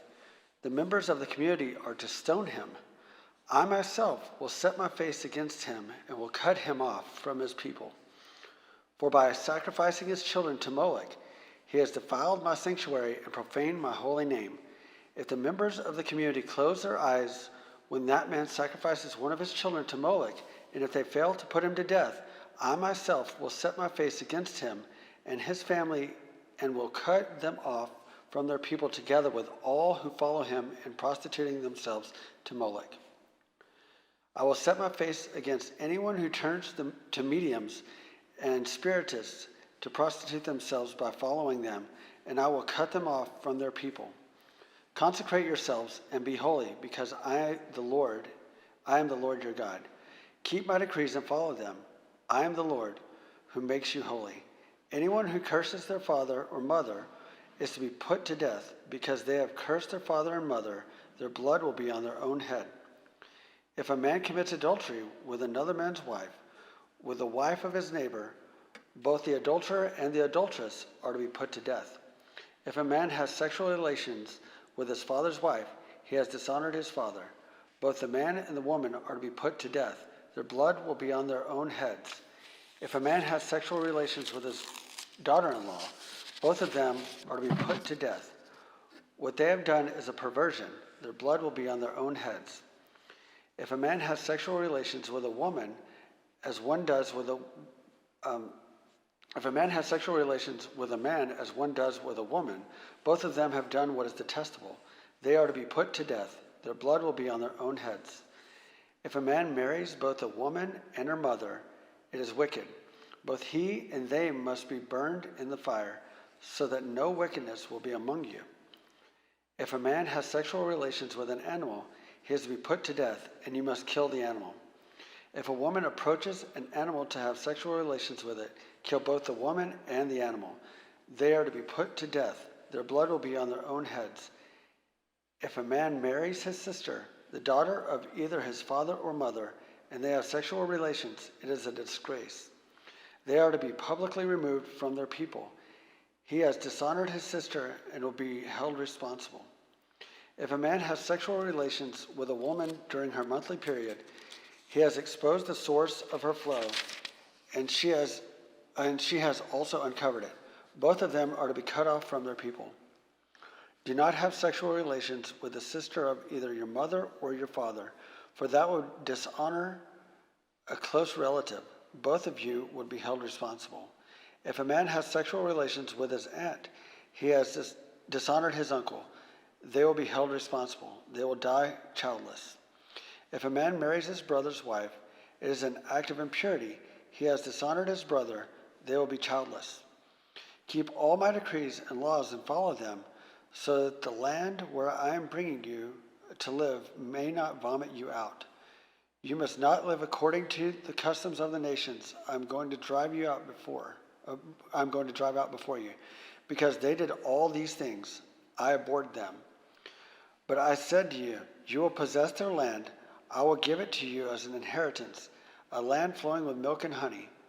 I am the Lord your God, who has set you apart from the nations. You must therefore make a distinction between clean and unclean animals, and between unclean and clean birds. Do not defile yourself by any animal or bird or anything that moves along the ground, those that I have set apart as unclean for you. You are to be holy to me, because I, the Lord, am holy, and I have set you apart from the nations to be my own. A man or woman who is a medium or a spiritist among you must be put to death. You are to stone them. Their blood will be on their own heads. Chapter 21.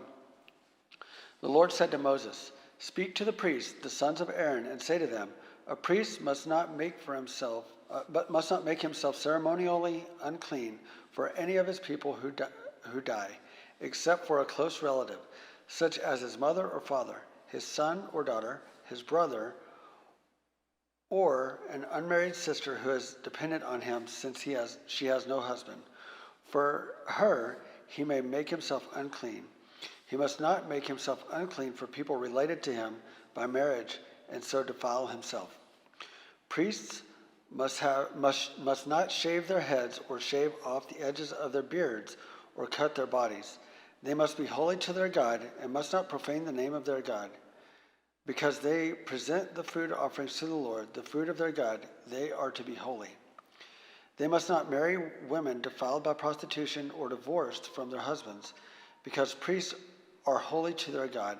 Regard them as holy because they offer up the food of your God. Consider them holy because I, the Lord, am holy, I who make you holy. If a priest's daughter defiles herself by becoming a prostitute, she disgraces her father. She must be burned in the fire.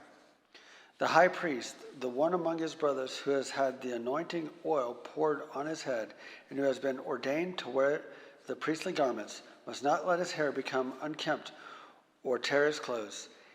He must not enter a place where there is a dead body. He must not make himself unclean, even for his father or mother, nor leave the sanctuary of his God or desecrate it, because he has been dedicated by anointing oil on his head of his God. I am the Lord. The woman he marries must be a virgin. He must not marry a widow, a divorced woman, or a woman defiled by prostitution, but only a virgin from his own people, so that he will not defile his offspring among his people. I am the Lord who makes him holy. The Lord said to Moses, say to Aaron, for the generations to come, none of your descendants who has defect may come near to offer the food of his God. No man who has any defect may come near. No man who is blind or lame, disfigured or deformed. No man with a crippled foot or hand, or who is a hunchback or a dwarf, or who has an eye defect, or who has festering or running sores or damaged testicles. No descendant of Aaron the priest who has any defect is to come near to present the food offerings to the Lord. He has a defect. He must not come near to offer the food of his God. He may not eat the most holy food of his God, as well as the holy food. Yet because of his defect, he must not go near the curtain or approach the altar, and so desecrate my sanctuary. I am the Lord who makes them holy. So Moses told this to Aaron and his sons and to all the Israelites.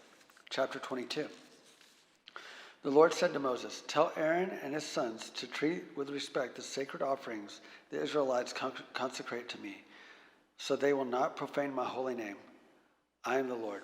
Say to them, for the generations to come, if any of your descendants is ceremonially unclean, and yet comes near the sacred offerings that the Israelites consecrate to the Lord, that person must be cut off from my presence. I am the Lord. If a descendant of Aaron has a defiling skin disease or a bodily discharge, he may not eat the sacred offerings until he is cleansed.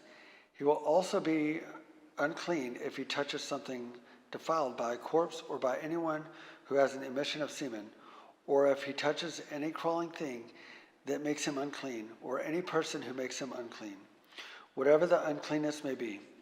The one who touches any such thing will be unclean till evening. He must not eat any of the sacred offerings unless he has bathed himself with water. When the sun goes down, he will be clean, and after that he may eat the sacred offerings, for they are his food. He must not eat anything found dead or torn by wild animals, and so become unclean through it. I am the Lord. The priests are to perform my service in such a way that they do not become guilty and die for treating it with contempt. I am the Lord who makes them holy. No one outside a priest's family may eat the sacred offering, nor may the guests of a priest or a hired worker eat it. But if a priest buys a slave with money, or if slaves are born in his household, they may eat his food. If a priest's daughter marries anyone other than a priest, she may not eat any of the sacred contributions. But if a priest's daughter becomes a widow or is divorced, yet has no children, and she returns to live with her father's household as in her youth, she may eat her father's food. No unauthorized person, however, may eat it. Anyone who eats a sacred offering by mistake must make restitution to the priest for the offering and add a fifth of the value to it. The priests must not desecrate the sacred offerings the Israelites present to the Lord by allowing them to eat the sacred offerings and so bring upon them guilt requiring payment. I am the Lord who makes them holy. The Lord said to Moses, "Speak to Aaron and his sons and to all the Israelites and say to them, if any of you, whether an Israelite or a foreigner residing in Israel, present a gift for a burnt offering to the Lord, either to fulfill a vow or as a freewill offering, you must present a male without defect from the cattle, sheep, or goats in order that it may be accepted on your behalf. Do not bring anything with a defect, because it will not be accepted on your behalf. When anyone brings from the herd a flock or fellowship offering to the Lord to fulfill a special vow or as a freewill offering, it must be without defect or blemish to be acceptable. Do not offer to the Lord the blind, the injured, or the maimed, or anything with warts or festering or running sores. Do not place any of these on the altar as food offering presented to the Lord. You may, however, present as a freewill offering an ox or a sheep that is deformed or stunted, but it will not be accepted in fulfillment of a vow. You must not offer to the Lord an animal whose testicles are bruised, crushed, torn, or cut. You must not do this in your own land, and you must not accept such animals from the hand of a foreigner and offer them as the food of your God. They will not be accepted on your behalf, because they are deformed and have defects. The Lord said to Moses, when a calf, a lamb, or a goat is born, it is to remain with its mother for 7 days. From the 8th day on, it will be acceptable as a food offering presented to the Lord. Do not slaughter a cow or a sheep and its young on the same day. When you sacrifice a thank offering to the Lord, sacrifice it in such a way that it will be accepted on your behalf. It must not be eaten that same day. Leave none of it till morning. I am the Lord. Keep my commandments and follow them. I am the Lord. Do not profane my holy name, for I must be acknowledged as holy by the Israelites. I am the Lord, who made you holy, and who brought you out of Egypt to be your God. I am the Lord. Chapter 23. The Lord said to Moses, "Speak to the Israelites and say to them, these are my appointed festivals, the appointed festivals of the Lord, which you are to proclaim as sacred assemblies. There are 6 days when you may work, but the 7th day is a day of Sabbath rest, a day of sacred assembly. You are not to do any work wherever you live. It is a Sabbath to the Lord. These are the Lord's appointed festivals, the sacred assemblies you are to proclaim at their appointed times. The Lord's Passover begins at twilight on the 14th day of the first month. On the 15th day of that month, the Lord's festival of unleavened bread begins. For 7 days you must eat bread made without yeast. On the first day, hold a sacred assembly and do no regular work.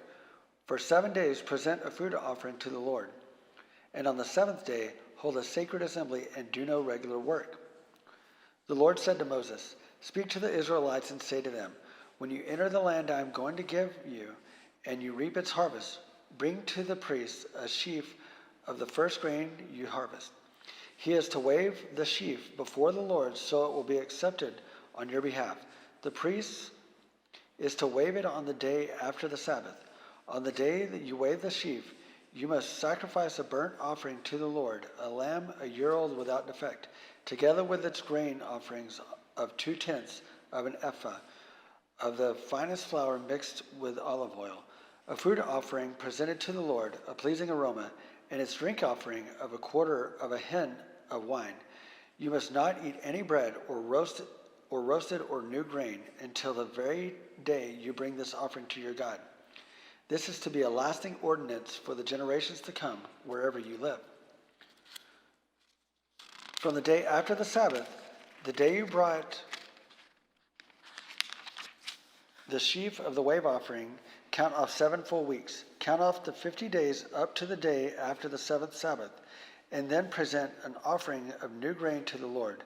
From wherever you live, bring 2 loaves made of 2/10 of an ephah of the finest flour, baked with yeast, as a wave offering of first fruits to the Lord.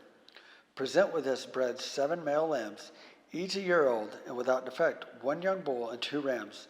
They will be a burnt offering to the Lord, together with their grain offerings and drink offerings, a food offering, an aroma pleasing to the Lord. Then sacrifice 1 male goat for a sin offering and 2 lambs each a year old, for a fellowship offering. The priest is to weigh the 2 lambs before the Lord as a wave offering, together with the bread of the first fruits. They are a sacred offering to the Lord for the priests. On that same day you are to proclaim a sacred assembly and do no regular work. This is to be a lasting ordinance for the generations to come, wherever you live. When you reap the harvest of your hand, do not reap to the very edges of your field or gather the gleanings of your harvest. Leave them for the poor and for the foreigner residing among you. I am the Lord your God. The Lord said to Moses, say to the Israelites, on the first day of the 7th month, you are to have a day of Sabbath rest, a sacred assembly commemorated with trumpet blasts. Do no regular work, but present a food offering to the Lord. The Lord said to Moses, the 10th day of the 7th month is a day of atonement. Hold a sacred assembly and deny yourself, and present a food offering to the Lord. Do not do any work on that day, because it is the day of atonement, when atonement is made for you before the Lord your God. Those who do not deny themselves on that day must be cut off from their people. I will destroy from among their people anyone who does any work on that day. You shall do no work at all. This is to be a lasting ordinance for the generations to come. Wherever you live, it is a day of Sabbath rest for you, and you must deny yourself. From the evening of the 9th day of the month until the following evening, you are to observe your Sabbath. The Lord said to Moses, say to the Israelites, on the 15th day of the 7th month of the Lord's festival of tabernacles begins, and it lasts for 7 days. The first day is a sacred assembly. Do no regular work. For 7 days present food offerings to the Lord, and on the 8th day hold a sacred assembly and present a food offering to the Lord. It is this closing special assembly. Do no regular work. These are the Lord's appointed festivals, which you are to proclaim as sacred assemblies for bringing food offerings to the Lord, the burnt offerings and grain offerings, sacrifices and drink offerings required for each day.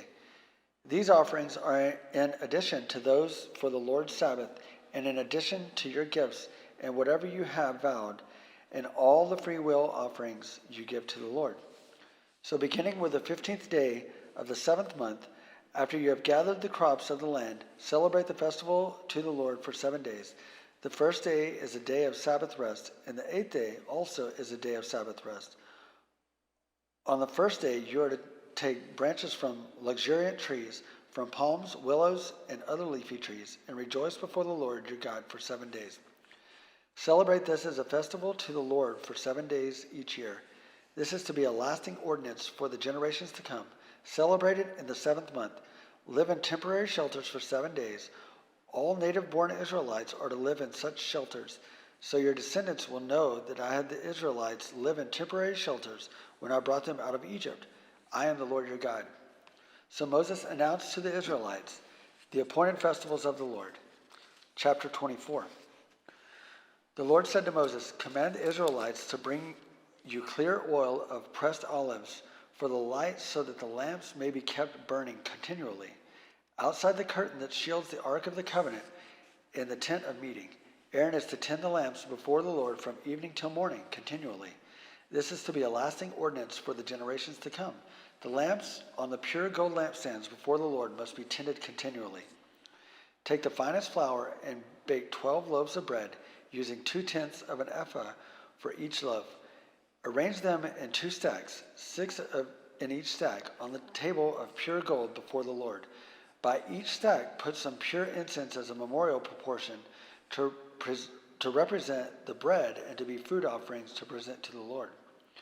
This bread is to be set out before the Lord regularly, Sabbath after Sabbath, on behalf of the Israelites as a lasting covenant. It belongs to Aaron and his sons, who are to eat it in the sanctuary area, because it is the most holy part of their perpetual share of the food offerings presented to the Lord. Now the sons of an Israelite mother and an Egyptian father went out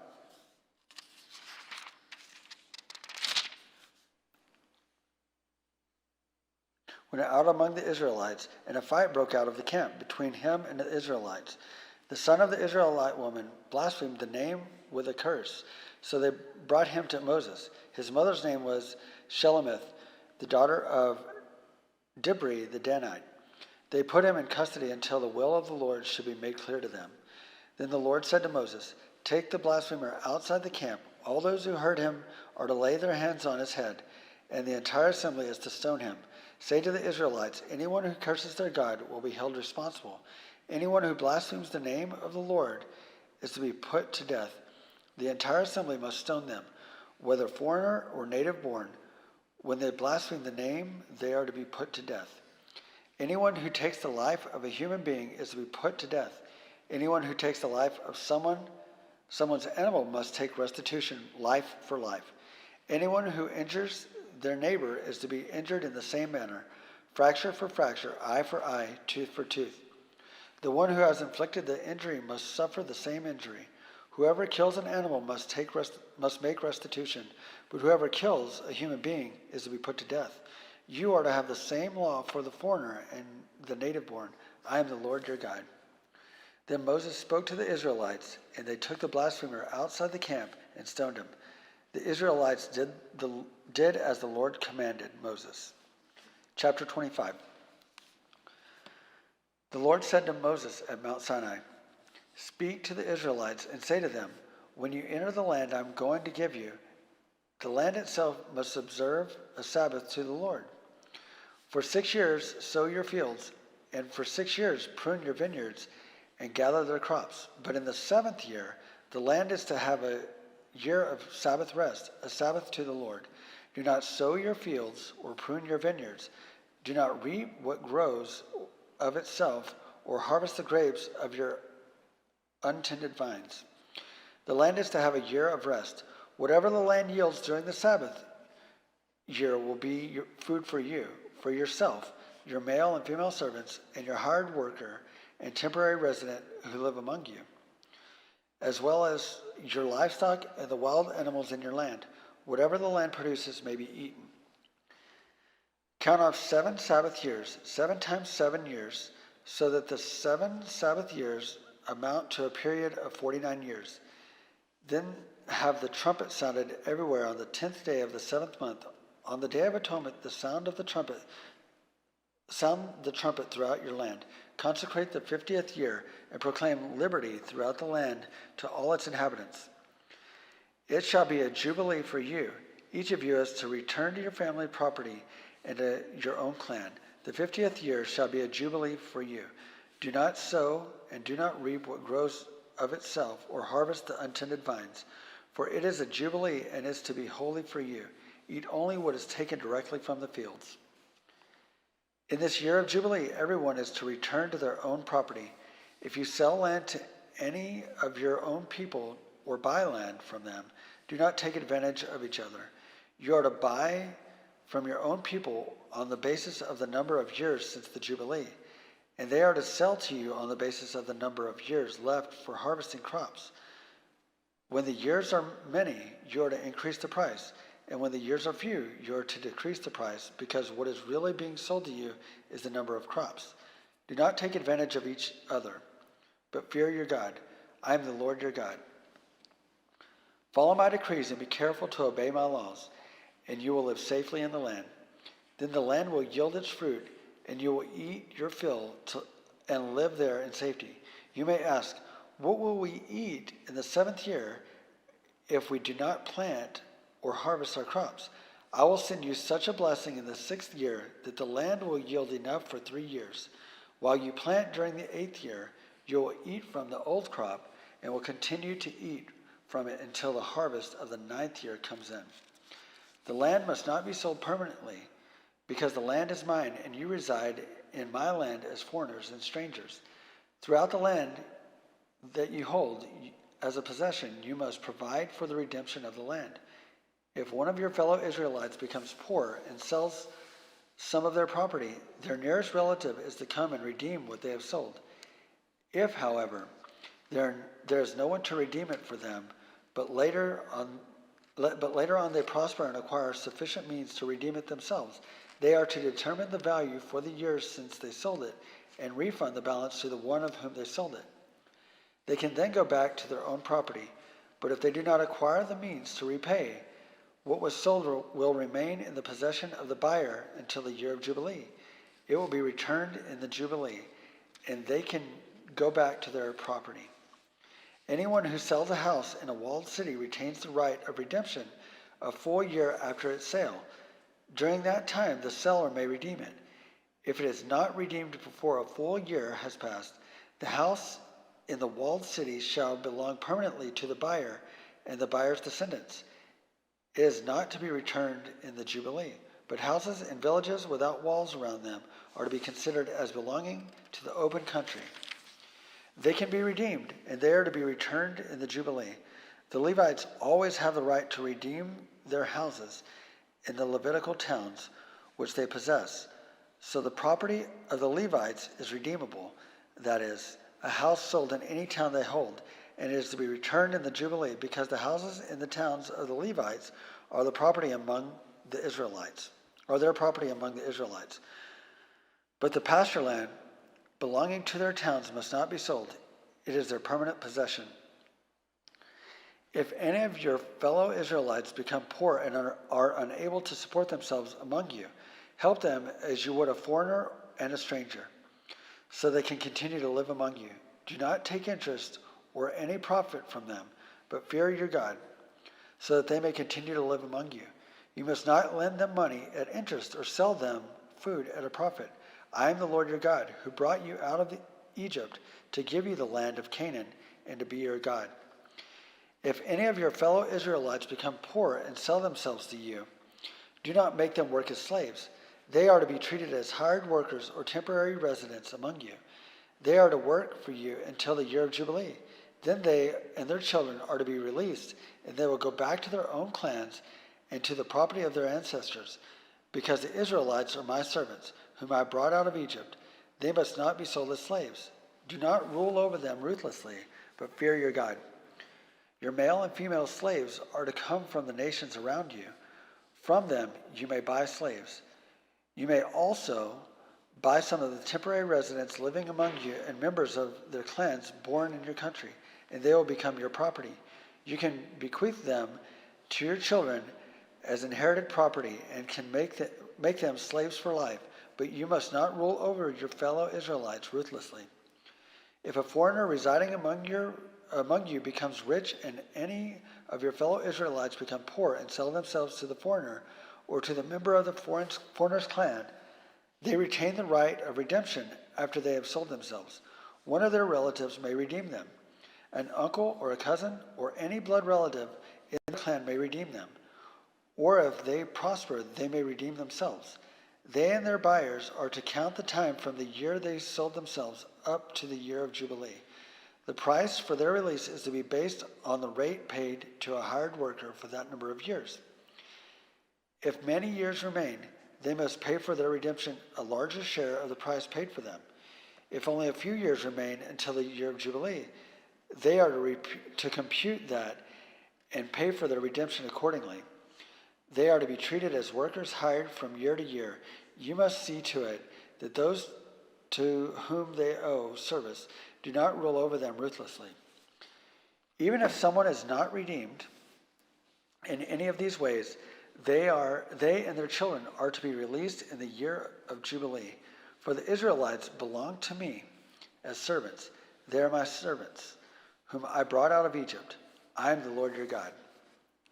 Chapter 26.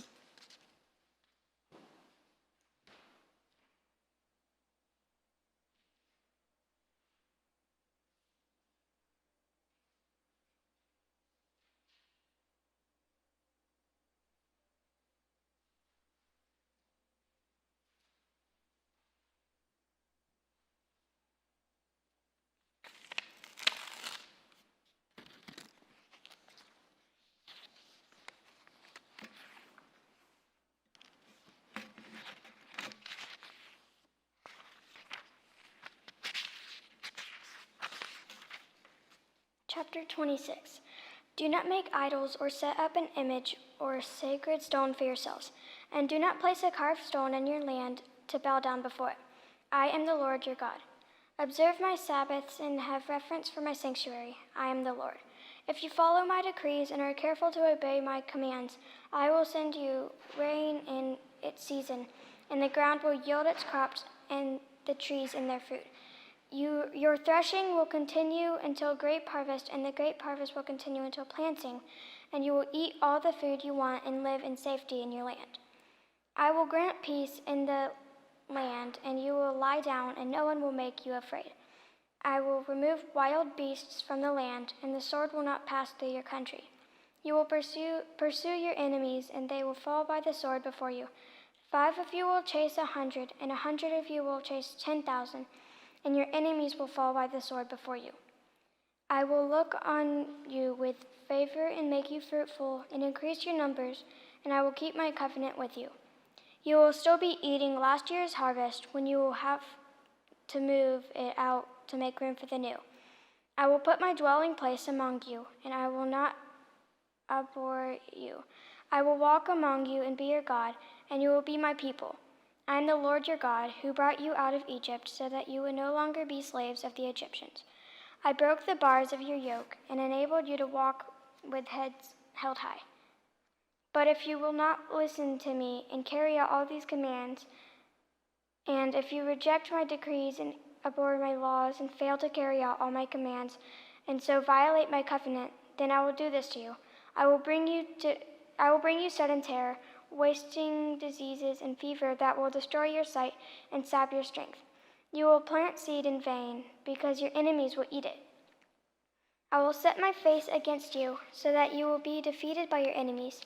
Those who hate you will rule over you, and you will flee even when no one is pursuing you. After all this, you will not listen to me, and I will punish you for your sins 7 times over. I will break down your stubborn pride and make the sky above you like iron and the ground beneath you like bronze. Your strength will be spent in vain, because your soil will not yield its crops, nor will the trees of your land yield their fruit. If you remain hostile towards me and refuse to listen to me, I will multiply your afflictions 7 times over as your sins deserve. I will send wild animals against you, and they will rob you of your children, destroy your cattle, and make you so few in number that your roads will be deserted. If in spite of these things you do not accept my correction, but continue to be hostile toward me, I myself will be hostile toward you, and will afflict you for your sins 7 times over. And I will bring the sword on you to avenge the breaking of the covenant. When you withdraw into your cities, I will send a plague among you, and you will be given into enemy hands. When I cut off your supply of bread, 10 women will be able to bake your bread in 1 oven, and they will dole out the bread by weight. You will eat, but you will not be satisfied. If in spite of this you still do not listen to me, but continue to be hostile toward me, then in my anger I will be hostile toward you, and I myself will punish you for your sins 7 times over. You will eat the flesh of your sons and the flesh of your daughters. I will destroy your high places, cut down your incense altars, and pile your dead bodies on the lifeless forms of your idols, and I will abhor you. I will turn your cities into ruins and lay waste your sanctuaries, and I will take no delight in the pleasing aroma of your offerings. I myself will lay waste the land, so that your enemies who live there will be appalled. I will scatter you among the nations, and will draw out my sword and pursue you. Your land will be laid waste, and your cities will lie in ruins. Then the land will enjoy its Sabbath years all the time that it lies desolate, and you are in the country of your enemies. Then the land will rest and enjoy its Sabbaths. All the time that it lies desolate, the land will have the rest it did not have during the Sabbaths you lived in it. As for those of you who are left, I will make their hearts so fearful in the lands of their enemies that the sound of a wind-blown leaf will put them into flight. They will run as though fleeing from the sword, and they will fall, even though no one is pursuing them. They will stumble over one another as though fleeing from the sword, even though no one is pursuing them. So you will not be able to stand before your enemies. You will perish among the nations. The land of your enemies will devour you. Those of you who are left will waste away into the lands of their enemies because of their sins. Also because of their ancestors' sins, they will waste away. But if they will confess their sins and the sins of their ancestors, their unfaithfulness and their hostility toward me, which made me hostile toward them, so that I sent them into the land of their enemies, then when their uncircumcised hearts are are humbled and they pay for their sin, I will remember my covenant with Jacob and my covenant with Isaac and my covenant with Abraham. And I will remember the land, for the land will be deserted by them and will enjoy its Sabbaths while it lies desolate without them. They will pay for their sins because they rejected my laws and abhorred my decrees. Yet in spite of this, when they are not in the land of their enemies, I will not reject them or abhor them, so as to destroy them completely, breaking my covenant with them. I am the Lord their God, but for their sake I will remember the covenant with their ancestors, whom I brought out of Egypt in the sight of the nations to be their God. I am the Lord. These are the decrees, the laws, and the regulations that the Lord established on Mount Sinai between himself and the Israelites through Moses. Chapter 27. The Lord said to Moses, "Speak to the Israelites and say to them, if anyone makes a special vow to dedicate a person to the Lord by giving the equivalent value, set the value of a male between the ages of 20 and 60 at 50 shekels of silver, according to the sanctuary shekel. For a female, set her value at 30 shekels. For a person between the ages of 5 and 20, set the value of a male at 20 shekels, and of a female at 10 shekels. For a person between 1 month and 5 years, set the value of a male at 5 shekels of silver, and that of a female at 3 shekels of silver. For a person 60 years old or more, set the value of a male at 15 shekels, and a female at 10 shekels. If anyone making the vow is too poor to pay the specified amount, the person being dedicated is to be presented to the priest, who will set the value according to what the one making the vow can afford.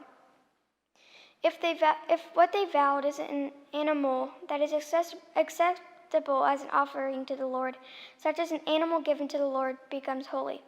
They must not exchange it or substitute a good one for a bad one, or a bad one for a good one. If they should substitute an animal for another, both it and the substitute become holy. If what they vowed is a ceremonially unclean animal, one that is not acceptable as an offering to the Lord, the animal must be presented to the priest, who will judge its quality as good or bad. Whatever value the priest then sets, this is what it will be. If the owner wishes to redeem the animal, a fifth must be added to its value. If anyone dedicates their house as something holy to the Lord, the priest will judge its quality as good or bad. Whatever value the priest then sets, so it will remain. As if the one who dedicates their house wishes to redeem it, they must add a fifth to its value, and the house will again become theirs. If anyone dedicates to the Lord part of their family land, its value will be set according to the amount of seed required for it. 50 shekels of silver to a homer of barley seed. If they dedicate a field during the year of Jubilee, the value that has been set remains. But if they dedicate a field after the Jubilee, the priest will determine the value according to the number of years that remain until the next year of Jubilee, and its set value will be reduced. If the one who dedicates the field wishes to redeem it, they must add a fifth to its value, and the field will again become theirs. If, however, they do not redeem the field, or if they have sold it to someone else, it can never be redeemed. When the field is released in the Jubilee, it will become holy. Like a field devoted to the Lord, it will become priestly property. If anyone dedicates to the Lord a field that they have bought, which is not part of their family land, the priest will determine its value up to the year of Jubilee, and the owner must pay its value on that day as something holy to the Lord. In the year of Jubilee, the field will revert to the person from whom it was bought, the one whose land it was. Every value is to be set according to the sanctuary shekel, 20 gerahs to the shekel. No one, however, may dedicate the firstborn of an animal, since the firstborn already belongs to the Lord. Whether an ox or sheep, it is the Lord's. If it is one of the unclean animals, it may be bought back as its set value, adding a fifth of the value to it. If it is not redeemed, it is to be sold at its set value. But nothing that a person owns and devotes to the Lord, whether a human being or an animal that family land, may be sold or redeemed. Everything so devoted is most holy to the Lord. No person devoted to destruction may be ransomed. They are to be put to death. A tithe of everything from the land, whether grain from the soil or fruit from the trees, belongs to the Lord. It is holy to the Lord. Whoever would redeem any of their tithe must add a fifth of the value to it. Every tithe of the herd and flock, every 10th animal that passes under the shepherd's rod will be holy to the Lord. No one may pick out the good from the bad or make any substitution. If anyone does make a substitution, both the animal and its substitute become holy and cannot be redeemed. These are the commands the Lord gave Moses at Mount Sinai for the Israelites. Numbers chapter 1.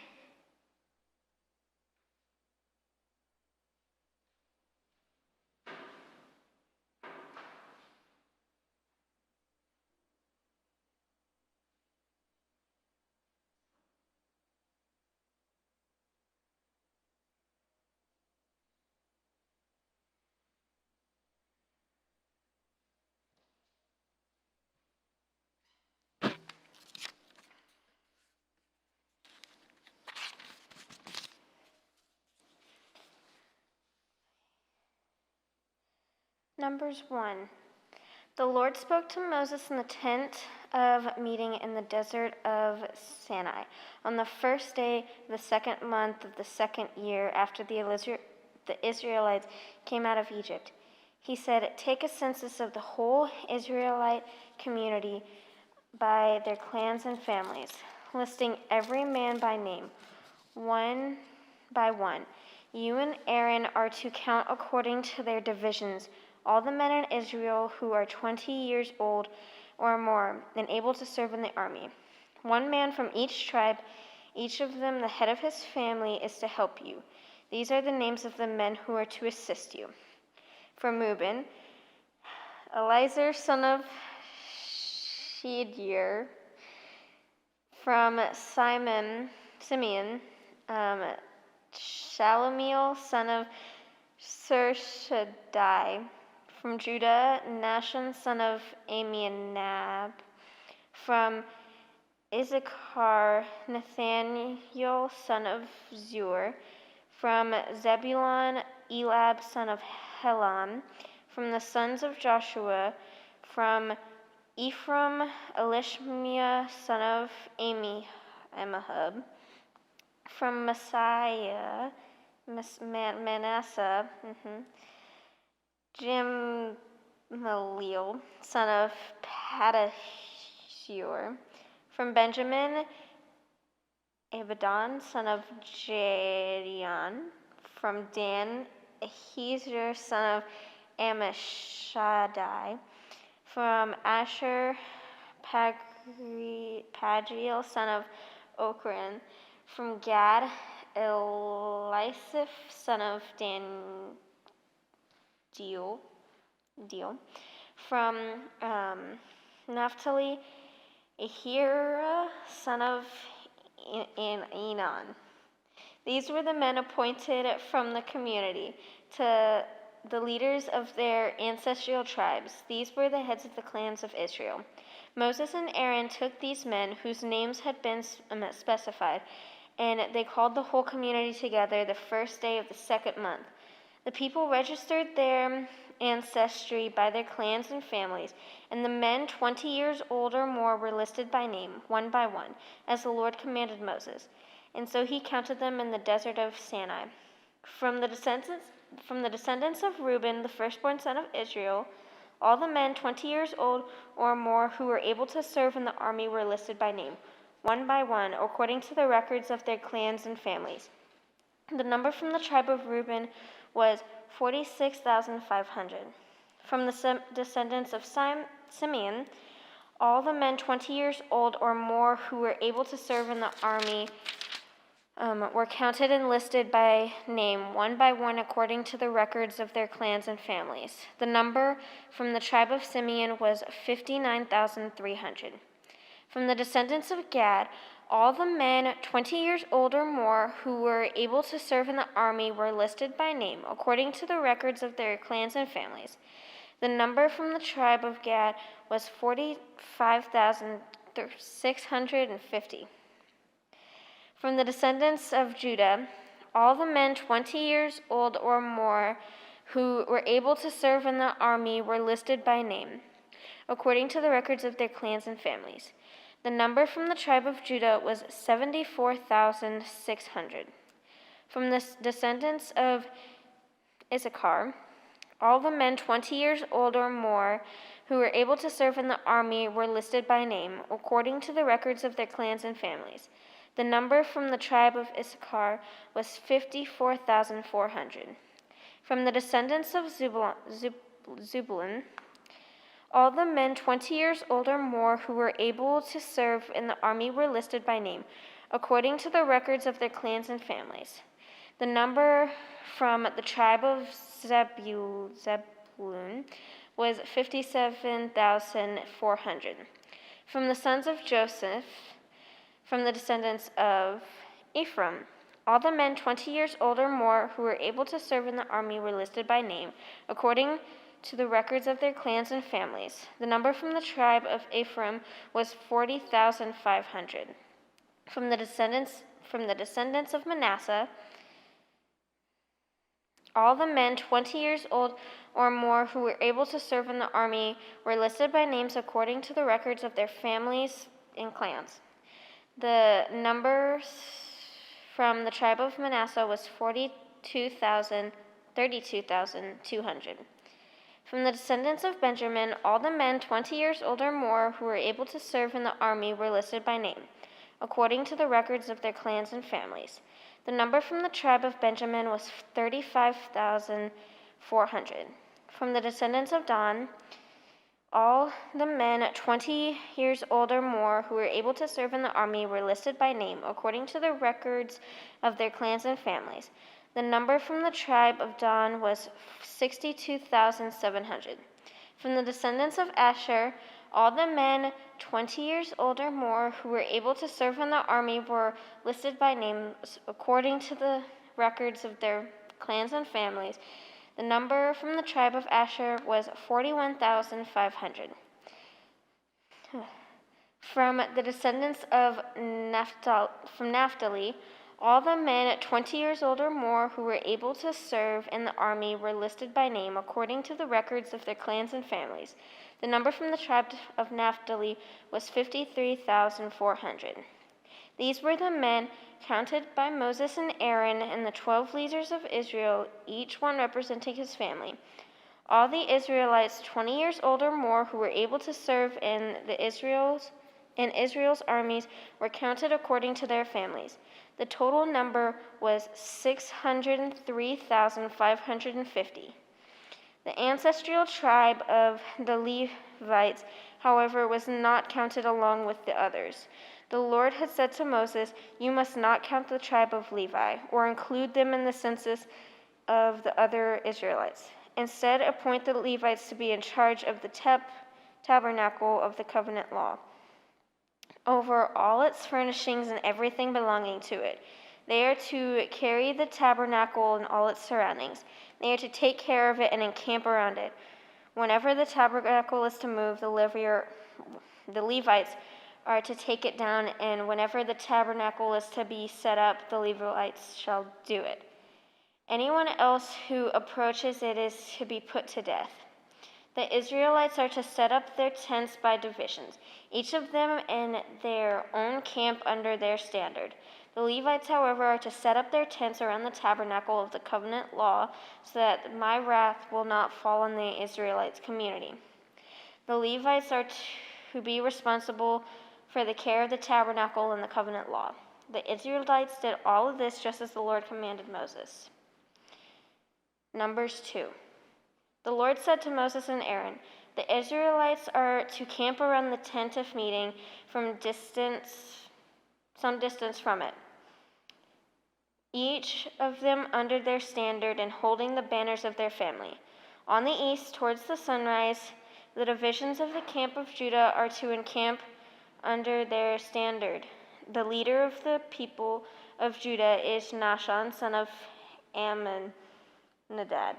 His division numbers 74,600. The tribe of Issachar will camp next to them. The leader of the people of Issachar is Nathaniel, son of Zur. His division numbers 54,400. The tribe of Zebulun will be next. The leader of the people of Zebulun is Elab, son of Helon. His division numbers 57,400. All the men assigned to the camp of Judah, according to their divisions, number 186,400. They will set up first. On the south will be divisions of the camp of Reuben under their standard. The leader of the people of Reuben is Eliezer, son of Shedeur. His division numbers 46,500. The tribe of Simeon will camp next to them. The leader of the people of Simeon is Shelemiel, son of Zurishaddai. His division numbers 59,300. The tribe of Gad will be next. The leader of the people of Gad is Elasaph, son of Deuel. His division numbers 45,650. All the men assigned to the camp of Reuben, according to their divisions, number 151,450. They will set out second.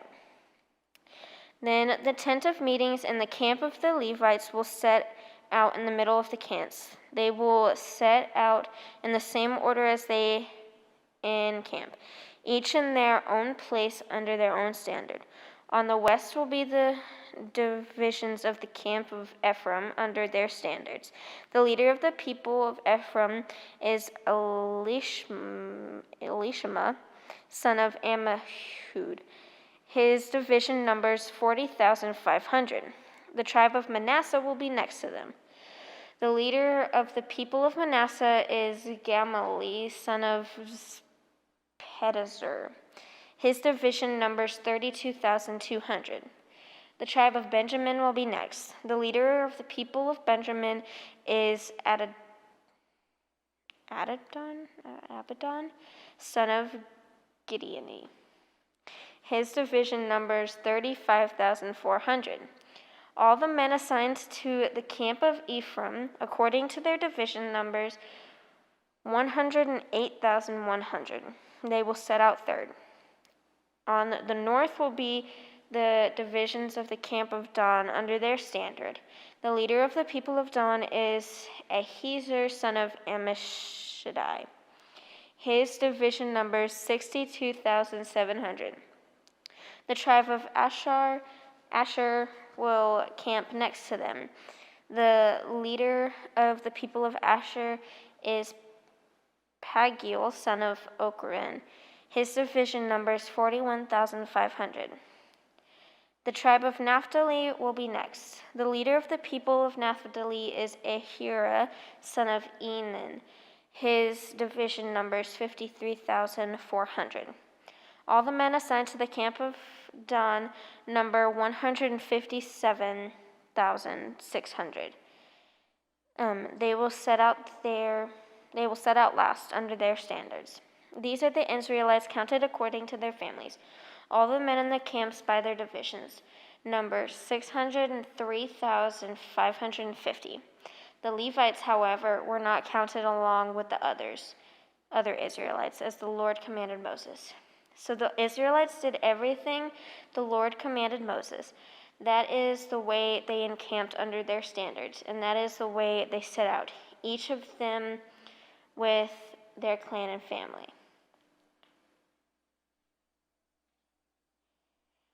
Numbers 3.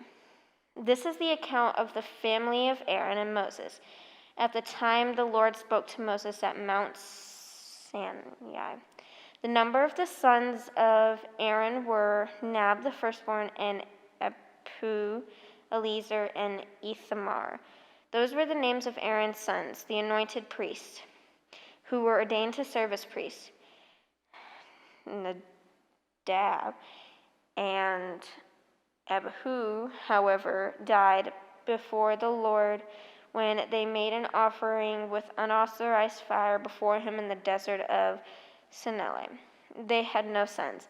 So Eleazar and Ithamar served as priests during the lifetime of their father Aaron. The Lord said to Moses, "Bring the tribe of Levi and present them to Aaron and the priests to assist him. They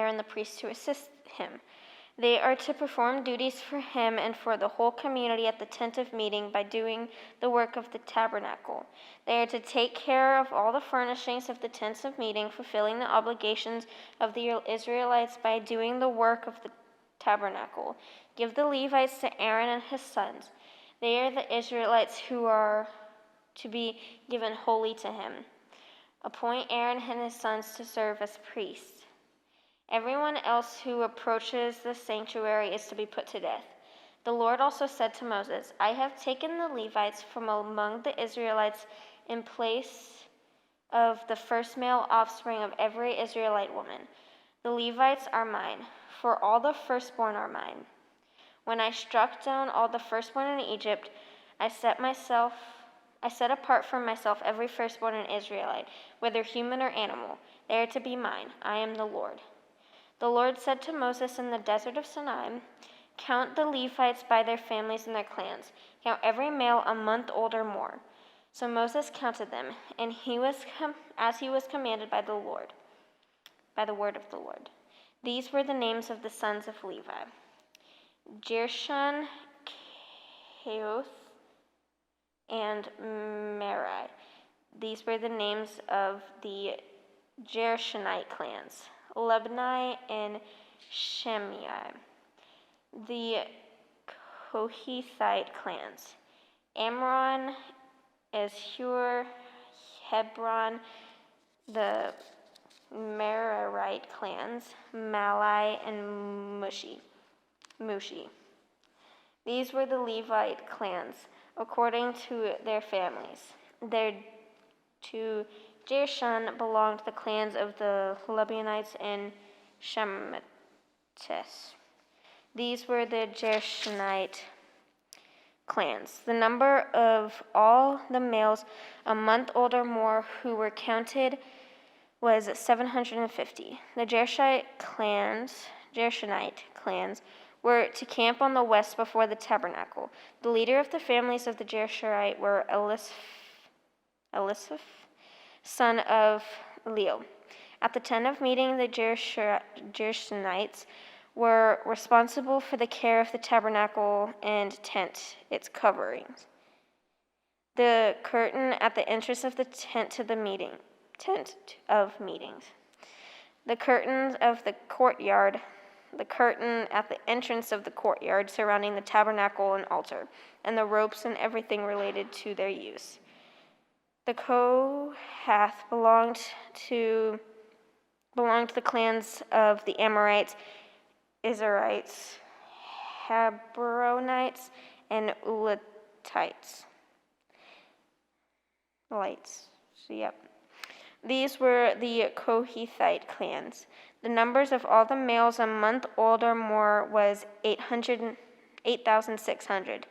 The Kohathites were responsible for the care of the sanctuary. The Kohathite clans were to camp on the south side of the tabernacle. The leader of the families of the Kohath clans was Eliphan, son of Iziel. They were responsible for the care of the ark, the table, the lampstand, the altars, the articles of the sanctuary using its ministering, the curtain, and everything related to their use. The chief leader of the Levites was Eleazar, son of Aaron, the priest, who was appointed over those who were responsible for the care of the sanctuary. To Merari belonged the clans of the Mahlites and the Mushites. These were the Merarite clans. The number of all the males a month old or more who were counted was 6,200. The leader of the families of the Merarite clans was Zeriel, son of Abihail. They were to camp on the north side of the tabernacle. The Merarites were appointed to take care of the frames of the tabernacle, its crossboards, posts, bases, all its equipments, and everything related to their use, as well as the posts of the surrounding courtyard, with their bases, tent pegs, and ropes. Moses and Aaron and his sons were to camp on the east side of the tabernacle toward the sunrise, in front of the tent of meetings. They were responsible for the care of the sanctuary on behalf of the Israelites. Anyone else who approached the sanctuary was to be put to death. The total number of Levites counted at the Lord's command by Moses and Aaron according to their clans, including every male a month old or more, was 22,000. The Lord said to Moses, "Count all the firstborn Israelite males who are a month old or more, and make a list of their names.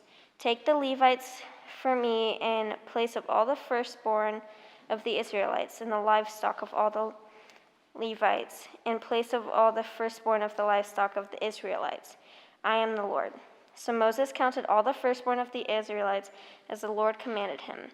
The total number of firstborn males a month old or more, listed by names, was 22,273. The Lord also said to Moses, "Take the Levites in place of all the firstborn of Israel, and the livestock of the Levites in place of their livestock. The Levites are to be mine, and I am the Lord. To redeem the 273 firstborn Israelites who exceeded the number of Levites, collect 5 shekels for each one, according to the sanctuary shekel, which weighs 20 gerahs. Give the money for the redemption of the addition Israelites to Aaron and his sons." So Moses collected the redemption money for those who exceeded the number redeemed by the Israelites. From the firstborn of the Israelites, he collected silver weighing 1,365 shekels, according to the sanctuary shekels. Moses gave the redemption money to Aaron and his sons, as he was commanded by the word of the Lord.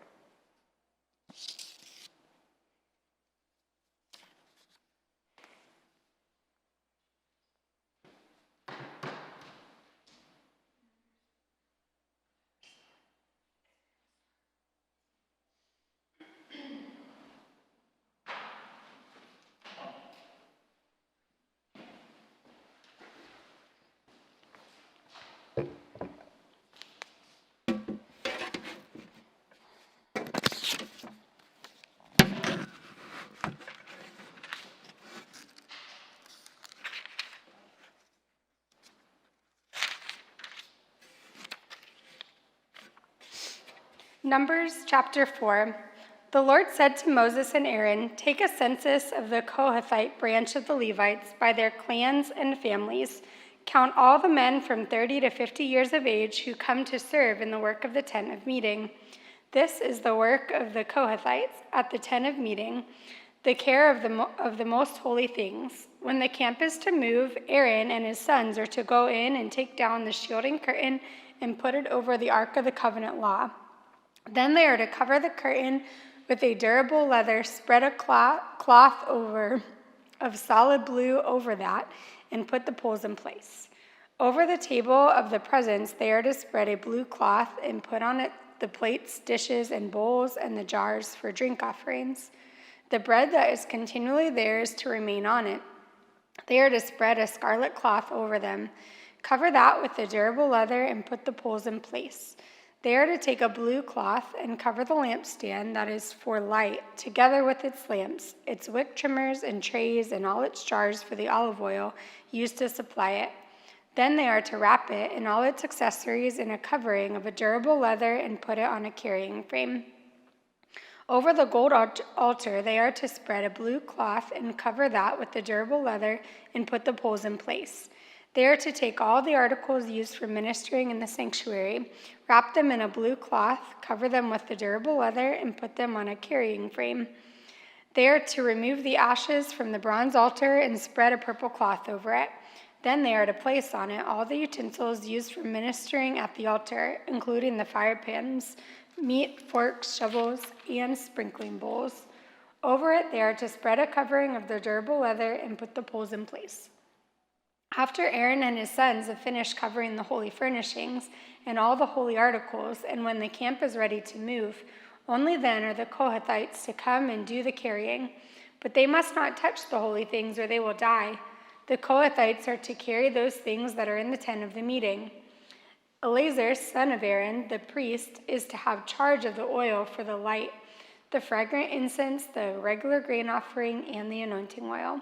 He is to be in charge of the entire tabernacle and everything in it, including its holy furnishings and articles.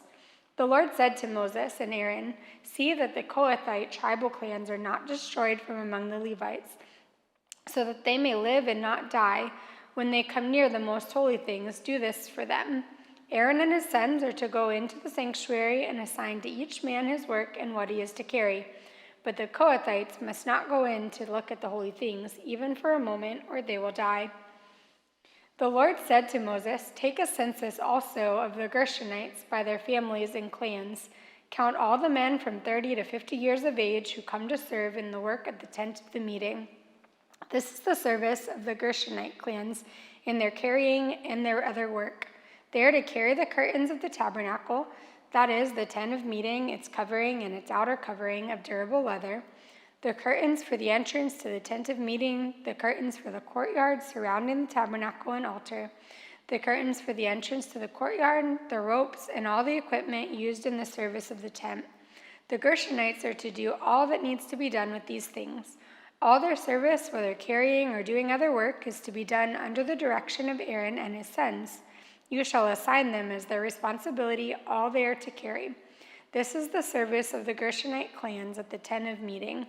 Their duties are to be under the direction of Ithamar, son of Aaron, the priest. Count the Merarites by their clans and families. Count all the men from 30 to 50 years of age who come to serve in the work of the tent of the meeting. As a part of all their service at the tent, they are to carry the frames of the tabernacle, its crossbars, posts, and bases, as well as the posts of the surrounding courtyard with their bases, tent pegs, ropes, all their equipment, and everything related to their use. Assign to each man the specific things he is to carry. This is the service of the Merarite clans as they work at the tent of meeting, under the direction of Ithamar, son of Aaron, the priest. Moses, Aaron, and the leaders of the community counted the Kohathites by their clans and families. All the men from 30 to 50 years of age who came to serve at the work of the tent of the meeting, counted by clans, were 2,750. This was the total of all those in the Kohathite clans who served at the tent of meeting. Moses and Aaron counted them according to the Lord's command through Moses. The Gershonites were counted by their clans and families. All the men from 30 to 50 years of age who came to serve in the work of the tent of meeting, counted by their clans and families, were 2,630. This was the total of those in Gershonite clans who served at the tent of meeting. Moses and Aaron counted them according to the Lord's command. The Merarites were counted by their clans and families. All the men from 30 to 50 years of age who came to serve in the work at the tent of the meeting, counted by their clans, were 3,200. This was the total of those in the Merarite clans. Moses and Aaron counted them according to the Lord's command through Moses. So Moses, Aaron, and the leaders of Israel counted all the Levites by their clans and families, all the men from 30 to 50 years of age who came to do the work of serving and carrying the tent of meeting, numbered 8,580. At the Lord's command, through Moses, each was assigned his work and told what to carry. Thus they were counted as the Lord commanded Moses. Numbers chapter 5. The Lord said to Moses, "Command the Israelites to send away from the camp anyone who has a defiling skin disease or a discharge of any kind who is ceremonially unclean because of a dead body. Send away male and female alike. Send them outside the camp so they will not defile their camp, where I dwell among them." The Israelites did so. They sent them outside the camp. They did just as the Lord had instructed Moses. The Lord said to Moses, "Say to the Israelites, any man or woman who wrongs another in any way and so is unfaithful to the Lord is guilty and must confess the sin they have committed. They must make full restitution for the wrong they have done. Add a fifth of the value to it and give it all to the person they have wronged. But if the person has no close relative to whom restitution can be made for the wrong, the restitution belongs to the Lord and must be given to the priest, along with the ram with which atonement is made for the wrongdoer. All the sacred contributions and the Israelites bring to a priest will belong to him. Sacred things belong to their owners, but what they give to the priest, they will belong to the priest. Then the Lord said to Moses, "Speak to the Israelites and say to them, if a man's wife goes astray and is unfaithful to him, so that another man has sexual relations with her, and this is hidden from her husband, and her impurity is undetected, since there is no witness against her and she has not been caught in the act, and if feelings of jealousy come over her husband, and he suspects his wife and she is impure, or if he is jealous and suspects her, even though she is not impure, then he is to take his wife to the priest. He must also take an offering of 1/10 of an ephah of barley flour on her behalf. He must not pour olive oil on it or put incense on it, because it is a grain offering for jealousy, a reminder offering to draw attention to wrongdoing. The priest shall bring her and have her stand before the Lord. Then he shall take some holy water in a clay jar and put some dust from the tabernacle floor into the water. After the priest has had the woman stand before the Lord, he shall loosen her hair and place in her hands the reminder offering, the grain offering for jealousy, while he himself holds the bitter water that brings a curse. Then the priest shall put the woman under oath and say to her, if no other man has had sexual relations with you, and you have not gone astray and become impure while married to your husband, may this bitter water that brings a curse not harm you. But if you have gone astray while married to your husband, and you have made yourself impure by having sexual relations with a man other than your husband, here the priest is to put the woman under this curse. May the Lord cause you to become a curse among your people when he makes your womb miscarry and your abdomen swell. May this water that brings a curse enter your body so that your abdomen swells or your womb miscarries. Then the woman is to say, Amen, so be it. The priest is to write these curses on a scroll and then wash them off into bitter water. He shall make the woman drink the bitter water that brings a curse, and this water that brings a curse and causes bitter suffering will enter her. The priest is to take from her hands the grain offering for jealousy, wave it before the Lord, and bring it to the altar. The priest is then to take a handful of the grain offering as a memorial offering and burn it on the altar after that. After that, he is to have the woman drink the water. If she has made herself impure and been unfaithful to her husband, this will be the result. When she is made to drink the water that brings a curse and causes bitter suffering, it will enter her. Her abdomen will swell and her womb will miscarry, and she will become a curse. If, however, the woman has not made herself impure but is clean, she will be cleared of guilt and will be able to have children. This, then, is the law of jealousy when a woman goes astray and makes herself impure while married to her husband, or when feelings of jealousy come over a man because he suspects his wife. The priest is to have her stand before the Lord and is to apply this entire law to her. The husband will be innocent of any wrongdoing, but the woman will bear the consequences of her sin. Numbers chapter 6. The Lord said to Moses, Speak to the Israelites and say to them, if a man or woman wants to make a special vow, a vow of dedication to the Lord, as a Nazirite, they must abstain from wine and other fermented drink and must not drink vinegar made from wine or other fermented drink. They must not drink grape juice or eat grapes or raisins. As long as they remain under their Nazirite vow, they must not eat anything that comes from the grapevine, not even the seeds or skins. During the entire period of their Nazirite vow, no razor may be used on their head. They must be holy until the period of their dedication to the Lord is over. They must let their hair grow long. Throughout the period of their dedication to the Lord, the Nazirite must not go near a dead body. Even if their own father or mother or brother or sister dies, they must not make themselves ceremonially unclean on account of them, because the symbol of their dedication to God is on their head. Throughout the period of their dedication, they are consecrated to the Lord. If someone dies suddenly in the Nazarite's presence, thus defiling the hair that symbolizes their dedication, they must shave their head on the 7th day, the day of their cleansing. Then on the 8th day they must bring 2 doves or 2 young pigeons to the priest at the entrance to the tent of the meeting. The priest is to offer one as a sin offering and the other as a burnt offering to make atonement for the Nazarite because they sinned by being in the presence of the dead body. That same day they are to consecrate their head again. They must rededicate themselves to the Lord for the same period of dedication and must bring a year-old male lamb as a guilt offering. The previous days do not count because they became defiled during their period of dedication. Now this is the law of the Nazarite when the period of their dedication is over. They are to be brought to the entrance to the tent of meeting.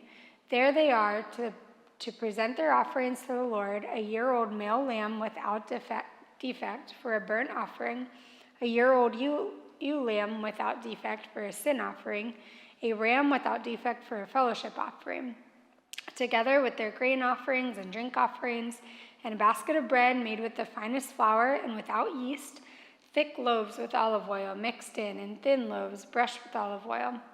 The priest is to present all these before the Lord and make the sin offering and the burnt offering. He is to present the basket of unleavened bread and is to sacrifice the ram as a fellowship offering to the Lord together with its grain offering and drink offering. Then at the entrance to the tent of meeting, the Nazarite must shave off their hair that symbolizes their dedication. They are to take the hair and put it in the fire that is under the sacrifice of the fellowship offering. After the Nazarite has shaved off their hair that symbolizes their dedication, the priest is to place in their hands a boiled shoulder of the ram and 1 thick loaf and 1 thin loaf from the basket, both made without yeast. The priest shall then wave these before the Lord as a wave offering. They are holy and belong to the priest, together with the breast that was waved and the thigh that was presented. After that, the Nazarite may drink wine. And this is the law of the Nazarite who vows offerings to the Lord in accordance with their dedication. In addition to whatever else they can afford, they must fulfill the vows they have made according to the law of the Nazarite. The Lord said to Moses, "Tell Aaron and his sons, this is how you are to bless the Israelites. Say to them, the Lord bless you and keep you. The Lord make his face shine on you and be gracious to you. The Lord turn his face towards you and give you peace. So they will put my name on the Israelite, and I will bless them."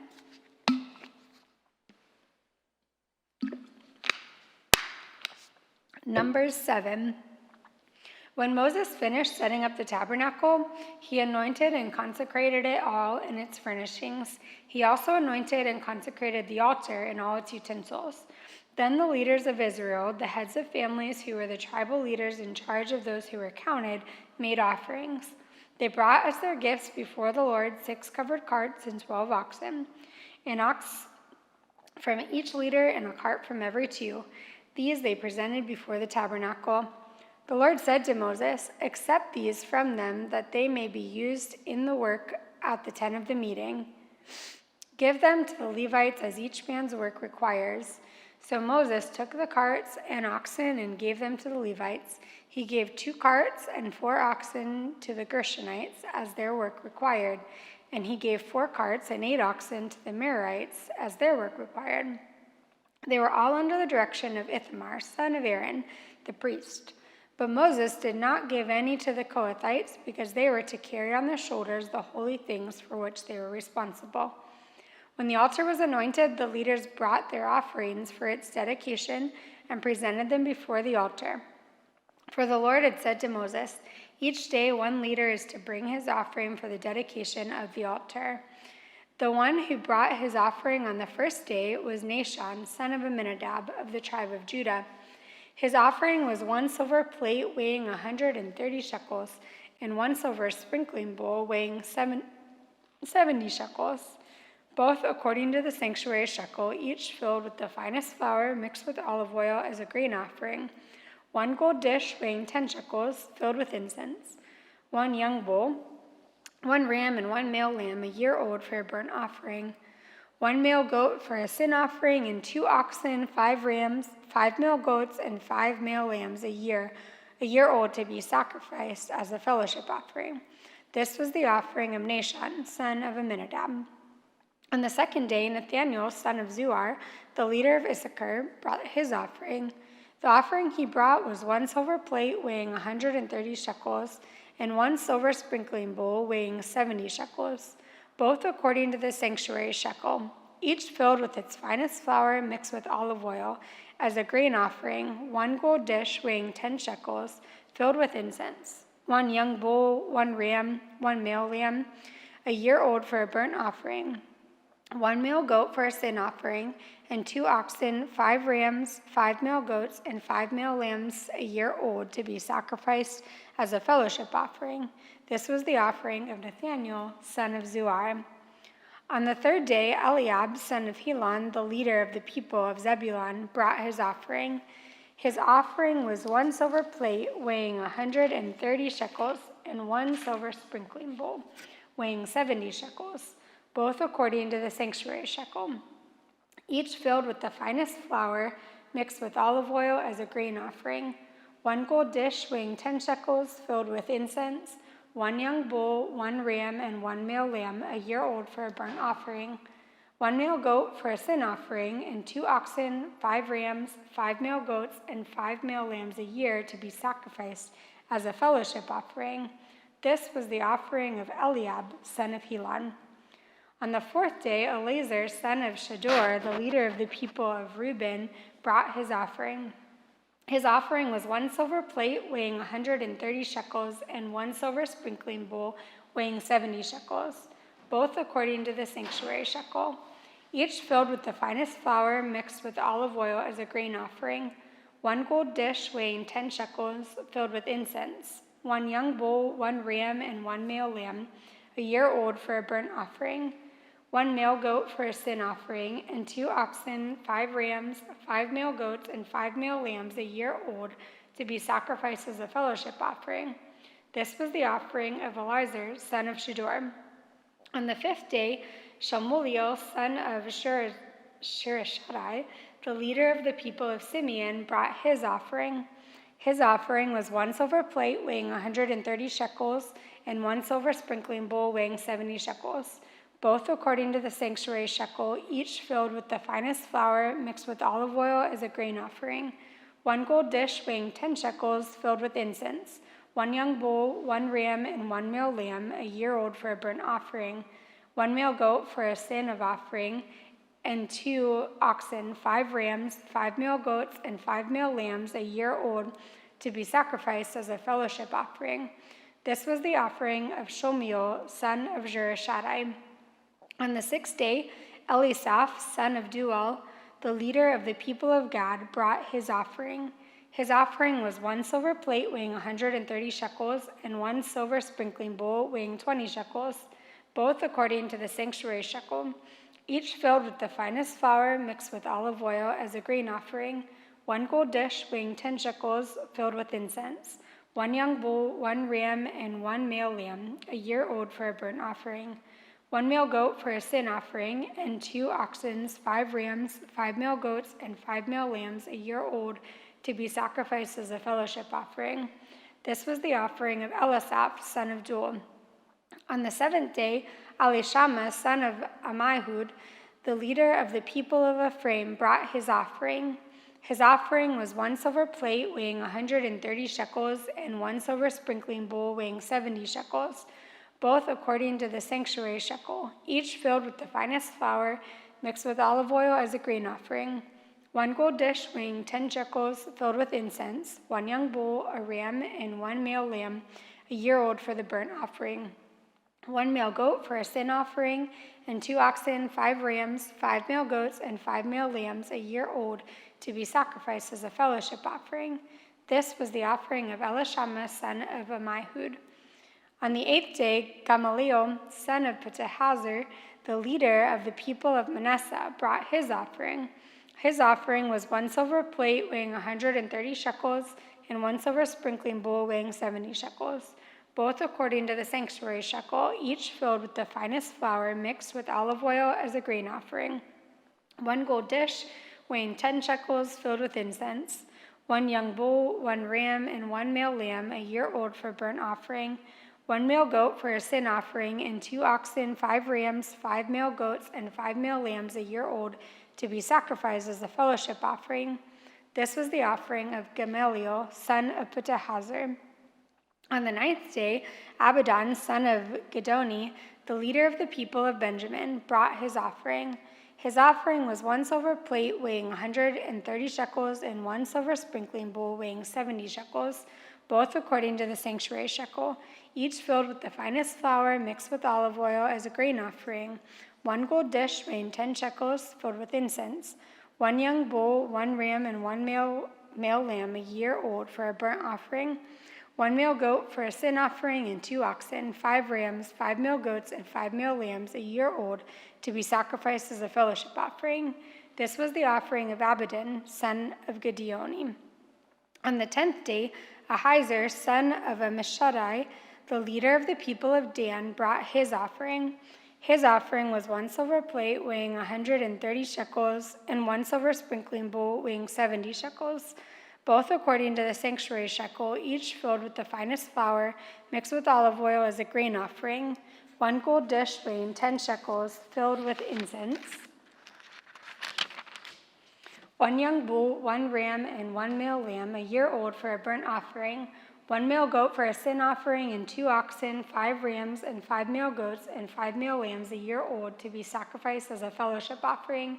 This was the offering of Ahiezer, son of Ammishaddai. On the 11th day, Pagiel, son of Okran, the leader of the people of Asher, brought his offering. His offering was 1 silver plate weighing 130 shekels and 1 silver sprinkling bowl weighing 70 shekels, both according to the sanctuary shekel, each filled with the finest flour mixed with olive oil as a grain offering, 1 gold dish weighing 10 shekels filled with incense, 1 young bull, 1 ram, and 1 male lamb, a year old, for a burnt offering, 1 male goat for a sin offering, and 2 oxen, 5 rams, 5 male goats, and 5 male lambs, a year old, to be sacrificed as a fellowship offering. This was the offering of Pagiel, son of Okran. On the 12th day, Ahira, son of Enan, the leader of the people of Naphtali, brought his offering. His offering was 1 silver plate weighing 130 shekels and 1 silver sprinkling bowl weighing 70 shekels, both according to the sanctuary shekel, each filled with the finest flour mixed with olive oil as a grain offering, 1 gold dish weighing 10 shekels filled with incense, 1 young bull, 1 ram, and 1 male lamb, a year old, for burnt offerings, 1 male goat for a sin offering, and 2 oxen, 5 rams, 5 male goats, and 5 male lambs, a year old, to be sacrificed as a fellowship offering. This was the offering of Ahira, son of Enan.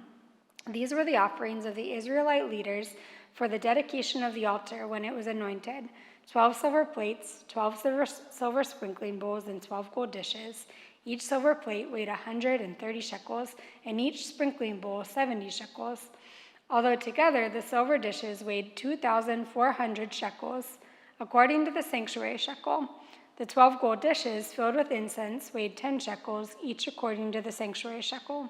Altogether, the gold dishes weighed 120 shekels. The total number of animals for the burnt offering came to 12 young bulls, 12 rams, and 12 male lambs, a year old, together with their grain offering. 12 male goats were used for the sin offering.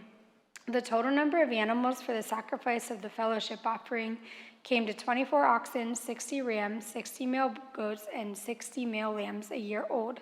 These were the offerings for the dedication of the altar after it was anointed.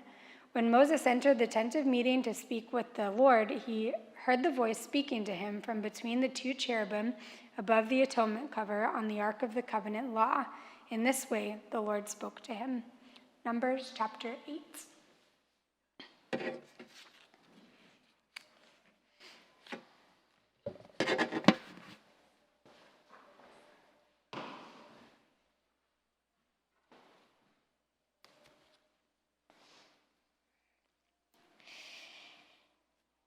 The Kohathites. Numbers chapter 4. The Lord.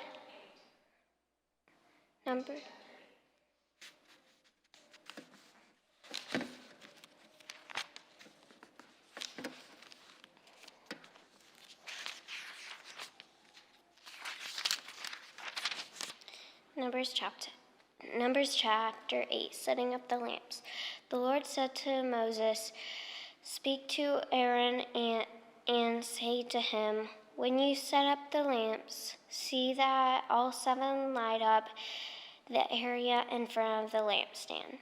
Aaron did so. He set up the lamps so that they faced forward on the lampstand, just as the Lord commanded Moses. This is how the lampstand was made. It was made of hammered gold from its base to its blossoms. The lampstand was made exactly like the pattern the Lord had shown Moses. The Lord said to Moses, "Take the Levites from among all the Israelites and make them ceremonially clean. To purify them, do this: sprinkle the water of cleansing on them. Then have them shave their whole bodies and wash their clothes, and so they will purify themselves. Have them take a young bull with its grain offering of the finest flour mixed with olive oil. Then you are to make a second young bull. Take a second young bull for a sin offering. Bring the Levites to the front of the tent of meeting and assemble the whole Israelite community. You are to bring the Levites before the Lord, and the Israelites are to lay their hands on them. Aaron is to present the Levites before the Lord as a wave of fearing from the Israelites, so that they may be ready to do the work of the Lord. Then the Levites are to lay their hands on the heads of the bulls, using one for a sin offering to the Lord and another one for a burnt offering, to make atonement for the Levites. Have the Levites stand in front of Aaron and his sons, and then present them as a wave of offering to the Lord. In this way, you are to set the Levites apart from the other Israelites, and the Levites will be mine. After you have purified the Levites and presented them as a wave offering, they are to come to do their work at the tent of meeting. They are the Israelites who are to be given wholly to me. I have taken them as my own in place of the firstborn, the first male offspring from every Israelite woman. Every firstborn male in Israel, whether human or animal, is mine. When I struck down all the firstborn in Egypt, I set them apart for myself. And I have taken the Levites in place of all of the firstborn sons in Israel. From among all the Israelites, I have given the Levites as gifts to Aaron and his sons to do the work at the tent of meeting on behalf of the Israelites, and to make anointment for them, so that no plague will strike the Israelites when they go near the sanctuary.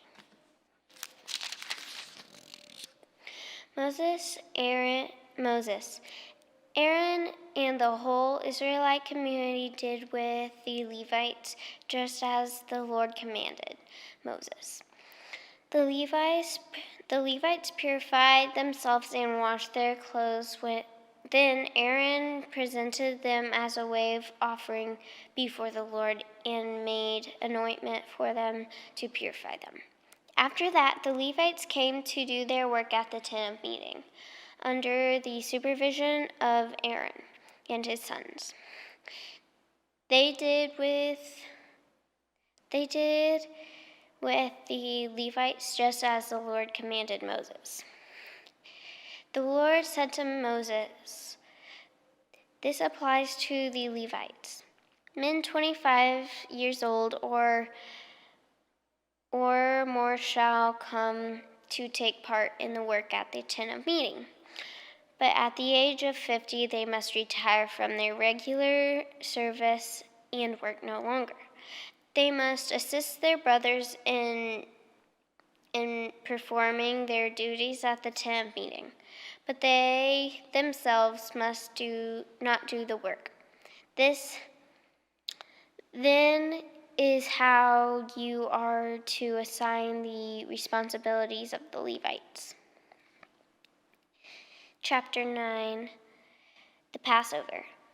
The Lord spoke to Moses in the desert of Sinai in the first month of the second year after they had came out of Egypt. He said, "Have the Israelites celebrate the Passover at the appointed time. Celebrate at the appointed time at twilight on the 14th day of this month, in accordance with all its rules and regulations." So Moses told the Israelites to celebrate the Passover, and they did so in the desert of Sinai at twilight on the 14th day of the first month. The Israelites did everything just as the Lord commanded Moses. But some of them could not celebrate the Passover on that day because they were ceremonially unclean on account of a dead body. So they came to Moses and Aaron that same day and said to Moses, "We have become unclean because of a dead body. But why should we be kept from presenting the Lord's offering with the other Israelites at the appointed time?" Moses answered them, "Wait until I find out what the Lord commands concerning you." Then the Lord said to Moses, "Tell the Israelites when any of you or your descendants are unclean because of a dead body or are away on a journey, they are still to celebrate the Lord's Passover. But they are to do it on the 14th day of the second month at twilight. They are to eat the lamb together with unleavened bread and bitter herbs. They must not leave any of it till morning or break any of its bones. When they celebrate the Passover, they must follow all the regulations. But if anyone who is ceremonially clean and not on a journey fails to celebrate the Passover, they must be cut off from their people and not be presenting the Lord's offering at the appointed time. They will bear the consequences of their sin. A foreigner residing among you is also to celebrate the Lord's Passover in accordance with its rules and regulations. You must have the same regulations for both the foreigner and the native born. On the day of the tabernacle, the tent of the covenant law was set up. The cloud covered it from every evening till morning. The cloud above the tabernacle looked like fire. That is how it continued to be. The cloud covered it, and at night it looked like fire. Whenever the cloud lifted from above the tent, the Israelites set out. Whenever the cloud settled, the Israelites encamped. At the Lord's command, the Israelites set out, and at his command they encamped. As long as the cloud stayed over the tabernacle, they remained in camp.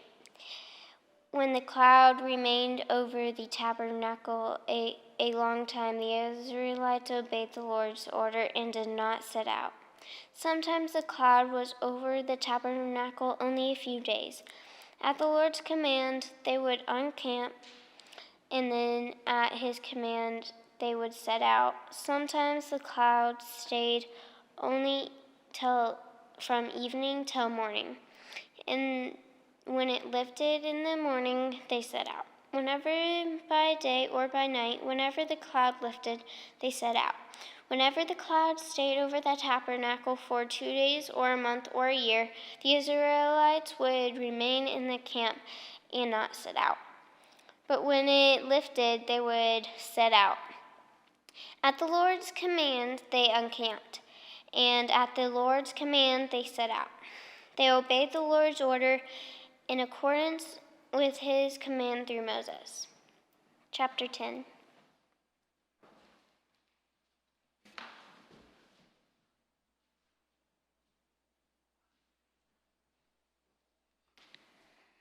Numbers chapter 10. The Lord said to Moses, "Make 2 trumpets of hammered silver, and use them for calling the community together, and for having the camps set out. When both are sounded, the whole community is to assemble before you at the entrance of the tent of meeting.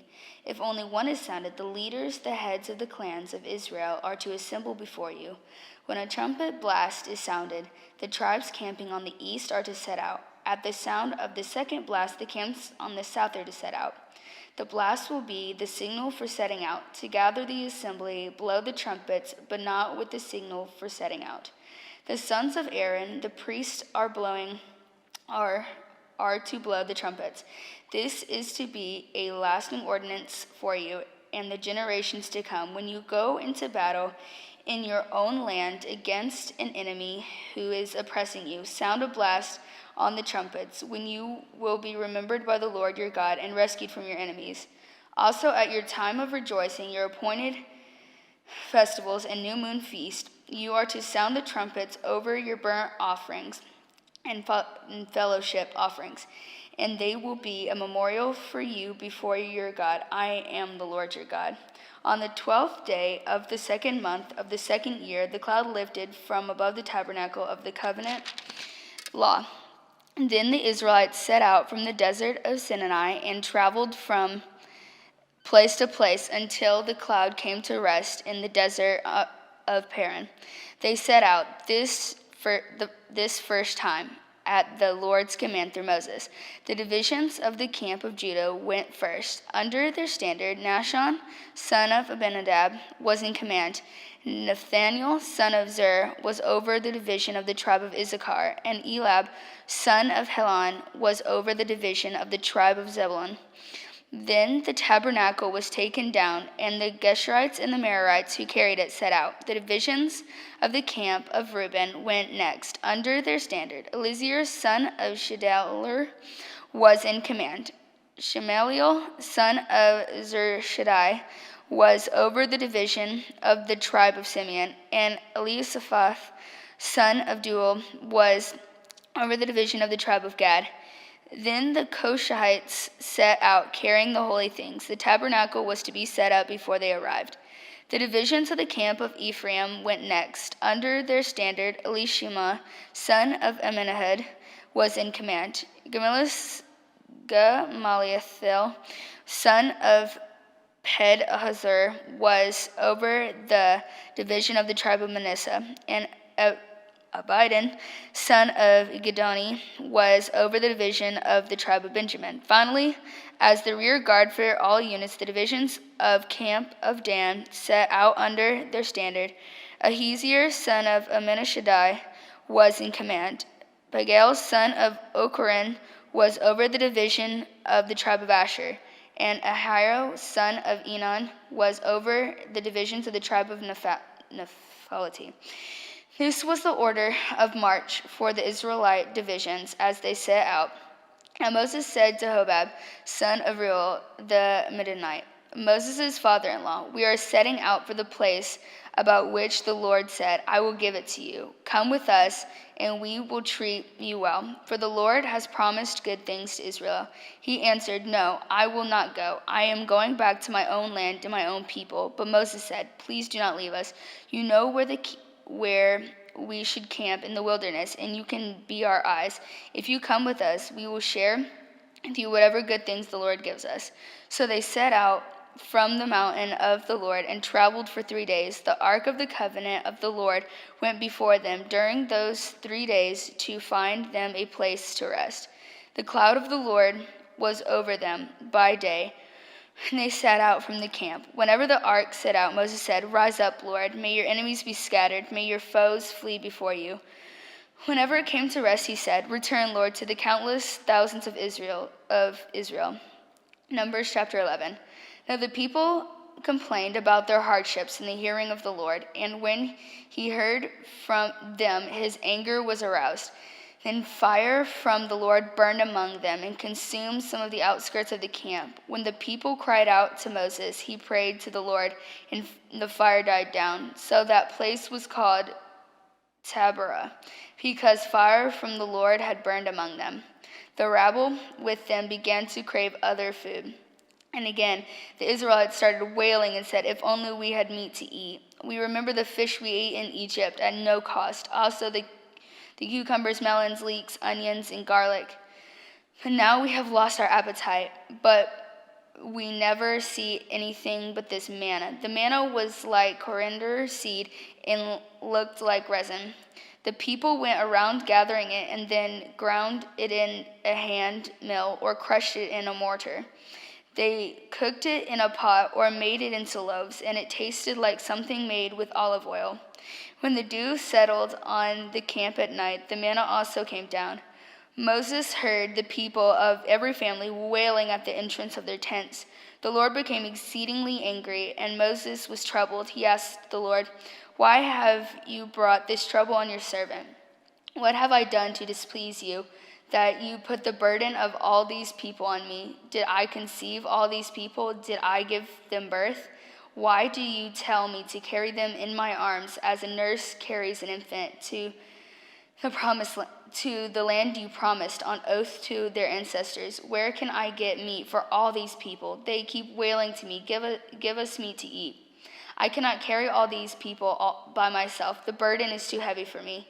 If this is how you are going to treat me, please go ahead and kill me, if I have found favor in your eyes, and do not let me face my own ruin." The Lord said to Moses, "Bring me 70 of the Israelite elders who are known to you as leaders and officials among the people.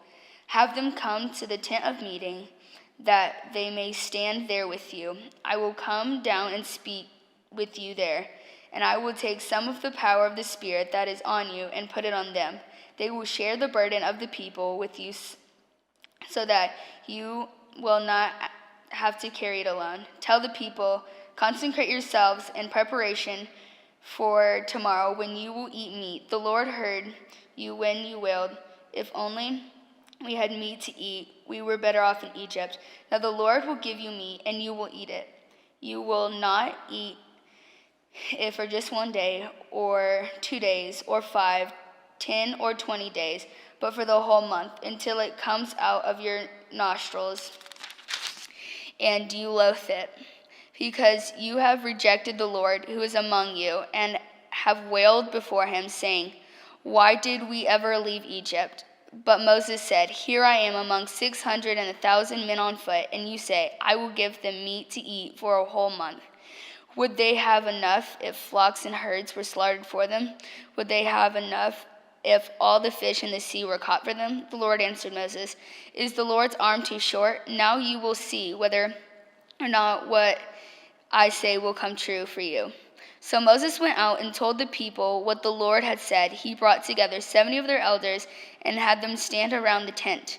Then the Lord came down in a cloud and spoke with him, and he took some of the power of the Spirit that was on him and put it on the 70 elders.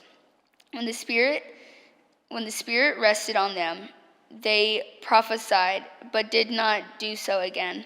However, 2 men, those names were Eldad and Medad, had remained in the camp. They were listed among the elders, but did not go out to the tent. Yet the Spirit also rested on them, and they prophesied in the camp. A young man ran and told Moses, 'Eldad and Medad are prophesying in the camp.' Joshua, son of Nun, who had been Moses' aide since youth, spoke up and said, 'Moses, my lord, stop them.' But Moses said, "Are you jealous for my sake? I wish that all the Lord's people were prophets, and that the Lord would put his spirit on them." Then Moses and the elders of Israel returned to the camp. Now a wind went out from the Lord and drove quail in from the sea. It scattered them up to 2 cubits deep all around the camp, as far as a day's walk in any direction. All that day and night, and all the next day, the people went out and gathered quail. No one gathered less than 10 homers. Then they spread them out all around the camp. But while the meat was still between their teeth, and before it could be consumed, the anger of the Lord burned against the people, and he struck them with a severe plague. Therefore the place was named Kibroth Hattaavah, because there they buried the people who craved other food. From Kibroth Hattaavah, the people traveled to Hazeroth and stayed there. Numbers chapter 12. Miriam and Aaron began to talk against Moses because of his Cushite wife, for he had married a Cushite. "Has the Lord spoken only through Moses?" they asked. "Hasn't he also spoken through us?" And the Lord heard this. Now Moses was a very humble man, more humble than anyone else on the face of the earth. At once the Lord said to Moses and Aaron and Miriam, "Come out to the tent of meeting, all 3 of you." So the 3 of them went out. Then the Lord came down in a pillar of cloud. He stood at the entrance of the tent and summoned Aaron and Miriam.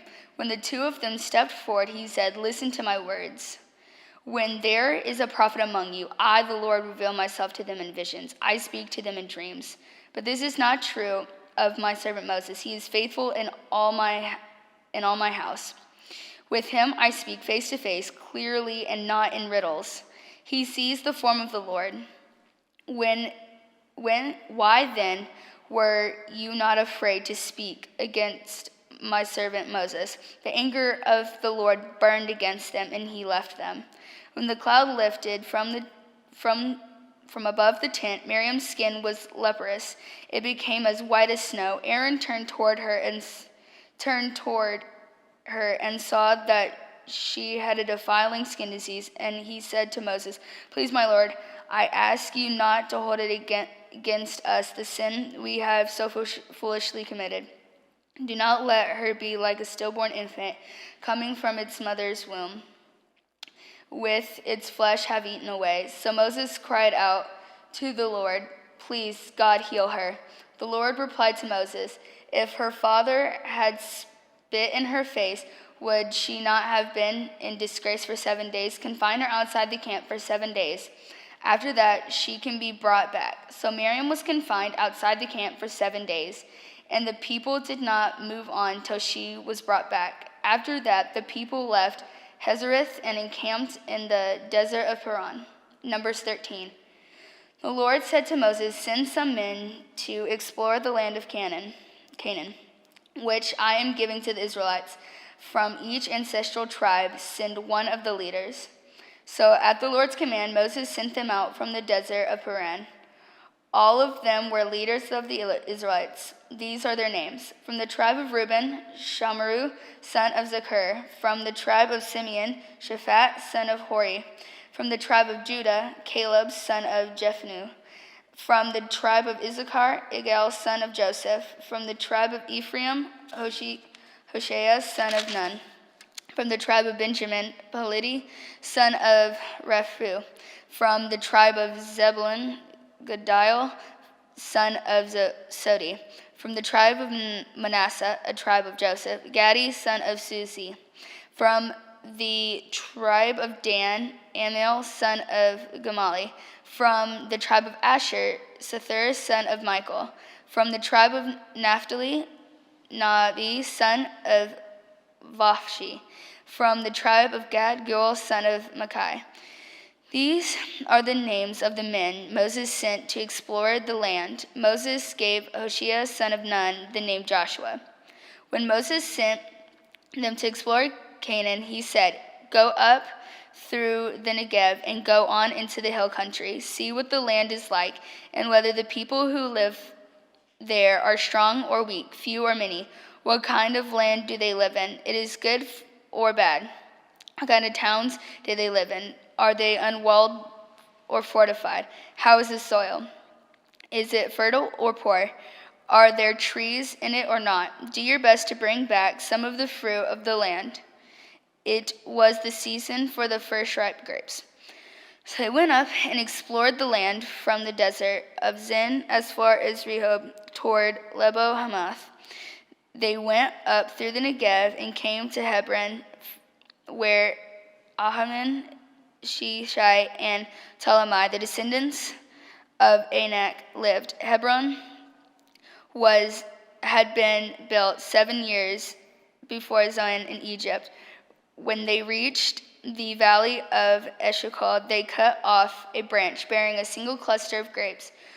2 of them carried it on a pole between them, along with some pomegranates and figs. That place was called the Valley of Eshcol because of the cluster of grapes the Israelites cut off there. At the end of 40 days, they returned from exploring the land. They came back to Moses and Aaron and the whole Israelite community of Kadesh in the desert of Paran. There they reported to them and to the whole assembly and showed them the fruit of the land. They gave Moses this account: "We went into the land in which you sent us, and it does flow with milk and honey. Here is its fruit, but the people who live there are powerful, and the cities are fortified and very large. We even saw descendants of Anak there. The Amalekites live in the Negev. The Hittites, the Jebusites, and the Amorites live in the hill country, and the Canaanites live near the sea and along the Jordan." Then Caleb silenced the people before Moses and said, "We should go up and take possession of the land, for we can certainly do it." But the men who had gone up with him said, "We can't attack these people. They are stronger than we are." And they spread among the Israelites a bad report about the land they had explored. They said, "The land we explored devours those living in it.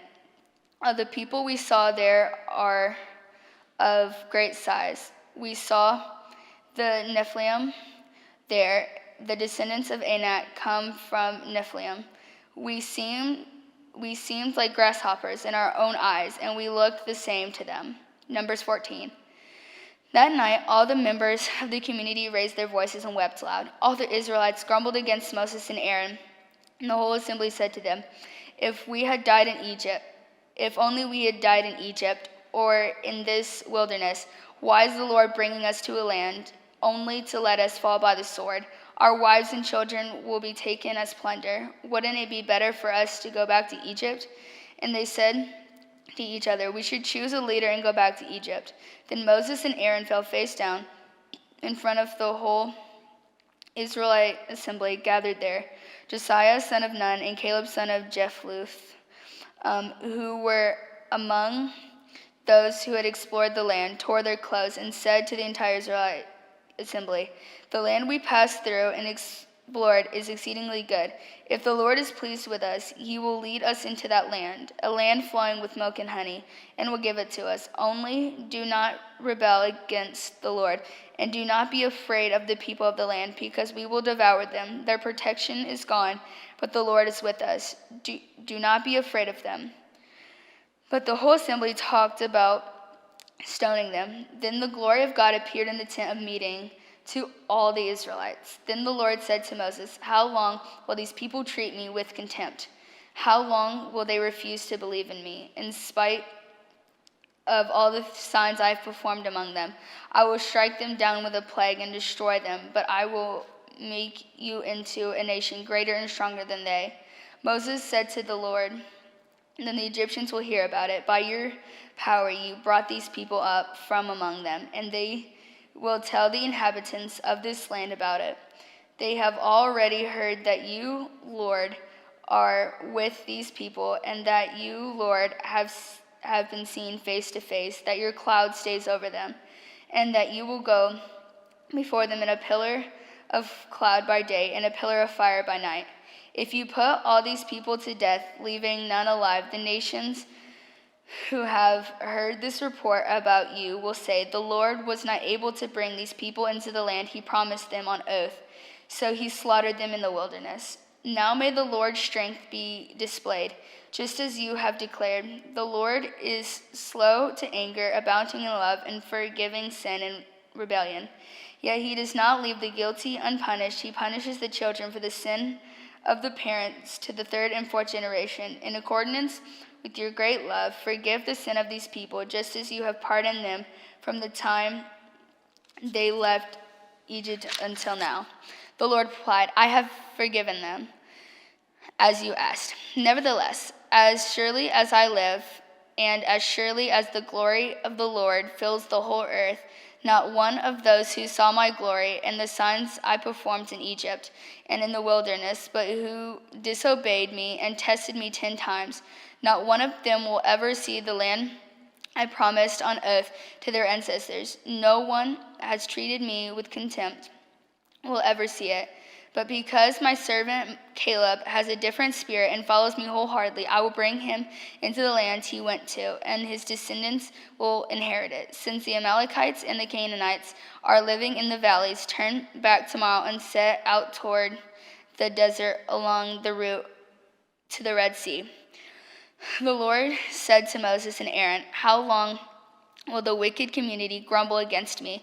I have heard the complaints of these grumbling Israelites, so tell them, as surely as I live, declares the Lord, I will do to you the very thing I heard you say. In the wilderness, your bodies will fall. Every one of you 20 years or more who was counted in the census and who has grumbled against me, not one of you will enter the land I swore with uplifted hand to make your home, except Caleb son of Jephunneh and Josiah son of Nun. As for your children that you said would be taken as plunder, I will bring them into enjoy the land you have rejected. But as for you, your bodies will fall in the wilderness. Your children will be shepherds here for 40 years, suffering for your unfaithfulness, until the last of your bodies lies in the wilderness. For 40 years, 1 year, for each of the 40 days you explore the land, you will suffer for your sins and know what is like to have me against you. I, the Lord, have spoken, and I will surely do these things to this whole wicked community, which has banded together against me. They will meet their end in this wilderness. Here they will die. So the men of Moses had sent to explore the land, who returned and made the whole community grumble against him, and spreading a bad report about it.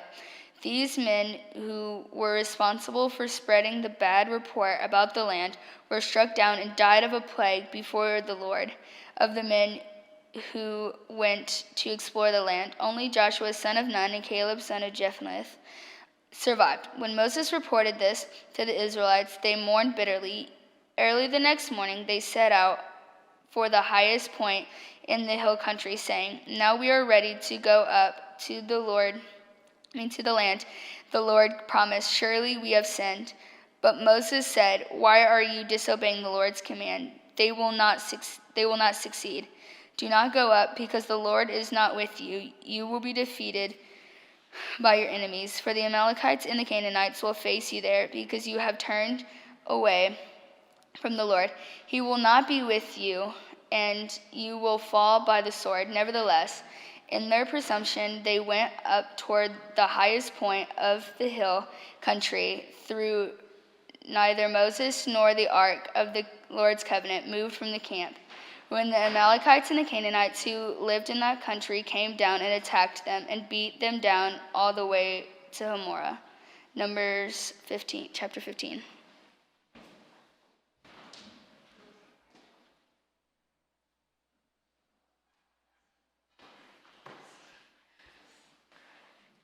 Supplementary offerings, Numbers 15. The Lord said to Moses, speak to the Israelites and say to them, after you enter the land I am giving you as a home, and you present to the Lord food offerings from the herd of the flock as an aroma pleasing to the Lord, whether burnt offering or sacrifices for special vows, or free will offerings or festivals of offerings.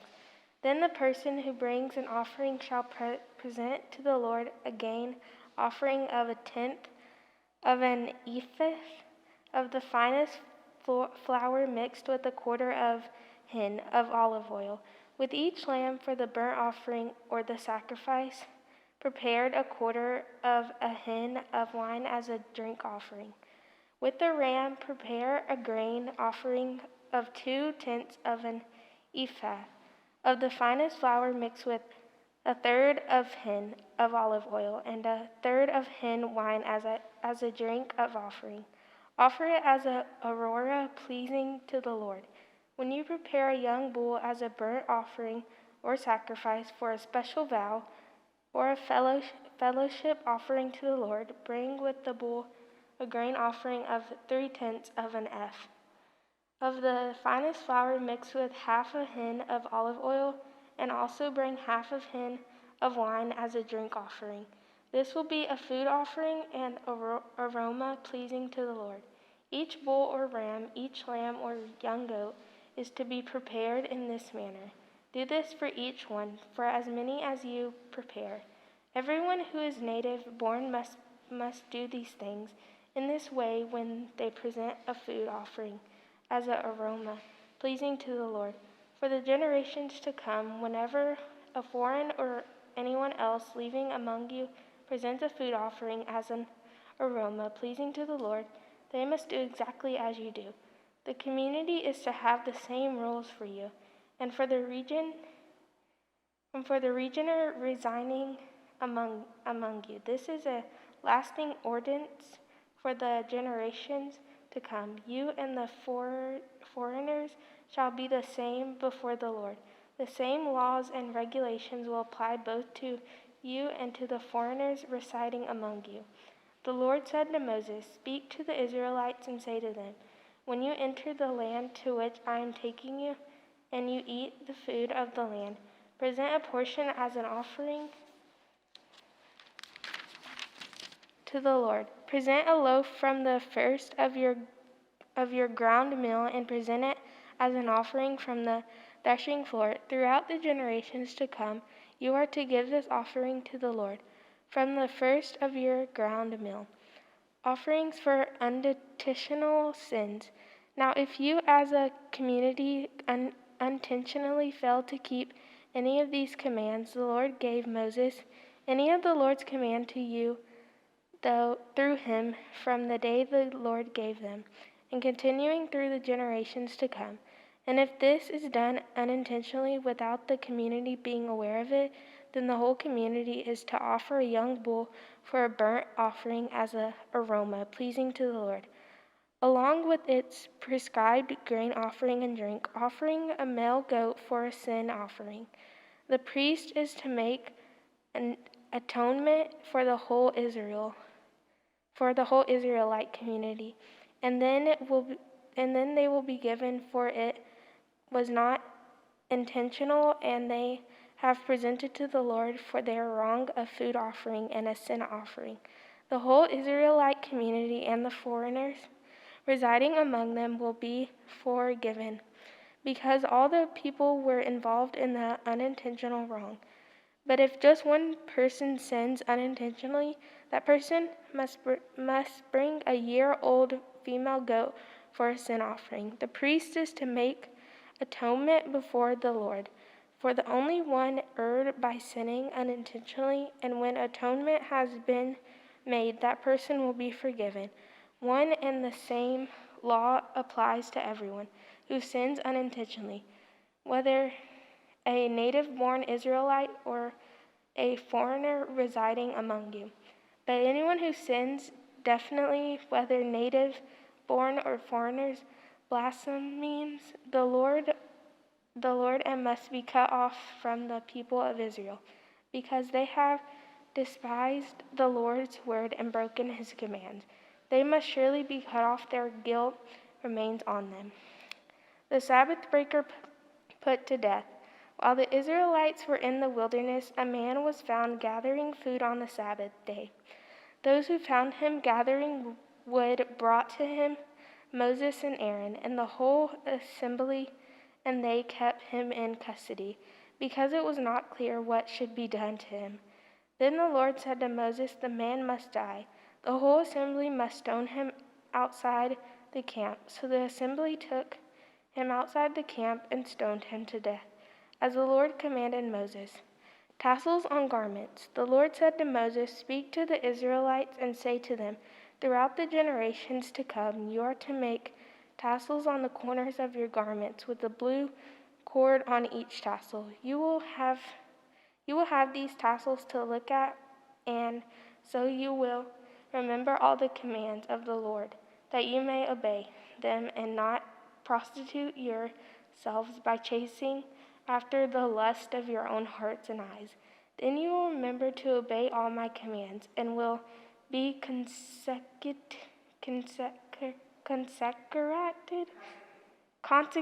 to the Lord. I am the Lord your God, who brought you out of Egypt to be your God. I am the Lord your God." Quran, Danath, and Abram. Chapter 16.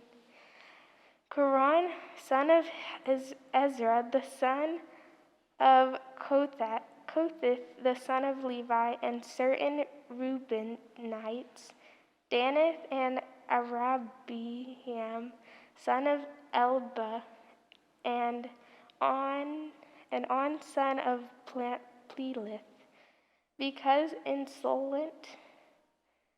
insolent and rose up against Moses. With them were 250 Israelite men, well-known community leaders who had been appointed members of the council. They came as a group to oppose Moses and Aaron. On and said to them, "You have gone too far. The whole community is holy, every one of them, and the Lord is with them. Why then do you set yourselves above the Lord's assembly?" When Moses heard this, he fell face down. Then he said to Korah and all his followers, "In the morning the Lord will show who belongs to him and who is holy, and he will have that person come near him. The man he chose he will cause to come near him. You, Quran, and all your followers are to do this. Take censers and tomorrow put burning coals and incense in them before the Lord. The man the Lord chooses will be the one who is holy. You Levites have gone too far." Moses also said to Korah, "Now listen, you Levites. Isn't it enough for you that God of Israel has separated you from the rest of the Israelite community and brought you near himself to do the work at the Lord's tabernacle and to stand before the community and minister to them? He has brought you and all your fellow Levites near himself. But now you are trying to get the priesthood too. It is against the Lord that you and all your followers have band together. Who is Aaron that you should grumble against him?" Then Moses summoned Dathan and Abiram, the sons of Elbai, but they said, "We will not come. Isn't it enough that you have brought us up out of a land flowing with milk and honey, to kill us in the wilderness? And now you also want to lord it over us? Moreover, you haven't brought us into a land flowing with milk and honey, or given us an inheritance of fields and vineyards. Do you want to treat these men like slaves? No, we will not come." Then Moses became very angry and said to the Lord, "Do not accept their offerings. I have not taken so much as a donkey from them, nor have I wronged any of them." Moses said to Aaron, "You and all your followers are to appear before the Lord tomorrow. You and they and Aaron, each man is to take his censer and put incense, the Lord said to Moses, "but put back Aaron's staff in front of the ark of the covenant law, to be kept as a sign to the rebellious. This will put an end to their grumbling against me, so that they will not die." Moses did just as the Lord commanded him. The Israelites said to Moses, "We will die. We are lost, we are all lost. Anyone who even comes near the tabernacle of the Lord will die. Are we all going to die? Duties of priests and Levites, chapter 18. The Lord said to Aaron, You, your sons, and your family are to bear the responsibilities for offenses connected with the sanctuary, and you and your sons alone are to bear the responsibilities for offenses connected with the priesthood. Bring your fellow Levites from your ancestral tribe to join you and assist you. When you and your sons minister before the tent of the covenant law, they are to be responsible to you and are to perform all the duties of the tent, but they must not go near the furnishings of the sanctuary or the altar. Otherwise, both they and you will die. They are to join you and be responsible for the care of the tent and meetings, all the work at the tent, and no one else may come near where you are. You are to be responsible for the care of the sanctuary and the altar, so that my wrath will not fall on the Israelites again. I myself have selected your fellow Levites from among the Israelites as a gift to you, dedicated to the Lord to do the work at the tent of meeting. But only you and your sons may serve as priests in connection with everything at the altar, and inside the curtain I am giving you the service of the priesthood as a gift. Anyone else who comes near the sanctuary is to be put to death. Offerings for the priests and Levites. Then the Lord said to Aaron, I myself put you in charge of the offerings presented to me, and all the holy offerings the Israelites give me, I give to you and your sons. As your portion, your perpetual share, you are to have the part of the most holy offering that is kept from the fire. For all the gifts they bring me as most holy offerings, whether grain or sin or guilt offerings, that part belongs to you and your sons. Eat it as something most holy. Every male shall eat it. You must regard it as holy. This also is yours. Whatever is set aside from the gift of all the wave offerings of the Israelites, I give this to you and your sons and daughters as your perpetual share. Everyone in your household is ceremonially clean, may eat it. I give you all the finest olive oil and all the finest new wine and grain they give the Lord as the first fruits of their harvest. All the land's first fruits that they bring to the Lord will be yours. Everyone in your household who is ceremonially clean may eat it. Everything in Israel that is devoted to the Lord is yours. The first offspring of every womb, both human and animal, that is offering to the Lord is yours. But you must redeem every firstborn son and every firstborn male of unclean animals. When they are a month old, you must redeem them at the redemption price set at 5 shekels of silver, according to the sanctuary shekel, which weighs 20 gerahs. But you must not redeem the firstborn of a cow, a sheep, or a goat. They are holy. Splash their blood against the altar and burn their fat as a food offering, an aroma pleasing to the Lord. Their meat is to be yours, just as the breast of the wave offering and the right thigh are yours. Whatever is set aside from the holy offering the Israelites present to the Lord, I give to you and your sons and daughters as your perpetual share. It is an everlasting covenant of salt before the Lord for both you and your offspring. The Lord said to Aaron, You will have no inheritance in their land, nor will you have any share among them. I am your share and your inheritance among the Israelites.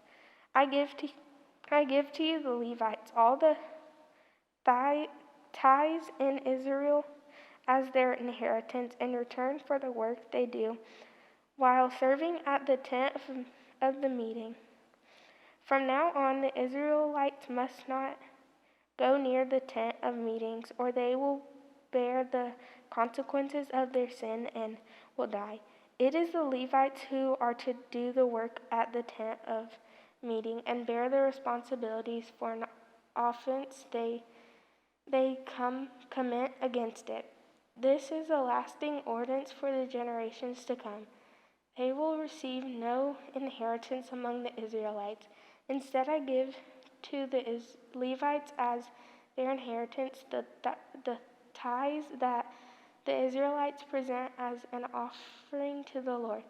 That is why I said concerning them, they will have no inheritance among the Israelites. The Lord said to Moses, Speak to the Levites and say to them, when you receive from the Israelites the tithe I give you as your inheritance, you must present a tenth of that tithe as the Lord's offering. Your offering will be reckoned to you as grain from the threshing floor or juice from the winepress. In this way, you also will present an offering to the Lord from all the tithes you receive from the Israelites. From these tithes, you must give the Lord's portion to Aaron the priest. You must present as the Lord's portion the best and the holiest part of everything given to you. Say to the Levites, when you present the best part, it will be reckoned to you as the product of the threshing floor or the winepress. You and your household may eat the rest of it anywhere, for it is your wages for your work at the tent of the meeting. By presenting the best part of it, you will not be guilty in this matter. Then you will not defile the holy offerings of the Israelites, and you will not die.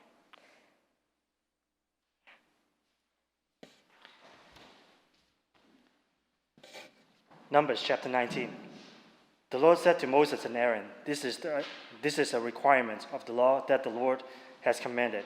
Tell the Israelites to bring you a red heifer without defect or blemish, and that has never been under a yoke. Give it to Eleazar the priest. It is to be taken outside the camp and slaughtered in his presence. And Eleazar the priest is to take some of the blood on his finger and sprinkle it 7 times towards the front of the tent of meeting. While he watches, the heifer is to be burned, its hide, flesh, blood, and offal. The priest is to take some cedar wood, hyssop, and scarlet wool, and throw them onto the burning heifer. After that, the priest must wash his clothes and bathe himself with water. He may then come to the camp, and he will be ceremonially unclean until the evening. The man who burns it must also wash his clothes and bathe with water, and he too will be unclean until evening. A man who is clean shall gather up the ashes of the heifer and put them in a ceremonial clean place outside the camp. They shall be kept by the Israelite community for use in the water of cleansing. It is for the purification from sin. The man who gathers up the ashes of the heifer must also wash his clothes, and he too will be unclean until the evening. This will be a lasting ordinance, both for the Israelites and for the aliens living among them. Whoever touches the dead body of anyone will be unclean for 7 days. He must purify himself with the water on the 3rd day and on the 7th day. Then he will be clean. But if he does not purify himself on the 3rd and the 7th days, he will not be clean. Whosoever touches the dead body of anyone and fails to purify himself defiles the Lord's tabernacle. That person must be cut off from Israel, because the water of cleansing has not been sprinkled on him. He is unclean. His uncleanness remains on him. This is the law that applies when a person dies in a tent. Anyone who enters the tent and anyone who is in it will be unclean for 7 days. And every open container without a lid fastened on it will be unclean. Anyone out in the open who touches someone who has been killed with a sword, or someone who has died of a natural death, or anyone who touches a human bone or a grave will be unclean for 7 days. For the unclean person, put some ashes from the burnt purification offering into a jar and pour fresh water over them. Then a man who is ceremonially clean is to take some hyssop, dip it in the water, and sprinkle the tent and all the furnishings in the water and the people who were there. He must also sprinkle anyone who has touched human bone or a grave, or someone who has been killed, or someone who has died in a natural death. The man who is clean is to sprinkle the unclean person on the 3rd and 7th day. And on the seventh day he is to purify him. The person being cleansed must wash his clothes and bathe with water. And that evening he will be clean. But if a person who is unclean does not purify himself, he must be cut off from the community, because he has defiled the sanctuary of the Lord. The water of the cleansing has not been sprinkled on him. He is unclean. This is a lasting ordinance for them. The man who sprinkles water of cleansing must also wash his clothes, and anyone who touches the water of cleansing will be unclean until the evening. Anything that an unclean person touches becomes unclean, and anyone who touches it becomes unclean till the evening. Numbers chapter 20. In the first month of the whole Israel community arrived at the desert of Zin, and they stayed at Kadesh. There Miriam died and was buried. And now there was no water for the community, and the people gathered in the opposition to Moses and Aaron. They quarreled with Moses and said, "If only we had died when our brothers fell dead before the Lord. Why do you bring the Lord's community into this desert, that we and our livestock should die here? Why did you bring us up out of Egypt to this terrible place? It has no grain or figs, grapevines, and pomegranates, and there's no water to drink." Moses and Aaron went from the assembly to the entrance of the tent of meeting and fell face down, and the glory of the Lord appeared to them. The Lord said to Moses, "Take the staff, and you and your brother Aaron gather the assembly together. Speak to that rock before their eyes, and it will pour out its water. You will bring water out of the rock for the community, so that they and their livestock can drink." So Moses took the staff from the Lord's presence, just as he commanded him.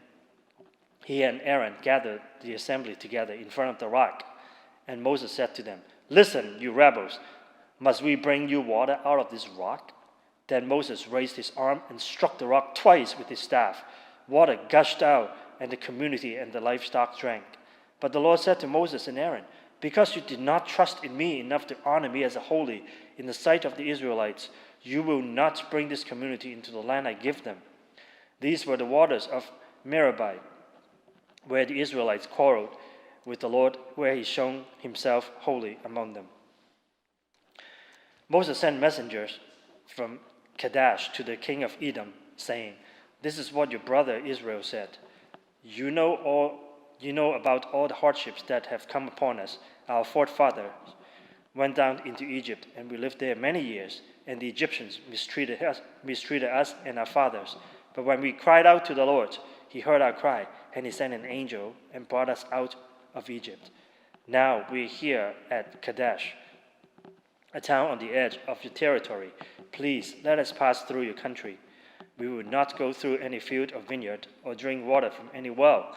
We will travel along the king's highway and not turn to the right or to the left until we have passed through your territory." But Edom answered, "You may not pass through here. If you try, we will march out and attack you with the sword. We will go along the main road, and if we or our livestock drink any of your water, we will pay for it. We only want to pass through on foot, nothing else." The Israelites replied. Again they answered, "You may not pass through." Then Edom came out against them with a large and powerful army. Since Edom refused to let them go through the territory, Israel turned away from them. The whole Israel community set out from Kadesh and came to Mount Hor. At Mount Hor, near the border of Edom, the Lord said to Moses and Aaron will be gathered to his people. He will not enter the land I give to Israelites, because both of you rebelled against my command at the waters of Meribah. Get Aaron and his son Eleazar and take them up to Mount Hor. Remove Aaron's garments and put them on his son Eleazar, for Aaron will be gathered to his people. He will die there. Moses did as the Lord commanded. They went up to Mount Hor in the sight of the whole community. Moses removed Aaron's garments and put them on his son Eleazar, and Aaron died there on the top of the mountain. Then Moses and Eleazar came down from the mountain, and when the whole community learned that Aaron had died, his entire house of Israel mourned for him 30 days. Numbers chapter 21. When the Canaanites, king of Arad, who lived in the Negev, heard that Israel was coming along the road to Atharaim, he attacked the Israelites and captured some of them. Then Israel made this vow to the Lord: if you will deliver these people into our hands, we will totally destroy their cities. The Lord listened to Israel's plead and gave the Canaanites over to them. They completely destroyed them and their towns. So this place was named Hormah. They traveled from Mount Hor along the route to the Red Sea to go around Edom. But the people grew impatient on the way. They spoke against God and against Moses and said, "Why have you brought us up out of Egypt to die in the desert? There's no bread, there's no water, and we detest this miserable food." Then the Lord sent venomous snakes among them. They bit the people, and many Israelites died. The people came to Moses and said, "We sinned, and we spoke against the Lord and against you. Pray to the Lord, will take the snakes from us." So Moses prayed for the people. The Lord said to Moses, "Make a snake and put it up on a pole. Anyone who is bitten by it can look at it and live." The Lord said to Moses, "Make a snake and put it up on a pole. Anyone who is bitten can look at it and live." So Moses made a bronze snake and put it up on the pole. Then when anyone was bitten by a snake and looked at the bronze snake, he lived. The Israelites moved on and camped at Oboth. Then they sent out from Oboth to camp at Abarim in the desert of Phases, Moab, forward to the sunrise. From there they moved on and camped in the Zered Valley. They set out from there and camped alongside the Arnon, which is in the desert extending into Amorite territory. The Arnon is the border of Moab, between Moab and the Amorites.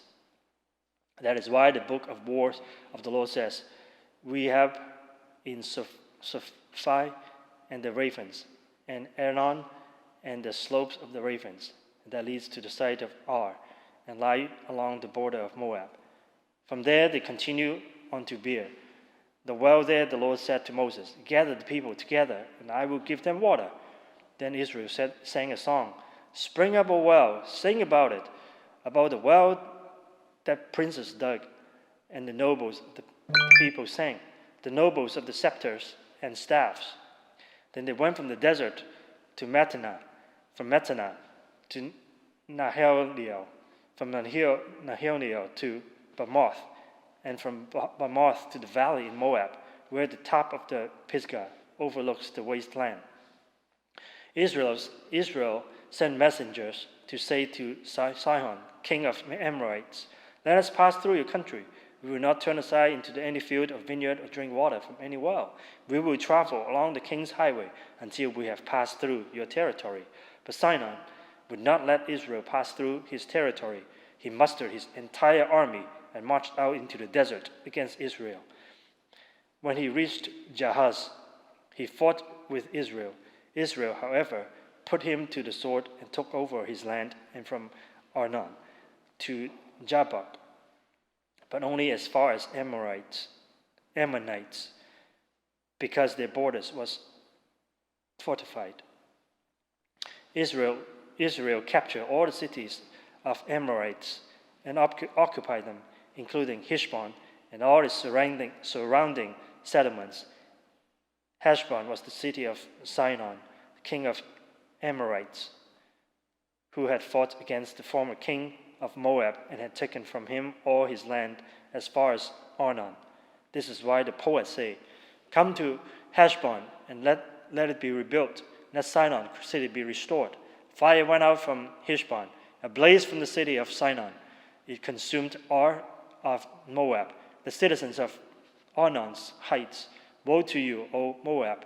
You are destroyed, O people of Chemosh. He has given up his sons as fugitives and his daughters as captives to Sihon, king of Amorites, but we have overthrown them. Heshbon is destroyed all the way to Dibon. We have demolished them as far as Nophan, which extends to Medaba." So Israel settled in the land of Amorites after Moses had sent spies to Jazer. The Israelites captured its surrounding settlements and drove them out of the Amorites who were in there. Then they turned and went up along the road between Bashan, and Og, king of Bashan, and his whole army marched out to meet them in the battle of Edrei. And the Lord said to Moses, "Do not be afraid of him, for I have handed him over to you with his whole army and his land. Do to him what you did to Sihon, king of the Amorites, who reigned in the Heshbon." So they struck him down together with his sons and his whole army, leaving them no survivors. And they took possessions of the land. Then Numbers chapter 22. Then the Israelites traveled to the plains of Moab and camped along the Jordan, across from Jericho. Now Balak, son of Zippor, saw all that Israel had done to Amorites, and Moab was terrified because there were so many people. Indeed, Moab was filled with dread because of the Israelites. The Moabites said to the elders of Midian, the horde is going to lick up everything around us, and as an ox licks up the grass of the field. So Balak, son of Zippor, who was the king of Moab at the time, sent messengers to summon Balaam, son of Beor, who was at Bethor, near the river. In his native land, Balak said, "A people has come out of Egypt. They cover the face of the land and have settled next to me. Now come and put a curse on these people, because they are too powerful for me. Perhaps then I will be able to defeat them and drive them out of the country. But I know that those you bless are blessed, and those you curse are cursed."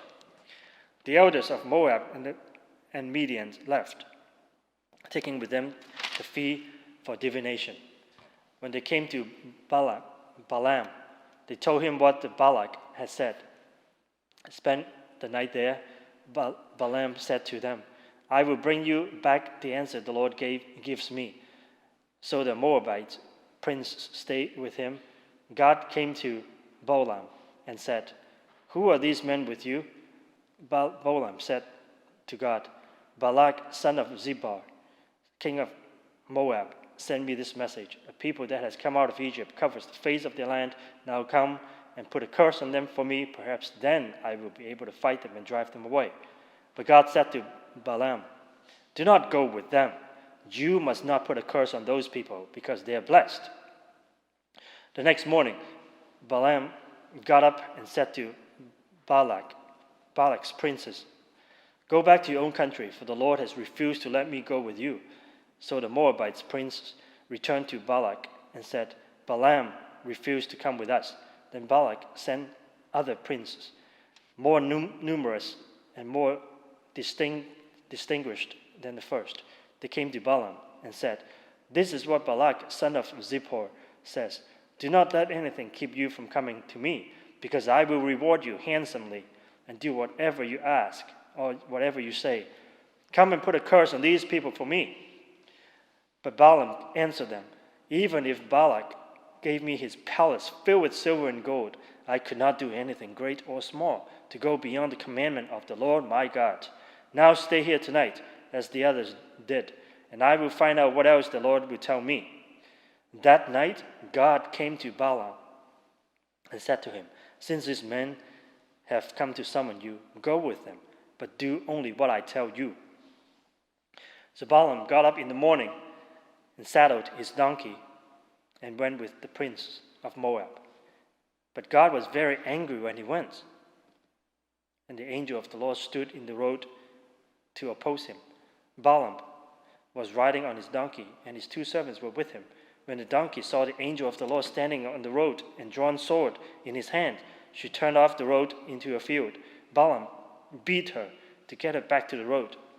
Then the angel of the Lord stood in the narrow path between the 2 vineyards, with walls on both sides. When the donkey saw the angel of the Lord, she pressed close to the wall, crushing Balaam's foot against it, and he beat her again. Then the angel of the Lord moved on ahead and stood in a narrow place where there's no room to turn, either to the right or to the left. When the donkey saw the angel of the Lord, she lay down under Balaam, and he was very angry and beat her with his staff. Then the Lord opened the donkey's mouth, and she said to Balaam, "What have I done to you to make you beat me these 3 times?" Balaam answered to the donkey, "You have made a fool of me. If I had a sword in my hand, I would kill you right now." The donkey said to Balaam, "Am I not your own donkey, which you have always ridden to this day? Have I been in the habit of doing this to you?" "No," he said. Then the Lord opened Balaam's eyes, and he saw the angel of the Lord standing in the road with the sword drawn, and he bowed low and fell face down. The angel of the Lord asked him, "Why have you beaten your donkey these 3 times? I have come here to oppose you, because your path is reckless one before me. The donkey saw me and turned away from me these 3 times. If she had not turned away, I would certainly have killed you by now, but I would have spared her." Balaam said to the angel of the Lord, "I have sinned.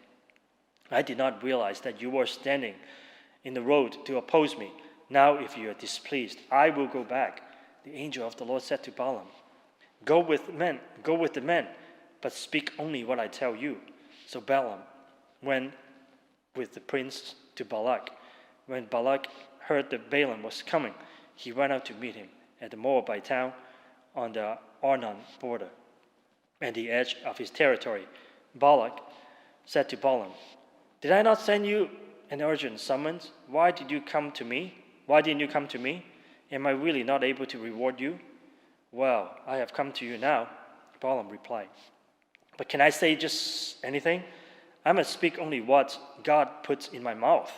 Then Balaam went with Balak to Kiriath Huzoth.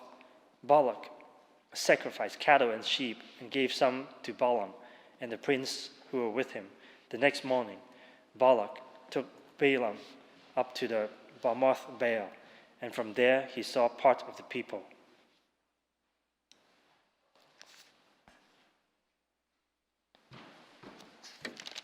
Numbers chapter 23.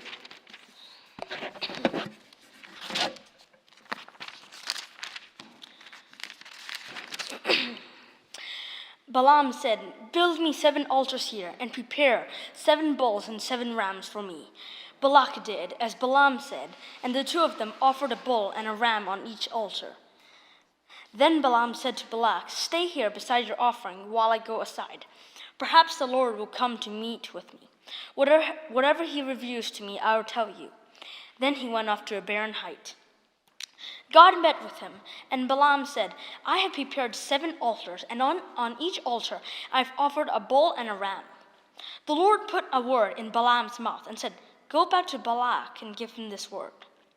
So he went back to him and found him standing beside his offering with all the Moabite officials. Then Balaam spoke of his nation.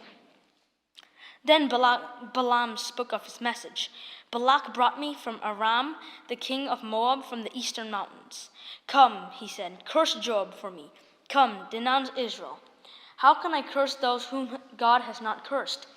How can I denounce those whom the Lord has not denounced? From the rocky peaks I see them, from the heights I view them. I see a people who live apart and do not consider themselves one of the nations. Who can count the dust of Jacob, or number even a fourth of Israel? Let me die the death of the righteous, and my final end be like theirs. And Balak said to Balaam, What have you done to me? I brought you to curse my enemies, but now you have done nothing but bless them. He answered, Must I not speak what the Lord puts in my mouth? Then Balak said to him, Come with me to another place where you can see them. You will not see them all, but only the outskirts of their camps. So he took him to the field of Zohim on the top of Pisgah, and there he built 7 altars and offered a bull and a ram on each altar. Balaam said to Balak, Stay here beside your offering while I meet with him over there. The Lord met with Balaam and put a word in his mouth and said, Go back to Balak and give him this word. So he went to him and found him standing beside his offering with the Moabite officials. Balak asked him, What did the Lord say? Then he spoke his message. Arise, Balak, and listen. Hear me, son of Zippor. God is not human, that he should lie, not a human being, that he should change his mind. Does he speak, then not act? Does he promise, then not fulfill? I have received the commandment to bless. He has blessed, and I cannot change it. No misfortune is seen in Jacob, no misery observed in Israel. The Lord their God is with them. The shout of the king is among them. God brought them out of Egypt, and they have the strength of a wild ox. There is no divination against Jacob, no evil omens against Israel. And now be said of Jacob and Israel, See what God has done. The people rise like a lioness. They rouse themselves like a lion that does not rest till it devours its prey and drinks the blood of its victim. Then Balak said to Balaam, Neither curse them at all, nor bless them at all. Balaam answered, Did I not tell you I must do whatever the Lord says? Then Balak said to Balaam, Come, let me take you to another place. Perhaps it will please God to let you curse them for me from there. And Balak took Balaam to the top of Peor, overlooking the wasteland. Balaam said, Build me 7 altars here, and prepare seven bulls and 7 rams for me. Balak did as Balaam had said, and offered a bull and a ram on each altar. Numbers chapter 24. Now, when Balaam saw that it pleased the Lord to bless Israel, he did not resort to divination as at other times, but turned his face towards the wilderness. When Balaam looked out and saw Israel encamped tribe by tribe, the Spirit of God came on him, and he spoke his message, the prophecy of Balaam son of Beor, the prophecy of one whose eyes see clearly, the prophecy of one who hears the words of God, who sees a vision from the Almighty, who falls prostrate, and whose eyes are open. How beautiful are your tents, Jacob, your dwelling places, Israel.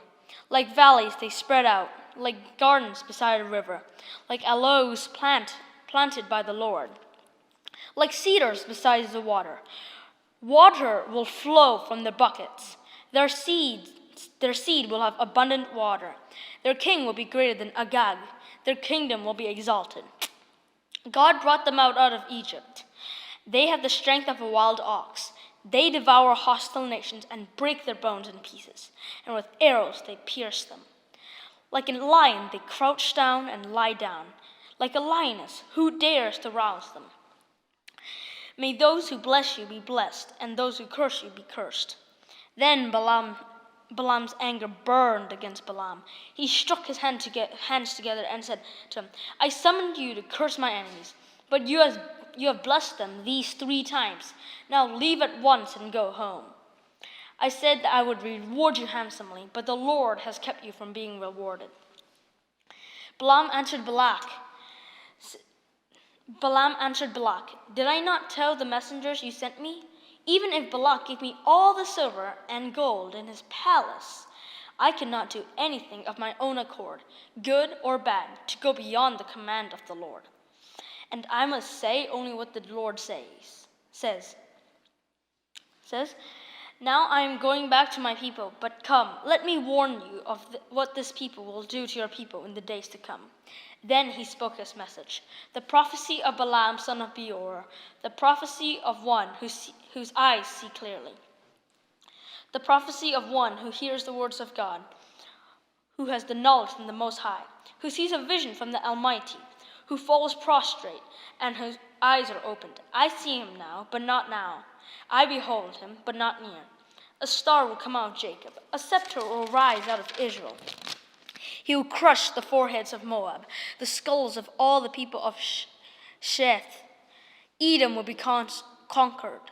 Seir, his enemy, will be conquered, but Israel will grow strong. A ruler will come out of Jacob and destroy the survivors of the city. Then Balaam saw Amalek and spoke his message. Amalek was first among the nations, but their end will be utter destruction. Then he saw the Kenites and spoke his message. Your dwelling place is secure, your nest is set in a rock, yet you Kenites will be destroyed when Asher takes you captive. Then he spoke his message. Alas, who can live when God does this? Ships will come from the shores of Cyprus. They will subdue Asher and Eber, and they too will come to ruin. Then Balaam got up and returned home, and Balak went his own way. Numbers chapter 25.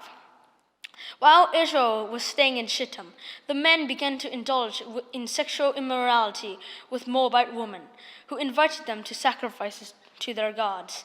The people ate the sacrificial meal and bowed down before these gods. So Israel yoked themselves to the Baal of Peor, and the Lord's anger burned against them. The Lord said to Moses, "Take all the leaders of these people, kill them, and expose them in broad daylight before the Lord, that the Lord's fierce anger may turn away from Israel." So Moses said to Israel's judges, "Each of you must put to death those of your people who has yoked themselves to the Baal of Peor." Then an Israelite man brought into the camp a Midianite woman right before the eyes of Moses and the whole assembly of Israel, while they were weeping at the entrance to the tent of meeting. When Phinehas, son of Eleazar, the son of Aaron, the priest, saw this, he left the assembly, took a spear in his hand, and followed the Israelite into the tent. He drove the spear into both of them, right through the Israelite man and into the woman's stomach. Then the plague against the Israelites was stopped, but those who died in the plague was numbered 24,000. The Lord said to Moses, "Phinehas, son of Eleazar, the son of Aaron, the priest, has turned my anger away from the Israelites. Since he was zealous for my honor among them as I am, I did not put an end to them in my zeal. Therefore tell him, I am making my covenant of peace with him. He and his descendants will have a covenant of a lasting priesthood, because he was zealous for the honor of his God and made atonement for the Israelites." The name of the Israelite who was killed with the Midianite woman was Zimri, son of Salu, the leader of a Simonite family.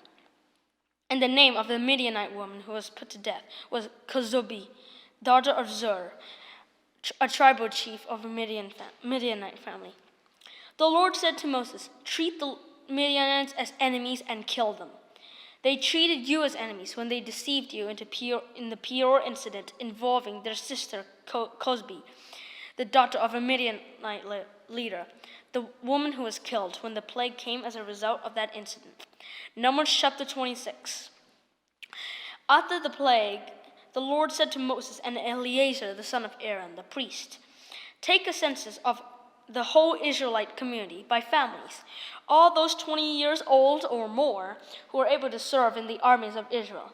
So on the plains of Moab by Jordan, across from Jericho, Moses and Eleazar the priest spoke with them and said, "Take a census of the men 20 years old or more, as the Lord commanded Moses."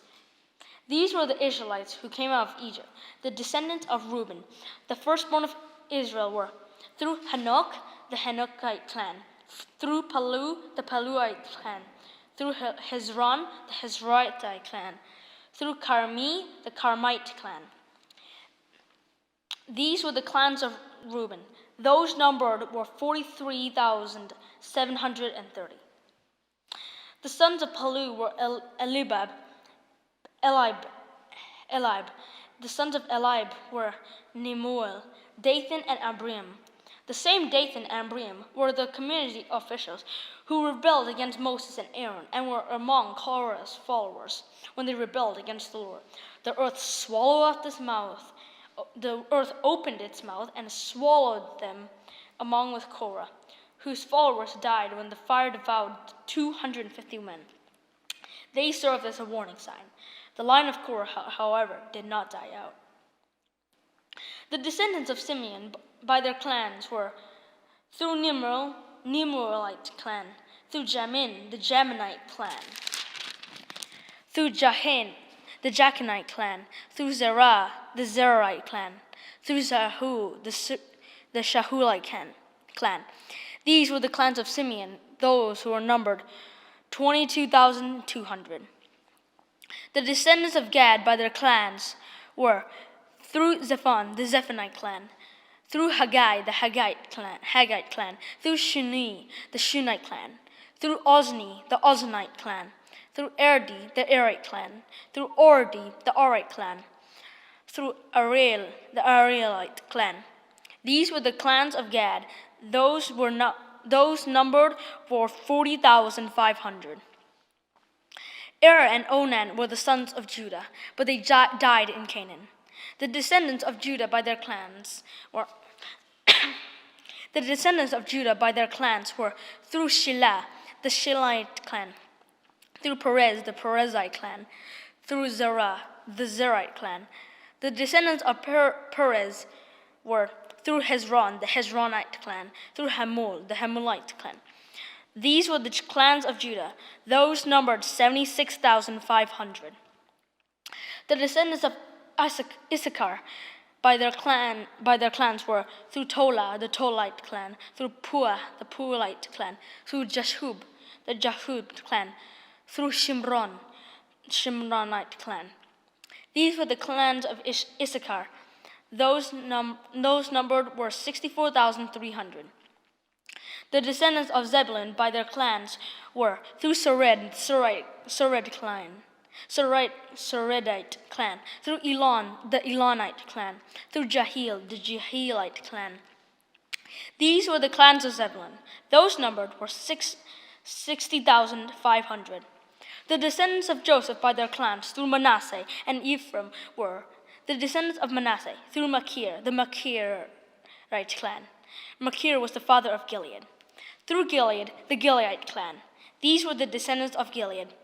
Through Iezer, the Iezerite clan. Through Helek, the Helekite clan. Through Ashereel, the Asherelite clan. Through Shemek, the Shimite clan. Through Shemida, the Shemidite clan. Through Hefer, the Heferite clan. Zelophehad, the son of Hefer, had no sons. He had only daughters, whose names were Mahlah, Noah, Hoglah, Milcah, and Tirzah. These were the clans of Manasseh. Those numbered were 52,700. These were the descendants of Ephraim by their clans. Through Shethilah, the Shethelite clan. Through Becher, the Becherite clan. Through Tahan, the Tahanite clan. These were the descendants of Shetela. Through Iran, the Iranite clan.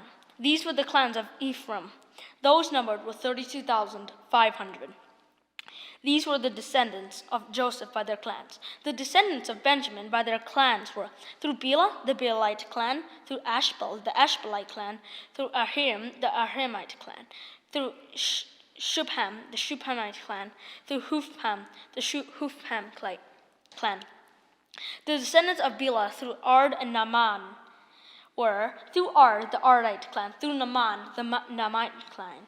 These were the numbers of Benjamin. Those numbered were 45,600. These were the descendants of Dan by their clans. Through Shuham, the Shuhamite clan. These were the clans of Dan. All of them were Shuhamite clans, and those numbered were 64,400. The descendants of Asher by their clans were through Imnah, the Imnite clan, through Ishvi, the Ishvite clan, through Beriah, the Berite clan, and through the descendants of Beriah, through Heber, the Heberite clan, through Malchite clan. Asher had a daughter named Serah. These were the clans of Asher. Those numbered were 53,400.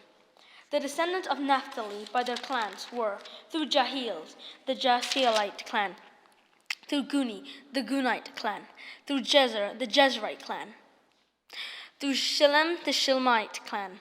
These were the clans of Naphtali. Those numbered were 45,400. The total number of men of Israel was 601,730. The Lord said to Moses, "The land is to be allotted to them as an inheritance based on the number of names. To a larger group, give a larger inheritance, and to a smaller group, give a smaller one. Each is to receive its inheritance according to the number of those listed. Be sure that the land is distributed by lot. What each group inherits will be according to the name of its ancestral tribe. Each inheritance is to be distributed by lot among the larger and smaller groups." These were the Levites who were counted by their clans, through Gershon, the Gershonite clan, through Kohath, the Kohathite clan, through Merari, the Merarite clan. These also were the Levite clan, the Lebanite clan, the Hebronite clan, the Malahite clan, the Mushlite clan, the Korite clan. Kohath was the forefather of Amram. The name of Amram's wife was Jochebed, a descendant of Levi, who was born to the Levites in Egypt. To Amram she bore Aaron, Moses, and their sister Miriam. Aaron was the father of Nadab and Abihu, Eleazar and Ithamar. But Nahab and Abihu died when they made an offering before the Lord with unauthorized fire. All the male Levites a month old or more numbered 23,000. They were not counted along with the other Israelites because they received no inheritance among them. These are the ones counted by Moses and Eleazar the priest when they counted the Israelites on the plains of Moab by Jordan across from the Jericho. Not one of those was among those counted by Moses and Aaron the priest when they counted the Israelites in the desert of Sinai. For the Lord had told those Israelites they would surely die in the wilderness, and not one of them was left except Caleb son of Jephunneh and Joshua son of Nun. Numbers chapter 28.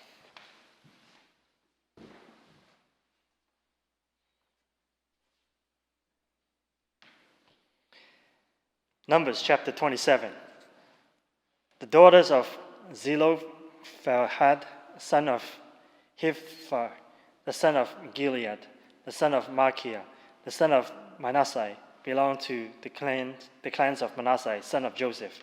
The names of the daughters were Mahlah, Noah, Hoglah, Makkah, Tirzah. They approached the entrance of the tent of meeting and stood before Moses, Eleazar the priest, and the leaders and the whole assembly, and said, "Our father died in the desert. He was not among Korah's followers who banded together against the Lord, but he died for his own sin and left no sons. Why should our father's name disappear from his clan? Because he had no son.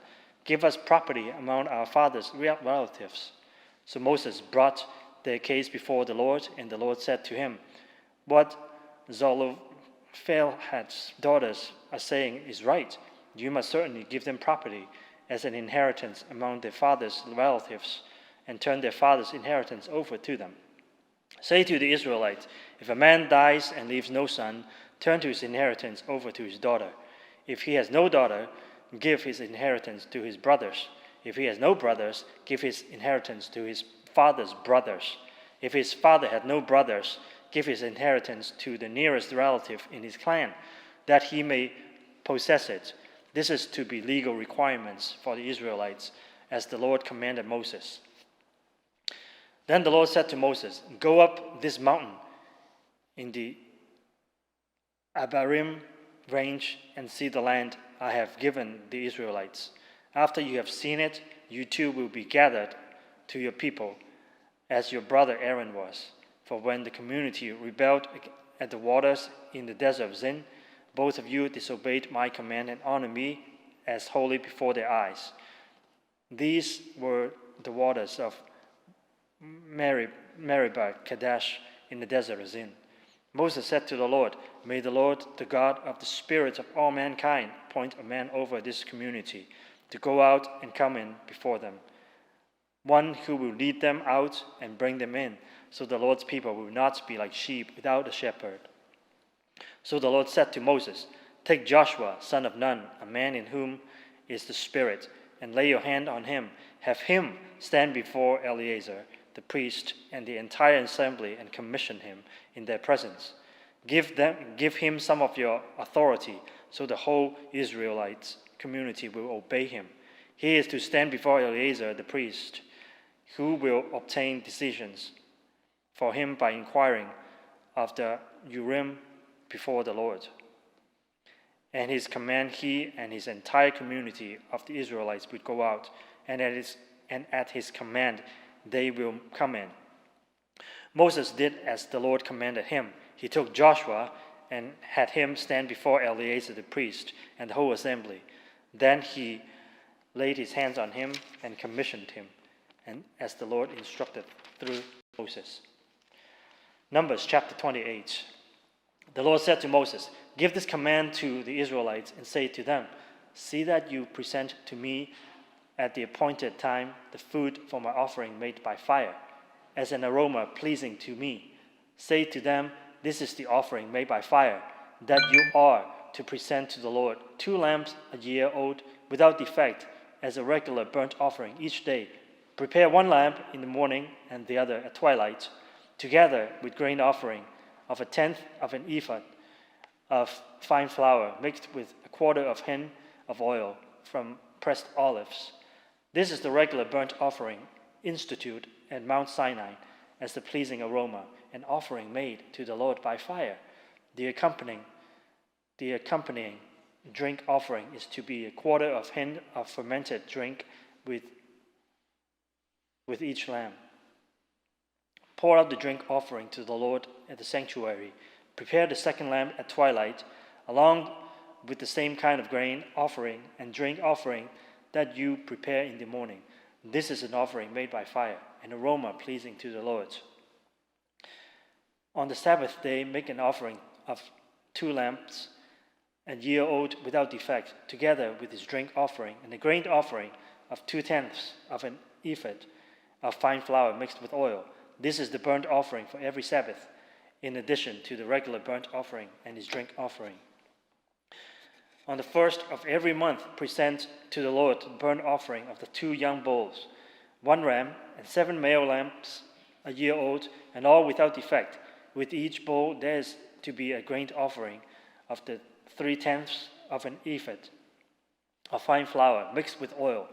With the ram, a grain offering of 2/10 of an ephah of fine flour mixed with oil, and with each lamb, a grain offering of 1/10 of the ephah of the fine flour mixed with oil. This is a burnt offering, a pleasing aroma, an offering made to the Lord by fire. With each bull, there is to be a drink offering of 1/2 a hin of wine with a ram, 1/3 of a hin with each lamb, 1/4 of a hin. This is the monthly offering to be made at each new moon during the year. Besides the regular burnt offering with his drink offering, 1 male goat is to be presented to the Lord as a sin offering. On the 14th day of the first month of the Lord's Passover is to be held. On the 15th day of this month, there is to be a festival for 7 days. Eat bread without yeast. On the first day, hold a sacred assembly and do no regular work. Present to the Lord an offering made by fire, a burnt offering of 2 young bulls, 1 ram, and 7 male lambs a year old, all without defect. With each bull, prepare a grain offering of 3/10 of an ephah of the fine flour mixed with oil. With the ram, 2/10, and with each of the 7 lambs, 1/10. Include 1 male goat as a sin offering to make atonement for you. Prepare these in addition to the regular morning burnt offering. In this way, prepare the food for the offering made by fire every day for 7 days as an aroma pleasing to the Lord. It is to be prepared in addition to the regular burnt offering and his drink offering. On the 7th day, hold a sacred assembly and do no regular work.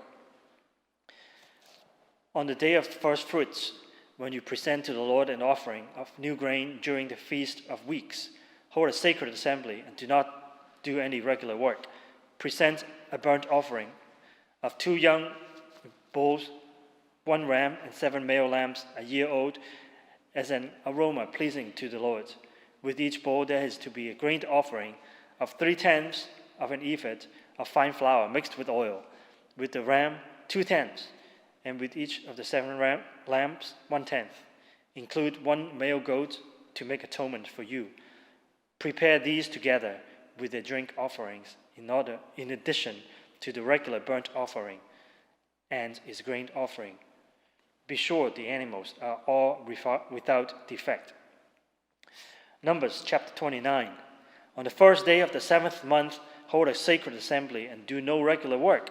It is a day for you to sound the trumpets as an aroma pleasing to the Lord. Prepare a burnt offering of 1 young bull, 1 ram, and 7 male lambs a year old, all without defect. With the bull, prepare a grain offering of 3/10 of the ephah of fine flour mixed with oil. With the ram, 2/10, and with each of the 7 lambs, 1/10. Include 1 male goat as sin offering to make atonement for you.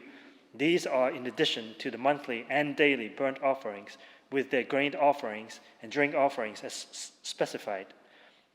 They are offerings made to the Lord by fire, a pleasing aroma. Verse 7.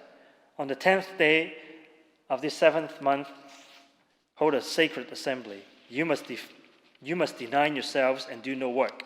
Present as an aroma pleasing to the Lord, burnt offering of 1 young bull, 1 ram, and 7 male lambs a year old, all without defect. With the bull, prepare a grain offering of 3/10 of the ephah of fine flour mixed with oil. With the ram, 2/10, with each of the 7 lambs, 1/10. Include 1 male goat as a sin offering in addition to the sin offering for atonement and regular burnt offering with its grain offering and their drink offerings. On the 15th day of the 7th month, hold a sacred assembly and do no regular work. Celebrate a festival to the Lord. For 7 days, present an offering made by fire as an aroma pleasing to the Lord, a burnt offering of 13 young bulls, 2 rams, and 14 male lambs, 1 year old, all without defect. With each of the 13 bulls, prepare a grain offering of 3/10 of the ephah of fine flour mixed with oil. With each of the 2 rams, 1/10, and with each of the 14 lambs, 1/10. Include 1 male goat as a sin offering in addition to the regular burnt offering with its grain offering and drink offering. On the 2nd day, prepare 12 young bulls, 2 rams, and 14 male lambs a year old, all without defect. With the bulls, rams, and lambs, prepare their grain offerings and drink offerings according to the numbers specified. Include 1 male goat as a sin offering in addition to the regular burnt offering with its grain offering and their drink offerings. On the 3rd day, prepare 11 bulls, 2 rams, and 14 male lambs a year old, all without defect. With the bulls, rams, and lambs, prepare their grain offerings and drink offerings according to the numbers specified. Include 1 male goat as a sin offering in addition to the regular burnt offering with its grain offering and drink offering. On the 4th day, prepare 10 bulls, 2 rams, and 14 male lambs, a year old, all without defect. With the bulls, rams, and the lambs, prepare their grain offerings and drink offerings, according to the numbers specified. Include 1 male goat as a sin offering, in addition to the regular burnt offering with its grain offering and drink offering. On the 5th day, prepare 9 bulls, 2 rams, and 14 male lambs, a year old, all without defect. With the bulls, rams, and lambs, prepare their grain offerings and drink offerings, according to the numbers specified. Include 1 male goat as sin offering, in addition to the regular burnt offering, with its grain offering and drink offering. On the 6th day, prepare 8 bulls, 2 rams, and 14 male lambs, a year old, all without defect. With all the bulls, rams, and lambs, prepare their grain offerings and drink offerings, according to the number specified. Include 1 male goat as a sin offering, in addition to the regular burnt offering, with its grain offering and drink offering. On the 7th day, prepare 7 bulls, 2 rams, and 14 male lambs, a year old, all without defect. With the bulls, rams, and lambs, prepare their grain offering and drink offerings, according to the number specified. Include 1 male goat as a sin offering, in addition to the regular burnt offerings, with its grain offerings and drink offering. On the 8th day, hold an assembly and do not do any regular work. Present an offering made by fire as an aroma pleasing to the Lord, a burnt offering of 1 bull, 1 ram, 7 male lambs, a year old, all without defect. With the bull, the ram, and the lambs, prepare their grain offerings and drink offerings according to the numbers specified. Include 1 male goat as sin offering, in addition to the regular burnt offering, with its grain offering and drink offering. In addition to what you vow and your freewill offerings, prepare these for the Lord at your appointed feasts, your burnt offerings, grain offerings, drink offerings, and fellowship offerings. Moses told the Israelites all that the Lord commanded him. Numbers chapter 30. Moses said to the heads of the tribes of Israel, "This is what the Lord commands. When a man makes a vow to the Lord or takes an oath to obligate himself by a pledge, he must not break his word and must do everything that he said.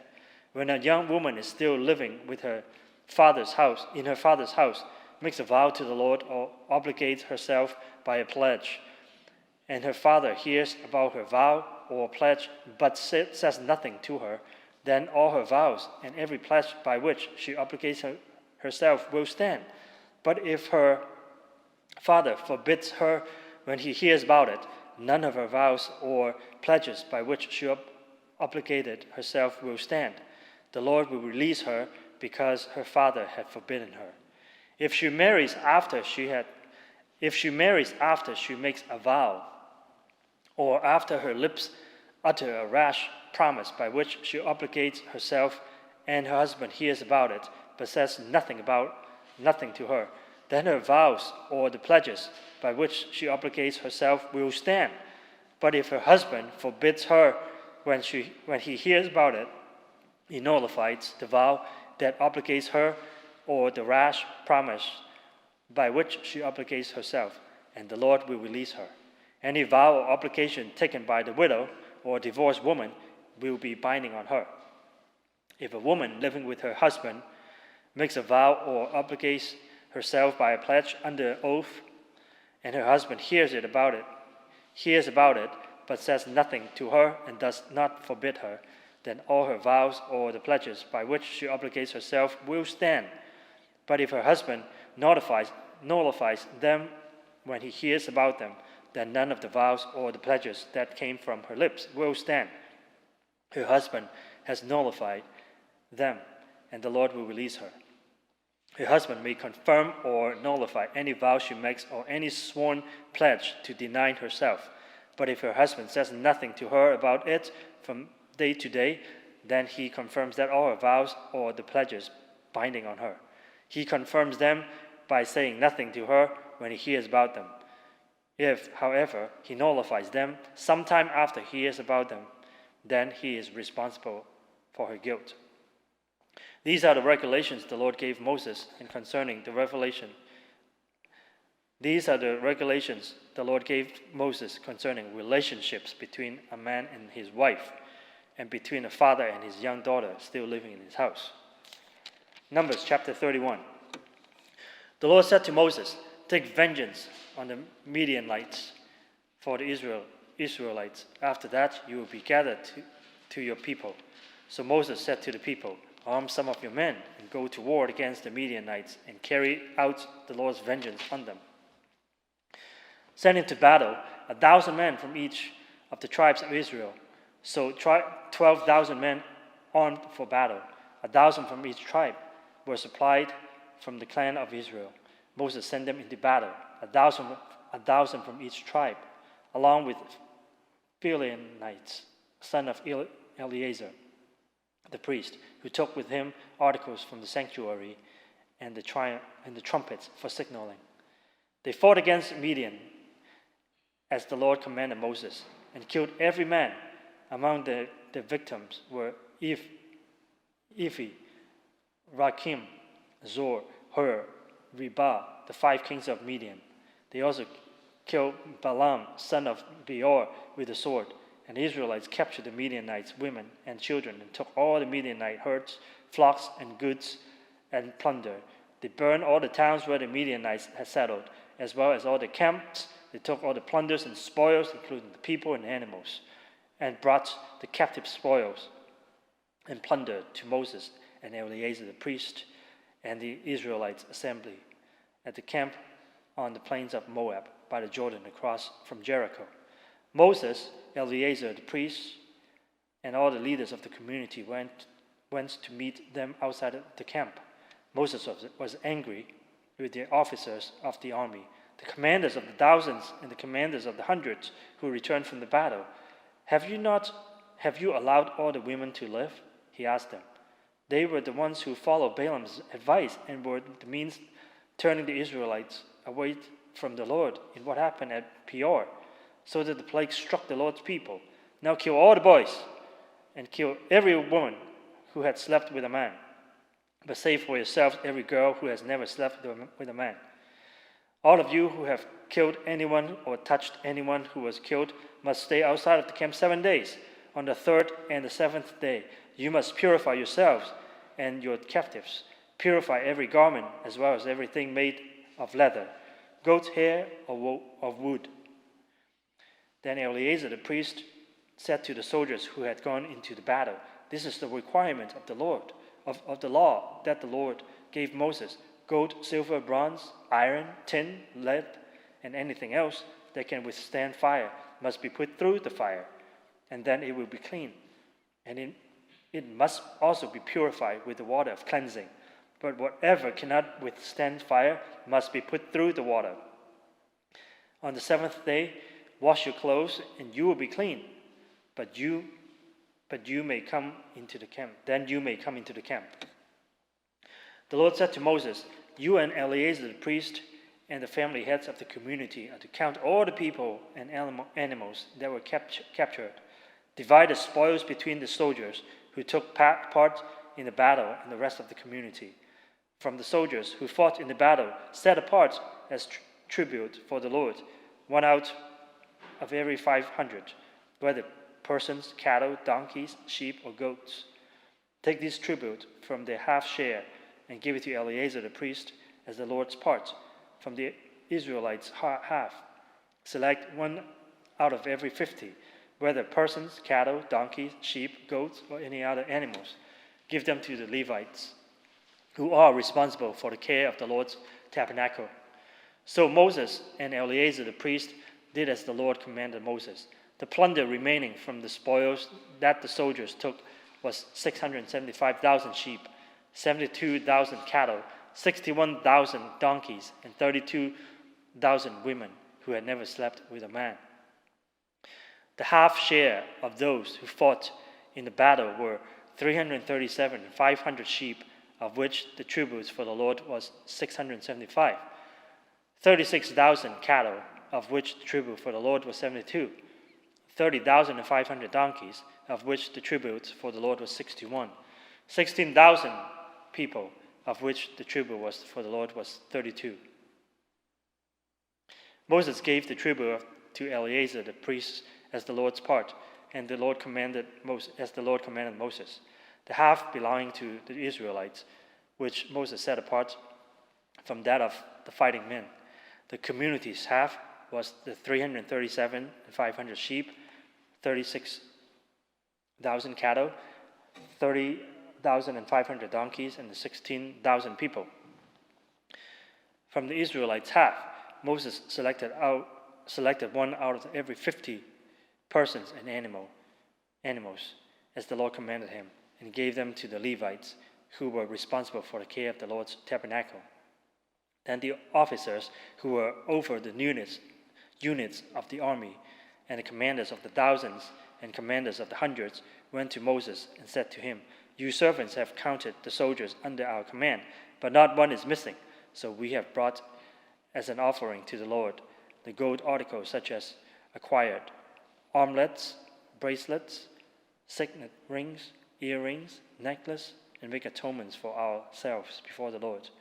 Moses and Eleazar the priest accepted from them the gold and all the crafted articles and all the gold from the commanders of the thousands, of the commanders of the hundreds of Moses. And Eleazar presented as the gift to the Lord weighted 16,750 shekels. Each soldier had taken plunder for himself. Moses and Eleazar the priest accepted the gold from the commanders of thousands and commanders of hundreds and brought it into the tent of meeting as a memorial for the Israelites before the Lord. Numbers chapter 32.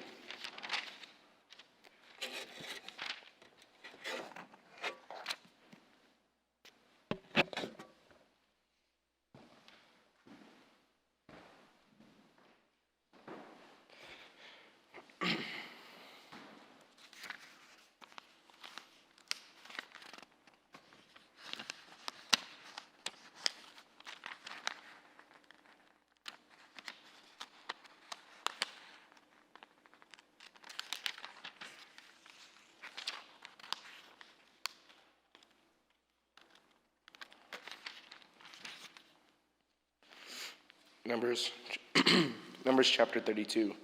The Reubenites and the Gadites, who had very large herds and flocks, saw that the land of Jazer and Gilead were suitable for livestock. So they came to Moses and Eleazar, the priest, and to the leaders of the community, and said, Ataroth, Dibon, Jazer, Nimrah, Heshbon, Eliah, Sebon, Nebo, and beyond, the land the Lord subdued before the people of Israel, and are suitable for livestock, and your servants have livestock.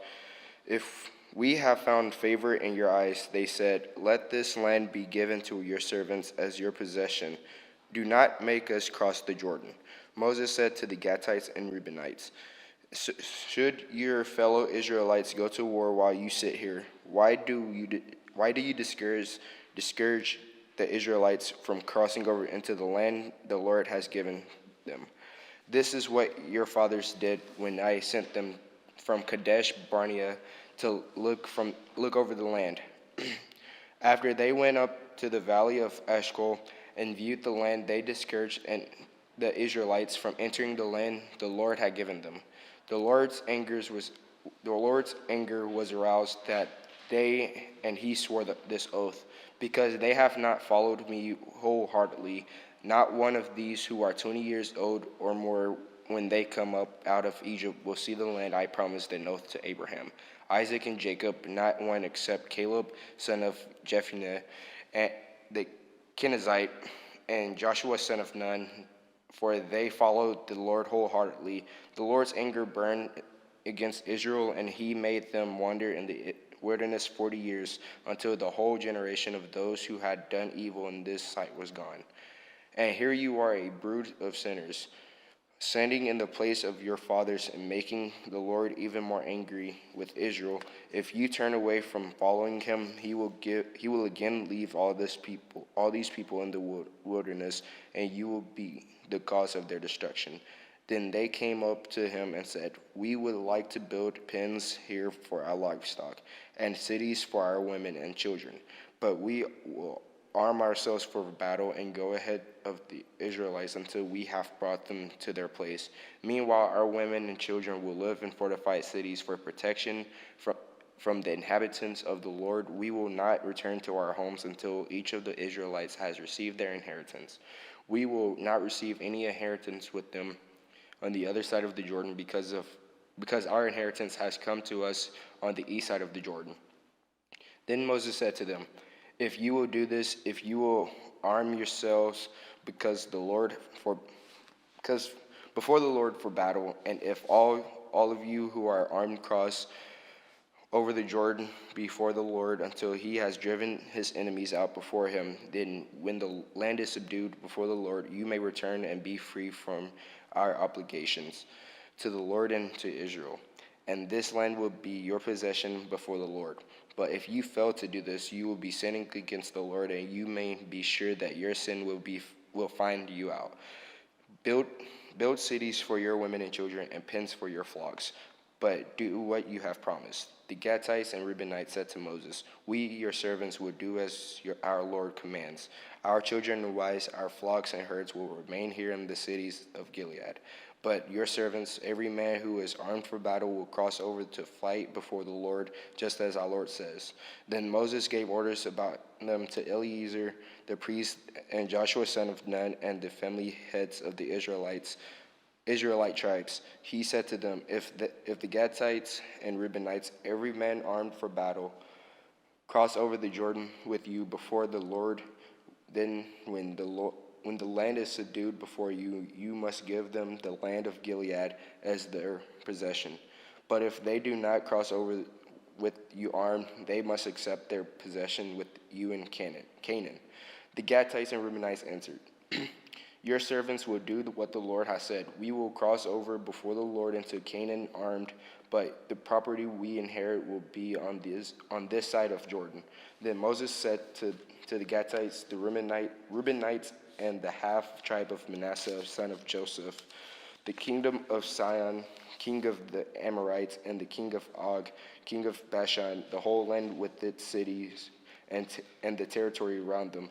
The Gadites built up Dibon, Ataroth, Eru, Atroth, Shaphan, Jazer, Jog, Baha, Beth Nimrah, and Beth Haran as fortified cities, and built pens for their flocks.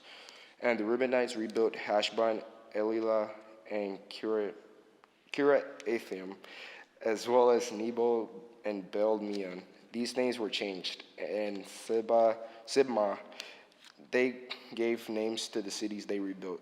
The descendants of Machir, son of Manasseh, went to Gilead, captured it, and drove out the Amorites who were there. So Moses gave Gilead to the Machirites, the descendants of Manasseh, and they settled there. Jair, a descendant of Manasseh, captured their settlements and called them Havoth Jair, and Nobah captured Kenneth and its surrounding settlements and called it Nobah after himself.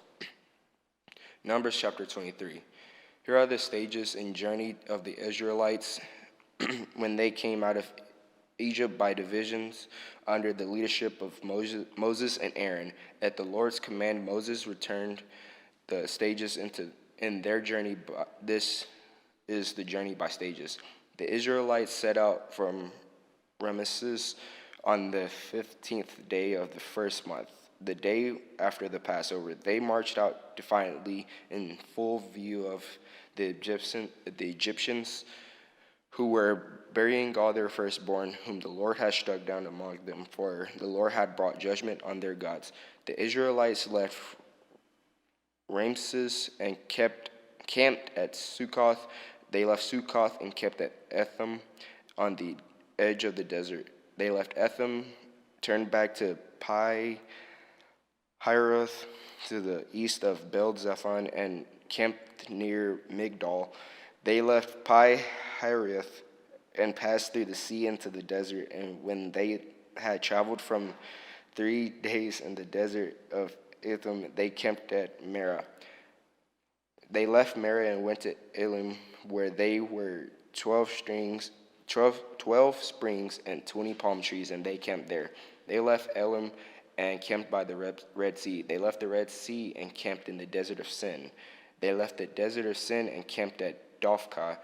They left Dophkah and camped at Elush. And they left Elush and camped at Rephidim, where there was no water for the people to drink. They left Rephidim and camped in the desert of Sinai. They left the desert of Sinai and camped at Kimbroth Hattaavah.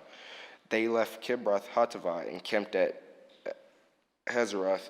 They left Hazeroth and camped at Rithmah. They left Rithmah and camped at Rimmon Perez. They left at Rimmon Perez and camped at Libnah. They left Libnah and camped at Rissah. They left Rissah and camped at Kehilatha. They left Kehilatha and camped at Mount Shepher.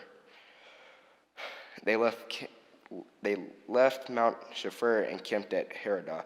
They left Heradah and camped at Machaloth. They left Machaloth and camped at Tahath. They left Tahath and camped at Terah. They left Terah and camped at Mithkah. They left Mithkah and camped at Hashmanah. They left Hashmanah and camped at Mosroth. They left Mosroth and camped at Ben-Jachan. They left Ben-Jachan and camped at Hor-Haggidgad.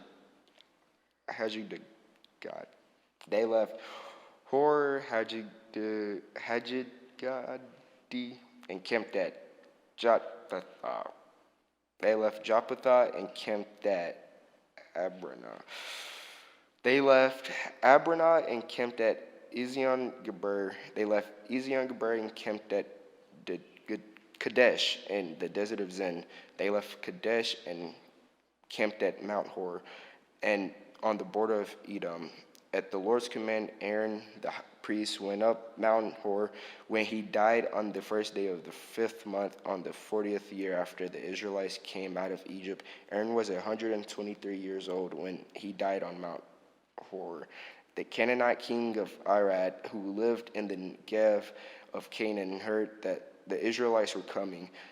They left Mount Hor and camped at Zalmunna. They left Zalmunna and camped at Punon. They left Punon and camped at Oboth. They left Oboth and camped at Abarim on the border of Moab. They left Abarim and camped at Dibon Gad. They left Dibon Gad and camped at Almon Diblathaim. They left Almon Diblathaim and camped in the mountains of Abarim near Nebo. They left the mountains of Abarim and camped on the plains of Moab by the Jordan, across from Jericho. There on the plains of Moab they camped along the Jordan from Beth Jeshimoth to Abel Shittim. On the plains of Moab by the Jordan across from Jericho, the Lord said to Moses, "Speak to the Israelites and say to them, when you cross the Jordan into Canaan, drive out all the inhabitants of the land before you. Destroy all their carved images and their cast idols, and demolish all their high places. Take possession of the land and settle in it, for I have given you the land to possess. Distribute the land by lot according to your clans to a larger group. Give a larger inheritance to the smaller group a smaller one. Whatever falls to them by lot will be theirs. Distribute it according to your ancestral tribes. But if you do not drive out the inhabitants of the land, those you allow to remain will become barbs in your eyes and thorns in your sides. They will give you trouble in the land where you will live, and then I will do to you what I plan to do to them." Numbers chapter 34. The Lord said to Moses, "Command the Israelites and say to them, when you enter Canaan, the Lord that will be allotted to you as an inheritance is to have these boundaries. Your southern side will include some of the desert of Zin along the border of Edom. Your southern boundary will start in the east from the southern end of the Dead Sea, cross south of Scorpion Pass, continue on to Zin, and go south of Kadesh Barnea. Then it will go to Hazar Adar and over Asmon, where it will turn, join the Wadi of Egypt, and end at the Mediterranean Sea. Your western boundary will be at the coast of the Mediterranean Sea. This will be your boundary on the west. From your northern boundary, run a line from the Mediterranean Sea to Mount Hor, and from Mount Hor to Lebanon Hamath.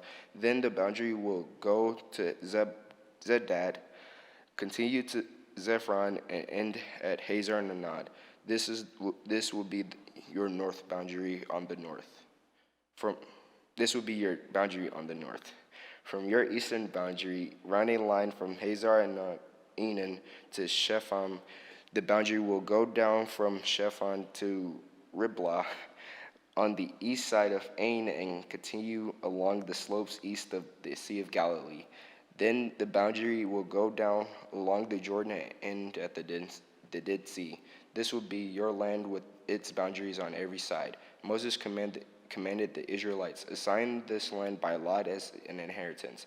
The Lord has ordered that it be given to the 9.5 tribes, because the families of the tribe of Reuben and the tribe of Gad and the half tribe of Manasseh have received their inheritance. These 2.5 tribes have received their inheritance east of the Jordan across from Jericho toward the sunrise. The Lord said to Moses, "These are the names of the men who are to assign the land for you as an inheritance: Eleazar the priest and Joshua son of Nun. And appoint one leader from each tribe to help assign the land. These are their names: Caleb son of Jephunneh from the tribe of Judah, Shemuel son of Amihud from the tribe of Simeon, Elidad son of Kishlon from the tribe of Benjamin, Bucky son of Jogli, the leader of the tribe of Dan, Heniel son of Ephod, the leader from the tribe of Manasseh son of Joseph, Kemuel son of Shiftan, the Lord from the tribe of Ephraim, the son of Joseph, Elizaphan son of Parnak, the leader from the tribe of Zebulun, Paltiel son of Azan, the leader from the tribe of Issachar, Ahihud son of Shelemi, the leader from the tribe of Asher, Pedahil son of Amihud, the leader from the tribe of Naphtali. These are the men the Lord commanded to assign the inheritance to the Israelites in the land of Canaan.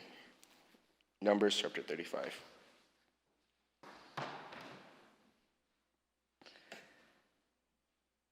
Numbers chapter 35. On the plains of Moab, by the Jordan across from Jericho, the Lord said to Moses, "Command the Israelites to give the Levites town to live in from the inheritance of the Israelites who possess, and give them pasture lands around the towns.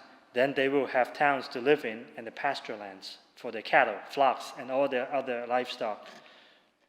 And the pasture lands around the towns that you give the Levites will extend out 1,500 feet from the town wall.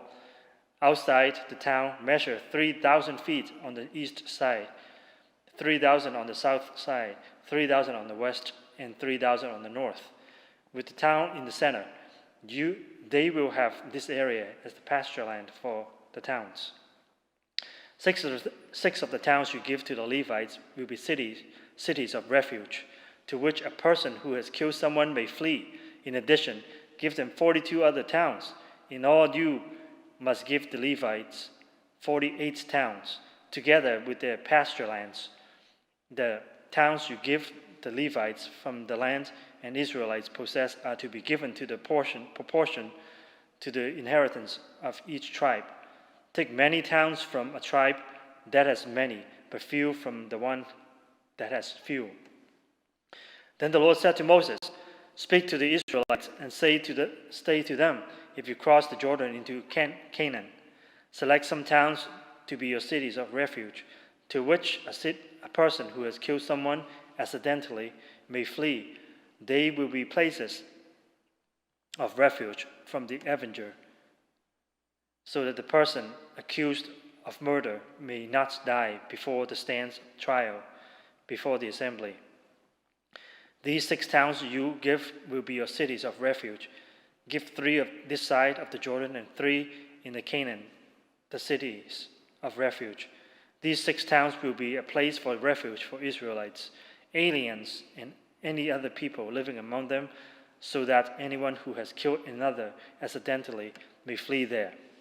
If a man strikes someone with an iron object so that he dies, he is a murderer. The murderer shall be put to death. Or if anyone has a stone in his hand that could kill, and he strikes someone so that he dies, he is a murderer. The murderer shall be put to death. Or if someone or anyone has a wooden object in his hand that could kill, and he hits someone so that he dies, he is a murderer, and the murderer shall be put to death. An avenger of blood shall put the murderers to death. When he meets him, he shall put him to death. If anyone with malice of forethought shoves another or throws something at him intentionally, so that he dies, for if in hostility he hits him with his fist, so that he dies, that person shall be put to death. He is a murderer. The avengers of blood shall put the murderer to death when he meets him. But if without hostility someone suddenly shoves another or throws something at him unintentionally, or without seeing him drops a stone on him that could kill him, and he dies, then since he was not his enemy and he did not intend to harm him, the assembly must judge between him and the avenger of blood according to the regulations. The assembly must protect the one accused of murder from the avenger of blood and send him back to the city of refuge to which he fled. He must stay there until the death of the high priest who was anointed with the holy oil. But if the accused ever goes outside of the limits of the city of refuge to which he has fled, and the avenger of blood finds him outside of the city, the avenger of blood may kill the accused without being guilty of murder. The accused must stay in the city of refuge until the death of the high priest. Only after the death of the high priest may he return to his own property.